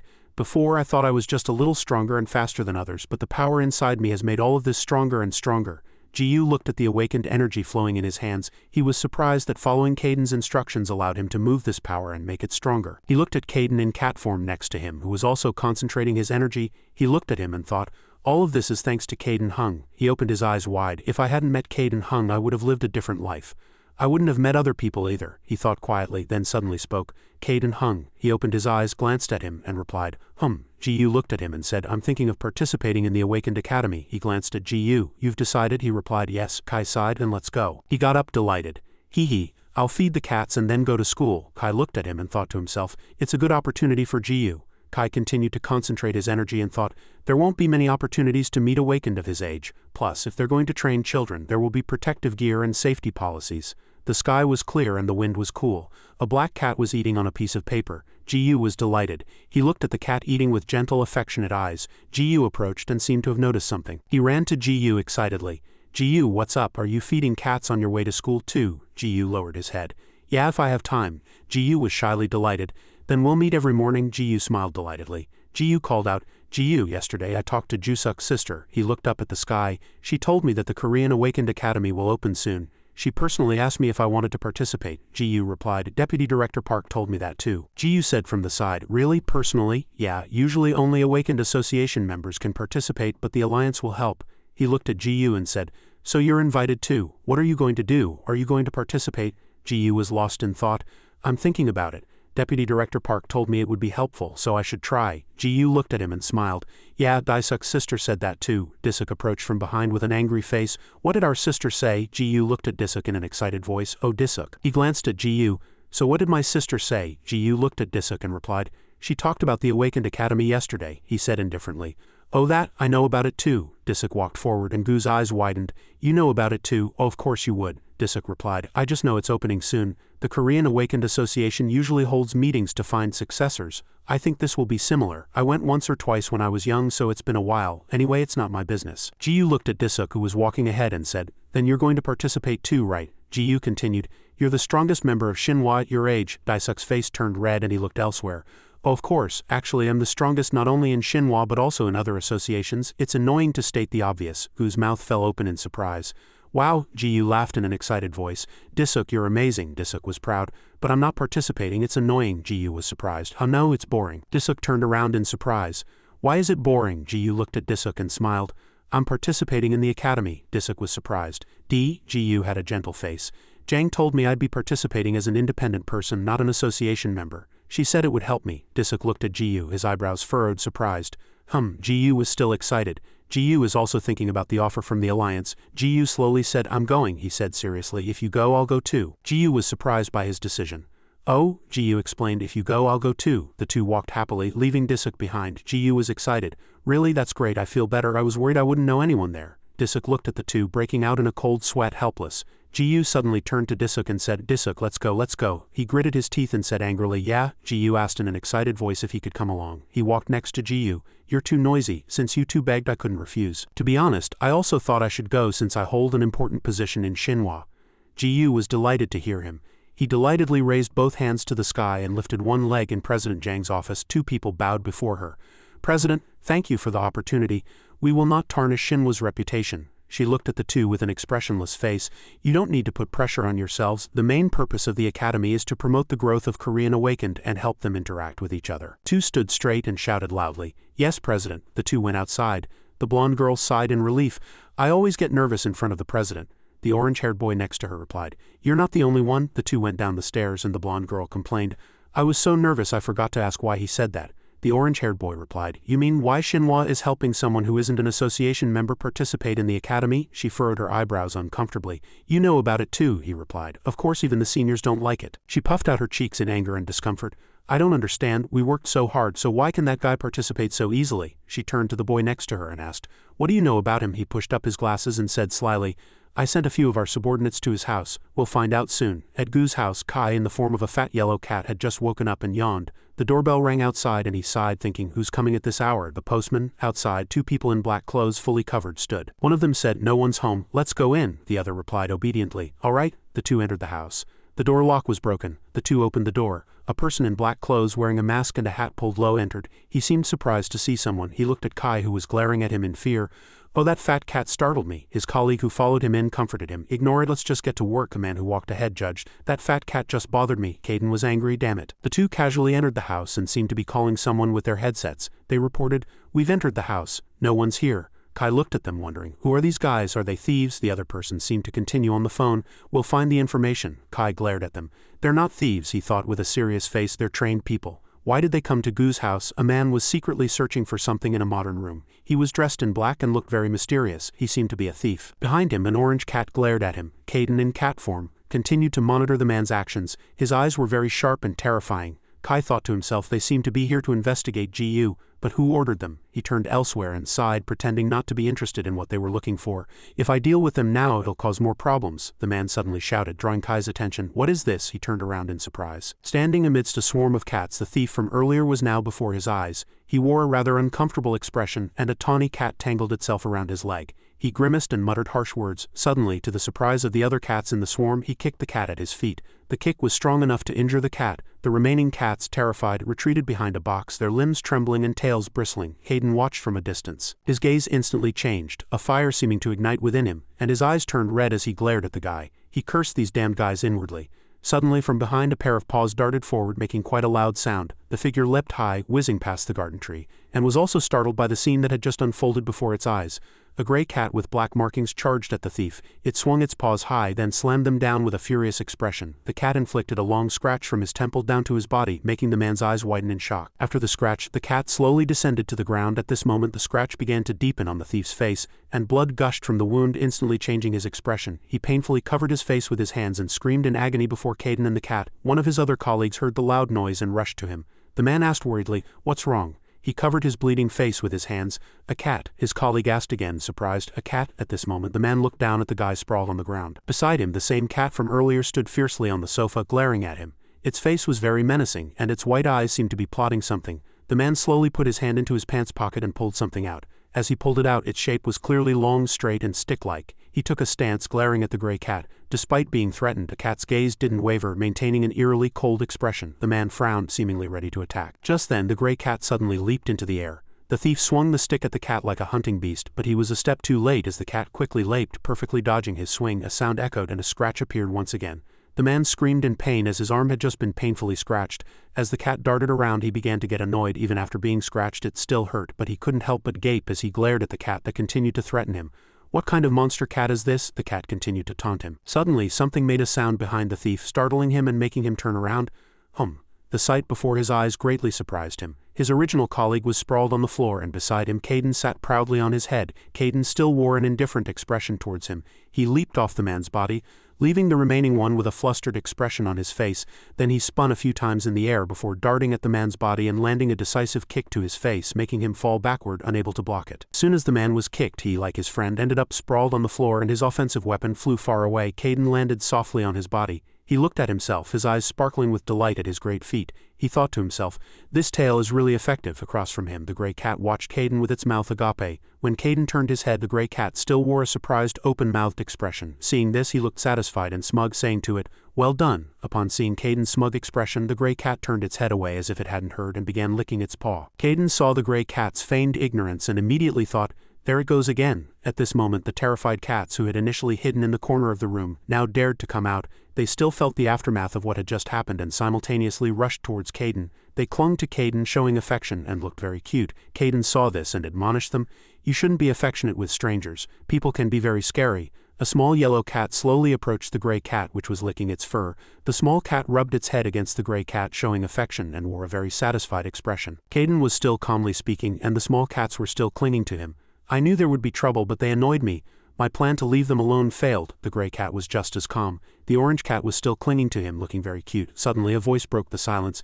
Caden hung. At the entrance stood Jinwoo, dressed in a suit and carrying a backpack, and he wore a very bewildered expression at the sight inside the house. "Who are these people?" Caden stood beside the two thieves and replied calmly, "I don't know. They broke into the house. They rang the doorbell, and when they realized no one was home, they broke in." The kittens that had been clinging to Caden earlier now turned their attention to Jinwoo. Jinwoo was also very surprised to hear his words. "Thieves?" Caden sighed. "They're not thieves. I think they came to investigate you." Jinwoo asked again, surprised. "Me?" Caden replied inscrutably. "Yeah." Jinwoo's face was now filled with extreme worry, and sweat streamed down his face. He knelt before the thieves' bodies and asked worriedly, "But who? This has never happened before. Could the government have found out I'm an awakened and sent people to investigate me?" Caden, seeing he seemed a little tense, reassured him.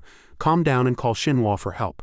Jinwoo was surprised by this name. "Shinhwa?" Caden turned his face. Seeing Jinwoo's sigh, he continued, "That's right. Even if you're right, a large corporation like Shinhwa is connected to the government. In any case, it's better to let Shinhwa handle this problem. No matter how much you speculate, if there's no answer, it'll only give you a headache." Jinwoo finally replied, "Understood." A moment later, a group of people entered the house and took the thieves away. Meanwhile, In-hee stood beside Jinwoo, staring intently at him and saying, "Jinwoo, don't worry, we'll handle this." Jinwoo also replied to him, "I'm really sorry. I almost always end up asking for help." In-hee, with a very relaxed expression, said to Jinwoo, "It's okay. Since we've decided to help you, this has become part of Shinhwa's work." As he spoke, he didn't forget to turn his attention to the cats and praise them. "Your cats are truly amazing, attacking strangers and defending the house. I haven't heard of such a thing before, but of course cats are smart creatures, so it's not impossible." Jinwoo, hearing his words, was immediately stung and sat quietly under In-hee's gaze. In-hee, still not understanding what was happening, worried about him. "Jinwoo, I know you're worried, but what you're worried about won't happen. We'll investigate them and provide a thorough solution. Jinwoo replied politely. Yes, as In-hee prepared to leave, Jinwoo bowed politely to him, thanking him. Thank you for everything. In-hee also reminded him again, rest, we'll call you if we have any relevant information. He didn't forget to give the cats one last look. His cheeks were flushed. He said goodbye to Caden in his cat form and praised him. His expression was completely different from his usual serious demeanor. Well done, little cat. Caden sighed upon hearing his words. In-hee exited the house and slowly approached his subordinate who was waiting in the car. The subordinate, with a tense expression, bowed his head. Director, I have something to tell you about the guys we just caught. In-hee asked again, worried. What's wrong? The subordinate leaned in close and whispered to him. At the shocking words, In-hee's face instantly changed. It seems they are also affiliated with Shinhwa. The subordinate continued to explain as the two stood on a secluded road. More investigation is needed, but one of our team members recognized one of them. He said he saw the guy at Shinhwa. In-hee wore a very tense expression upon hearing those words. He pondered for a moment, then the scene shifted somewhere else and a slender hand gently tapped a table. You mean the guys who broke into Jinwoo's house are affiliated with Shinhwa? In-hee now stood before President Jang, bowing his head to report. Yes, they are Lee Ji-ri's subordinates. He is Ji-ri's father, recently appointed as a representative. I heard him complaining about us sponsoring GU, but I didn't expect him to do something like this to investigate Jinwoo's background. President Jang listened to those words and pondered silently for a moment. She lightly swung her leg, looking very charming. She continued to maintain a quite sexy pose, but her face was very cold. It's been a long time since I met Chairman Lee Ji-ri. In-hee seemed to understand her intentions. His eyes trembled slightly, and he immediately nodded. I'll make the arrangements. A towering building stood somewhere. Everyone around was paying attention to something, and as that person passed by, everyone's faces flushed. A man looked up and admired. Oh, who's that woman? President Jang still walked past everyone, her face very solemn. She walked somewhere with agility and determination under the gaze of everyone in the building. An employee saw this and immediately approached to guide them. In-hee and President Jang. Hello, how may I help you? President Jang continued to remain silent. The employee thought to himself, she's even prettier up close. Is she a celebrity? At this moment, In-hee broke the silence and spoke. We're here to meet Chairman Lee Ji-ri. Upon hearing that, the employee asked again, Chairman, do you have an appointment? In-hee only now realized. He asked, appointment? Suddenly, footsteps were heard from a distance. The people simultaneously bowed their heads to President Jang, showing respect. The employee next to them was very surprised. Chairman, you're here. If you had called beforehand, I would have come down to wait for you. The employee saw this and thought to himself, surprised, who is that woman? This is the first time the chairman has personally come to greet someone. President Jang's face still exuded a mysterious beauty, and she simply stared at them silently. It was still the scene inside that magnificent and colossal building, inside a luxurious room. Chairman Lee Ji-ri sat on a sofa next to President Jang and In-hee. He seemed quite flustered. If I had known you were coming, I would have prepared beforehand. President Jang still remained calm and said nothing. Her face was unreadable. Chairman Lee Ji-ri thought to himself, looking very worried, why is she here? At this moment, In-hee noticed his worried expression, and he simply sighed. Then he looked at Chairman Lee Ji-ri to break the silence in the room. He spoke, Chairman, you must know Jinwoo. He is the child Shinhwa recently sponsored. Chairman Lee Ji-ri broke into a sweat upon hearing In-hee's words. He replied, I've heard about the new talent Shinhwa is sponsoring, but this is the first time I'm hearing his name.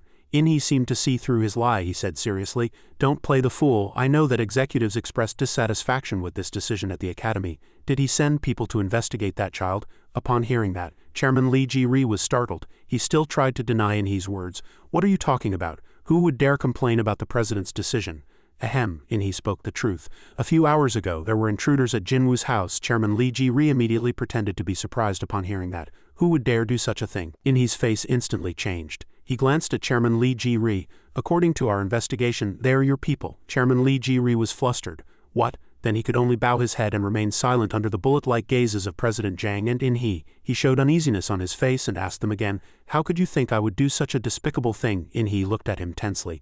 We apprehended the intruders and investigated their identities. As if his heart had been pierced, Chairman Lee Ji-ri simply remained silent at his words. He began to think again at this moment.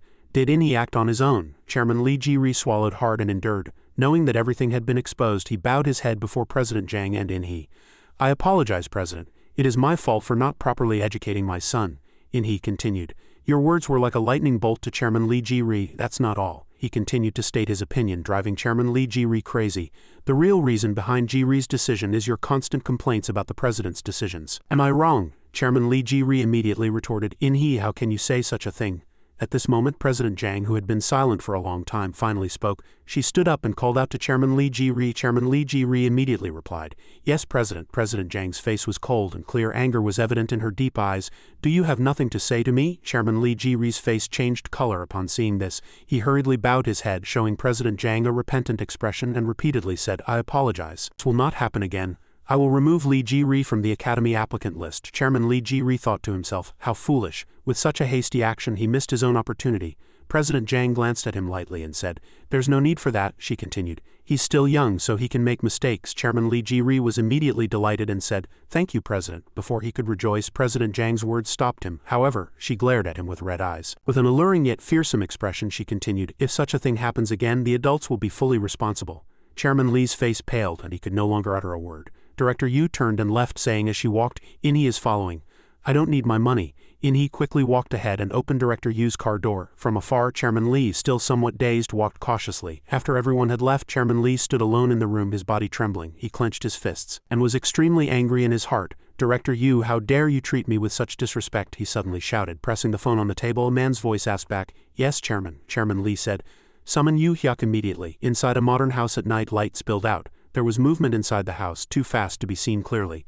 Jingu was currently running frantically around the room, his speed astonishing. As he ran, he thought he could no longer move any faster. Caden, in his yellow cat form, sat on a nearby sofa, constantly cheering Jingu on. "Don't stop until you collapse, you have the strength." Jingu gritted his teeth and continued to push himself. His eyes were filled with determination as he ran frantically around the room under Caden's observation. There was no spot in the room he hadn't run through. Suddenly, Jingu tripped over something which looked like a box. He fell.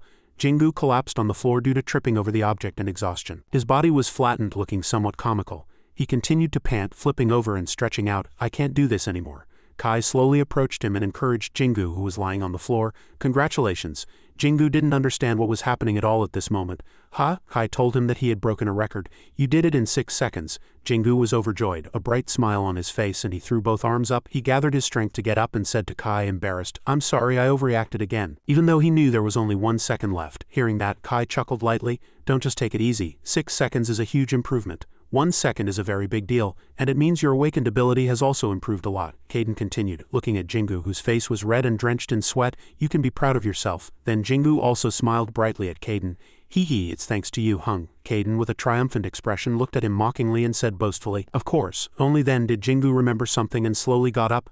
"Ah, the cats must be waiting next to him." Kai was still triumphant. As soon as Jingu left, Kai began to meticulously calculate again. Jingu is very clever, and his awakened ability is rapidly improving in a short time. He curved his lips, and his face looked very cunning. Kai lay on the floor thinking leisurely. It's only natural for a good teacher to have a good student. Removing characters from conversations is perfect. What can I not do? On Jingu's side, he was with the cats meowing at his feet. He gently asked, "Are you hungry? Let's eat." He suddenly noticed Kai laughing loudly in the next room and wondered inwardly, why is Kai Hung acting like that? The cats were equally curious. Suddenly the doorbell rang outside. Hearing the sound, Jingu focused on it. When he opened the door, what greeted his eyes was In-hee smiling brightly at him. "Hello?" Jingu was flustered as it was quite late. In-hee hung. "It's late, but you're still here?" Jin politely invited In-hee into the house. In-hee followed him in, continuing, "I apologize for troubling you so late, but I have something urgent to discuss." Jingu also understood. "Yes, please come in." In-hee continued to smile brightly and said, "Yes, but my superior is also with me. Is that all right?" Jin was surprised by the mention of a superior and asked back. He was surprised by something. His eyes filled with disbelief. Soon after, President Jiang, with a beautiful face, entered the house. Jingu shouted in shock, "President!" After a moment, President Jiang entered the house and took a seat on the sofa. She remained silent, and next to her, Caden, in cat form, sat proudly. He thought, "Why is she here?" Jin then asked the two, So why have you two come here?" In-hee next to him was still having fun with the cats as usual. In-hee's face suddenly became slightly awkward. He said to Jingu, "We came to talk about what happened this afternoon." Jin was surprised. In-hee continued, "We have finished our investigation." Jin's eyes lit up with anticipation. "You're finished?" But he again poured cold water on Jingu's enthusiasm. "Yes, they are affiliated with Manhwa." Hearing that, Jingu asked back in surprise, "What do you mean?" In-hee then spoke seriously. "Manhwa, a large corporation with a long history, therefore has smaller groups led by different individuals within the company. One of them ordered his subordinates to investigate your information." Kai, sitting next to Jingu, was surprisingly calm, thinking inwardly, it's not that surprising. Not all large corporations like Manhwa unconditionally follow the leader's every word. Jingu fell silent for a moment, his eyes revealing an unpredictable expression mixed with worry. President Jiang now spoke, and she respectfully bowed her head to Jingu. "I apologize, it's all my fault." Hearing that, Jingu was very surprised. Jingu gestured frantically. "Oh no, Director Jang didn't do it on purpose. I mean President," and he stepped forward to explain, since the president personally handled it. "They definitely won't dare to do anything else." Jingu breathed a sigh of relief. Then is it okay?" He spoke softly without blaming them. "Nothing bad happened. In fact, I should be the one apologizing.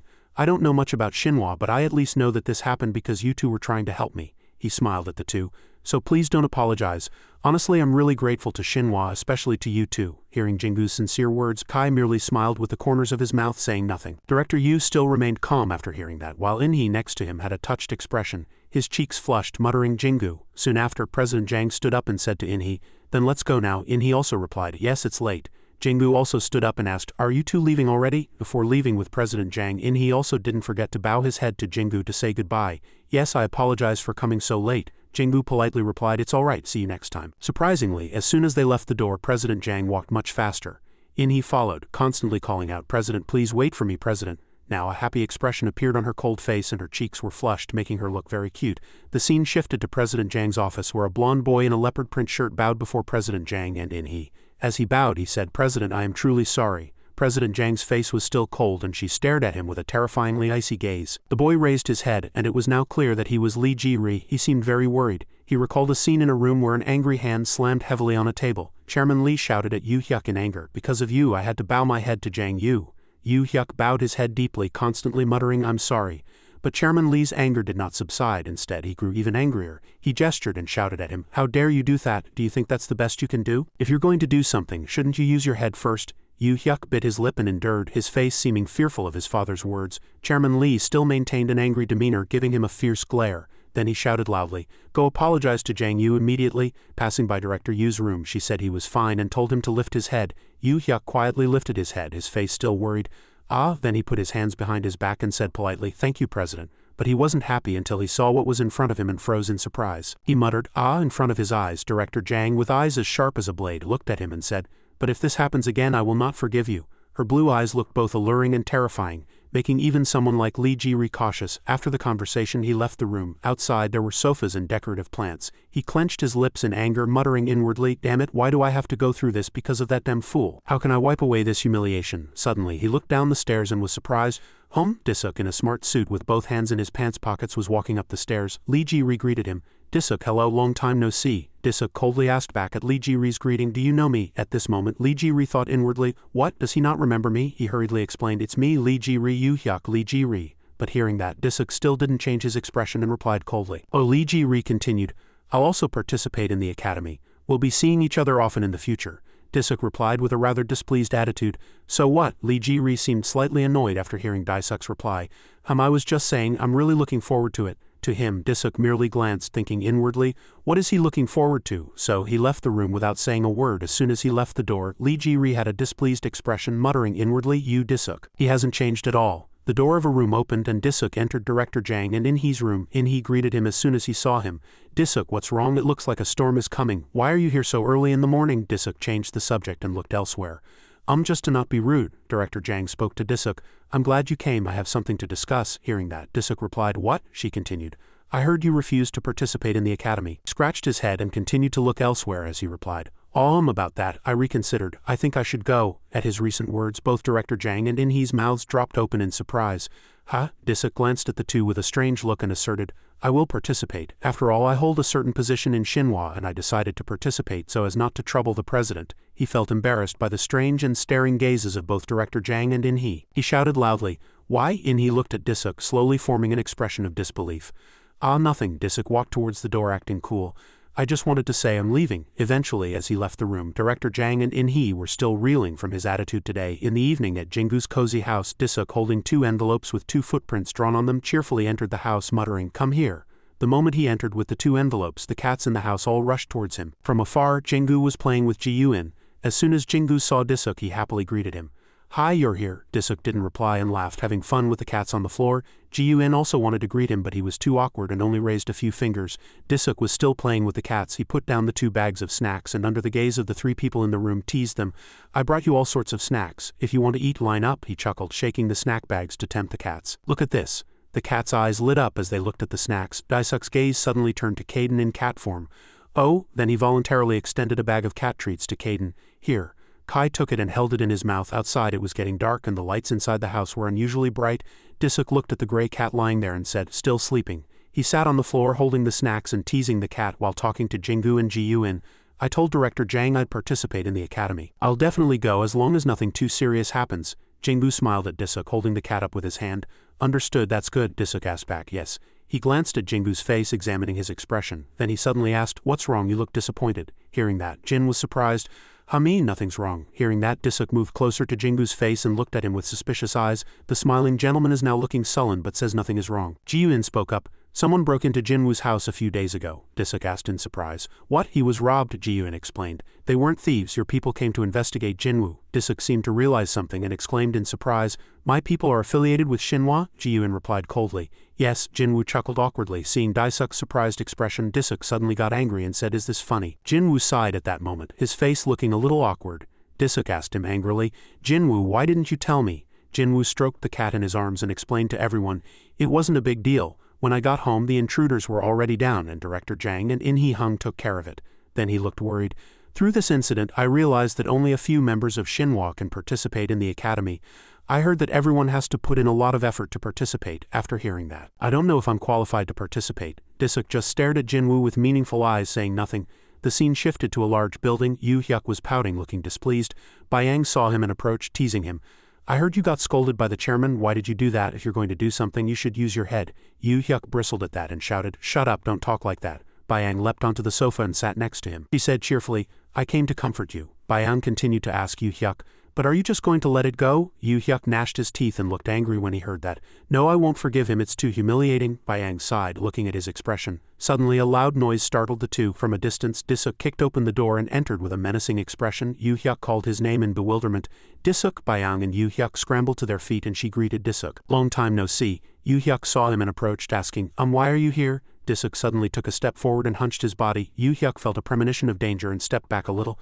But suddenly Disuk kicked Yu Hyuk, startling Bayang, who was standing nearby, and she covered her mouth with both hands. Yu Hyuk, hit by the kick, clutched his stomach in pain, coughed and collapsed to the ground. Disuk stared intently at him with a very angry face. He gritted his teeth and said, "You damn bastard, how dare you doubt my Nuna's decision?" Yu Hyuk instinctively got angry and shouted, "What are you doing?" Disuk looked at him with a calm face, his hands in his pockets, and said confidently, "What am I doing?" Before Yu Hyuk could reply, Disuk kicked again.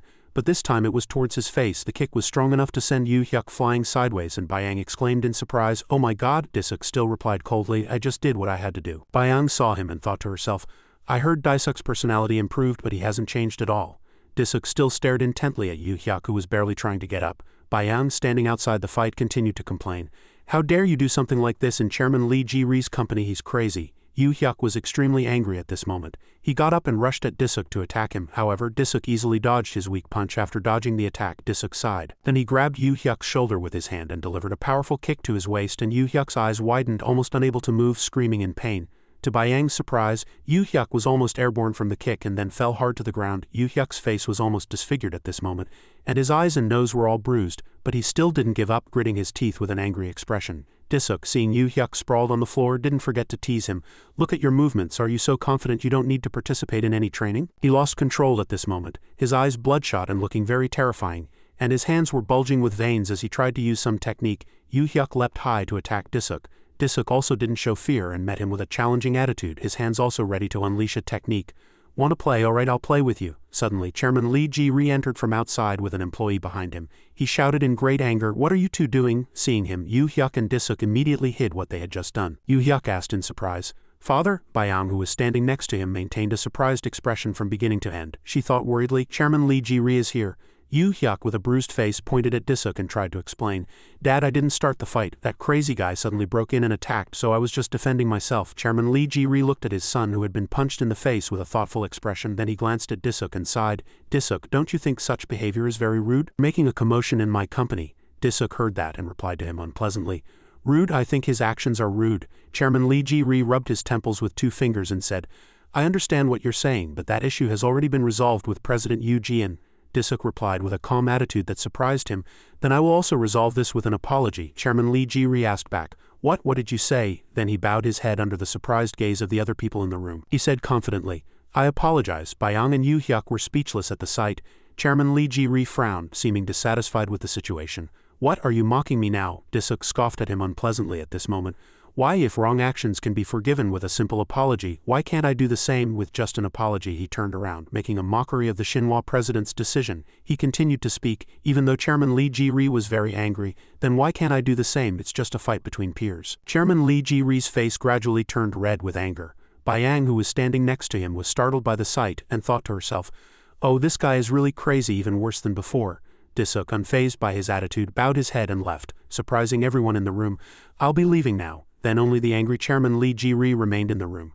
Everyone looked at him and instinctively felt a chill. Disuk still walked casually through the auditorium, and while walking he suddenly received a call from In-hee. He immediately answered the phone. Disuk replied with a calm attitude. "What?" A loud voice came from the other end of the phone. "What do you mean what? Can you still talk like that?" Disuk still didn't understand anything and replied calmly, "Yes, why did you call?" The other end shouted with an angry attitude, and Disuk was startled, immediately dodging and heading towards the president's office. At this moment in the president's office, Yu Jian looked at Disuk with a scary and solemn expression, and unlike his aggressive demeanor earlier, Disuk now stood silently, feeling fearful. In-hee approached and scolded him. "Disuk, did you just go to Chairman Lee Ji-ri's company and hit his son?" Disuk still remained silent as if he didn't know anything. Yu Jian asked, "Why did you do that?" Next to Disuk, In-hee observed his attitude. Disuk scratched his face and said worriedly, "That guy made me angry." However, Yu Jian still didn't calm her anger and stared at him sternly. In-hee turned to Disuk and argued with him. "Is that a reason? That's really pathetic." Disuk didn't back down and replied to him, "Pathetic my ass, that damn bastard made Yuji and Nuna look like a fool." In-hee was startled by his words and asked back, "Ha?" Before In-hee could fully recover from his surprise, Disuk continued, "And what if other associations find out about this? They'll treat Yuji and Nuna and Shinhwa as a joke." Yu Jian was also surprised to hear that. In-hee's face hardened. He then asked, seeming to realize something, "You mean you did that because of the president?" Disuk was startled by his words. "Yes." Disuk hesitated, saying, "Yes, that's one way to put it." The other two stared intently at him. "He just played dumb, damn it. Will those people fall for it so easily?" Suddenly, Yu Jian seemed grateful for the matter, and she showed a rare embarrassed expression. "Don't let this happen again." Disuk was also surprised to hear that. "Yes." Then he smiled brightly. "Yes, of course." Disuk quickly returned to his usual face and asked Yu Jian, Nuna, I have a question." He continued to ask, "What are the criteria for participating in our academy?" In the evening at Jinwoo's house, he was sitting on the sofa holding a cat looking bored. On the other side, Kaden in cat form was holding two cats. Kaden was chewing a snack bar looking at Jinwoo with thoughtful eyes. "That kid is too kind. He's disappointed because he thinks he's taking someone else's opportunity." Jinwoo was still sitting blankly on the sofa. Suddenly the doorbell rang, and Jinwoo jumped up, not forgetting to hold the cat, and wondered, "Who's coming at this hour?" Disuk entered with a solemn face, and Jinwoo greeted him happily.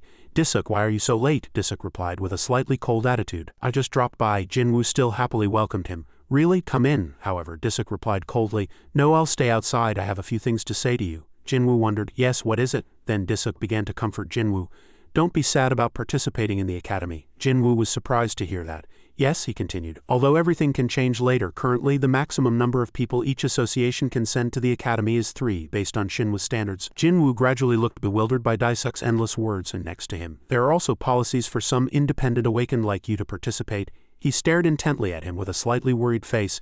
"You didn't take anyone's opportunity, so there's no need to be sad." Kaden, who was standing nearby, also smiled with satisfaction. Seeing Disuk comforting Jinwoo, Jinwoo finally opened his mouth and said to Disuk with a bright smile, "Yes, thank you." The atmosphere began to ease, and Disuk, seeing Jinwoo smiling, joked, "Fool, what are you laughing at?" From beyond the door, Kaden was also eavesdropping on their conversation with a sly expression. Disuk turned around. "I'm leaving," Jinwoo asked in surprise.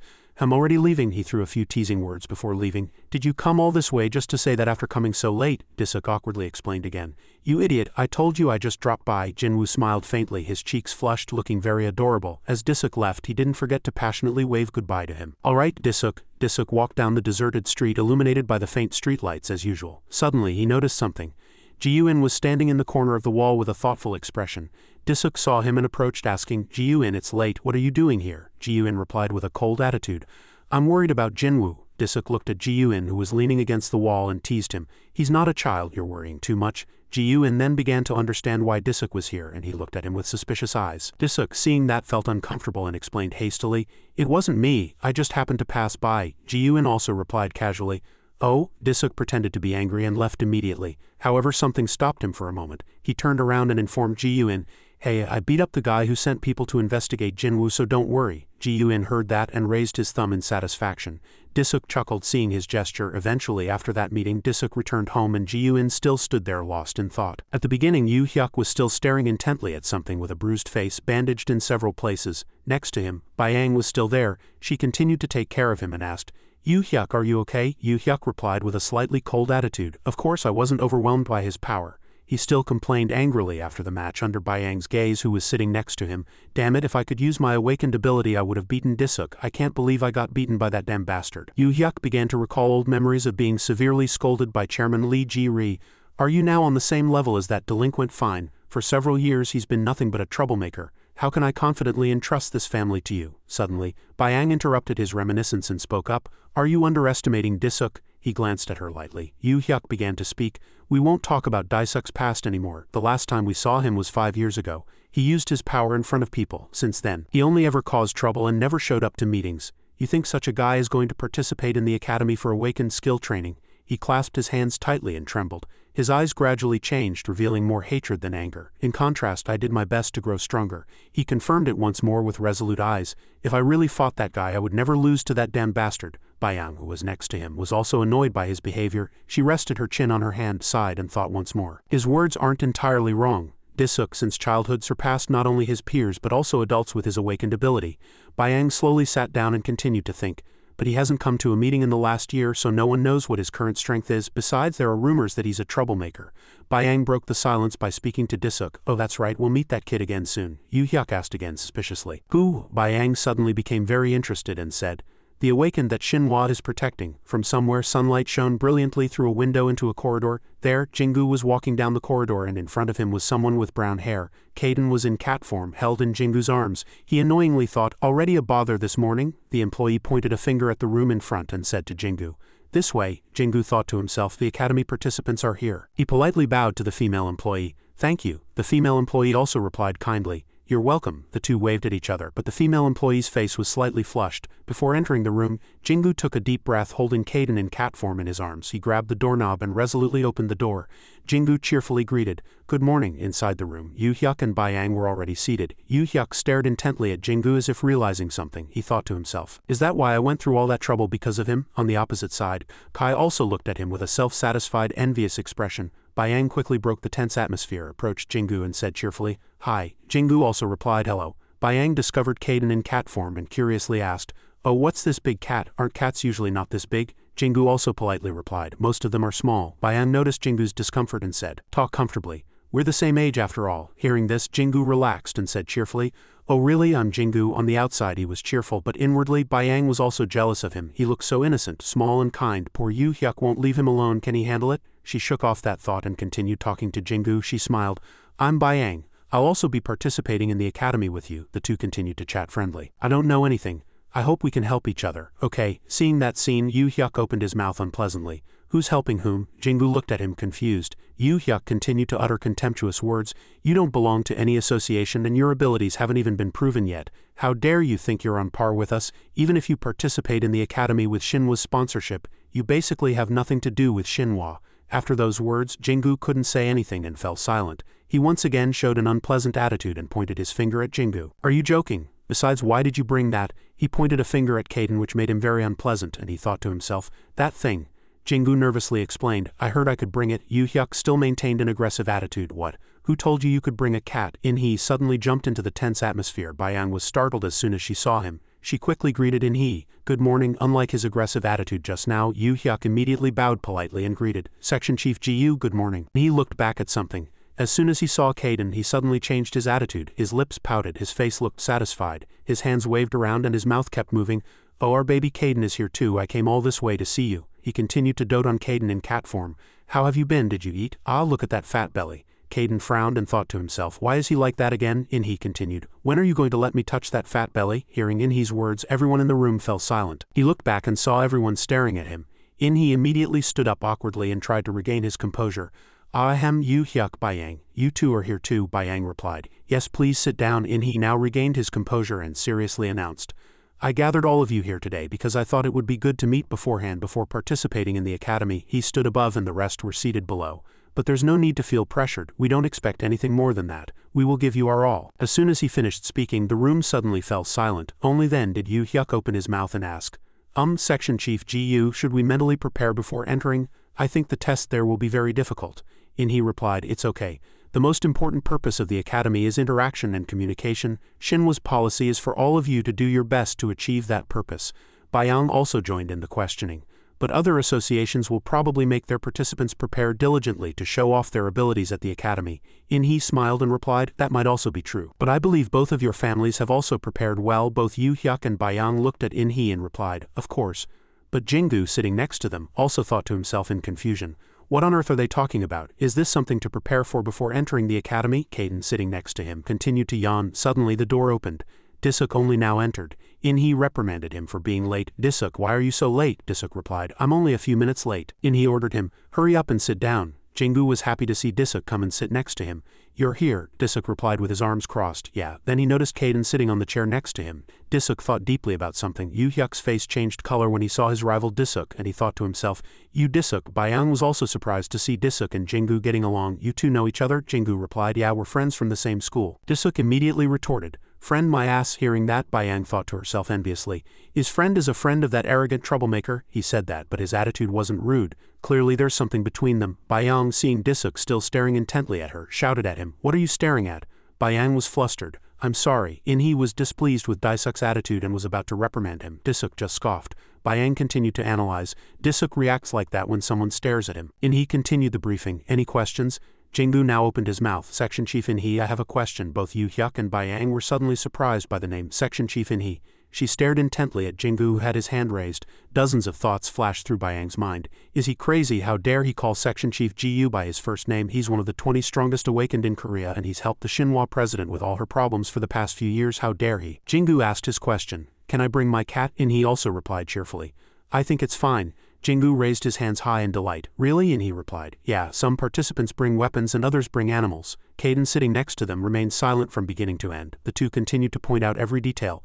Section Chief GU doesn't seem to mind, as if he's used to it. Suddenly, the door opened again. This time Jang Yu entered with a dignified appearance. In-hee was surprised. President. Everyone in the room simultaneously stood up and greeted good morning. In-hee smiled and said, you've arrived. Jang Yu quickly continued, I heard everyone was gathered here, so I thought I'd stop by. Jingu happily greeted Jang Yu. Yu Hyuk and Bayang constantly wondered how dare that impudent guy call the president by her first name at this moment. Jingu realized that and awkwardly said again, oh, I'm sorry, I should call you president, it was just a mistake. Two still envied inwardly. Of course, how dare a guy like you call the president by her first name? But Jang Yu just thought to herself, it's fine, call me whatever you want. Both Yu Hyuk and Bayang were extremely surprised to hear that. Jingu was still confused, but I feel uncomfortable. Hearing that, Disuk replied, I also call Nuna Jang Yu. What's the problem? Jingu's eyes lit up. Oh, that's okay too, Jang Yu nodded, looking at him. Only Bayang and Yu Hyuk in the room understood nothing. What on earth is going on? Bayang's eyes widened in surprise. She looked around at everyone in the room, laughing and talking, and her gaze stopped on Jingu. Not only Section Chief GU but even the president. What is this Jingu guy? Bayang angrily glared at Yu Hyuk. If that's the case, Yu Hyuk won't be able to bully him easily. Yu Hyuk next to him was anxious. He didn't understand why everyone was kind to him. He was just an awakened with nowhere to go. He widened his eyes. That's right, maybe everyone pities him because he's so pathetic. But that guy needs to know who he is. How dare he treat the president like a friend? For a moment, Yu Hyuk fell silent. Then he opened his mouth. I have a request, Yu Hyuk shouted. I want to fight that guy. Bayang was anxious to hear that. My goodness, what on earth is he thinking? Disuk shouted in annoyance. Hey, what on earth are you talking about? Yu Hyuk cut him off. I'm not talking to you. Move, he shouted. What? In-hee was still listening calmly. Yu Hyuk, I don't understand what you're saying. He angrily widened his eyes. I mean literally, I want to fight him. He frowned. This is not the purpose of this meeting. Yu Hyuk tilted his head. Beyond his glasses, sharp eyes were revealed. You said you would support us in everything just now, didn't you? In-hee was speechless and could only remain silent. Bayang turned around in embarrassment and said, Yu Hyuk, what on earth are you doing? He was still resolute. Because I cannot accept the president's decision. We worked really hard to get to our current position, but he came from nowhere and got the same opportunity as us. Yu Hyuk frowned. I want to see his abilities for myself. The atmosphere suddenly fell silent, and everyone looked as if cold water had been poured over them. In-hee glanced at him. It's not something I can decide. Yu Hyuk turned his gaze to Jang Yu. Then I'll get permission from the president. He lowered his voice. President. She coldly tilted her head. If the person you're asking about is Jingu, then ask him. Yu Hyuk was blank. I'm sorry, Jang Yu still said coldly. Jingu is not a member of Shinhwa. We cannot make such a decision. Yu Hyuk was blank for 5 seconds. He thought deeply. Damn it, that guy will never accept. Of course that guy would be lucky if he wasn't a chicken. Jingu thought for a moment, then suddenly opened his mouth. I agree, Disuk next to him shouted. Hey, are you crazy? Why should you? Jingu replied cautiously. I agree with his words, so the two of them are dissatisfied, he scoffed. What on earth are you talking about? I explained it to you. Jingu still retorted. I know, but his words aren't wrong, are they? He resolutely frowned. I think this is what I have to do. Everyone in the room fell silent. Kaden smiled faintly and sighed. Bayang widened her eyes in surprise. Wow, he can say such cool things. Disuk turned his head arrogantly. Oh, do whatever you want. In changing room 1, Jingu sat sullenly. I know they're dissatisfied, but this is more than that, Kaden said mockingly. You also knew beforehand, didn't you? You look sullen. Yes, but it's worse than I thought. He frowned. It seems that guy sent people to investigate you. Jingu was worried and broke out in a sweat. He suddenly opened his mouth. Kaden hung. Do you think I can do it? Kaden still said gently. That's up to you. Just remember what I taught you, that's all. Hearing that, Jingu smiled brightly.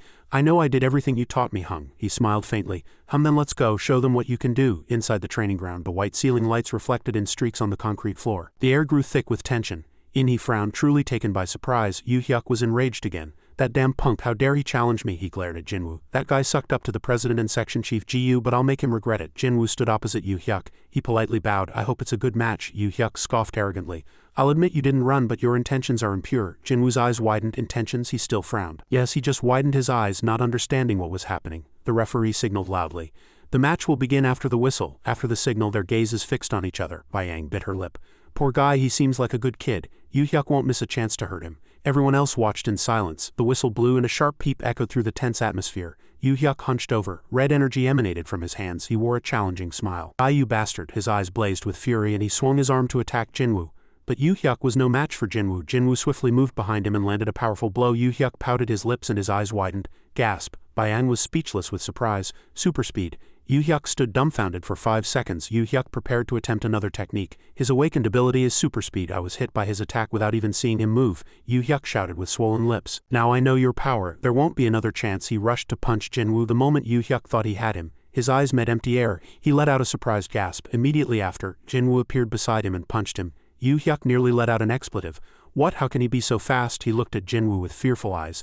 Now he's even faster than before. After that attack, Jinwoo continuously counterattacked. He skillfully combined nimble movements and punches, giving Yu Hyuk no time to think. The spectators couldn't hide their surprise. He was astonished. He's improved immensely. Jinwoo's awakened ability was not only getting stronger, but his control and movements were also much better. In the center of the spacious arena, Jinwoo delivered a lightning-fast, powerful punch. Yu Hyuk was sent flying by punches and kicks. He treated his opponent like a toy. Yu Hyuk was sent flying far away by the final kick. Jinwoo panted, his face flushed. Everyone was shocked by the scene that had just unfolded. Disuk shouted with joy. Jinwoo, that guy, when did he get so fast? I thought you were just feeding cats all day. Ji-Yu looked at their harmonious interaction with a fond smile and chuckled. Everyone's eyes were wide with surprise at Jinwoo's astonishing improvement. Bayang covered her mouth in shock. Yu Hyuk has no chance against someone who just awakened. What the hell is that guy? Yu Hyuk stared blankly at the ceiling, his face contorted in confusion. What just happened? Did I black out? Disuk loudly complimented him. Hey, when do you practice anyway? You weren't just loafing around, were you? Jinwoo was slightly flustered by his persistent questioning. Hee. Yu Hyuk frowned, his face filled with rage. He barely managed to get up. Damn it, what was that? Disuk scoffed dismissively. Yu Hyuk, it's really entertaining to see you get beaten like that. Yu Hyuk knelt, clutching his knee tightly with one fist and supporting himself with the other hand on the ground, barely maintaining his remaining strength. Yu Hyuk slowly stood up. It's not over yet. Disuk frowned in confusion. What did you say? He showed a momentarily surprised expression. Yu Hyuk raised his head and quickly wiped away the bloody mark. Don't act like this fight is over just because I let my guard down. Disuk shrugged his shoulders and turned to Jinwoo. Nonsense, you fell without even throwing a single punch. Yu Hyuk shouted upon hearing that. Shut up, that's because I didn't know anything. Disuk scoffed in reply. Yeah, loser. Ho. Bayang frowned in embarrassment. He, standing beside them, sighed. Yu Hyuk still shouted as if he had been cut by a knife. Hey Jinwoo, it's not over yet. Come back, Jinwoo replied in surprise. What? Disuk frowned. What's he saying? He gritted his teeth in annoyance. You know I just let my guard down. Jinwoo looked at him with wide eyes. He politely replied, yes, I know. Disuk was slightly annoyed. Hey, you don't have to listen, Yu Hyuk scoffed. I'm really glad you know that. He laughed out loud with delight. You don't want people to think you won by luck, do you? Let's do it again. Jinwoo froze for a moment. Bayang frowned at the sight. He's going to fight again. He seems too naive. He might actually agree. Then Jinwoo firmly said no. Yu Hyuk shouted in surprise. What? Jinwoo calmly replied. No, he was resolute. Losing because of letting your guard down is still a loss. Facing Yu Hyuk before him, Jinwoo showed no fear. You can lose your life the moment you let your guard down. He tilted his head slightly and glanced at his opponent with an arrogant look. You may not want to admit it, but this is my victory. At his words everyone fell silent and their gazes turned to Jinwoo. Yu Hyuk bit his lip in fury, and Byung behind him was wide-eyed in surprise. Caden narrowed his eyes and curled the corners of his mouth. Suddenly the sound of a camera shutter was heard. Disuk, overjoyed, put his arm around Jinwoo's shoulder and pulled out his phone to take a selfie. Hey, let's take a picture, Jinwoo. Jinwoo was startled. Oh, Disuk scoffed, even the loser. Yu Hyuk shouted in rage. What are you guys doing? The sound of clapping echoed. He smiled. All right, that's enough. He lowered his voice. Fortunately, no one was seriously hurt. Yu Hyuk stood blankly. I lost, and he stood calmly in front of the desk. Jinwoo wasn't hurt, so I sent him home. Yu Hyuk refused to see a doctor and left. He tilted his head slightly. Yu Hyuk seemed very shocked by this fight where victory and defeat were decided in an instant, and neither of them knew anything about the other's awakened abilities. Jang showed no sympathy. He got what he deserved. He was overconfident before even knowing his opponent's strength. That will be a good lesson for Yu Hyuk. He lowered his voice. But I didn't expect this to happen. Yu Hyuk is a prominent figure among Shinhwa's next generation of awakened. The atmosphere grew tense, and although he was careless at first, he was not an easy opponent. Jang did not respond. He frowned. I was truly surprised by Jinwoo's fighting style based on his rate of awakened ability improvement and combat skills. It far exceeded our expectations. He almost rolled his eyes. There's only one explanation for this. Then he lowered his voice. It seems Jinwoo knows how to control energy. Jang thought for a moment and then calmly replied, I think so too, even high-level energy control. He was still skeptical. How can that be? Even low-level energy control is considered a major asset to individuals and organizations. Jang fell into thought again. Gentle morning sunlight illuminated the roof. The fat cat, who hated vegetables, panted as if doing something secret. Meanwhile, Jinwoo was playing with the mischievous cats on the floor by the stairs. Caden panted. He collapsed on the floor and laughed joyfully. Hee hee. Caden was slightly annoyed. Why do you keep laughing? It's irritating. Jinwoo sprang up energetically. Because I'm so happy. This is the first time I've won. Caden pouted his lips. It's only once. Jinwoo smiled widely, showing his teeth.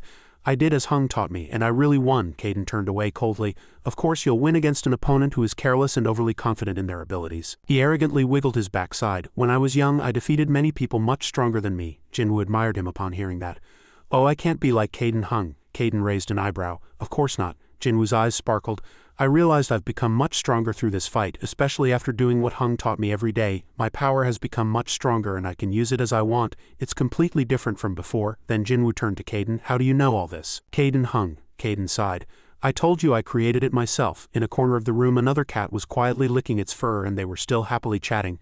I mean, how can you create it yourself? He puffed out his chest triumphantly. How did I do that? Because I'm a genius, that's how. Jinwoo admired him upon hearing that. He clapped continuously. Wow, Caden Hung is really amazing. He puffed out his chest proudly upon hearing that, his face parallel to the sky. We all know how amazing I am, no need to state the obvious. Caden arrogantly narrowed his eyes. By the way, now that I think about it, the first time I showed people my awakened ability, there was a huge commotion. Jinwoo's eyes widened.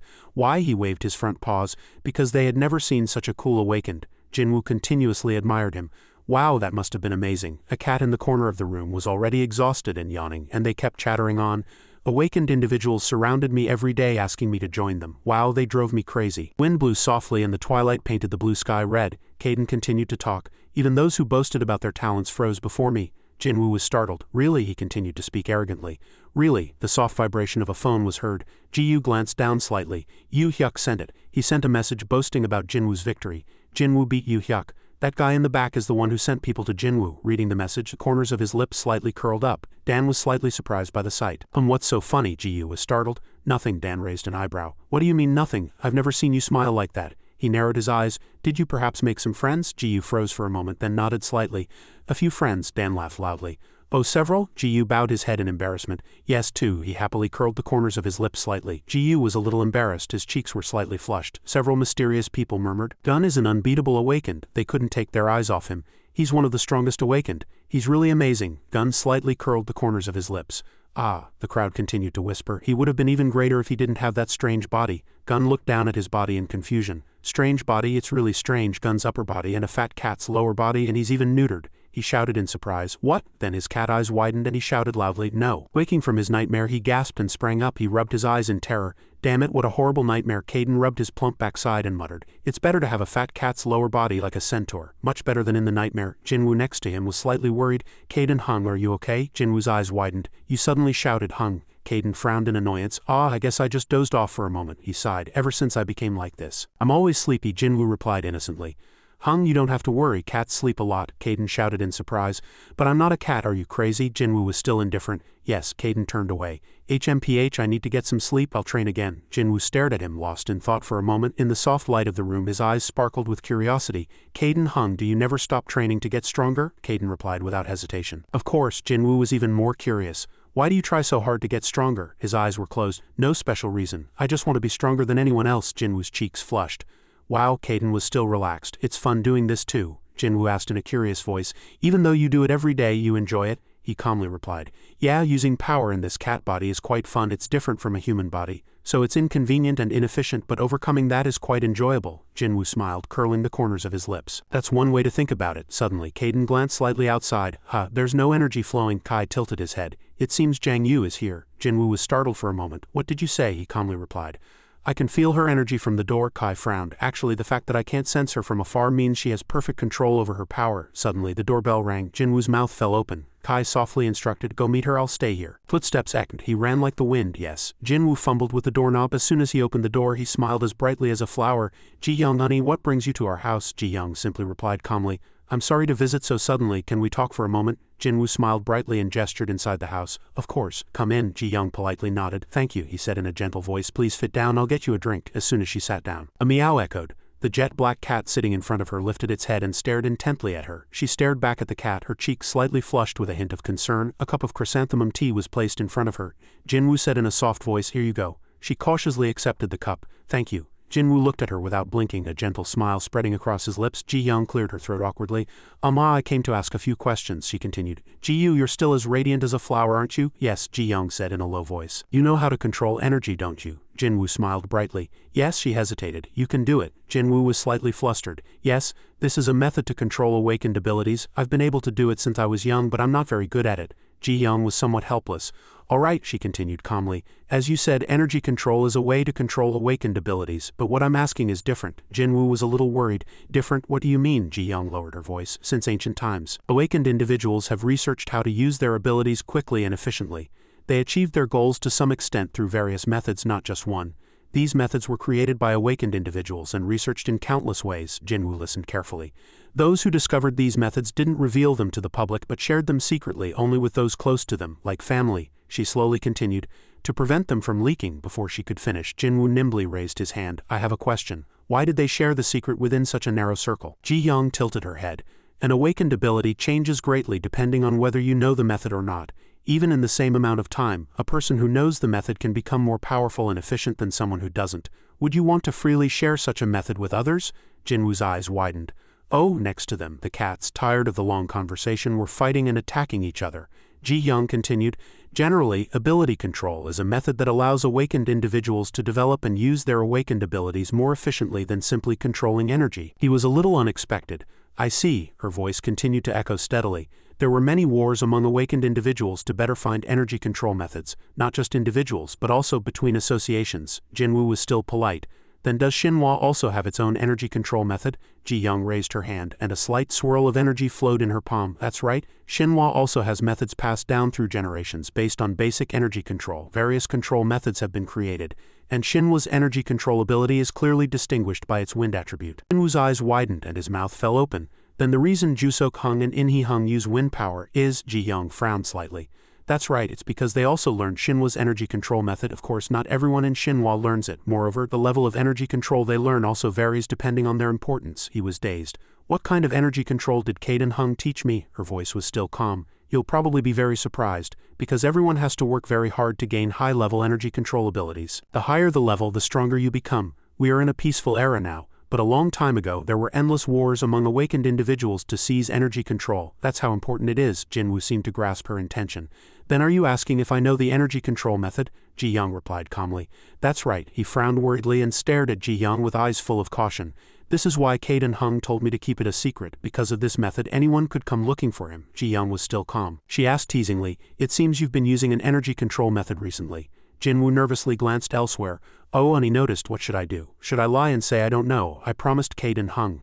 Seeing this, Ji-young told Jinwoo, Ji-yu, you don't have to worry so much. I didn't come to ask how you got the energy control method. I wanted to tell you to keep the fact that you know the energy control method a secret. Sweat poured down Jinwoo's face. Keep it a secret, she simply replied gently. That's right, if others find out, you'll be in danger. Jinwoo immediately fell into deep thought. If Unnie is right, strangers will approach me to find out the energy control method I learned. Without saying anything more, Ji-young stood up. Jinwoo breathed a sigh of relief. Oh, are you leaving already? She had already turned her back, but she turned her head and replied, yes, I have work at the company, so I have to go. Here, Jinwoo politely bowed. Thank you for letting me know. She left. But the story kept circling in his mind. Energy control.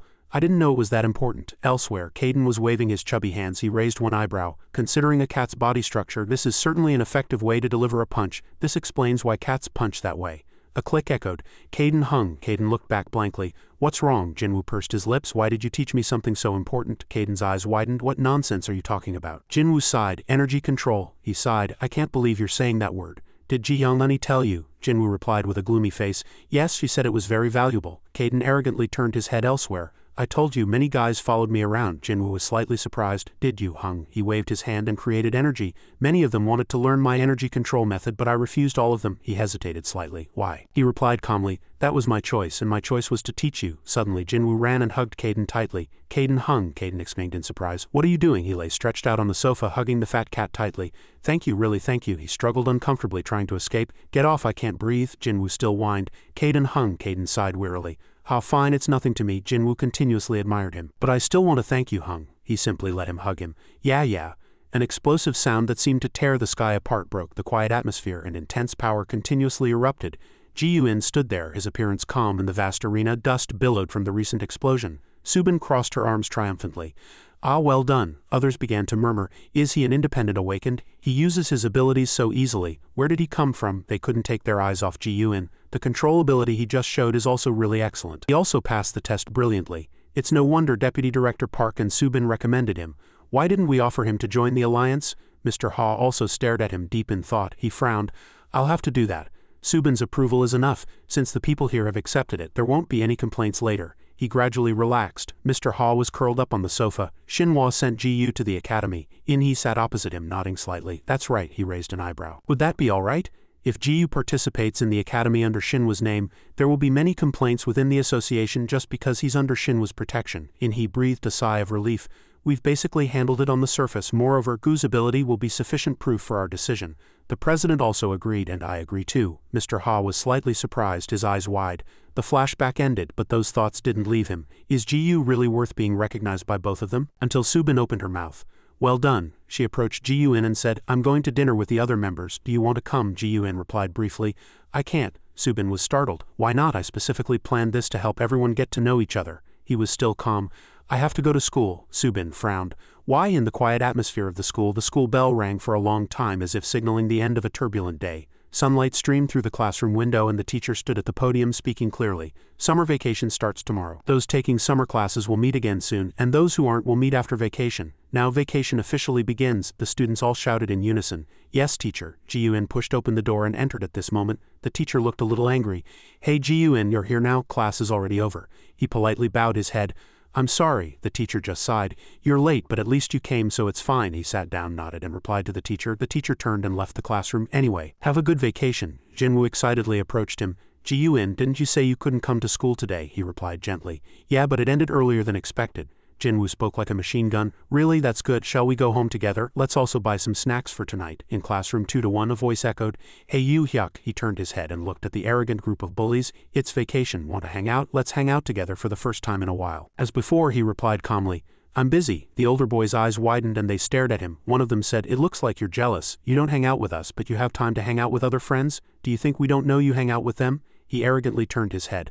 So what? The older boys frowned angrily. He just replied gently. Is there a problem? They frowned and couldn't say anything. Yu Hyuk turned his head sharply. I'm leaving. Have a good vacation. A click echoed. 3 boys in neat school uniforms were having a good time at the supermarket. Jinwoo excitedly put Disuk in a shopping cart and pushed him. I'm the best driver. Ji-yoon also looked on enviously from behind. I want to ride too. In an instant the cart was filled with chips and all kinds of snacks. Jinwoo smiled brightly and held up an item in one hand as if he had found a treasure. Next to him, Disuk had his hands in his pants pockets giving instructions as if he were the leader of the game, and Ji-yoon was staring intently at the item in his hand, seemingly lost in thought. Suddenly, they noticed something and turned their gaze there. Hot oil sizzled in a pan and a delicious aroma filled the space. No one spoke, but the 3 boys immediately changed direction, and in an instant 3 long lines formed. Their eyes gleamed, their cheeks flushed with excitement, and saliva drooled from the corners of their mouths. The small street was bathed in the twilight, and the twilight painted a corner of the quiet street red. Each of them was carrying 2 or 3 plastic bags full in both hands as if they had raided the supermarket. Jinwoo hesitated, looking down. "Did we buy too much?" Disuk simply replied calmly. "What are you talking about? If we can't eat it all today, we'll eat it next time." Hearing his words, he nodded slightly. "Ah, you're right." He raised his head slightly as if noticing something. A child was standing right in front of the house door waiting. As soon as he saw him, Ji-yu immediately got excited. "Oh, Subin." Subin's eyes widened in anger. "Don't act like we're friends," Disuk asked in his usual lazy voice. "Subin, why are you here?" She also replied curtly. "None of your business. I didn't come because of you." Then she turned around and scolded. "Hey Ji-yu, are you ignoring my offer and staying with them?" Jinwoo asked innocently. "What do you mean?" Her eyes narrowed. "I invited 2 academy members and Ji-yu to dinner to increase their interaction, but he refused. I thought he had something important to do, but instead he's here with you 2, Ji-yu replied without the slightest hesitation. "I'm sorry for refusing, but this was already planned." Jinwoo also added, "That's right, we planned to stay overnight at our house, and tomorrow In Hee-hung will pick us up for the academy." Subin shouted in anger, "Do you think that's a good reason to refuse me? Do you know how hard it is to gather those people a day before the academy starts?" His gaze was still calm. "This is more important to me." Her voice grew harsh. "Are you mocking me? I'm trying to give you a chance to socialize with other members and you dare to say something like that." Jinwoo innocently interjected. "Ji-yoon, I think Subin Unni is trying to help you. It's natural for her to be disappointed." Subin's face turned red with anger. "I'm not helping anyone." "And who said I was disappointed? You don't know anything." "Shut up." Suddenly a phone appeared in front of her eyes. The name Deputy Director Park was clearly visible on the screen. During the call, Subin froze like ice. Disuk didn't miss this opportunity and tattled. "Brother Park, you heard it all right. Subin is causing a ruckus here again. I can't stand that friend's nonsense anymore. Please come and take him away." Subin kicked his leg. "Disuk, how dare you call Deputy Director Park?" He quickly ran away to avoid her kick. "Brother Park, Subin even uses weapons." She heard that and shouted, "When did I ever use weapons? I was just trying to kick you." He professionally backed away and retorted, "Your feet are your weapons." Subin chased after him to catch him. "You damn bastard, die." Seeing them having fun, Jinwoo spoke up. "Subin, why don't you join us?" She gritted her teeth. "What?" he politely replied. "Ji-yoon and Disuk are sleeping over at my place and we're going to the academy together tomorrow." Subin felt like she was about to explode with anger. "Are you crazy? Do you think I have time?" He slightly bowed his head apologetically. "Oh, are you busy?" she shouted angrily. "Of course, I have so much to prepare before the academy starts," Disuk sarcastically interrupted. "Busy my ass, even a cat would scoff at that nonsense." She opened her mouth wide like a well. "I told you to shut up." The dark night sky stretched like deep velvet and the soft light seeping from the window made it seem like a peaceful sanctuary, separated from the world's hustle and bustle. Ji-yoon stared blankly at the scene before him. Jinwoo was sprawled on the sofa and soda cans and snack bags were scattered everywhere on the floor. He let out a slight sigh at the mess. The van glided along the empty road, leaving a long engine sound. The air inside the car was quiet. Yoo-hyuk was still angry about yesterday and crossed his arms saying irritably, "Damn it, do we have to go all the way to his house to pick him up? He should have waited for us before we left." Bayang calmly replied, "Ji-yoon's house is on the way and Disuk said he was there." Yoo-hyuk frowned. "That Disuk guy too." The car suddenly stopped and Bayang finally realized. "Oh, we're here." Just then Jinwoo came out of the house and greeted them good morning. Subin followed, cursing, "Damn it, it's all your fault. Now I don't have time to go back to the alliance before the academy starts," Disuk replied irritably. "Why is it our fault? It's your fault." Bayang and Yoo-hyuk finally realized there was someone else. He said emotionlessly, "Stop whining, you had the most fun, didn't you?" Subin shouted as if she had escaped from prison. "What fun, I was just hanging out with you guys," Disuk sarcastically replied. "Oh, of course." The other two were still confused. "Subin, why is Subin here?" Jinwoo turned and chuckled. "But last night was fun, wasn't it?" They heard that and were immediately surprised. They became confused. "What did you say? They spent the night together?" Subin squinted and scoffed. "Fun my ass. Disuk was so annoying I almost went crazy," he replied sleepily. Yeah. More annoying." She gritted her teeth. "Damn it, I can't believe I have to go with Shinhwa's people on the first day of the academy." Jinwoo continued in a friendly tone. "Don't worry. Brother Park said we can go together. Everything is already prepared." Subin glared irritably. "Your memory is really terrible, isn't it? I told you there's a ton of material to prepare." Disuk sarcastically curled his lips. "Stop it, preparation. Even if it were true, you wouldn't prepare it yourself. You just take what others prepared." Subin trembled with rage. "You damn bastard, is your mouth rotting? Why do you keep blabbering?" he just said casually. "Why, are you hurt because I'm telling the truth?" She swung her hand as if to crush him. "I'm going to smash your filthy mouth." Disuk stuck out his tongue and teased her. "Come on, hit me. Actually, you could have left as soon as you woke up this morning, right? But you didn't, did you?" Subin scoffed, talking nonsense. "If you hadn't clogged the toilet, I would have had enough time to go back to the alliance." Jinwoo was startled. "The toilet was clogged?" She sarcastically waved her hand. "Yes, the pump wasn't working so I couldn't flush. I had to use my power to deal with it. It was terrible." Disuk heard that and froze. What do you mean it wasn't me? Subin frowned and talked nonsense. He pointed to himself and said, it really wasn't me. She lowered her voice. Anyway, from now on you have to take responsibility for your actions. Suddenly another voice was heard. I'm sorry. Everyone turned around in surprise. Ji-Eun was as red as a tomato at this moment. Who knew such a handsome man could clog a toilet? I think you came in while I was looking for the pump outside, Disuk shouted angrily. See, I told you it wasn't me. Subin crossed her arms and pretended not to hear. As the story continued, the other two opened their eyes wide in surprise.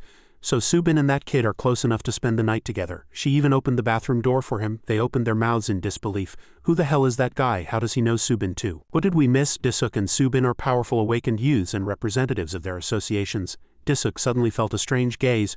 What are you two looking at? He clapped his hands as a signal. All right, everyone into the car. It's time to leave. The car sped through the quiet alley, leaving a hasty engine sound. Caden yawned in the car. Jinwoo asked a little sadly, 2 months won't be that long, will it? Yeah, he reassured him. Shinhwa promised to send people every day to feed the cats. They also promised to go to the place you provided and feed the stray cats, so don't worry too much. His worry seemed to disappear in an instant. Yes, Caden suddenly fell into thought. He reminded the alpha cat at home, hey, watch the house while I'm gone. And don't attack the people who come to feed us. His eyes narrowed fiercely. The alpha cat suddenly tensed up and nonchalantly licked its paws. Caden irritably frowned. Hey, are you listening to me? And if intruders come again like last time, don't fight. Take the other cats to a safe place. The alpha cat obediently nodded its head. He lowered his voice, threatening. You could die if you confront an awakened. The cat tilted its head as if it didn't understand. His eyebrows furrowed irritably. Are you trying to ignore me again? The cat just stared with wide eyes and walked forward, then gently nudged Caden as if to reassure him. It went in front of him and lay down flat. He thought he had worried enough and yawned widely without thinking further. Kai thought sleepily, I can't stop yawning. His kids talked all night, so I barely slept. He lay flat on Jinwoo's lap and closed his eyes. But it was still strange. I had no problem staying awake all night, but ever since I became a cat I'm always sleepy. In the middle of the blue sea a small boat quietly cut through the waves and the sky was high and clear, a pristine blue. Jinwoo leaned his head back, closed his eyes and drooled. Not only that, but the entire team who had been fighting all night was sprawled on the table. The other two still looked on strangely. Look how limp they are. They must have no bones. He looked at them intently. I heard they had an all-night fight. Disuk was desperate. An all-night party right before the academy starts? Do they think this is a picnic? A storm raged in their minds, but he seemed to know that the two didn't need to worry. He squinted and smiled. I understand your feelings, but Shinhwa wants all awakened participating in the academy to interact with each other and learn from other members. He lowered his voice reassuringly. So don't worry or feel pressure to prove anything. Yu Hyuk and Byang politely bowed their heads. Yes, understood. Ji-Eun was strangely sleepy-eyed. I'm really sleepy and desperately need sleep. He was so tired that tears seemed to keep streaming down his face. Besides, I'm not looking forward to going by boat. It's really troublesome. And going with these kids is really foolish. He thought of Caden here. Jinwoo's eyes were round and full of tears. Caden hung. Why aren't you coming with us? He pouted his lips. Why should I go? He rushed over, crying. But we won't see each other for 2 months. Ji-Eun moved aside. 2 months isn't that long. Jinwoo whimpered. But what if I get lazy and don't train? He frowned and replied. I know you train hard every day. His deer-like eyes were full of tears. But if you're too far away, who knows what will happen? What if I train the wrong way? Jinwoo grumbled. That's a big problem now. Ji-Eun also began to waver. Ah, you're right, he sighed. But can you bring a cat there? He laughed excitedly. I asked Brother In-hee about it indirectly before, and he said it would be fine, even if it's not. He said he'd give me a definite answer when we meet next time. Ji-Eun froze, looking at him. Then he sighed again. All right, I was a little curious about this academy too. Jinwoo jumped for joy. A familiar round of applause and a voice interrupted the flashback. Everyone stand up. Everyone struggled to open their sleepy eyes wide. Drool dripped from their mouths. In-hee slightly curled his lips. We'll be arriving at the academy soon. As soon as he finished speaking, everyone looked out the window, excited. The sea stretched endlessly like a turquoise silk. In the distance an island gradually appeared on the horizon.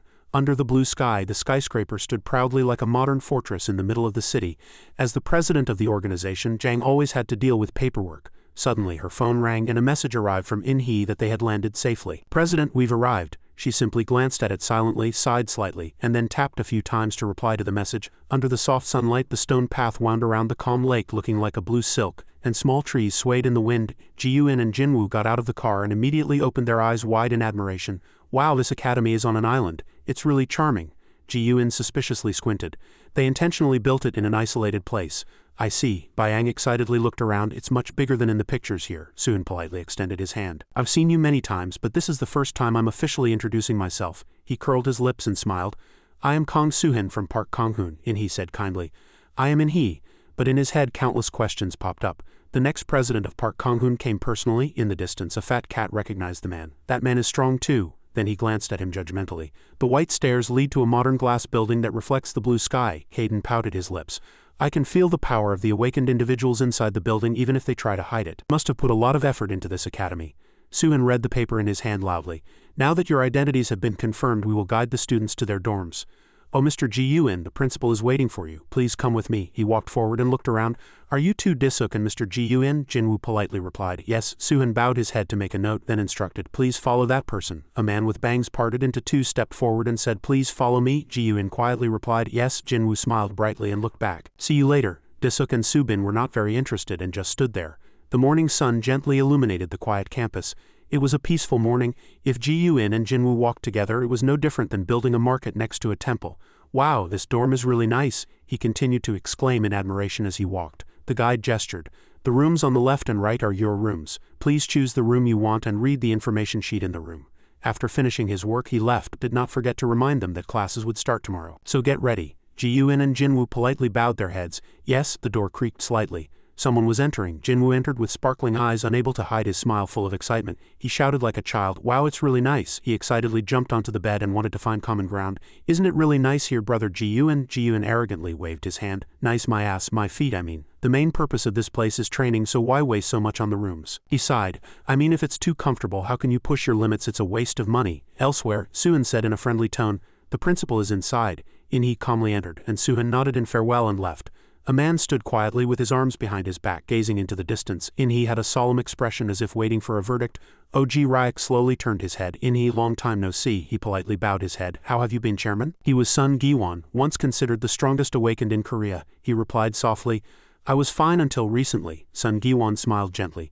And I would have been fine if I hadn't taken on this job. I never thought I'd be given such a mission at this age. In-hee pondered for a moment. Since his retirement he had lived quite reclusively, trying to remain unnoticed. Was he uncomfortable taking this job? Did he participate because of others' suggestions, or was there another reason? Seeing him lost in thought, Sun Giwon quietly nodded at him. Shall we sit and talk for a bit? A moment later the room door closed again. In-hee emerged with a frown. Just a short talk and I'm already tired. Thanks to that fatigue he ran into someone else. He looked up and suddenly realized. Senior Ha, you've been here for a few days. You're like an advising professor, he replied nonchalantly. I heard you brought Subin. In-hee said politely. You're welcome. He nodded slightly and said, Follow me, I'll guide you to the guards' dorms. On the way they exchanged many words. Senior Ha lowered his voice and said, As far as I know, the kids from other groups arrived before us. They've probably already bonded for about half a month. In-hee was puzzled by this. Didn't they say the academy starts tomorrow and today is for preparation? He replied helplessly. That's right, but they said they couldn't stop students who wanted to come early and get to know each other first. He sighed irritably.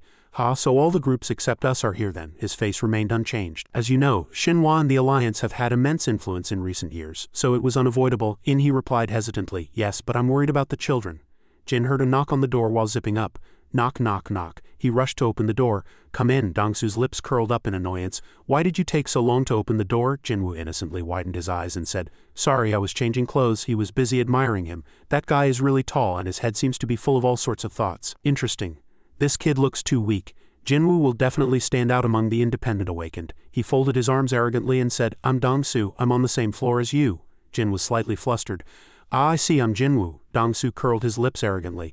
So what's your awakened ability? Ji-Yun appeared in the nick of time like Superman to defend Jinwoo. Didn't anyone tell you not to ask about other people's awakened abilities? He snapped irritably. You damn bastard, don't act so superior. Says I don't know. And what are you? Did you just arrive too? Jinwoo, not understanding the situation, added, Excuse me, but why are you asking that? Dongsu sighed.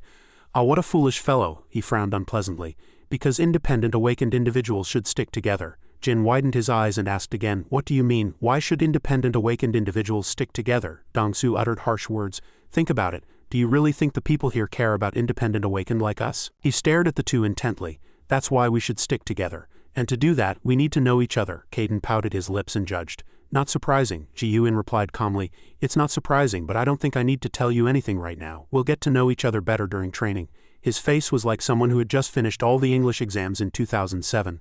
Nonsense. That's not for you to decide. This decision was already agreed upon by other independent awakened before you arrived. You're no exception. He still didn't change his expression. What if I don't want to? Dongsu shouted. What? Jinwoo also agreed. Me too, he raised an eyebrow. It's good that independent awakened individuals try to get to know each other, but why should we break rules to do that? We can still get along well. Dongsu's face darkened. I guess I was too friendly. Do I look like a joke to you, or do you no longer wish to live? They froze for 5 seconds at the rudeness. A tall building stood majestically in the middle of the blue sky. A voice echoed in the quiet space. "President, I just met the principal," Director Yu replied expressionlessly. "Senior Han is indeed there." He politely replied, "Yes, and he seems to be planning to stay there. He always refused to participate in external activities, so I don't understand why he accepted to be the principal." He frowned, "And as expected, other groups are trying to ostracize our children. I heard that students from all other groups except Shinhwa and the Alliance arrived here half a month ago." He walked quickly and said, "Don't worry too much, I'll keep a close eye on the children. Besides, from tomorrow communication with the outside will be restricted for security reasons, so it will probably be difficult to contact them." Jang listened quietly and replied briefly, "Understood, be careful." Then she hung up the phone. Director Yu sighed in exhaustion. "Phew." In the dorm, Dong-su gritted his teeth. "What's wrong? Keep talking." Jinwoo sighed irritably. "That guy is still like a street thug. Are you scared? You should have been polite when I spoke gently." Annoyed, Jin next to him was already about to pee his pants. "That's enough, Dong-su. I'm sure they understand now." Dong-su growled. "Not yet. If you want to enjoy it to the end, enjoy it." He tried to stop him in a flustered manner. "But it'll be trouble if you cause problems here." Only then did he pout his lips and think, "Damn it, he's right." Then he turned abruptly and left. "Damn it, you guys got lucky. If we met somewhere else, you'd be dead." Jin also joined in. "Same to you. Don't be stubborn anymore."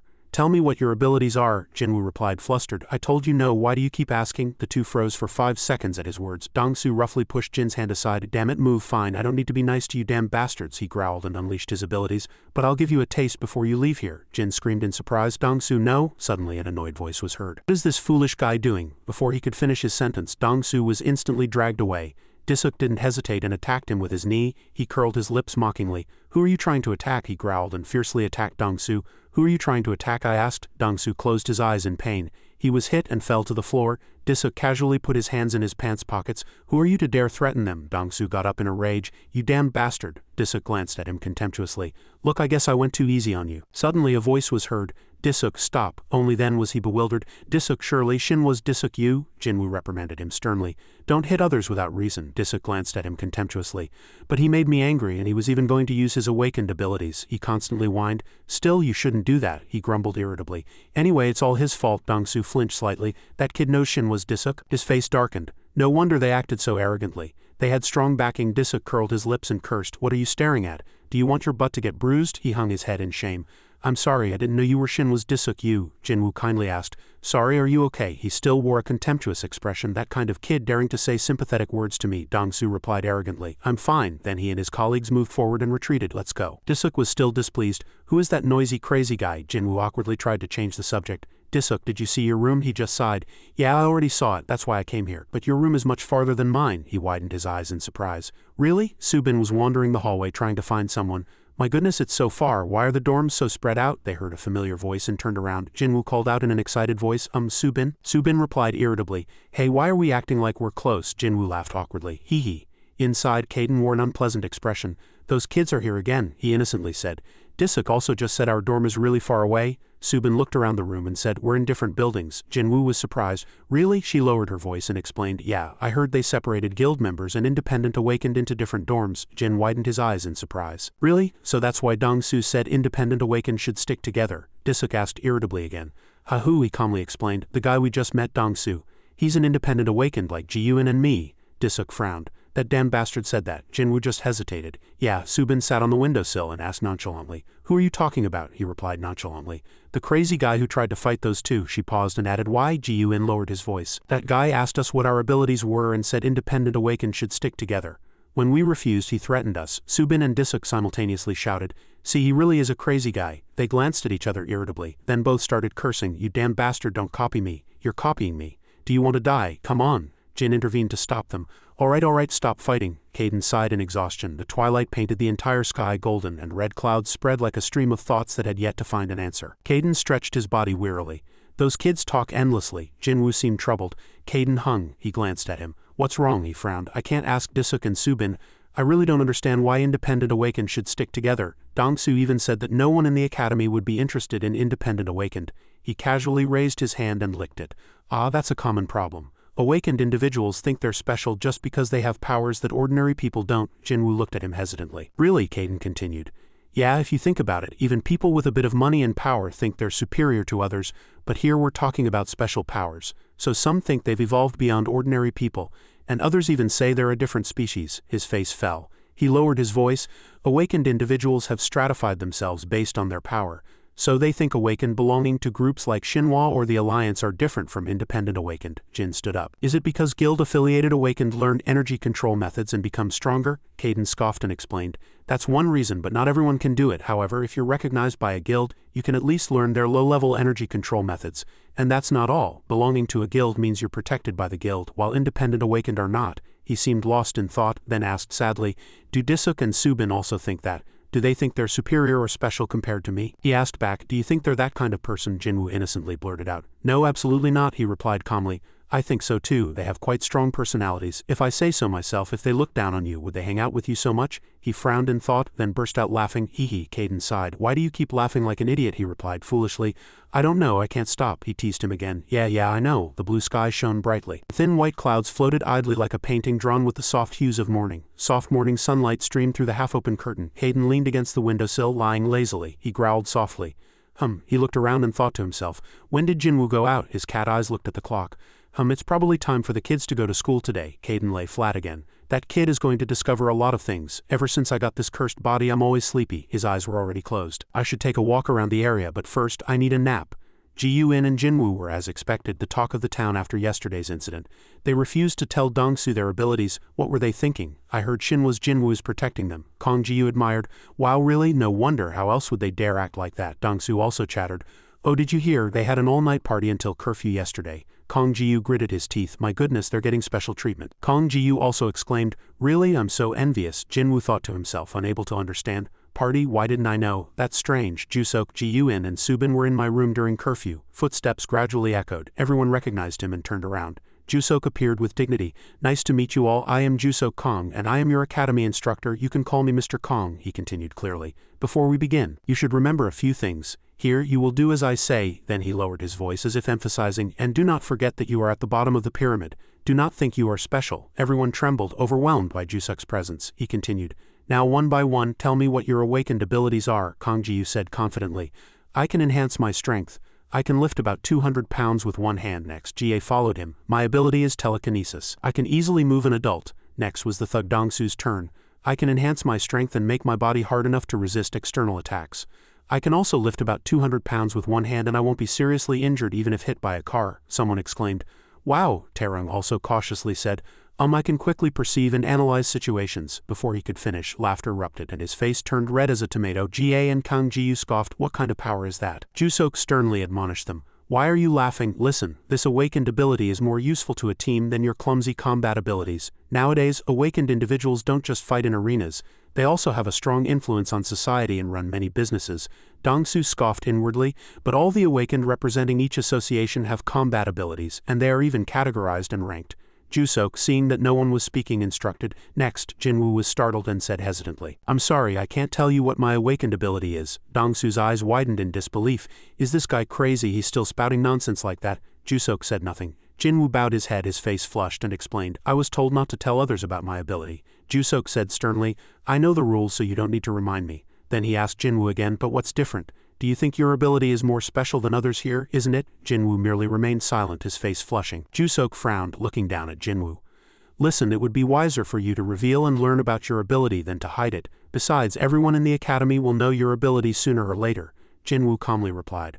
I know, I don't think my ability is more special than others either, but I don't want to disappoint the people who taught me to hide my ability. I don't want to drag in He Hung and Caden Hung into this for my own benefit. Jusok stared at him, seemingly lost in thought. Dongsu next to him worried. What a foolish guy, he just left a bad impression on Mr. Kong. Perhaps having finished his thoughts, Jusok spoke. Not bad anyway. Aren't you an awakened yourself? Alright, I respect your choice, but you have refused my request. Jusok ordered him to run 20 laps. Jinwoo replied energetically. Yes, sir. The other four looked on, unable to understand. Why is that fool so excited? Ji-Yoon also saw him and prepared to run. Jusok suddenly noticed. And what is this friend trying to do? He replied coolly. I'm sorry, but I can't tell you either, sir. Jusok stared at him blankly, then carefully observed the two. From Jinwoo's room windowsill, Caden rolled over and let out a long yawn. Damn it, I can't stop yawning, I'm always sleepy. I really need to get out. Suddenly, he heard the sound of a door opening outside. Caden sat up and looked around. The door opened slightly and in his face appeared. Ta-da! He entered energetically, carrying a bag. I forgot to give you snacks. Caden was surprised. Ji-Yu said it was okay for me to come in, so don't get angry. He placed a pile of pet snacks in front of Caden. Eat slowly or you'll get sick. Having finished his task, he gently waved goodbye. See you next time. Kaiden's eyes widened in disbelief. Really? Did something happen to that guy in the training ground? Jinwoo and Ji-Yun finally finished their 20 laps, continuously panting. Huff huff, Jusok said sternly. Today is the first day, let's fight each other. Let's see your abilities. Taerung quickly raised his hand. But sir, I have a non-combat ability. Jusok replied unflinchingly. I know, but that doesn't mean it's not useful in combat. And as an awakened, you should always be prepared for any situation. Don't make excuses, Taerung replied weakly. Yes sir. Jusok glanced around. Who will step up first? Dongsu confidently stepped forward. I will. He walked to the center of the arena without hesitation. All sorts of calculations filled his mind. This is an opportunity to get noticed. I'll take everyone down and show off my abilities. Jusok spoke again. Then who will be his opponent? Everyone avoided eye contact. Only Ji-Yun confidently stepped forward. He slowly walked to the center of the arena where Dongsu was waiting. Dongsu looked at him with a triumphant expression. Good, he's my first opponent, he frowned. That damn guy making me worry. I'm going to take him down. Jusok didn't forget to remind them. There are medical facilities at the academy, so don't worry about getting hurt. The match begins after the whistle. Soon a beep sounded. Jinwoo cheered inwardly. Go Ji-Yun. A cold wind blew and Dongsu unleashed his power, rushing forward like an arrow. His movements were so fast that only blurry afterimages remained. Ji-Yun observed calmly. Dongsu charged forward, shouting, Die! His fist struck Ji-Yun's jaw, snapping his head back, and his body seemed to defy gravity. Ji-Yun's fist tore through the air, and its force was strong enough to send his opponent flying backward. Ji-Yun decisively swung his arm, and Dongsu's body was sent flying forcefully like a sandbag. With continuous attacks, he had no time to breathe. Everyone's eyes widened in disbelief. Huh? Ji-Yun felt he had no more strength to move and stopped using his power, and Dongsu immediately fell heavily to the floor. Ji-Yun turned around gracefully, and Dongsu lay sprawled on the floor, trembling. Jinwoo praised excitedly. Wow, Ji-Yun, you're so cool. Jusok had a suspicious expression. That guy is a truly free spirit. Jinwoo shouted happily. Ji-Yun, you're really strong. Jinwoo couldn't hide his excitement for his friend. Ji-Yun, you're really strong. Jusok stared at Ji-Yun, evaluating him. Though it was a brief moment, that power and control. I heard the Alliance found him. He brought the groaning monster. Dongsu screamed and writhed in pain, barely able to sit up. He frowned in disbelief. What just happened? Dongsu gritted his teeth and glared at the people standing in front, laughing and talking. That damn guy, he's too strong. I can't believe he's an independent awakened. Did he cause trouble and get kicked out of some association? Kongju glanced worriedly. Look, Dongsu was taken down before he could even do anything. Jie's eyes widened. Yeah, Dongsu is strong, but he's really amazing. He staggered to his feet, continuously muttering curses. Damn it, Jusok cleared his throat. What are you doing there? Go back to your place. Dongsu immediately panicked. If they see me defeated like this, everyone will think I'm weak. He shouted, Mr. Kong, please give me one more chance. Jusok asked back suspiciously. What did you say? He struggled to explain. This isn't just a fight, it's a test, isn't it? I couldn't properly show what I have. Please give me one more chance. Jusok was still firm. Even if I agree you are not capable of taking the test, he said firmly. It's okay, I can do it. Jinwoo's eyes widened in disbelief. Wow, if I were him, I wouldn't even be able to move. He's really strong. Jusok finally sighed. All right, just this once, since you called it a test, I'll make an exception. Dongsu politely bowed.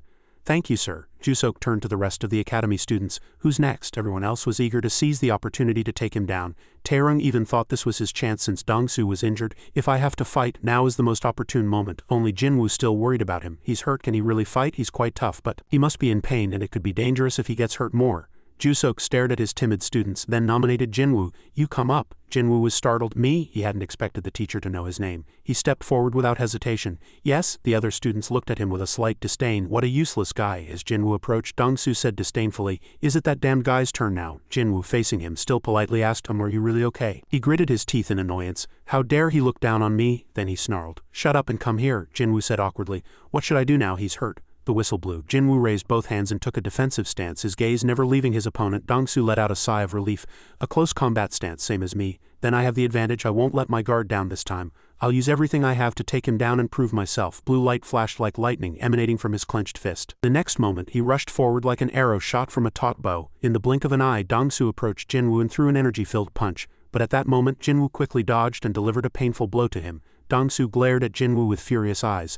That damn guy! His fist tore through the air and his face was contorted with rage, but Jinwoo narrowly ducked and immediately landed another blow to his jaw. Dongsu staggered, covering his face. Arg, you damn guy! He shouted furiously. He continued to charge forward, landing successive attacks on Jinwoo's face, but Jinwoo always dodged with superior speed, and he ducked and delivered a blow to Dongsu's stomach. Jinwoo staggered in pain. Jinwoo took this opportunity to land 2 more attacks on him. Everyone was speechless with surprise. Wow, he's so fast. Jusok tilted his head and thought, he's perfectly reading his opponent's movements. His attacks are excellent too. He's doing all of this so easily. Is he fighting without using all his strength? A hammer-like punch struck with a loud bang, capable of crushing anything it hit. Jinwoo quickly ducked and calmly dodged. In the midst of the fierce battle, Jinwoo remembered Kaiden's teachings. Until now, my strategy was to eliminate everything once the battle began. That style suited me because I could move quickly and unleash my stored energy. But I'm not an experienced person. Now I need to calmly observe my opponent and keep pace with them. Doubt crept into Jinwoo's eyes. Keep pace. Does Hung mean I have to fight a long battle? Kaiden narrowed his eyes. Exactly. What's important to you now isn't just victory. The path of life is not always straight. The important thing is to understand that, he reminded him. If you get a chance to fight someone, take it. Never waste an opportunity, because the stronger you get, the fewer chances you'll have to fight other awakened, so the academy will be a breakthrough for you. Back in the arena, Jinwoo flexibly dodged Dongsu's punch. He gritted his teeth in rage. This damn guy, how can he dodge all my attacks? Jinwoo continuously calculated everything. It's okay, he has good stamina and defense, but he's slower than me, so I'll fight calmly. Jinwoo glanced at him. That's why knowing your opponent's ability is an advantage. Then he swung his leg, striking Dongsu's calf. Dongsu groaned in pain, kneeling, his eyes wide. He can't take me down with an attack like this. Jinwoo began to calculate. I know that too. But this attack isn't meant to take him down. Then he rushed forward, continuously moving and attacking him. He's trying to damage his legs so I can't catch up to him. The others shouted in surprise. Oh my god, Dongsu was panting with exhaustion. He gritted his teeth in frustration. Damn it, if I could just hit him once, that damn guy would go down instantly. Jusok calmly assessed. Jinwoo isn't just fast, he's using that speed rationally to inflict more damage on his opponent. Where did these kids come from? Then he said decisively. No need to watch further. Dongsu was still panting, shocked by Jusuk's decision. That's enough? Jinwoo breathed a sigh of relief upon hearing that, while Dongsu stumbled and pleaded discontentedly. Mr. Kong, I can still do it, he replied sternly. Do you think the outcome will change if I give you more time? Dongsu bowed his head and clenched his fists. Damn it, is this my first impression? But I have to get noticed by the association administrators anyway. Jinwoo calmly returned to his seat. Ji-Yun gave him a thumbs up in praise. He smiled shyly. Hee. Outside, Kaiden took a look around the academy campus. HMPH, this place is beyond my imagination. I can feel strong energy everywhere. It's interesting to teach children here, but they've put in much more effort than I expected. Suddenly, he was surprised as if he had seen something. Sun Giwon and his secretary approached together. Kaiden was appalled. Sun Giwon, he glared fearfully. Why is that old man here? Sun Giwon looked at him. Sun Giwon bowed his head in a friendly manner. A cat. Is it a stray? His secretary next to him replied. No, Chairman. According to records, it's registered as a pet of an independent awakened. Sun Giwon's face darkened as if he was plotting something.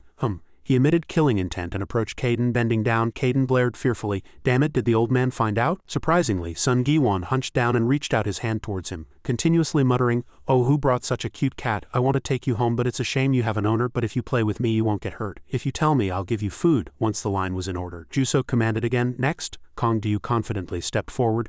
Me? He glared annoyingly, then smiled triumphantly. The hard part is over. Jusok thought for a moment, then decided. You come up. Ji-Hai was startled. Yes, sir. She stepped forward coyly. Kong Ji-Yu, you're not going to hit me with that strength, are you? He laughed loudly. I don't want to either, but I have no other choice. Ji-Hai tilted her body coyly. Be gentle with me. Kong Gu bared his teeth and said triumphantly, Of course it would be too cruel if I hit you with all my might. Even as he said that, he kept plotting inwardly. Cruel my ass, we've only known each other for half a month, why should I care? As the whistle blew, the two approached each other. Kong Ji-Yu bared his teeth and smiled cruelly.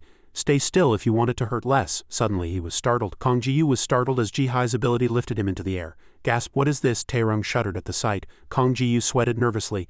Hey, put me down. Ji-Hai smiled contentedly. Gotcha, what a foolish guy. He let his guard down. He cursed indignantly. Damn it, Ji-Hai wore an innocent expression. Stay perfectly still. What if my hand weakens and I drop you? Kong Ji-Yu screamed in fear. What did you say? Then he forced a laugh. Hey Ji-Hai, you're not going to drop me from this height, are you? She shouted for him to hear. I'm sorry, I have no choice either, but don't worry.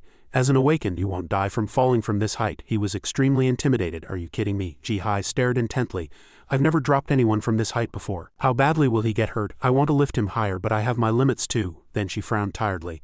I'm tired, I need to put him down now. If he's okay, it'll be troublesome, so I'll lift him as high as possible. She put on a fake smile. I'm sorry, Kong Ji-Yu. Kong Ji-Yu was extremely flustered. Ha! The air that enveloped him cracked apart. He plummeted to the ground like an arrow. He screamed in fear. Ah! Kong Ji-Yu landed flat on the arena floor. Dongsu seemed to realize something more.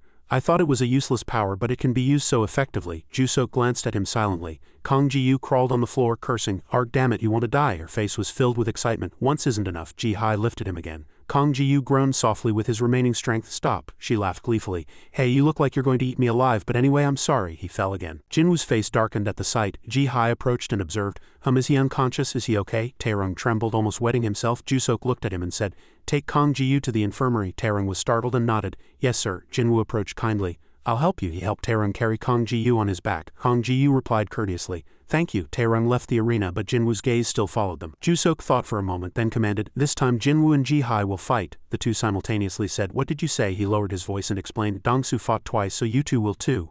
Before he could finish, Ji-Yun raised his hand. "Mr. Kang, I only fought once." He just sighed. "You're fine." Disuk was lost in thought. No need to observe Ji-Yun anymore, but that guy still makes me curious. His stats are vague, the command rang out clearly. Jinwoo and Ji-hai, prepare. The two stared at each other in silence. Ji-hai frowned worriedly. "He seems very fast. I'm a bit worried since he already knows my ability, but it'll be fine. I'll just lift him a few times and drop him like I did with Kang Ji-yu." As the whistle blew, Jinwoo raised his fists and leaned forward. Ji-hai immediately unleashed her ability, and she opened her eyes wide in surprise. Jinwoo had already vanished from her sight and suddenly appeared next to her. He raised his hand and threw a punch. She didn't even have time to glance sideways as Jinwoo's fist ruthlessly struck her abdomen. With a single punch, Ji-hai lost her gravity and flew backward. She hit the floor hard, sprawling out. Jinwoo also opened his eyes wide in surprise. Gasp, gasp. Dongsu's eyes widened in astonishment and his eyebrows shot up. "What is this damn speed? Did he not go all out when he fought me?" Jusok was also surprised. "He's even faster than before." Ji-Yun was startled and ran forward. "I was so worried watching him fight that he used more strength than expected." He asked Ji-hai how she was doing. "Are you okay?" He knelt beside her and said worriedly. "Ji-hai." The instructor, who had been watching continuously, was still lost in thought. "I expected all of this to happen, but this is beyond imagination. He was trained to utilize his strength in a fight." Jinwoo shouted worriedly, "Mr. Kang, Ji-hai is unconscious." At Jinwoo's call, he came back to reality. "Don't worry, an awakened's body is different from an ordinary person's. She'll recover soon after being treated in the academy's infirmary." Jinwoo was delighted to hear that, tears welling up in his eyes. "Really?" He wiped his tears and exclaimed, "That's a relief." Jusok wore an awkward expression. "He's really delicate." The entire sky was dyed a pale orange, giving a soft, deep feeling. The campus was bathed in the warm twilight. Jinwoo entered his room gleefully.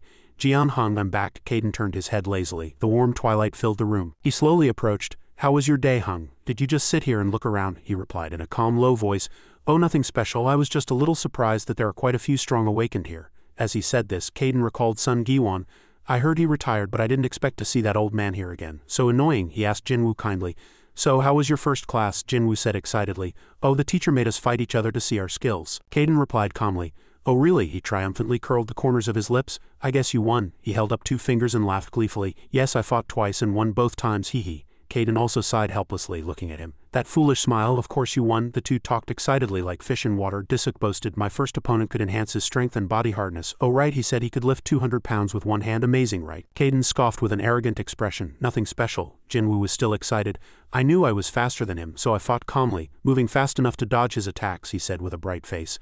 "I attacked his legs to slow him down." Caden's eyes widened and he praised. "Oh clever." Jinwoo replied humbly.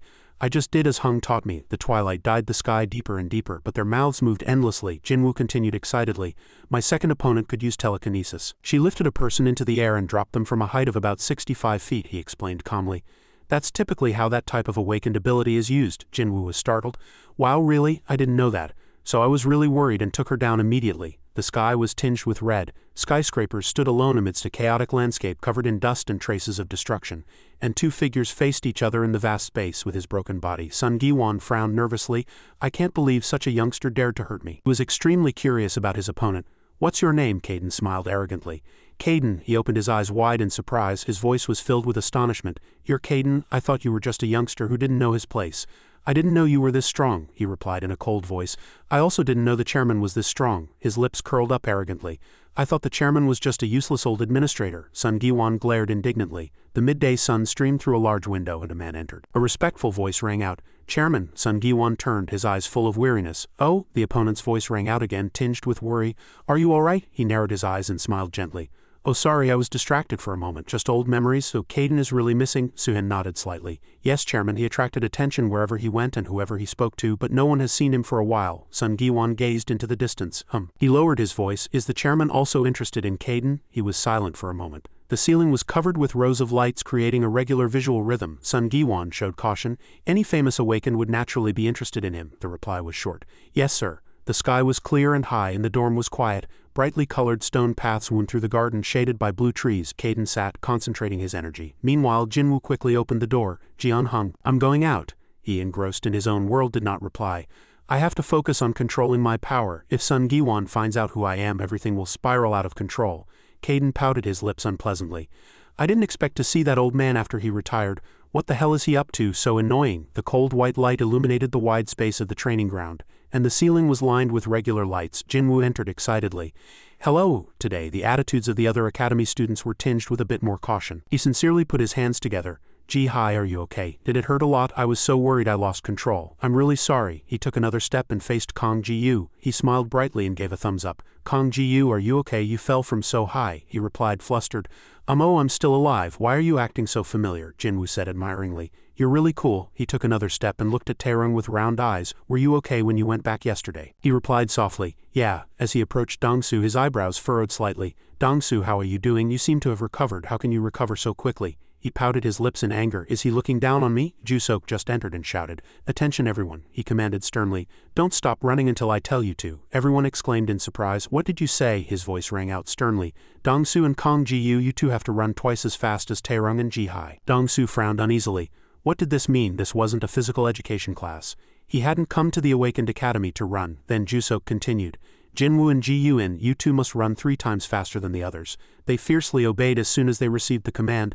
Yes, sir. The others looked at them like they were crazy. Why are they like that? The teacher glanced at the remaining students again. What are you still doing there? Jinwoo and Ji-Yun ran in front, and the others gradually followed behind. Panting echoed throughout the arena. When the run was over, everyone collapsed from exhaustion. Jae-hee groaned. I feel like I'm going to die. How can the teacher make us run for 5 hours straight like Jusok? Jusok walked, muttering inwardly. Everyone did well. Although class ended a little late, don't forget to eat in the cafeteria and I'll see you tomorrow. Jinwoo heard that and asked, puzzled. Sir, is class over today? He asked with round eyes. The teacher frowned and glanced at him. Taerung and Jae-hee were startled. Jinwoo lowered his voice. Yesterday, class might have ended early due to injuries from fighting, but today's class also ended quite early, Jusok replied nonchalantly. That's enough for today. Proper nutrition and recovery are also important. Jinwoo heard that and said excitedly, Yes, sir. Then he turned around excitedly and suggested, Let's go eat. The others had no energy left. Wow, the blue sky stretched endlessly, and white clouds floated idly. The cafeteria's space seemed to reflect the exhausted mood of the people sitting at the tables. Everyone was exhausted. I don't even have the strength to eat. Isn't this too discriminatory? Jinwoo ate with wide eyes. Jae-hee poked her chopsticks into a side dish looking bored. Not only are we in different classes from the other academy students, but we're also using different dorms and cafeterias. Surely their food is different from ours too, no one replied. She frowned unpleasantly. What was today's class anyway? The teacher just made us run for the entire class. Is this a physical education class or what? Then she bowed her head sadly. I didn't come here to be treated like this. Dongsu also agreed.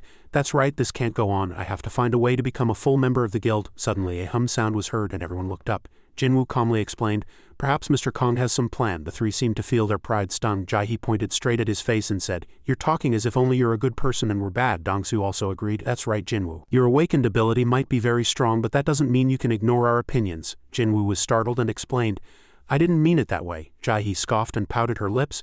If you don't know, don't say anything. I learned a few things from the guild that brought me here before coming to the academy. Don't you think people will laugh at us if they know we ran all day in class? Jinwoo still trusted the teacher, but I think there's a reasonable reason. She couldn't accept those words. On what basis are you so confident? Suddenly a voice was heard. What the hell are you doing? Are you only just having lunch now? Subin and Disuk entered from outside the door and Jinwoo said excitedly, What are they doing here? Disuk approached and asked. I got bored after class, so I came here with Subin to hang out. You're having lunch this late? Jinwoo replied cheerfully. Yeah, our class just ended too. Jae-hee and Kong Ji-yu looked like they had seen a strange phenomenon. Shinwa's Jinwoo and Alliance's Subin Yu. Why are they here? Subin glanced at Ji-Yun. She bent down and asked, Are you done eating? Are you still hungry? The others were extremely worried. They couldn't believe what was happening before their eyes. Not only did they know Shinwa's Disuk Yu, but they also knew Subin Yu. They seemed quite close. Under the blue sky, the stone path wound through the garden shaded by blue trees. Someone shouted, Sir? Jusok was startled and turned around. In he approached and tapped him on the shoulder. Long time no see. I met Senior Ha too, Jusok replied nonchalantly. I heard he was here too. In he said kindly. Really, let's have a meal together sometime. It's hard to meet like this. Jusok didn't respond. In he replied curiously. What's wrong? Jusok glanced at him. What are Shinhwa and the Alliance thinking? In he also frowned. What do you mean? Jusok replied with an uneasy expression. Jinwoo and Ji-Yun. They seem to belong to Shinhwa and the Alliance and they seem to have been trained in both guilds. And he breathed a sigh of relief. It's a long story about those 2 boys, but what you said is completely wrong. Are those kids causing trouble? Jusok lowered his voice. Trouble? Jinwoo refused to do as I told him in his first class. In he frowned, angry like a parent. Really? Jinwoo isn't the type to act like that. What did he refuse? Jusok continued to tattle. I asked what his awakened ability was, but he refused to tell me. In he frowned. Why? Jusok continued. He said he didn't want to disappoint the person who taught him to hide his awakened ability even when asked. But I'll find out soon enough. In he's eyes widened. He said he didn't want to disappoint the person who taught him. A memory suddenly came to mind. At that time, Jinwoo said with a bright smile, "I can move very fast." He heard that and kindly warned him, "Jinwoo, you shouldn't reveal your power like that." Jusuk glanced at him, seeing that he wasn't beside him, and then saw him smiling proudly. The teacher stared at him, puzzled. "Hey, what's wrong?" The regular and harmonious footsteps of the academy students moved like lines in a painting. Jusuk stood silently at the edge of the arena, watching every movement. Jinwoo and Ji-Yun ran like lightning from behind. The others also tried to catch up with them. Jusuk continued to observe silently. The others hadn't even finished one lap, but Jinwoo and Ji-Yun had almost finished the next. Jae-hee panted, admiring them. "Aren't they monsters? They don't seem to get tired." Dong-su muttered inwardly. "Damn it," a clear sound echoed in the spacious area. "Stop." Immediately, everyone collapsed to the floor. They panted and groaned. "I can't do this anymore." Jusuk praised loudly. "You all did well today." He turned and said, "Eat lunch and rest a bit." Jinwoo politely replied, "Yes, sir." Jae-hee was dissatisfied. She raised her hand and spoke, "Excuse me, sir." Jusuk replied in a low voice, "What's wrong?" She spoke with all her remaining strength. "I can't take it anymore." She frowned, looking angry. "All we've done for the past few days is run and run. How much longer do we have to do this? We didn't come here to run." Kong Gi-yu also agreed. "That's right, he's right. It's unfair that we're treated so differently from the other Guild Academy students." Jusuk's face instantly hardened. "You think it's unfair?" Kong Gi-yu replied cautiously. "Yes, sir." Jae-hee continued. "From what I hear, our diet is different too. We use different dorms and training facilities, and they have different teachers for each class while we only have one." Dong-su was extremely worried about her rebellion. "Will the academy students even care about us? Honestly, I don't even know why I'm here." As soon as her words finished, the atmosphere grew dark. Jinwoo and Ji-Yun watched uneasily from the side. Jusuk retorted, "So you want special treatment like the other awakened?" Jae-hee was startled and corrected herself. "No, we just want to be treated equally like the other academy students." Jusuk glared angrily. "You want to be treated equally like the other academy students? Do you really think you're equal to them?" The atmosphere grew even darker. "All these programs were created by their guilds. Each guild has a long history and immense influence in this country. The academy students you're comparing yourselves to are elites who have been trained by those guilds since childhood." The teacher's eyes gradually sharpened. "Compared to them, what do you have? Background, strength." No one dared to defy him and remained silently resentful. Jusuk continued, "You are superior to them in no way, so why should you receive equal treatment?" Then he turned and left, leaving a final word. "If you are not satisfied with the academy system or my teaching methods, you are free to leave. The academy and the guilds are not charities." Everyone's faces turned red, like the lips of the Hong sisters. The teacher's words pierced each person's heart like a knife after Jusuk's admonition. Today's meal was much heavier. Jae-hee glanced with reddened eyes. "Seeing you two eating so ravenously, it seems you have nothing to worry about." Jinwoo was startled and looked up. She said loudly, disgruntled. "Not only are you close to Shinhwa's Jinwoo, but you're also close to Alliance's Subin Yu. After the academy you'll find a way to join Shinhwa or the Alliance anyway." He calmly explained, "We are close friends, but that doesn't mean we can join Shinhwa or the Alliance that way." She scoffed and pouted her lips. "Yeah, do you think I'd believe that?" Jinwoo replied, flustered. "I'm being serious." She feigned belief. "Yeah?" Then Kong-gu sighed sadly. "So we have to keep running for the entire class? The teacher doesn't seem like he'll change his mind." Jae-hee tore at her hair. "I'm going crazy. I can't waste my time like this." "The Guild Academy students were much better than us from the start," Dong-su said bluntly. "Stop whining." His face looked very angry.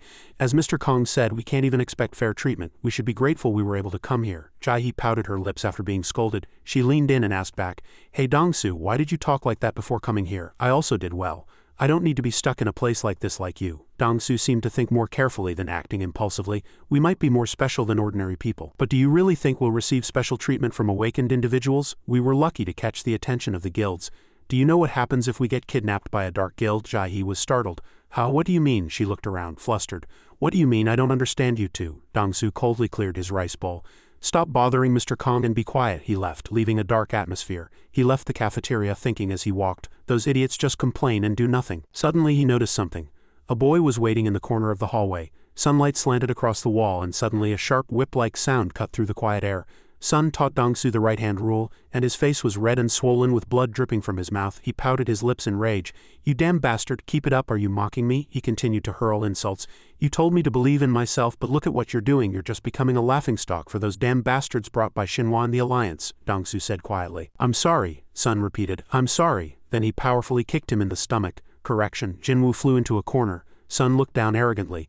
"Do you think an apology ends everything? Do you know how much humiliation I suffered because of you? Disuk, you mocked me." Dong-su replied weakly. "Those awakened seem stronger than me." Sun pouted his lips arrogantly.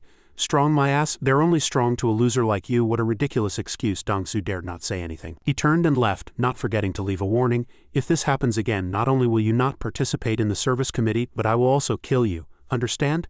He could only obediently reply, "Yes." They left together, but the scolding words still echoed. So annoying. Son, why do you care about that foolish kid? Dong-su picked himself up and laboriously wiped the blood from the corner of his mouth. It's okay, I'll participate in the service committee anyway, in the teacher's lounge. Jusok slammed his hand on the table, angry. A fight between Guild Academy students and Independent Awakened. It's truly ridiculous, the director replied sarcastically. From what I hear, your students complained a lot about not receiving equal treatment. He slightly curled his lips. I told you they would demand more rather than being grateful that the guild allowed them to come here. Jusok still frowned. That's because they've only just realized their power, the director replied disdainfully. Really? Can they go back to society like ordinary people? He paused and continued. They won't, will they? So this will be good for them too. It's our job to teach them how hard it is to live in the world before it's too late. He couldn't retort, so Jusok asked someone else for help. Senior Kong, this is unreasonable, Suin said nonchalantly. All the other instructors also agreed to prepare your academy students. Knowing he had lost, a teacher finally resigned himself. For a moment a fierce power tore through the space and a resolute and powerful shout erupted. Jingu, who was silently suffering in a corner of the bed, suddenly widened his eyes in surprise. Caden arrogantly curled the corners of his mouth. Did you see that? That is what is called a cat punch. It's a technique I just thought of, though it's not actually my technique. Jingu continued with a serious expression. Caden raised an eyebrow with a suspicious look. Why? Jingu pouted his lips and pleaded with all his might. Can't you hit me with that technique? Caden asked back, puzzled. Jingu's eyes sparkled as he tried to persuade him. Just once, Caden replied resolutely. That could kill you, kid. The young people ran hard in the arena, panting but not stopping their steps. Cheers echoed throughout the vast arena.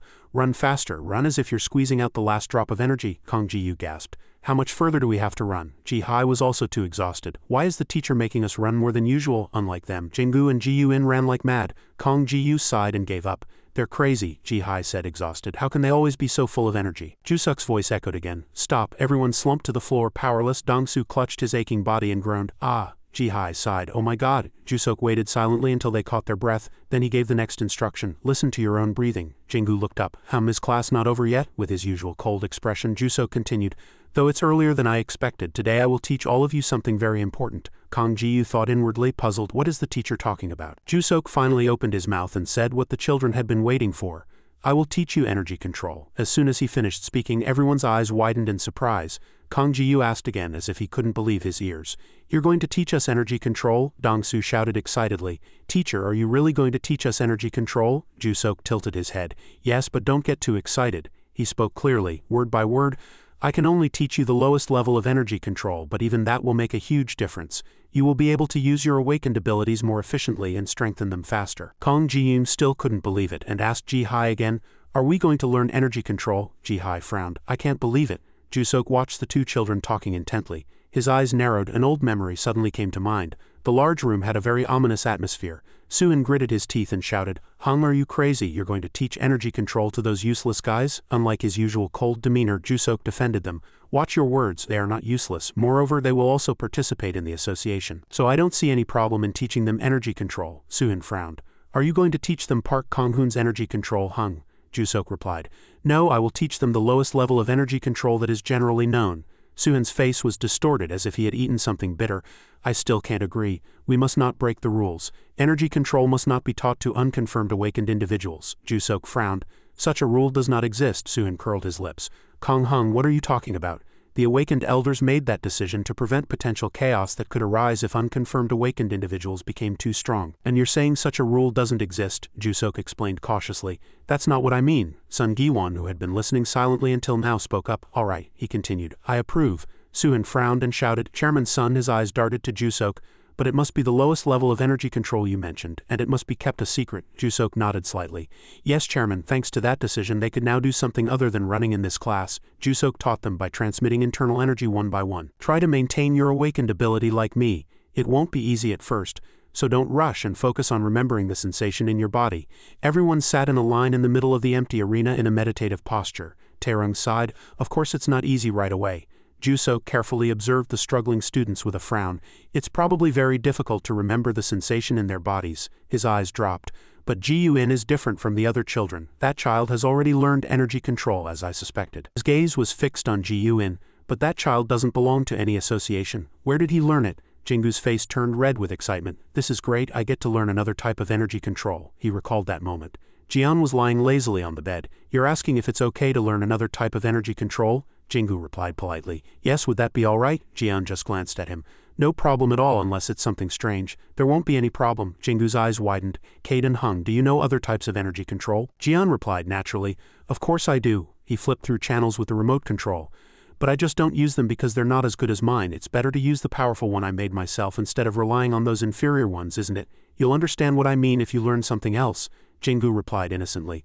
Understood. It was Jingu's turn. Jusok placed his hand on his back and ordered him to close his eyes. Jingu followed his instructions well. Yes, sir. Under his skin, the outline of his muscles was clearly visible, full of power.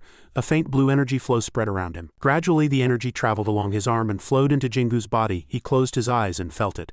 Is this Kang's energy? Oh, it's moving. It's definitely different from what Caden Hung taught me. Oh, so this is another way to move awakened abilities. Oh, so the teacher transmitted it. Jusok suddenly realized that Jingu also knew energy control. Jingu was still immersed in the new lesson. It's not as big a difference as Caden Hung said, but this is quite interesting too. Jusok's eyes widened in surprise. What is this? That child is accurately imitating what I did.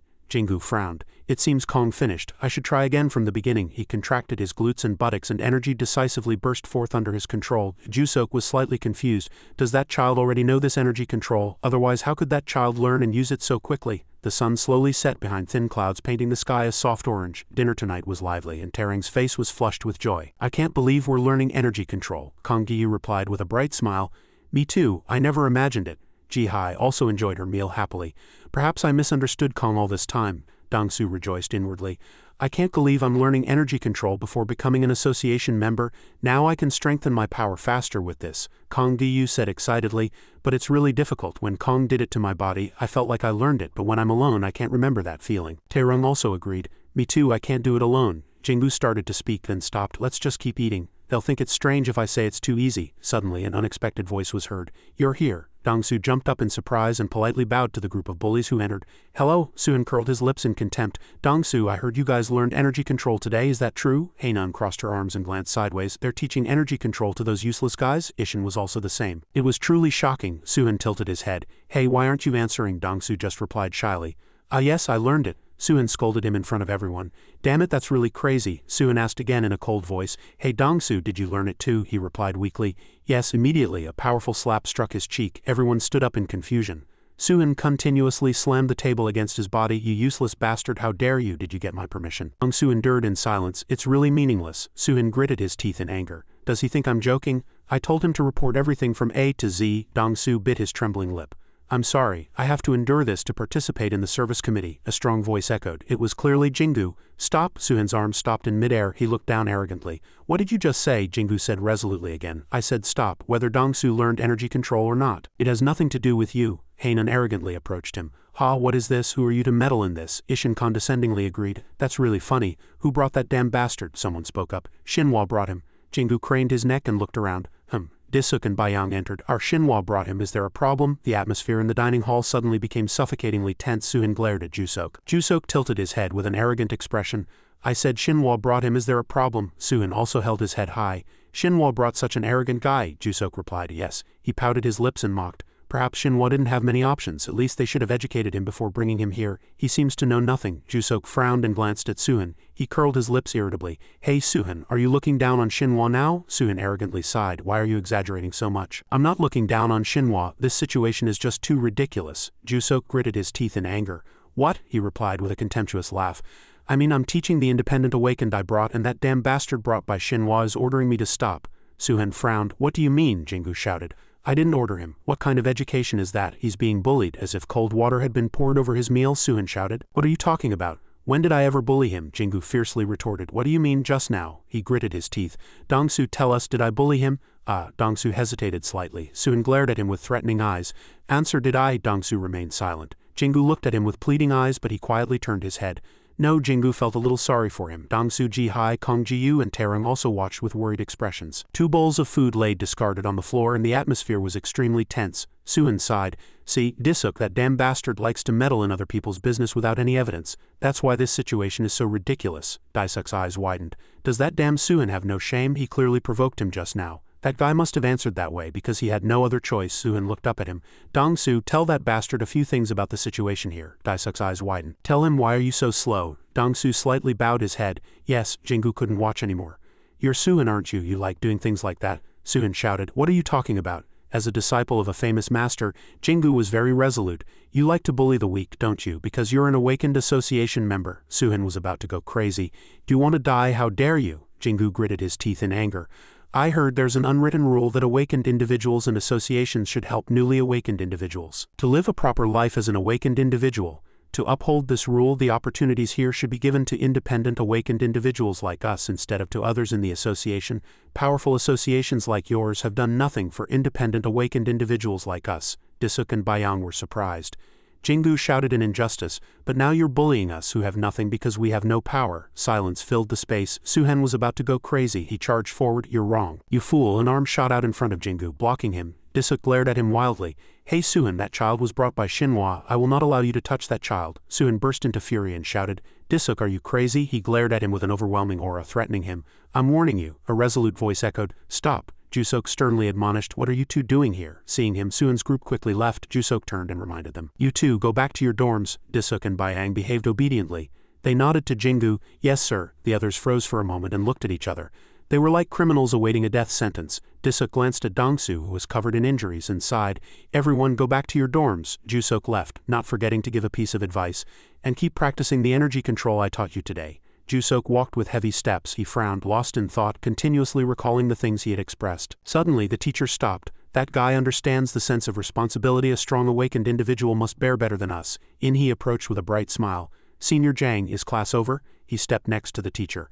I heard the children fought. Jusok replied softly. Yes, Senior Ha frowned. They said it was to teach the independent awakened a lesson, but their real purpose was to make the children feel the difference between independent awakened and guild-affiliated awakened. He furrowed his brows. They're doing the same thing here, just like they do outside the guild. Suddenly he looked at Jusok, his face full of anticipation.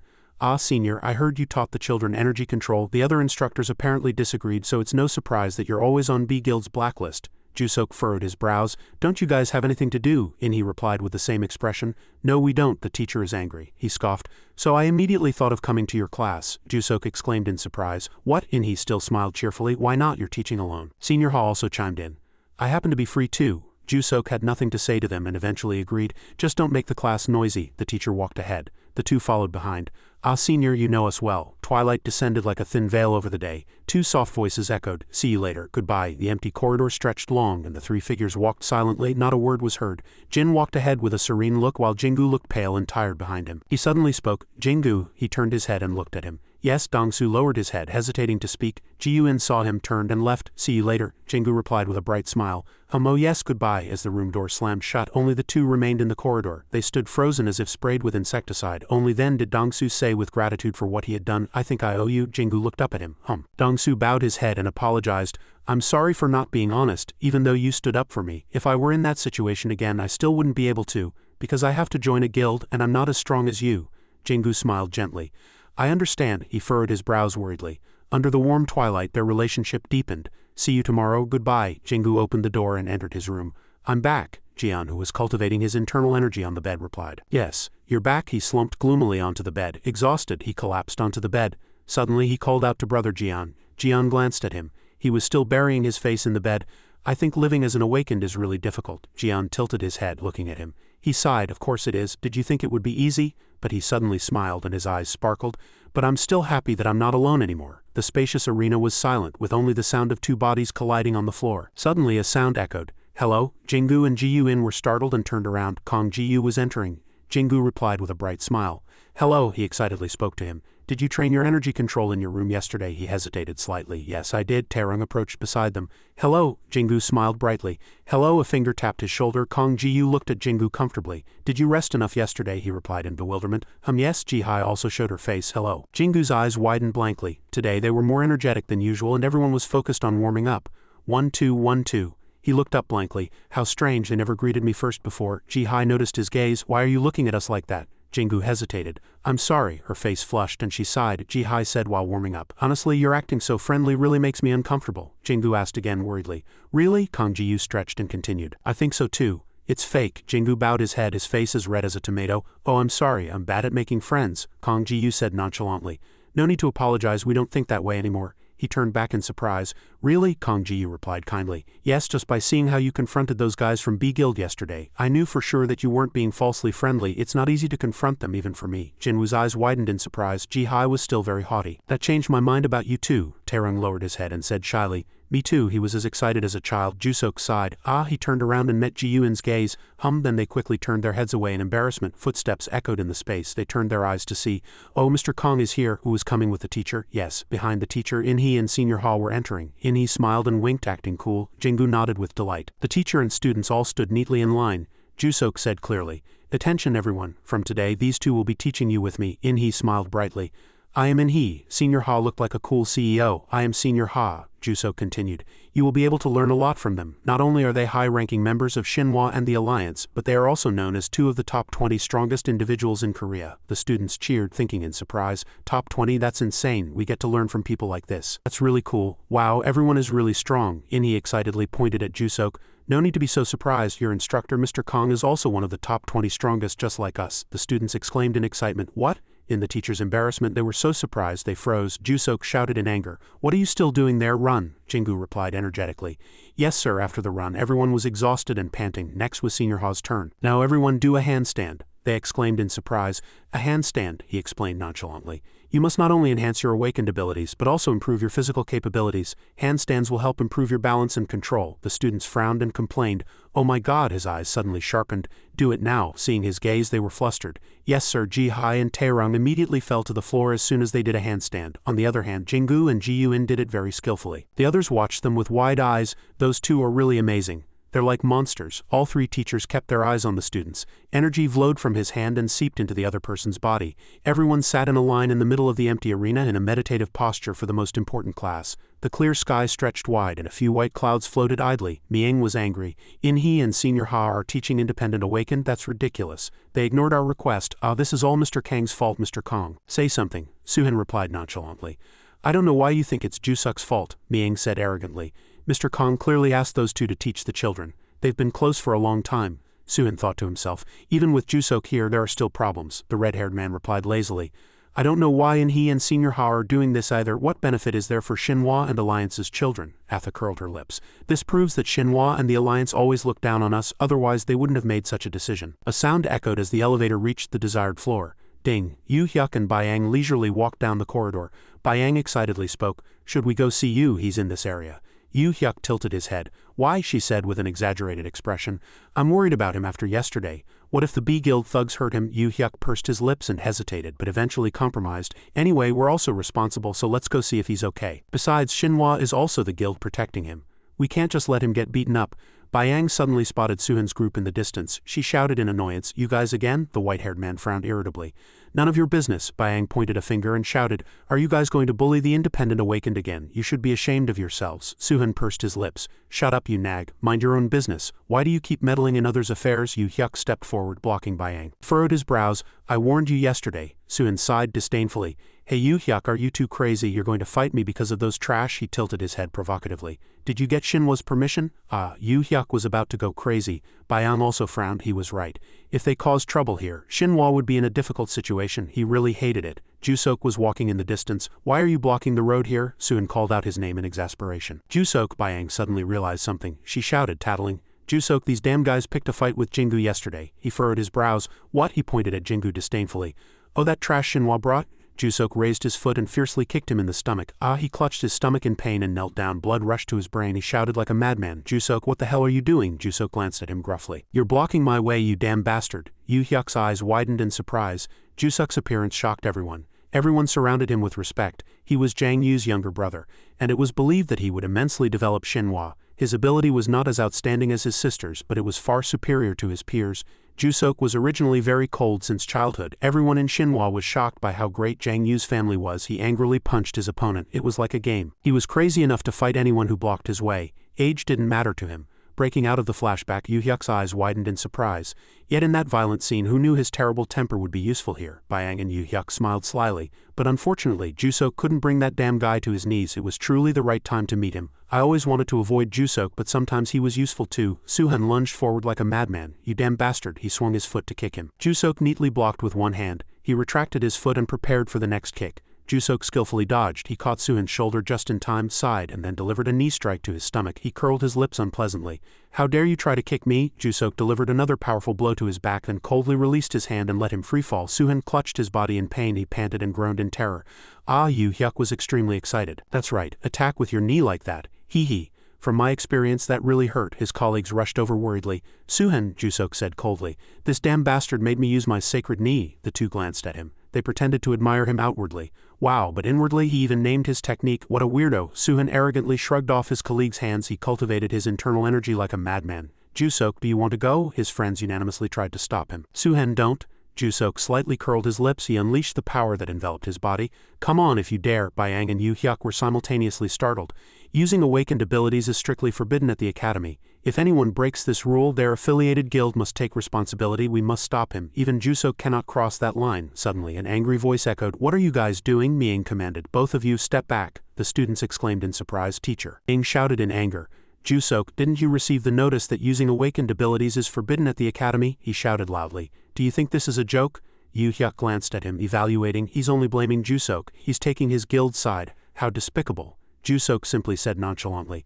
I haven't used my awakened ability yet, he shouted indignantly. What? Bayang quickly raised her hand. Teacher Suhan also tried to use his awakened ability. Miang was startled. Oh my, Suhan furrowed his brows. Teacher Suhan also tried to use his awakened ability. Zhang asked excitedly, did Disuk attack first? No, however both replied simultaneously, yes, teacher. He glared at Disuk and frowned. Disuk, why did you attack Suhan? Disuk calmly replied, he provoked me first. Suhan burst out in a rage, shouting, what are you talking about? You attacked me, he calmly responded. Don't be ridiculous, you started it. Suhan gritted his teeth. What on earth are you saying? He pouted his lips. You blocked the hallway and hindered my way. He raised an eyebrow in confusion. What? He looked down arrogantly. I told you to move, but this damn guy ignored me and didn't move, didn't he? Then he turned to his colleagues. Hey, you guys saw it, didn't you? I clearly told him to move, and even after I waited for him to move, he just stood there, didn't he? Zhang Scabini frowned deeply. Is Disuk telling the truth? They replied weakly. Yes, Disuk said as if it were obvious. See, I told you. He ignored me and blocked my way, so I thought he wanted to pick a fight. Suhan trembled in surprise. Wow, he clearly started the fight, and Disuk's colleagues also couldn't hide their surprise.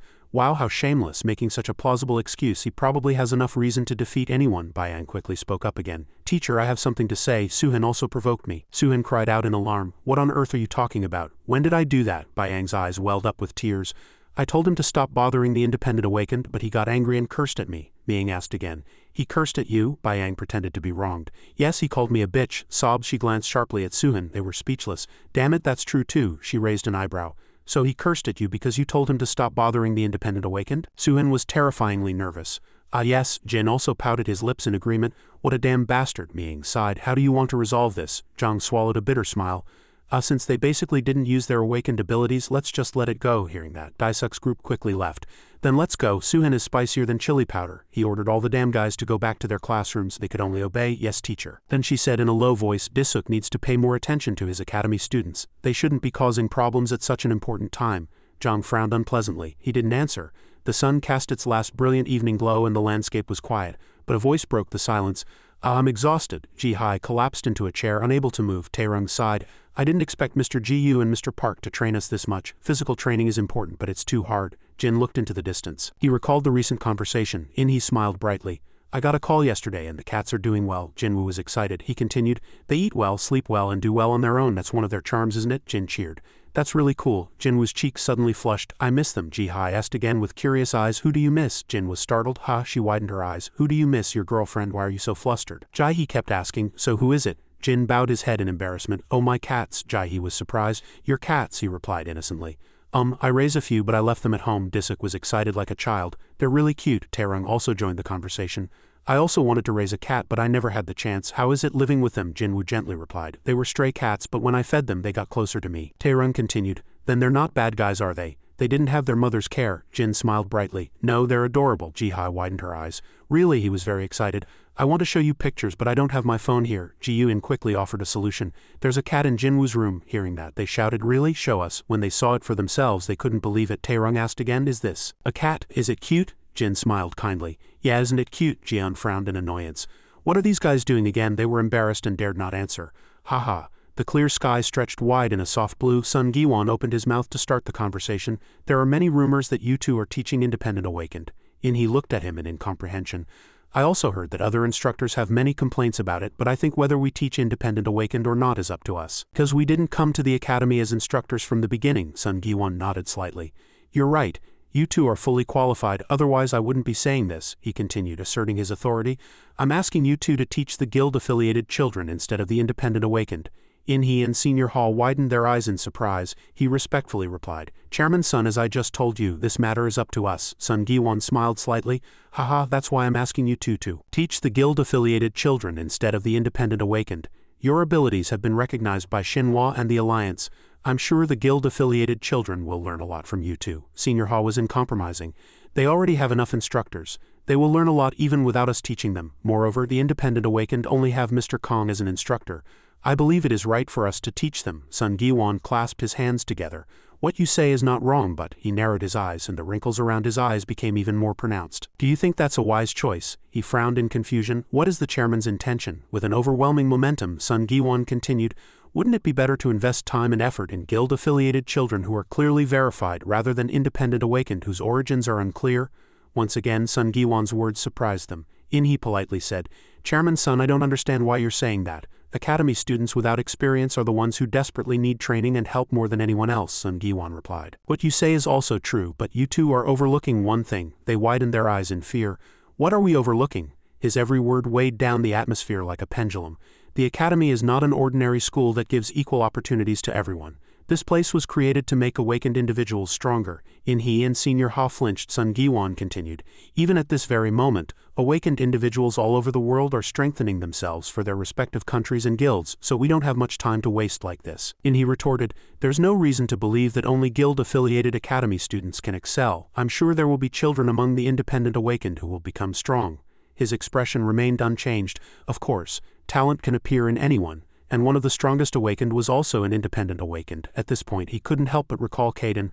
When I met Caden and witnessed his abilities, I couldn't believe how strong he was. He was strong enough to crush even trained awakened who had accumulated vast experience in guilds for years. Sun Gi-won glanced. But how many people with such talent would there be? He used a conniving tone, but there was a coercive force mixed in. We don't have the luxury of time to invest in such gambles. This is my request and suggestion as the principal of this academy and a top senior of this country.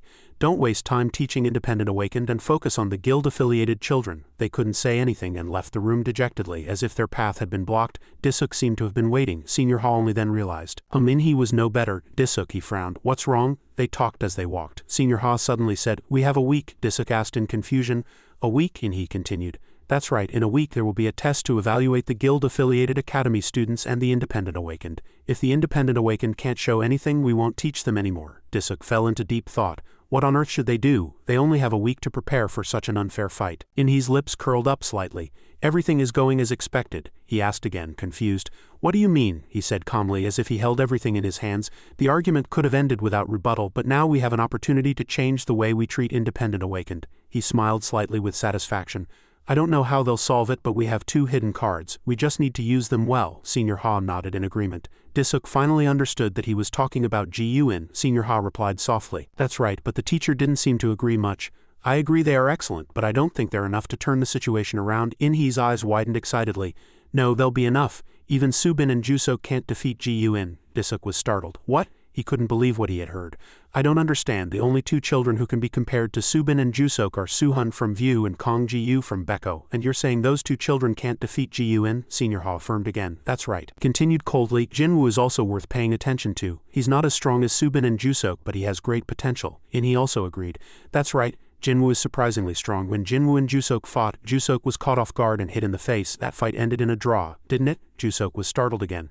What? In-hee wore a serious expression. If you need more information, Ji-Yuin, Jinwoo and Jusok even fought against the clan siblings. They're out of their minds. They dared to start a fight and survived until my president found them. So you still think Ji-Yuin and Jinwoo aren't enough to turn the situation around? Jusok couldn't say anything more. He was extremely surprised by their abilities. A long quiet corridor stretched out. The instructors entered while the children were warming up.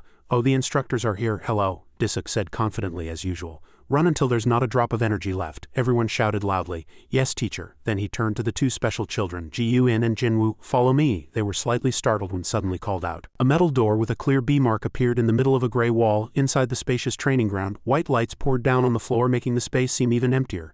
Disuk recalled In-hee's words. See for yourself, he commanded. Ji-Yuin stepped forward. He obediently followed. Yes, teacher. Disuk clasped his hands behind his back and said, I heard about you from him. I want to see for myself how strong you are. Attack me first. He didn't hesitate.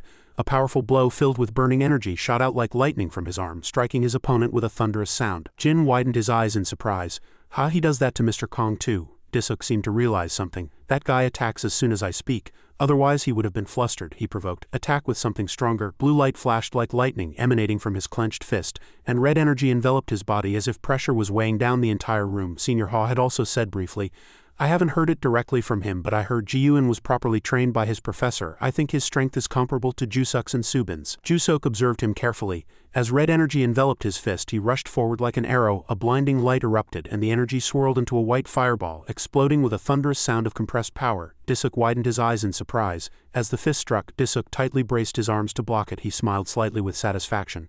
Ji-Eun politely asked, should I continue? I can make it stronger. I want to try again. Teacher, you still seem fine. Disuk tapped his forearm. No, this is enough. Ji-Eun politely bowed and returned to his place. He continued, Jinwoo, it's your turn. He was slightly worried. Yes, teacher. Disuk requested, attack me however you want.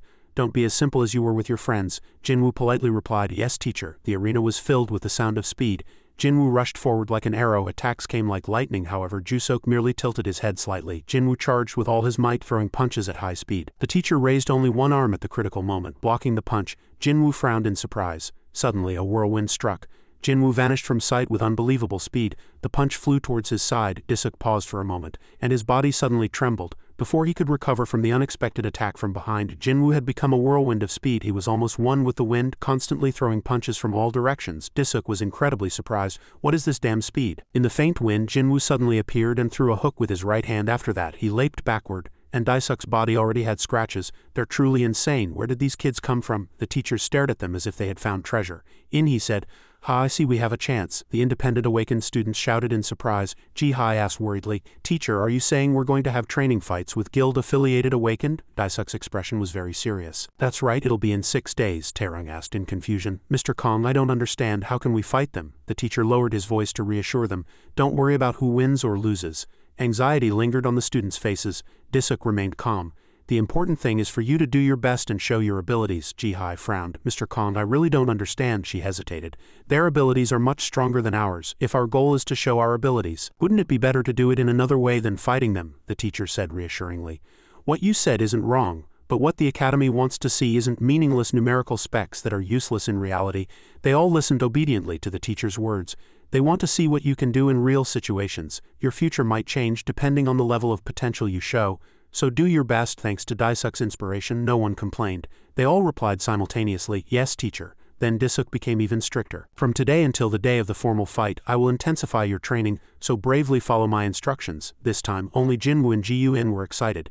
Yes, teacher. Jinwoo's footsteps echoed like war drums, following closely behind him. The others also ran like arrows. The 3 teachers observed them carefully. He smiled slightly. The children are confused. Jusuk tilted his head and replied, they will either overcome it or fall behind. The young academy students were divided into groups. They were training under the strict and experienced instructors. Twilight fell, and the sky was tinged with soft pink. Everyone was exhausted. Ji-Hai panted like a dog. This is truly insane. I'm completely unaccustomed to training.